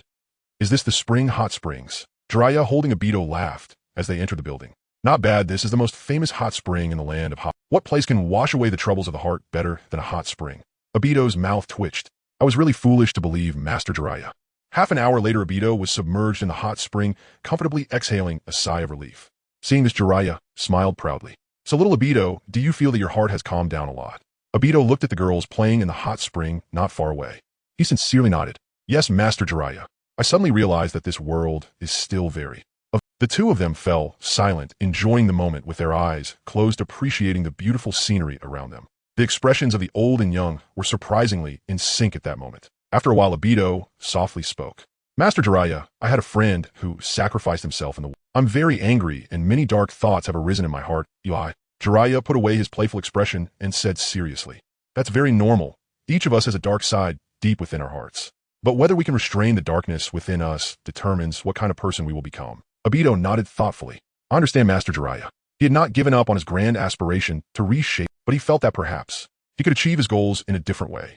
After the two left the hot spring, Jiraiya planned to take Obito to train at Mt. Mayaboku. He earnestly cautioned him. Obito, the 2 sages responsible for your training are very strict. This training may last anywhere from 3 months to 3 years. You need to be mentally prepared. Obito nodded with a strange expression. All right, Master Jiraiya. Can I say that I have already learned sage arts? Going to Mt. Mayaboku was just to learn advanced tutorials. Koji Yusai Neodam. Jiraiya used the summoning technique to summon a giant frog. Then in Obito's terrified gaze, he pulled him into the frog's mouth. Obito looked at the slime on his body, wanting to cry, without tears. Wasn't this hot spring experience in vain?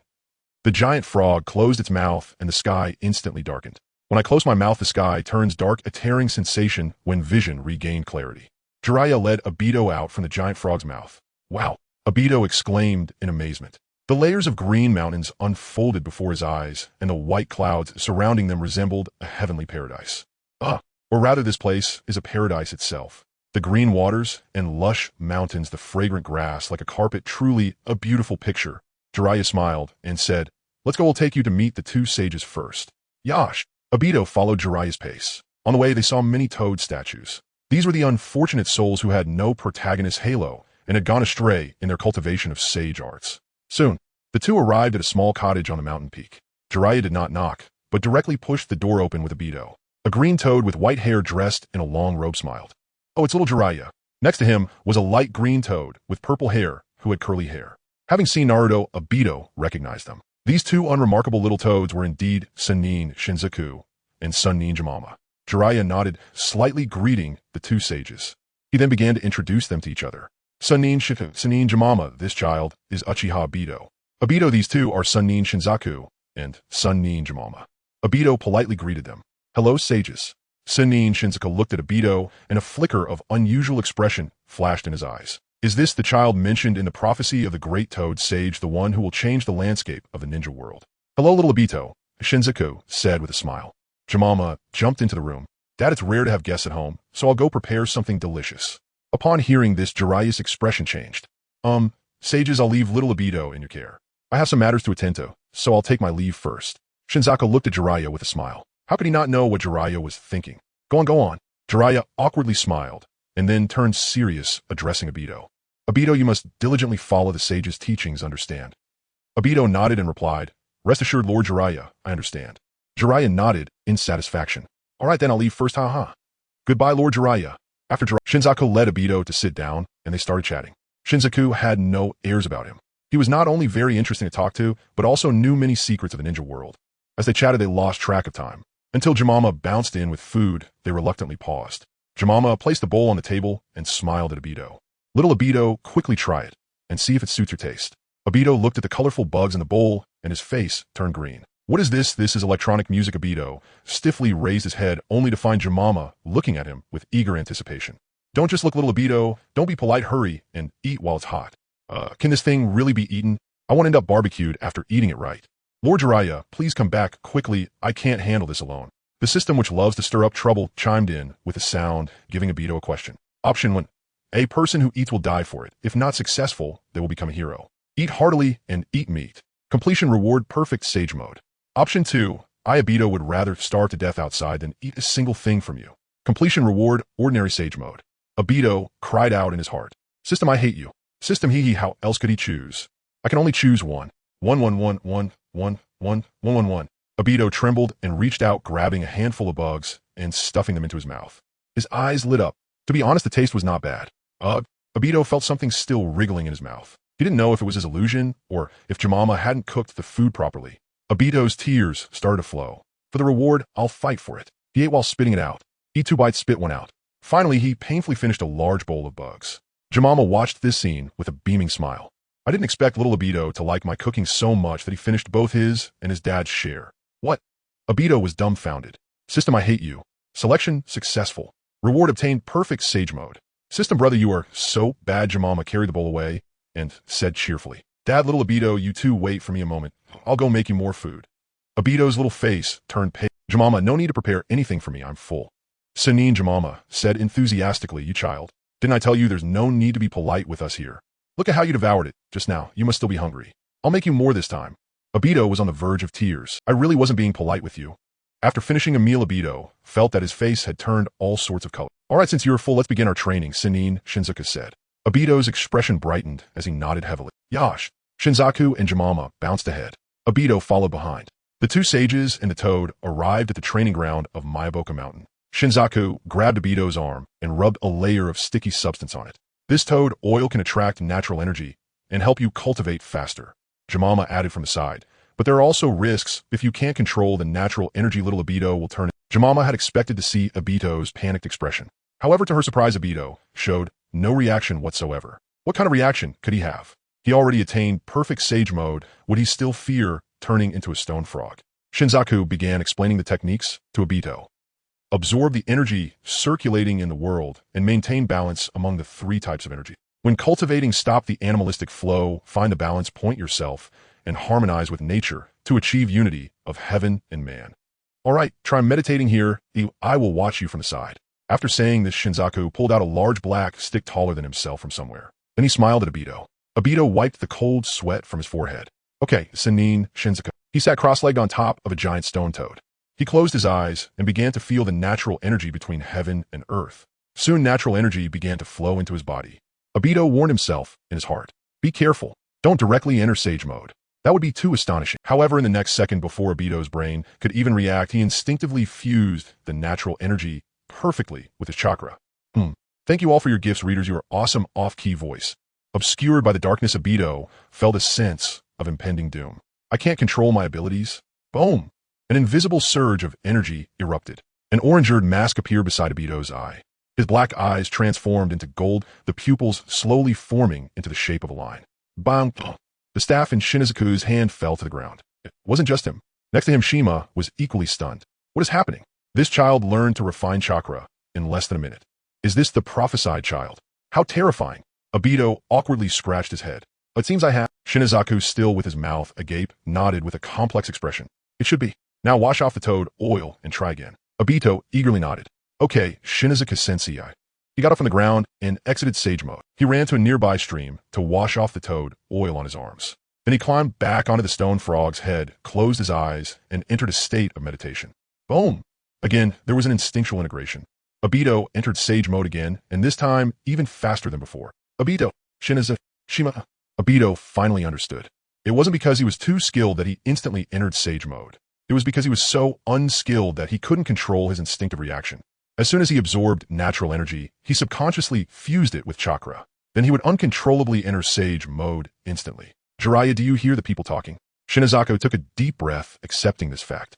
The prophesied child indeed has some extraordinary traits. Is there a problem? No problem.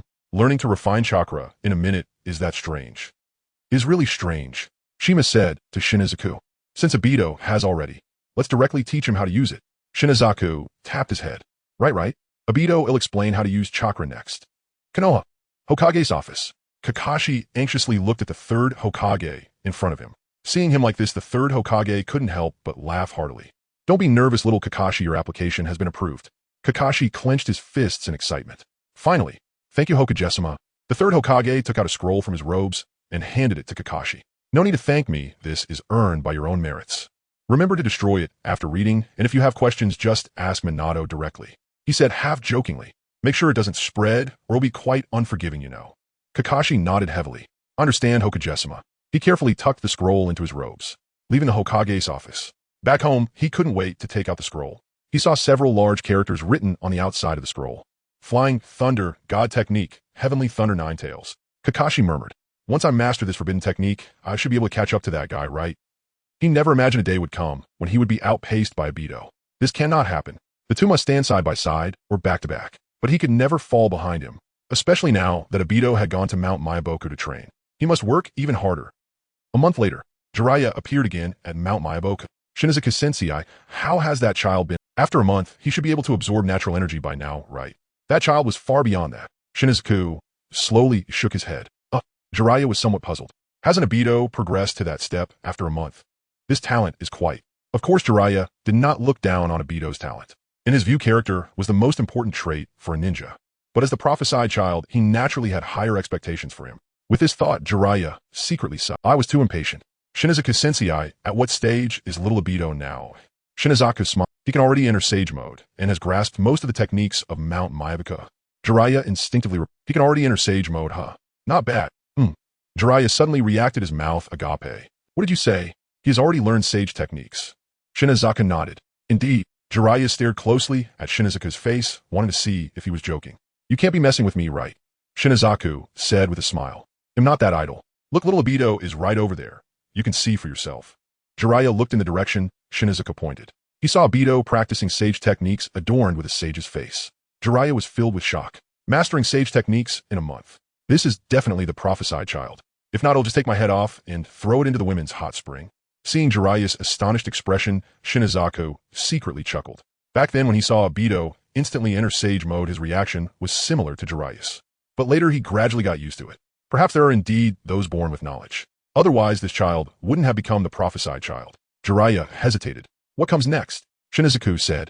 Since this child has learned sage techniques, He cast a meaningful glance at Jiraiya. Do you remember the Great Toad Sage's instructions? We must not let him miss that opportunity. Jiraiya felt a chill in his heart. I understand, Shinjuku Sensei. The two one-man and one frog stood at a distance, quietly watching. After a while, the youth finished his training. He exited Sage Mode and ran towards them. Shinjuku Sensei, Jiraiya, you are here, too. Jiraiya nodded with a smile. I just heard Shinjuku Sensei say you performed well, so I have a little Obito's eyes lit up upon hearing this. What reward? Jiraiya smiled mysteriously and took out a small booklet from his robes, handing it to Obito. Once we go back, find a secluded place to read it carefully. You will surely enjoy it. Obito showed a knowing smile. Thank you, Jiraiya. Wait, are we going back? So many gifts today. I have to update this afternoon. No one stopped me. Why is no one really stopping me? Shinzo stood to the side, smiling as he said, You have excelled in your training. It is time for you to leave. Daitu felt somewhat reluctant upon hearing this. But Shinzo jumped onto Daitu's shoulder, patting his head. Little Daitu, there is no feast that is not in. Do not be too sorrowful. Your friends are still waiting for you. Hurry back now. As he said the word friends, he paused slightly. Shinzo continued. And if you miss us, you can always come back. Myaboku Mountain will always welcome you. Daitu nodded heavily. I understand, Shinzo-sama. Thank you, and Jiraiya, for taking care of me during this time. Please help me say goodbye to her. Shinzo once again patted Daitu's head with satisfaction. Little Daitu is a good child. Jiraiya led Daitu away from Myaboku Mountain. He looked at the somewhat downcast Daitu and said, This month of training has been tough, but let's find a place to celebrate. Daitu's eyes lit up. Is it that kind of place again? Jiraiya revealed a mischievous smile. No, it's even better than last time. A day later, the two lay side by side on beach chairs. Beside them were two beautiful young ladies giving them shoulder massages and leg rubs. Huff, Jiraiya, you really know how to enjoy life. Jiraiya laughed heartily. Ha ha ha, of course. So, did you feel the fatigue in your body vanish in an Daitu comfortably gave a hum. Yes, I feel like I'm reborn now. After the two young ladies left, Daitu's eyes rolled as he mischievously asked, Jiraiya, do you have a favorite woman? Jiraiya it seemed he did not expect Daitu to ask him such a question. He pondered for a moment and said, I suppose there is, but am not too sure. Daitu chuckled secretly. The woman who occupies your heart must be extraordinary, right? For example, someone who can punch through a wall or break Susanoo with bare hands. The corners of Jiraiya's mouth slightly curled up. That's certainly true. Daitu then asked, So why don't you pursue her? Jiraiya revealed a somewhat melancholic expression. In the past I didn't think I liked her, but when I realized my feelings it seemed I had already missed my chance. Daitu nodded, not saying anything further. If they continued the intentions would be too obvious. After basking in the sun, for a while they dressed again and set off. 5 days later, the two arrived at the entrance of Konoha.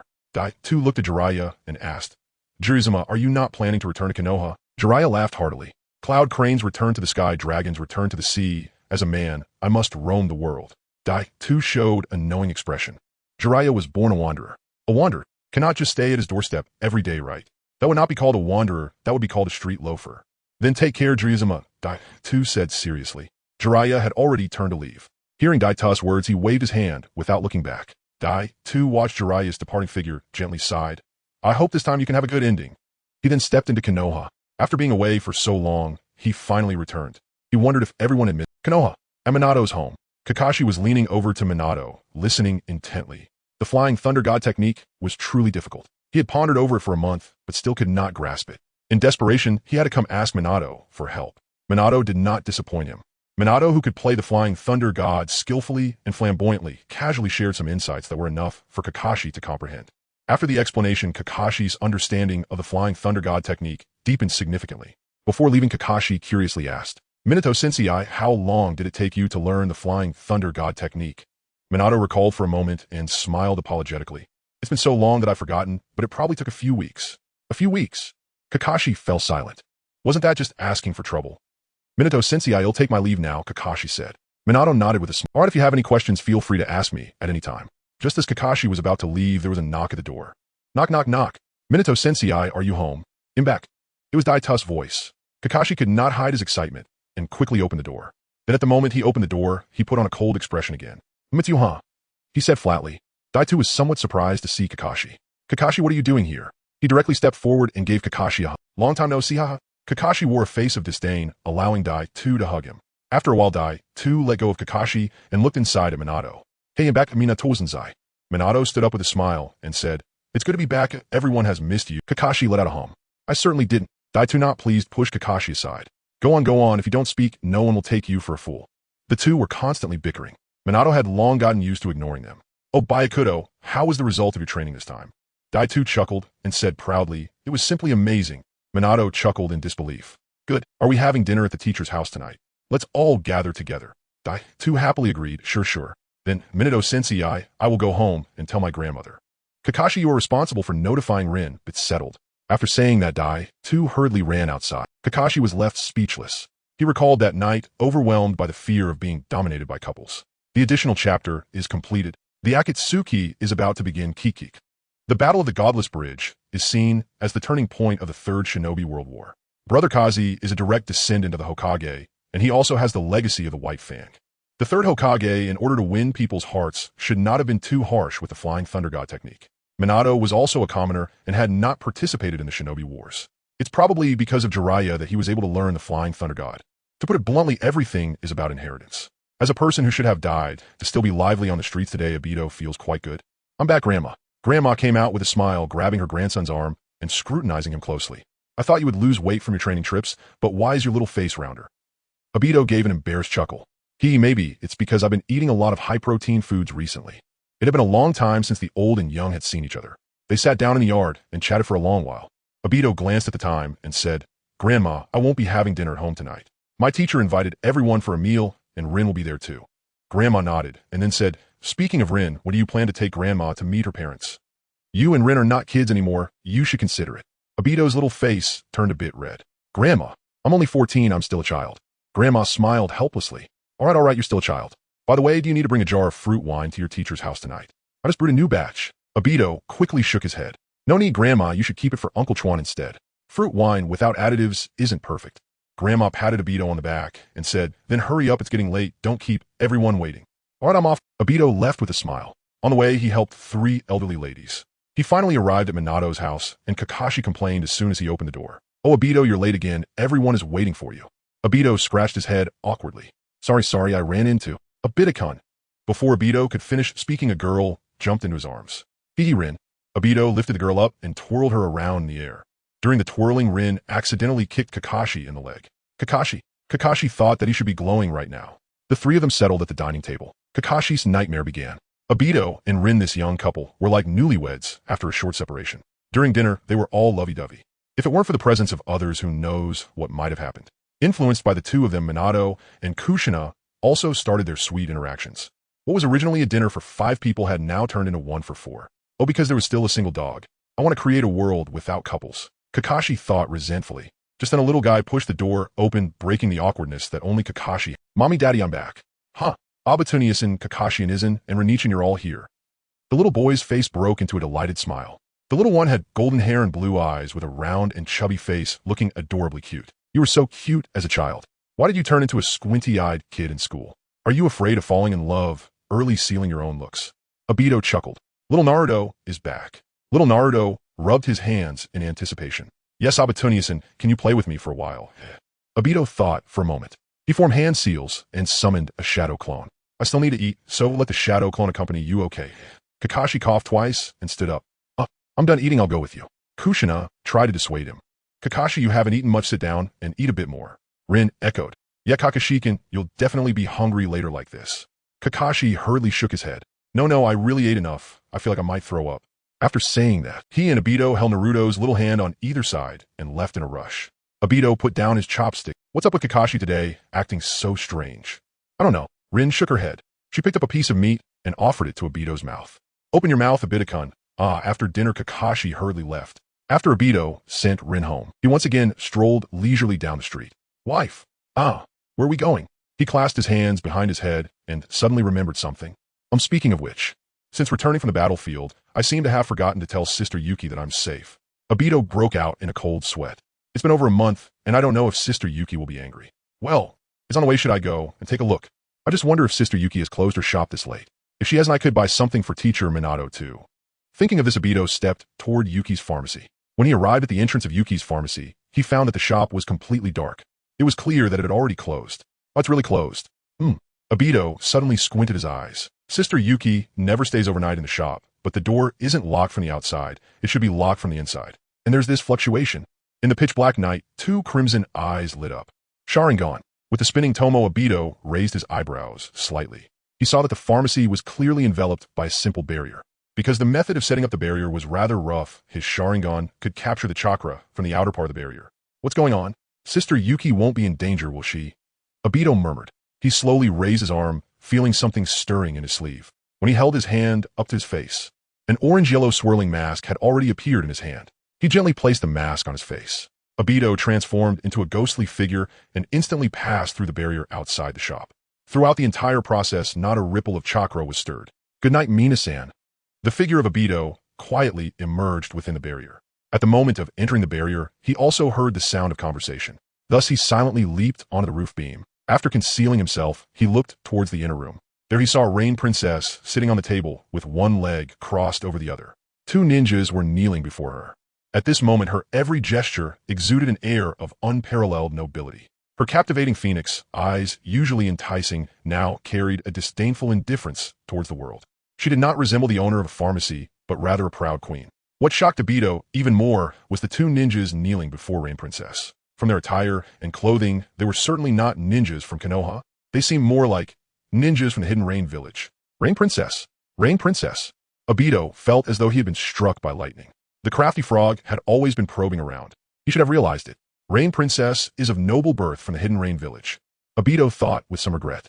But why is Rain Princess not staying in the Land of Rain, but instead hiding in Konoha? He perked up his ears, focusing on the sounds coming from inside the room. One Rain Ninja whispered, Rain Princess, our country and its people need you now more than ever. Another ninja nodded in agreement. The 3 great nations are clashing within our Land of Rain, and a group called Akatsuki has emerged attempting to subvert the entire Land of Rain. The current Land of Rain is beset by both internal troubles and external threats. Please return to take charge. Rain Princess snorted, lightly, a trace of mockery appearing on her face. What about my foolish brother? Has he been eliminated because of Hanzo's affairs? One Rain Ninja's expression changed slightly. Rain Princess, you jest. Lord Hanzo is loyal to the royal family. How could he do such a thing? It's just that your brother lacks the talent to take on great responsibilities hence. Rain Princess shook her head and replied, how could he not? My tyrannical father was just Hanzo's accomplice working with Konoha, wasn't he? If it weren't for your repeated leaks of my father's whereabouts to Konoha, how could White Fang have succeeded? The 2 Rain Ninjas exchanged glances, both feeling somewhat at a loss. The Rain Princess in front of them was too clever. She saw through everything and had grown weary of it all. Thus she chose to leave forever the country she despised. It seemed that the task Lord Hanzo assigned would be quite difficult to accomplish. One Rain ninja steeled himself and continued. Lord Hanzo has reached an agreement with Shimura Danzo from Konoha, working together to deal with the Akatsuki organization. After eradicating this malignant tumor, Lord Hanzo hopes you can return and take up the throne. There is a chilling undertone in Rain Princess' words. I return to be Hanzo's puppet. Absolutely impossible. Rain Princess' demeanor was resolute.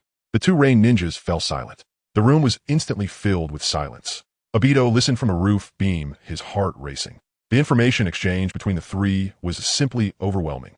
Taking advantage of their pause, Obito began to sort through the information. First, the true ruler of the Land of Rain was Hanzo of the Salamander. He planned to bring Rain Princess back to serve as a medium for him to manage the country. Secondly, Rain Princess' father was in fact killed by White Fang. Moreover, it was the result of a conspiracy between Hidden Rain Village and Konoha. However, judging by Rain Princess' settlement in Konoha and various reactions, she seemingly did not harbor resentment towards Konoha. Lastly, Hanzo of the Salamander intended to cooperate with Old Silver Coin to eliminate the Akatsuki organization. In other words, that despairing situation has yet to occur. Obito's eyes lit up. He knew what he needed to do next, just as he was pondering in silence. A Rain ninja stood up, breaking the silence. I'm sorry, Rain Princess, but you must come with us today. This is Lord. His companion beside him also stood up. The two began to slowly approach Rain Princess. Rain Princess smiled playfully. Oh, is it finally time to tear off the mask? Ding. The sudden prompt sound echoed in his mind, startling Obito so much that he almost fell from the rooftop. He focused and saw a multiple-choice question appear before him. Option 1, take action to assist Rain Princess in escaping her predicament. Completion, reward Rain Princess affection 1. Option 2, turn a blind eye and allow others to do as they please with Rain Princess. Completion, reward stealthy observer. Option 3, quickly inform the third Hokage of what is happening here. Completion, reward 0. 05 chakra. Stealthy observer, when you quietly observe events from the shadows, your existence is less likely to be detected. I get a stealthy observer for standing by. Then shouldn't I receive a protector for taking action? Options 2 and 3 were definitely not ones he would choose. Rain Princess had treated him well on ordinary days. Even without a reward, he would still help her. But what use is affection to me? Obito pondered.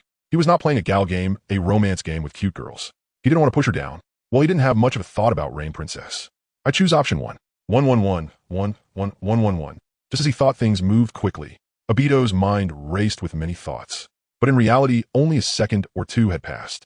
He silently leaped down from the roof beam. With one step, he arrived behind a Rain ninja. With a swift strike, he knocked him out. The other Rain ninja was taken aback. Before he could turn around, Rain Princess raised a beautiful leg and kicked fiercely at his vital point. Thud! Obito seemed to hear the sound of a chicken being fried. He couldn't help but gasp. The Rain ninja let out a painful wail. His whole body bent forward instantly. Rain Princess glanced at Obito, who was in a daze, and said impatiently, "What are you still dawdling for? Hurry up." Rain Princess followed Obito's gaze and saw her skirt. Only then did she realize her fair and delicate face instantly turned crimson. Little pervert. Rain Princess gritted her teeth and picked up a vase. With a bang, it smashed onto the head of the Rain ninja. Obito trembled all over. He looked at Rain Princess gaze upon him. That blow seemed to intend to hit him on the head. Choice successful. Gained reward Rain Princess affection 1. Rain Princess snorted coldly. She took out a small bottle from her pocket and handed it to Obito. Here. Obito, somewhat confused, lowered his voice and asked to him, "What does this mean?" Rain Princess rolled her eyes dramatically. "Noble Chunin, it's been 2 days since we last met. How could your voice change?" Obito scratched his head awkwardly. "You actually recognized me." Rain Princess helplessly put her hand to her forehead. "Did you think that just because you wore a mask I wouldn't recognize you? Where did you find such an ugly mask? Hurry and take it off. It makes me uncomfortable to look at it." Obito, puzzled, removed his mask. This is illogical. Wasn't it said that once the mask is worn, no one would love him? He looked at the dejected Obito. Yuki couldn't help but smile. "You little brat. Quickly take the antidote or you'll regret it later." Obito was startled by her words. "Did you poison me?" When Yuki shrugged and casually replied, "Well, I was talking to those two. Even if you don't take action, they won't last long anyway." Obito broke into a cold sweat upon hearing this. He hurriedly opened the small vial and drank the antidote. After finishing, he muttered softly, "If I had known, I wouldn't have acted." That infiltrator's reward was actually quite nice. Yuki shot him a sidelong glance. "What are you mumbling about?" "It's nothing at all." He immersed his mind into his body, carefully sensing the changes within.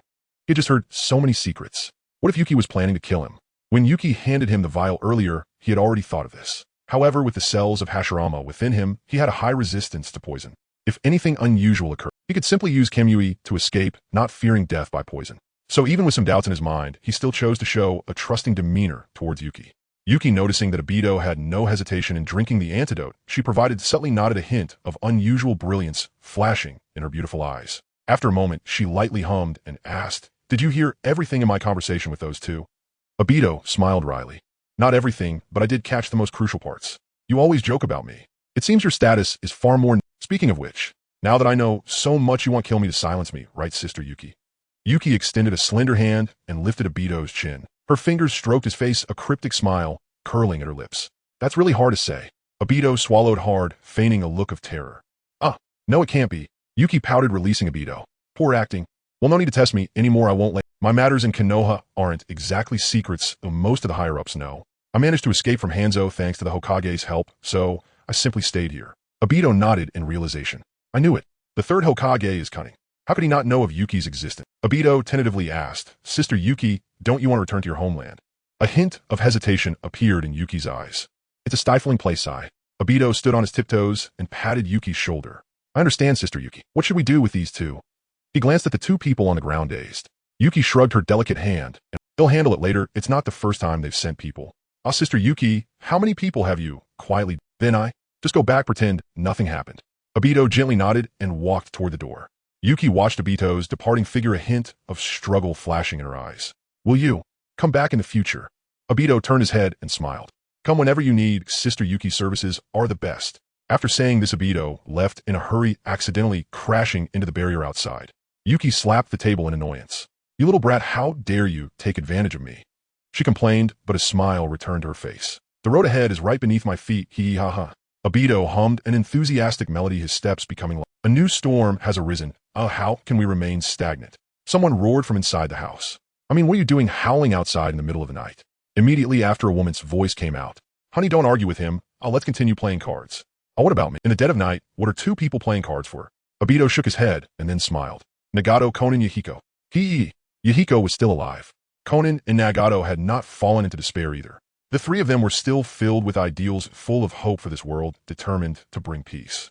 And not to bring nuclear devastation to the world. They were like a flame in this dark world, yet they were always on the brink of extinguishment. What Obito aimed to do was to keep this fire burning, fiercely igniting a blaze. "Looks like I need to head to the land of rain," Obito murmured. The next day, Obito got up early from bed. Now the war between Konoha and Iwagakure has calmed down. Konoha's pressure has greatly decreased. As a hero of the battle at the Bridge of the Godless, he could temporarily avoid going to other battlefields. So comfortable. After stretching lazily, Obito formed hand seals and summoned a shadow clone. He patted the shoulder of the shadow clone. "I'll leave this to you." The shadow clone smiled and said, "Just leave it to me." Obito nodded. He vanished into the Kamui space. He left a spatial mark in Konoha. If the shadow clone dissipated, he could instantly return. The Land of Rain is a small country unfortunately located between the Land of Earth, the Land of Wind, and the Land of... Whenever these three great nations engage in battle, they would seamlessly do so in the Land of Rain. Moreover, internal strife also rages within the Land of Rain. With constant conflicts and disasters, it could be said that the people are living in misery. This is also why the Land of Rain has produced a large number of radical thinkers. Obito held an umbrella walking down the streets of the Land of Rain. His attire stood out starkly from the however, no one paid attention. The people living here felt indifferent to everything. Even when death loomed, they would only feel relief. Sigh. Obito let out a long sigh. This world filled with despair only brings pain to people. I will change all of this, even if it's just for those around me. Obito's gaze was resolute as he once again vanished into the Kamui space. He needed to obtain intelligence as soon as possible. Then he could take the first step towards changing this world, relying on the terrifying mobility of the Shinjutsu. Coupled with the unpredictable illusions of the Sharingan, Obito quickly obtained the intelligence he needed. Within the realm of Shinjutsu, Obito's eyes narrowed slightly. It is certain that Danzo and Hanzo are conspiring together. But I wonder how the plot will change and how Madara, or rather Black Zetsu, will get involved. There's no point in overthinking it. Let's go take a look. After all, once Shinjutsu is activated, no one loves it. Initially, there was the Akatsuki organization led by Yahiko. They aspired to create peace in the world without relying on extreme force. In the Land of Rain, this ideology was undoubtedly very appealing. The Akatsuki organization gradually grew and gained fame in just a few years. It even became a colossal entity that instilled fear in the demigod Hanzo. Of course, this was not without Danzo's manipulation. In any case, Hanzo was worried that the Akatsuki organization would threaten his rule. Thus, he colluded with the old coin Danzo to set a trap for Yahiko. He used the pretext of negotiating peace with the three great nations by joining forces with the Akatsuki. He lured Yahiko and the others into a trap. Using the captured Konan as leverage, he successfully killed Yahiko. In retrospect, he extinguished the only glimmer of light in the darkness. He personally created a twisted monster. Since then, there has been no light in the ninja world. However, this tragedy has not yet occurred. This should be the place. Amidst the continuous rain, Obito arrived at the location where everything was about to happen. This is the agreed meeting place between Yahiko and Hanzo. It is a hilly area behind a series of low hills. Hidden in the hills are the Umbu of Konoha and the ninjas of Amigakure. According to the agreed time, Yahiko and Nagato would appear in half an hour. During this time, Obito continuously rehearsed various scenarios in his mind. In my recollection, Danzo and Hanzo did not send anyone to ambush the remaining members of the Akatsuki.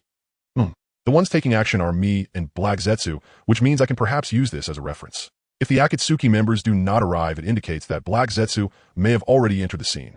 Time passed unknowingly. When Obito saw Yahiko and Nagato appear, he couldn't help but let out a long sigh, not bringing a single subordinate. What naive guys they are. Obito shook his head. Being overly idealistic won't lead to great achievements. He needed to return and have a serious talk with these two. Surviving until the end is the true path. Hanzo stood atop the mountain, surrounded by numerous ninjas. In his hand, he held the bound Konan. Yahiko's expression changed upon seeing this. Lord Hanzo, what on earth is happening? Hanzo said coldly, to me, your organization is too much of a hindrance. He raised the kunai and gently traced it across Konan's neck. Yahiko, as the leader, you will die here. If you resist, this woman will lose her life. The light in Yahiko's eyes vanished. How can this be? He had always regarded Hanzo as an idol. He wanted to emulate him and pursue peace for the land of rain.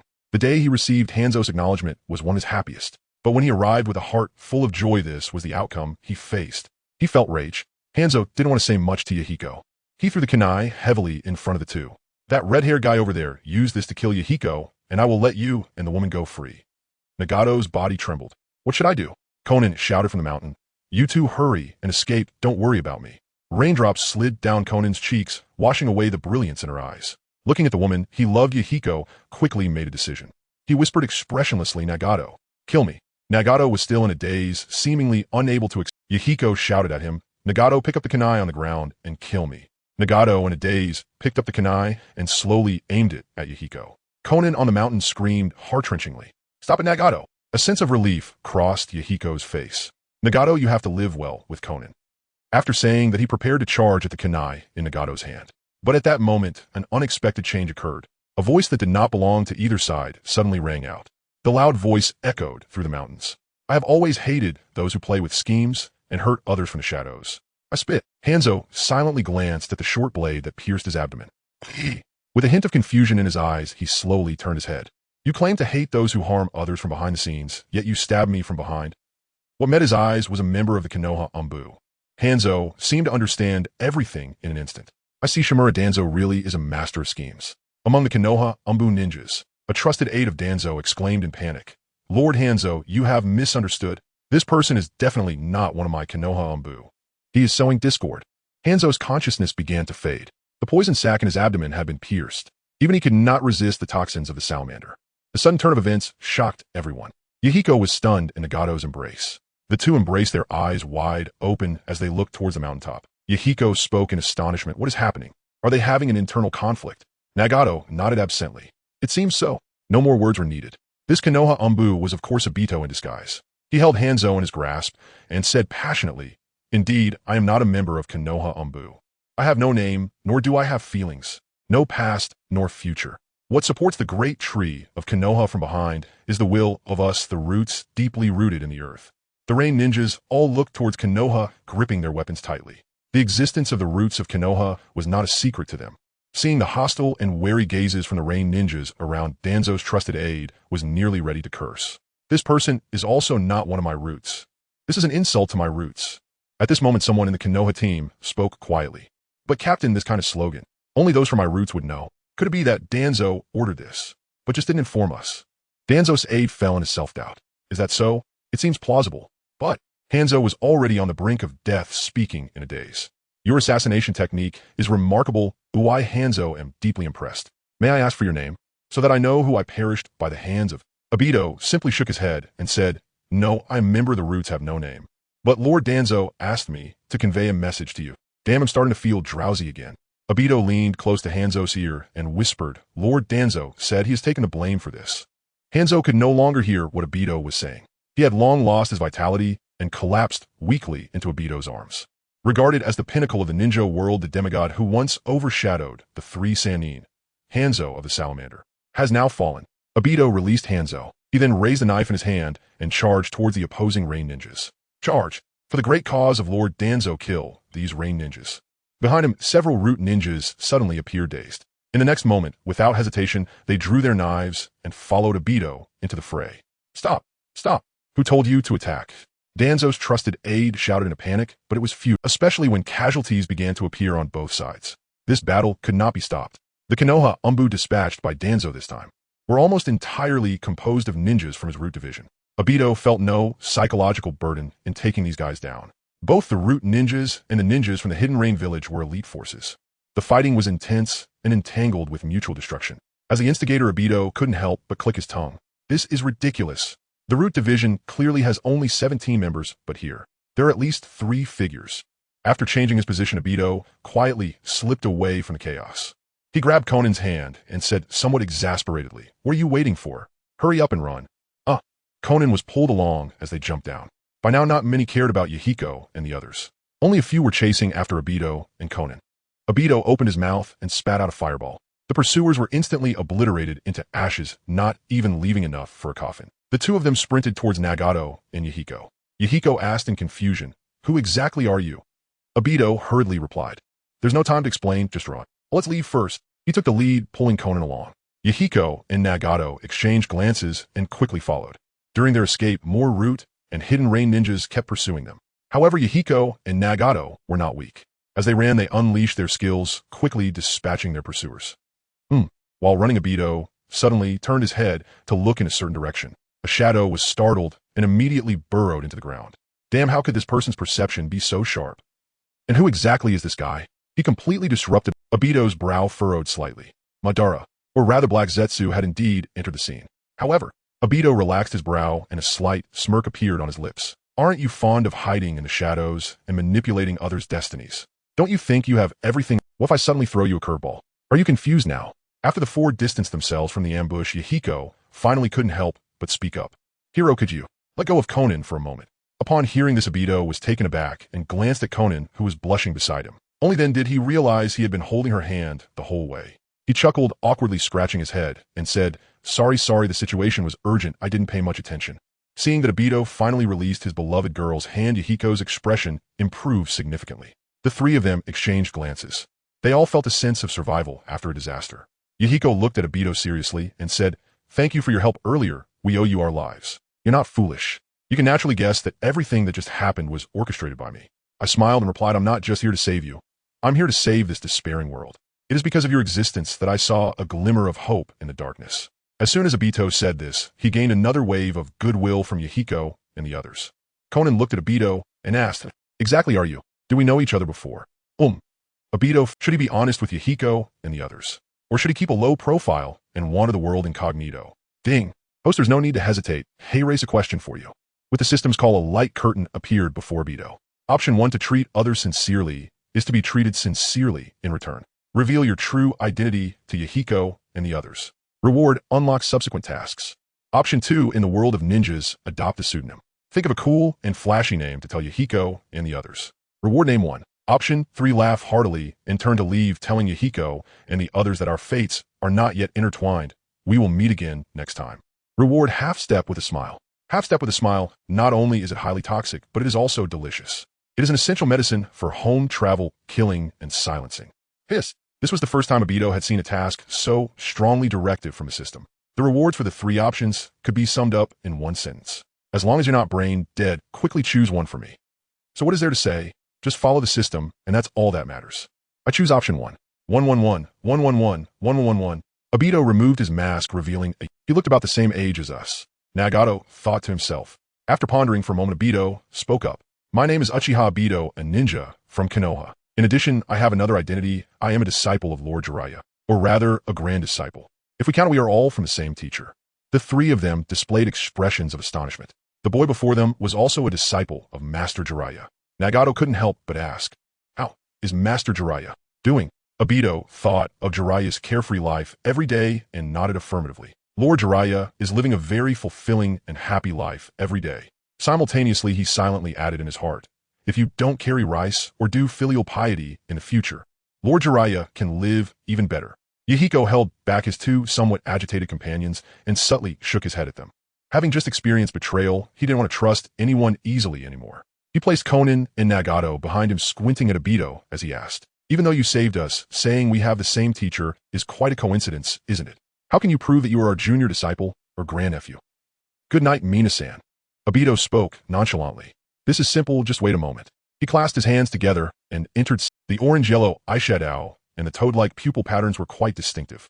"How about it? Is this enough to prove my identity?" he said with pride. However, the three opposite him, Yahiko and the others, looked bewildered. Konan directly asked, "What are you doing?" Obito scratched his head and exited sage mode. Could it be that these three have never seen the sage mode of Myobo-Kuzen before? This is indeed possible. Damn it, the act failed. Obito bit his own finger and slowly began to form hand seals. "Looks like I have no choice but to use that to prove my identity. Jurizuma signed a summoning contract with Myobo-Kuzen. You should all know that, right?" The three of them exchanged glances and nodded. Obito breathed a sigh of relief. "Phew, then there's no problem, and there's no need to get rude." He raised his hand and slapped the ground. The next moment, a toad of moderate size appeared before them. "Where's my food?" The toad looked around. When it spotted Obito, it immediately understood what had happened. It let out a long sigh and said, "So you're Uchiha Obito, huh? Why do you always summon me during meal times? Since it seems you don't need to chop anyone up here, I still have half a bowl of rice left, so I'll be leaving now." After saying that, it didn't even give Obito the chance to greet it. The toad disappeared with a pop. "Yahiko, Nagato, Konan, Obito, ahem, now you should believe that I am a disciple of Jiraiya." Yahiko nodded in relief and then smiled apologetically. "Yes, I truly apologize for earlier. Because just now, after experiencing Hanzo's betrayal, I was worried you had ulterior motives against us." Obito smiled as well and replied, "It's okay, I can understand." In truth, he had his own selfish reasons for saving Yahiko and the others. It wasn't purely altruistic. However, he did not intend to take advantage of the three, but rather wanted to establish a cooperative relationship. With Jiraiya's connection, things became easier. The distance between the four of them suddenly narrowed significantly. The three war orphans finally lowered their guard in front of Obito. Konan sobbed as she hugged Yahiko and Nagato. "Oh, Yahiko, Nagato, I thought I would never see you again." Yahiko gently patted her back. "It's okay, Konan, it's all in the past now. Aren't we all fine now?" After the three expressed their emotions, they all sat down together on the ground and began to chat. Konan curiously asked, "Is Jiraiya Sensei settled down now?" Obito shook his head and said, "No, Jurizuma is still wandering around as he always does without a fixed residence." Yahiko said with some resignation, "Jiraiya Sensei is already so old, why hasn't he settled down yet?" Obito smirked and said, "Let me share a little secret with you. Oh, actually, Jurizuma does have someone he admires." Nagato's eyes widened in shock, unable to resist asking, "Really, is that true?" Obito nodded. "Of course it's true, and you all know this person as she is." Obito paused, intentionally selling the suspense. "Who is it? Hurry up and tell us, don't keep us in suspense, junior brother." Obito laughed heartily. "This person," Nagato's face showed a look of disbelief. Yahiko was also astonished. "This can't be." However, Konan clapped her hands in certainty. "I knew it. I've always thought that Jiraiya Sensei was infatuated with Tsunadesima. Let me tell you, this part omits an essay." After listening for a while, Yahiko couldn't help but interrupt Konan's lengthy discourse. Stop. Only then did Konan reluctantly stop, still wanting to say more. "So, Minasan, do you think my analysis makes sense?" Nagato listened with wide eyes. "Konan, how many times have you even met Tsunadesima to analyze?" Konan playfully stuck out her tongue. "That's because I have a pair of keen eyes." The three men present rolled their eyes. "How does it feel like it's because you're too gossipy? Even the Rinnegan isn't as sharp as you." Yahiko cradled his head, looking somewhat confused. "Then since Jiraiya Sensei likes Tsunadesima, why doesn't he confess to her?" Nagato echoed. "Yeah, their relationship should have been good from the start, right?" Obito thought for a moment and replied, "Probably because he's afraid that if Tsunadesima gets angry one day, she might accidentally beat him to death. You all know Jurizuma isn't serious, always trying to sneak into the lady's arms when he has the chance." Yahiko and the others nodded in agreement. Indeed, Yahiko stood up straight. "No way, as his beloved disciples, we need to help our teacher with his lifelong issues." Konan immediately spoke up in support. "Exactly, I support Yahiko's view." Nagato quietly said, I think the same as you two." Obito patted his chest and said seriously, "Please count me in, I also want to help bring them together." The four of them began to chat excitedly. Each took turns speaking, arranging Jiraiya's major life matters. They even planned where he and Tsunade would be buried in the future. For example, a sea burial. Cough cough. After a while, Yahiko casually asked, "Junior brother, aren't you from Konoha? Why did you suddenly come to the land of rain?" The joyous atmosphere became somewhat heavy. Konan and Nagato fell silent. After pondering for a moment, Obito spoke up. "This is a long story. It was quite a coincidence that I ran into you all. The Rain Mistress of your country is currently in Konoha, and my relationship with her is quite decent." Rain Mistress? Yahiko's expression changed slightly. However, he said nothing and gestured for Obito to continue. Obito understood and continued. "One night, I happened to overhear her talking with two Rain Shinobi and learned that Hanzo was planning to target the Akatsuki. I know that the Akatsuki was created by you, and I also know that you are disciples of Jiraiya." Obito laid out the logical connections as they were. However, he slyly omitted some key points, such as how he knew about the connection between the three and Jiraiya. Anyway, as long as the general idea matches these small details, one, they're insignificant, and two, they are hard to verify. Mayahiko remained silent, quietly digesting the information provided by Obito. Rain Princess had not shown herself for several years. Some said she was hidden away by the royal family, while others claimed she was eliminated by Hanzo. "I didn't expect Rain Princess to have gone to Konoha," Konan murmured. Obito sighed and said, "It's because she was deeply disappointed with the land of rain, perhaps even hopeless that she chose to leave." Mayahiko and the others lowered their heads, their eyes dimmed. Had they not grown up in the land of rain, they would not wish to remain on this land. If they could choose, they would have preferred to be born in a land bathed in peace. Obito observed the three, noting their He thought to himself, "It seems this incident has had a significant impact on them. No, I must uplift their spirits." Obito cleared his throat and spoke passionately. "But the land of rain still has you, doesn't it? And now is the best opportunity to change things in the land of rain." He continued, "With Hanzo the salamander dead, do you not have the confidence to turn the land of rain into a pure land? As long as you can show Rain Princess a glimmer of hope, I am certain she will return without hesitation to help you rebuild the land of rain." Under Obito's impassioned speech, the three raised their heads, once more their eyes rekindled with hope. Seeing the effect was good, Obito felt relieved. "The will of fire does not deceive me. Where my words go, the fire of hope will continue to burn.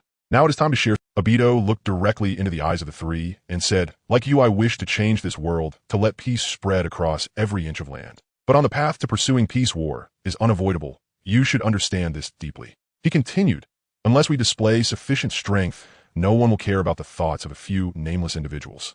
Mayahiko and the others silently nodded. Although they were idealists, they were not naive enough to believe that communication alone could resolve everything.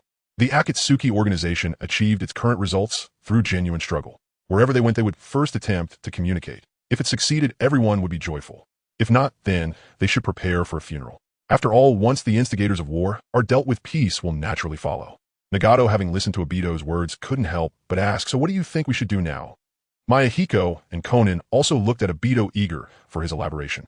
Obito coughed twice and said, "Ahem, I have an immature idea that we can discuss together.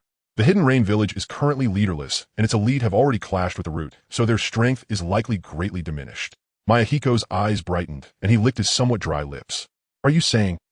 Obito nodded and said, "Indeed, I believe we can take direct action against the Hidden Rain Village to consolidate the power of the Land of Rain.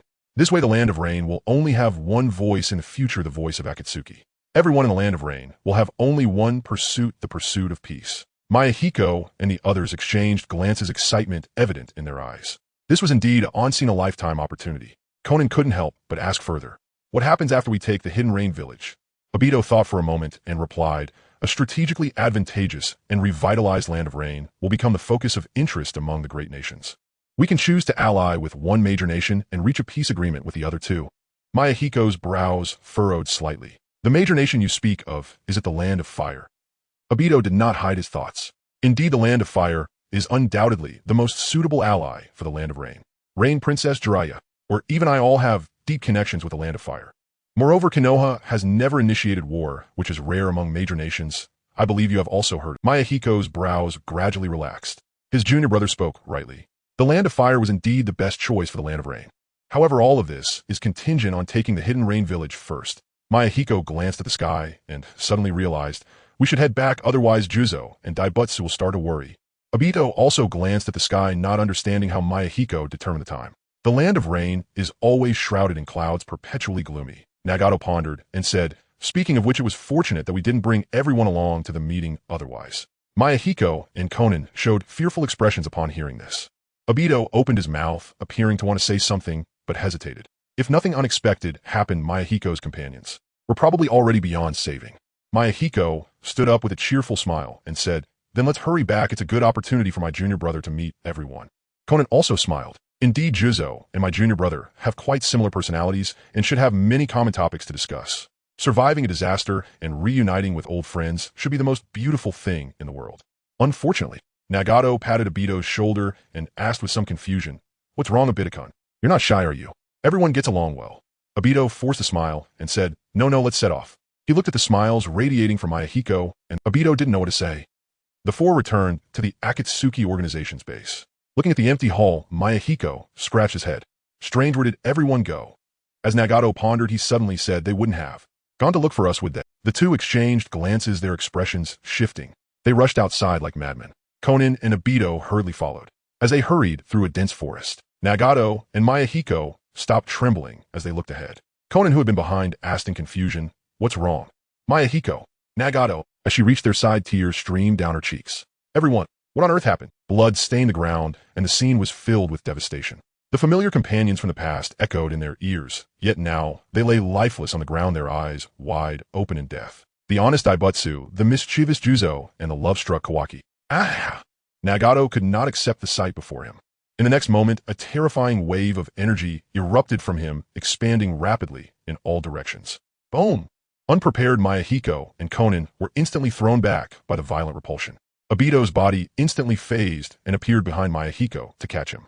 However, Conan was not so lucky and was hurled several meters away. She only stopped when crashing into several trees. Let me share a few interesting points with you. A reader said that a yellow mask, flying red eyes, yellow flying red. Another reader's name is Lin, who learned Raikiri overnight, 2333. Mayahiko struggled to rise from Obito's embrace, rushing toward Conan. "Conan, are you okay?" "I am fine," Conan responded, though her head was buzzing. Lying in Mayahiko's arms, Nagato could not stand up at all. The terrifying power he had just unleashed seemed to have drained him of all strength. His legs gave way, and he slumped helplessly to the ground. Fortunately, Obito arrived just in time to catch him. Anger filled Nagato's eyes.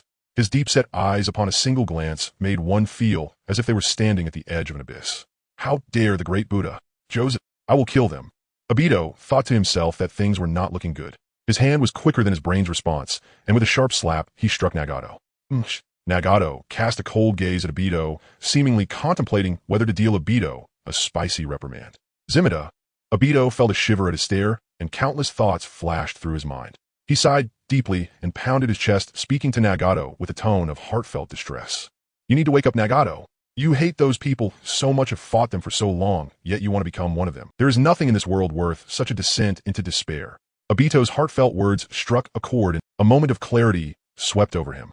Nagato softened, whispering with a hint of guilt, "I couldn't control that power, and hurt everyone." At this point, Conan had regained some of her composure. Although her health was low, she was recovering relatively quickly. With Mayahiko's support, Conan approached Nagato and gently placed her hand on his shoulder. "It's not your fault, Nagato. It's because of those." Nagato curled into himself, burying his head deeply. "I fear my own power. Jiraiya-sensei taught me ninjutsu to help me control it. But now with my teacher gone, I can't control myself." Conan squatted beside Nagato, embracing him. "Even though our teacher is no longer with us, you still have me and Mayahiko. We will always be with you." Nagato remained silent. Mayahiko spoke firmly. "Nagato, you are destined to change this country, even this world. You will become the bridge to peace, and we will be your pillars. Now you need to pull yourself together." Slowly, Nagato lifted his head, tears welling in his eyes. "Can I really?" "But the Akatsuki is gone." Mayahiko and Conan felt a sinking sensation in their hearts.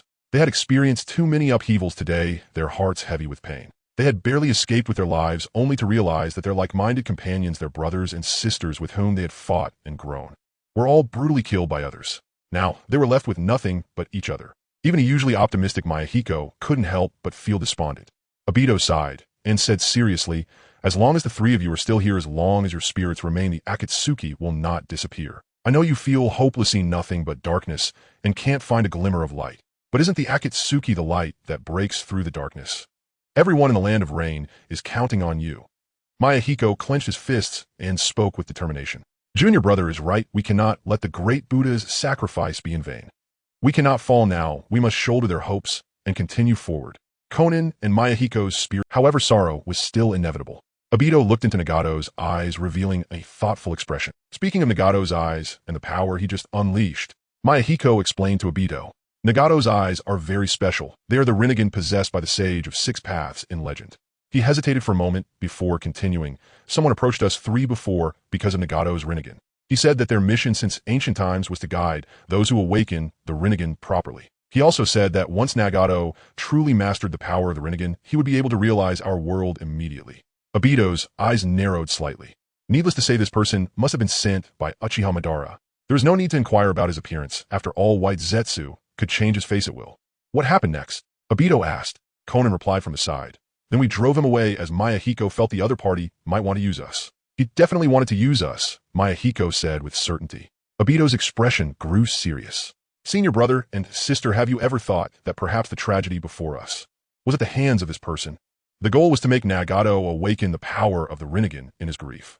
Mayahiko was taken aback by this. What junior brother said wasn't impossible. The only person that Hanzo the Salamander wanted to kill from the beginning was himself. If he wanted to eliminate the entire Akatsuki organization, he could have easily taken them all out at once. There was no need to trick him away separately and then send someone to ambush the remaining members. This was completely unnecessary. Why? Why? Nagato let out a suppressed scream. Why do I have to possess these damned eyes? I never wanted to gain this power. Although Obito could feel Nagato's pain, he still thought that Nagato was being a bit too dramatic. Do you know how many people wish to possess those eyes? The Rinnegan you don't want is something others are fighting over. Ding. Please listen to the question. The system's voice suddenly sounded. It nearly scared Obito to death. What do you mean I can't see with my eyes? Obito grumpily looked at the light screen. Important notice, this choice will affect the main storyline. Please proceed with caution, host. Important notice, if this choice is not completed, the host will never be able to unlock the subsequent development tasks related to Hashirama cells. I was at this type of task again. Obito's brow furrowed as he carefully examined the options. Option 1. If Nagato consents, extract 12 of the Rinnegan's ocular power. Completion reward, current chakra doubled. Option 2. While Nagato is unaware, gouge out his Rinnegan and offer it to the system. Completion reward, Kemui Heaven Send. Option 3. A gentleman must know what to do and what to refrain from. I will only take one of the Rinnegan. Completion reward, current chakra doubled. Kemui Heavens Send, a powerful offensive ocular technique that repels all surrounding objects and ninjutsu from its center, causing damage. The system is really going against Nagato. Obito muttered to himself. Did you take out Nagato's eyes? Obito observed Nagato beside him with an unfaltering demeanor. Not just Nagato. Even Konan and Yahiko had no defenses against him. If he wanted to, he could instantly strike down Yahiko and Konan, who were facing away from him. Then he could kill Nagato and extract his eyes. As long as he buried the three of them together in the Land of Rain, no one would know what had happened today. He could even break the plans of Madara and Kagaya once and for all. Never mind. Obito looked at the three who displayed no signs of vigilance. He silently retracted his thought. It wasn't that he was merciful. If he had to choose between Nagato and saving the world, he would not hesitate to act against Nagato. There would be no trace of softness. But he had the system with him. Give him a few more years, and he would have everything. There was no need to resort to underhanded tactics. By then, who would dare to disobey? With the Susanoo, he could destroy nations at will. Not to mention the eyes he had extracted had to be submitted to the system. To kill these three for a skill reward. Although this reward was indeed powerful, it could fill the gap of his lack of offensive capabilities when his body was intangible. But it really wasn't necessary. However, the power of the Rinnegan is truly enticing. Obito thought to himself, I wonder how many chapters one need to unlock my own Rinnegan. He focused his mind on the light screen and marked his answer on the answer sheet. 11111111. After making his choice, Obito slowly spoke. Speaking of which, I do know some secrets about the Rinnegan that might help you, Nagato. As soon as he said this, he immediately attracted the attention of the three. Nagato stared intently at Obito, his eyes filled with anticipation. Yahiko even stood up, pressing down on Obito's shoulder, asking urgently, what secrets? Hurry up and tell us, little junior brother. Konan said, helplessly tugging on Yahiko's sleeve. Yahiko, don't hush. Let the little junior brother speak slowly. Yahiko, feeling apologetic, released his grip on Obito, realizing he had been too impatient. Sorry, little junior brother, It's fine, senior brother Yahiko. Obito smiled slightly at Yahiko, signaling him not to worry. In a secret history passed down through my Uchiha clan, there is a description of the Rinnegan. The Rinnegan is known as the eye that controls life and death, the most exalted ocular power in this world, capable of granting its wielder the powers of creation and destruction. However, few know that the Rinnegan actually originates from the Sharingan. According to the secret history, there was a member of the Uchiha clan who unlocked the Rinnegan under the convergence of Yin and Yang. Yahiko and the others listened with brightened eyes. The Uchiha clan had records regarding the Rinnegan. When it mentioned the method to master the Rinnegan, Obito instinctively paused. Yahiko couldn't help but urge him. Hurry up and continue, little junior brother. All right, senior brother, please be patient. Obito calmed Yahiko down and continued somewhat helplessly. What I mean is theoretically Nagato cannot unlock the Rinnegan. Therefore his eyes are likely a product of human intervention. Conan gasped in surprise. What? Exactly. Obito nodded. Nagato should have the bloodline of the Uzumaki clan with a terrifying amount of chakra in his body, making him the best vessel for the Rinnegan. I suspect that someone for some purpose implanted these eyes in Nagato when he was still a child. Hearing this, Nagato silently lowered his head. Although he had always been troubled by the power of the Rinnegan, he had believed himself to be special. But in the end, was he merely a tool for someone else? Yahiko clenched his fists, the knuckles cracking. This must be related to the person who came to find us earlier. Damn it, treating Nagato as a tool. Damn. Looking at the agitated Yahiko and the despondent Nagato, Obito's gaze was somewhat complicated. Yahiko and the others easily believed his words. This indicated that they had accepted him from the bottom of their hearts. Yet he was not entirely honest in order to complete his mission. This truly was. While Conan comforted Nagato, she asked, "Little junior brother, what should we do?" Obito said solemnly, "I have a method that can help Nagato master his ocular power, making that behind the scenes mastermind fail in his schemes." But this method, seeing Obito hesitating, Yahiko was nearly frantic. "My dear little junior brother, can you just finish what you're saying at once?" Nagato nodded in agreement. Obito's way of pausing left him hanging. He even forgot about his despondency. Obito smiled wryly. "Mainly this method is somewhat extreme. So let me finish in one go, and then we can discuss it together." Yahiko urged. "All right, then hurry up and say it." Obito hurriedly responded. Because the power of the Rinnegan is too terrifying, it is very difficult for Nagato to truly master it. Moreover, frequently using ocular techniques will excessively drain chakra from his body, even depleting his life force. Nagato secretly agreed with Obito's words. Every time he used the power of the Rinnegan, he felt as if he was being drained. Obito continued, "I can use my bloodline to extract part of the Rinnegan's ocular power. This way Nagato can quickly master the power of the Rinnegan, and when using ocular techniques, he won't have to worry about. However, the operation of extracting ocular power is irreversible. Once the ocular power is extracted, Nagato will permanently lose that portion of power. That is why I said this method is somewhat extreme. How do you all feel about it?" Yahiko and Conan looked at Nagato. The two noticed the flicker in Nagato's eyes, realizing he was tempted. Rather than clinging to a power he couldn't control, which could harm him at any moment, it would be better to lighten the burden and make it more manageable. What suits him best is what is best. After all, it's not abandoning the uncontrollable part. Nagato felt no regret at all. Yahiko looked at Obito and, "Little junior brother, where will the extracted ocular power go?" Obito replied without hesitation candidly. "I know what you're worried about, senior brother. I currently do not possess the qualifications to unlock the Rinnegan. I cannot retain this terrifying ocular power at all. During the process of extracting ocular power, I will indeed gain some benefits. But most of the extracted ocular power will be devoured by some unspeakable existence.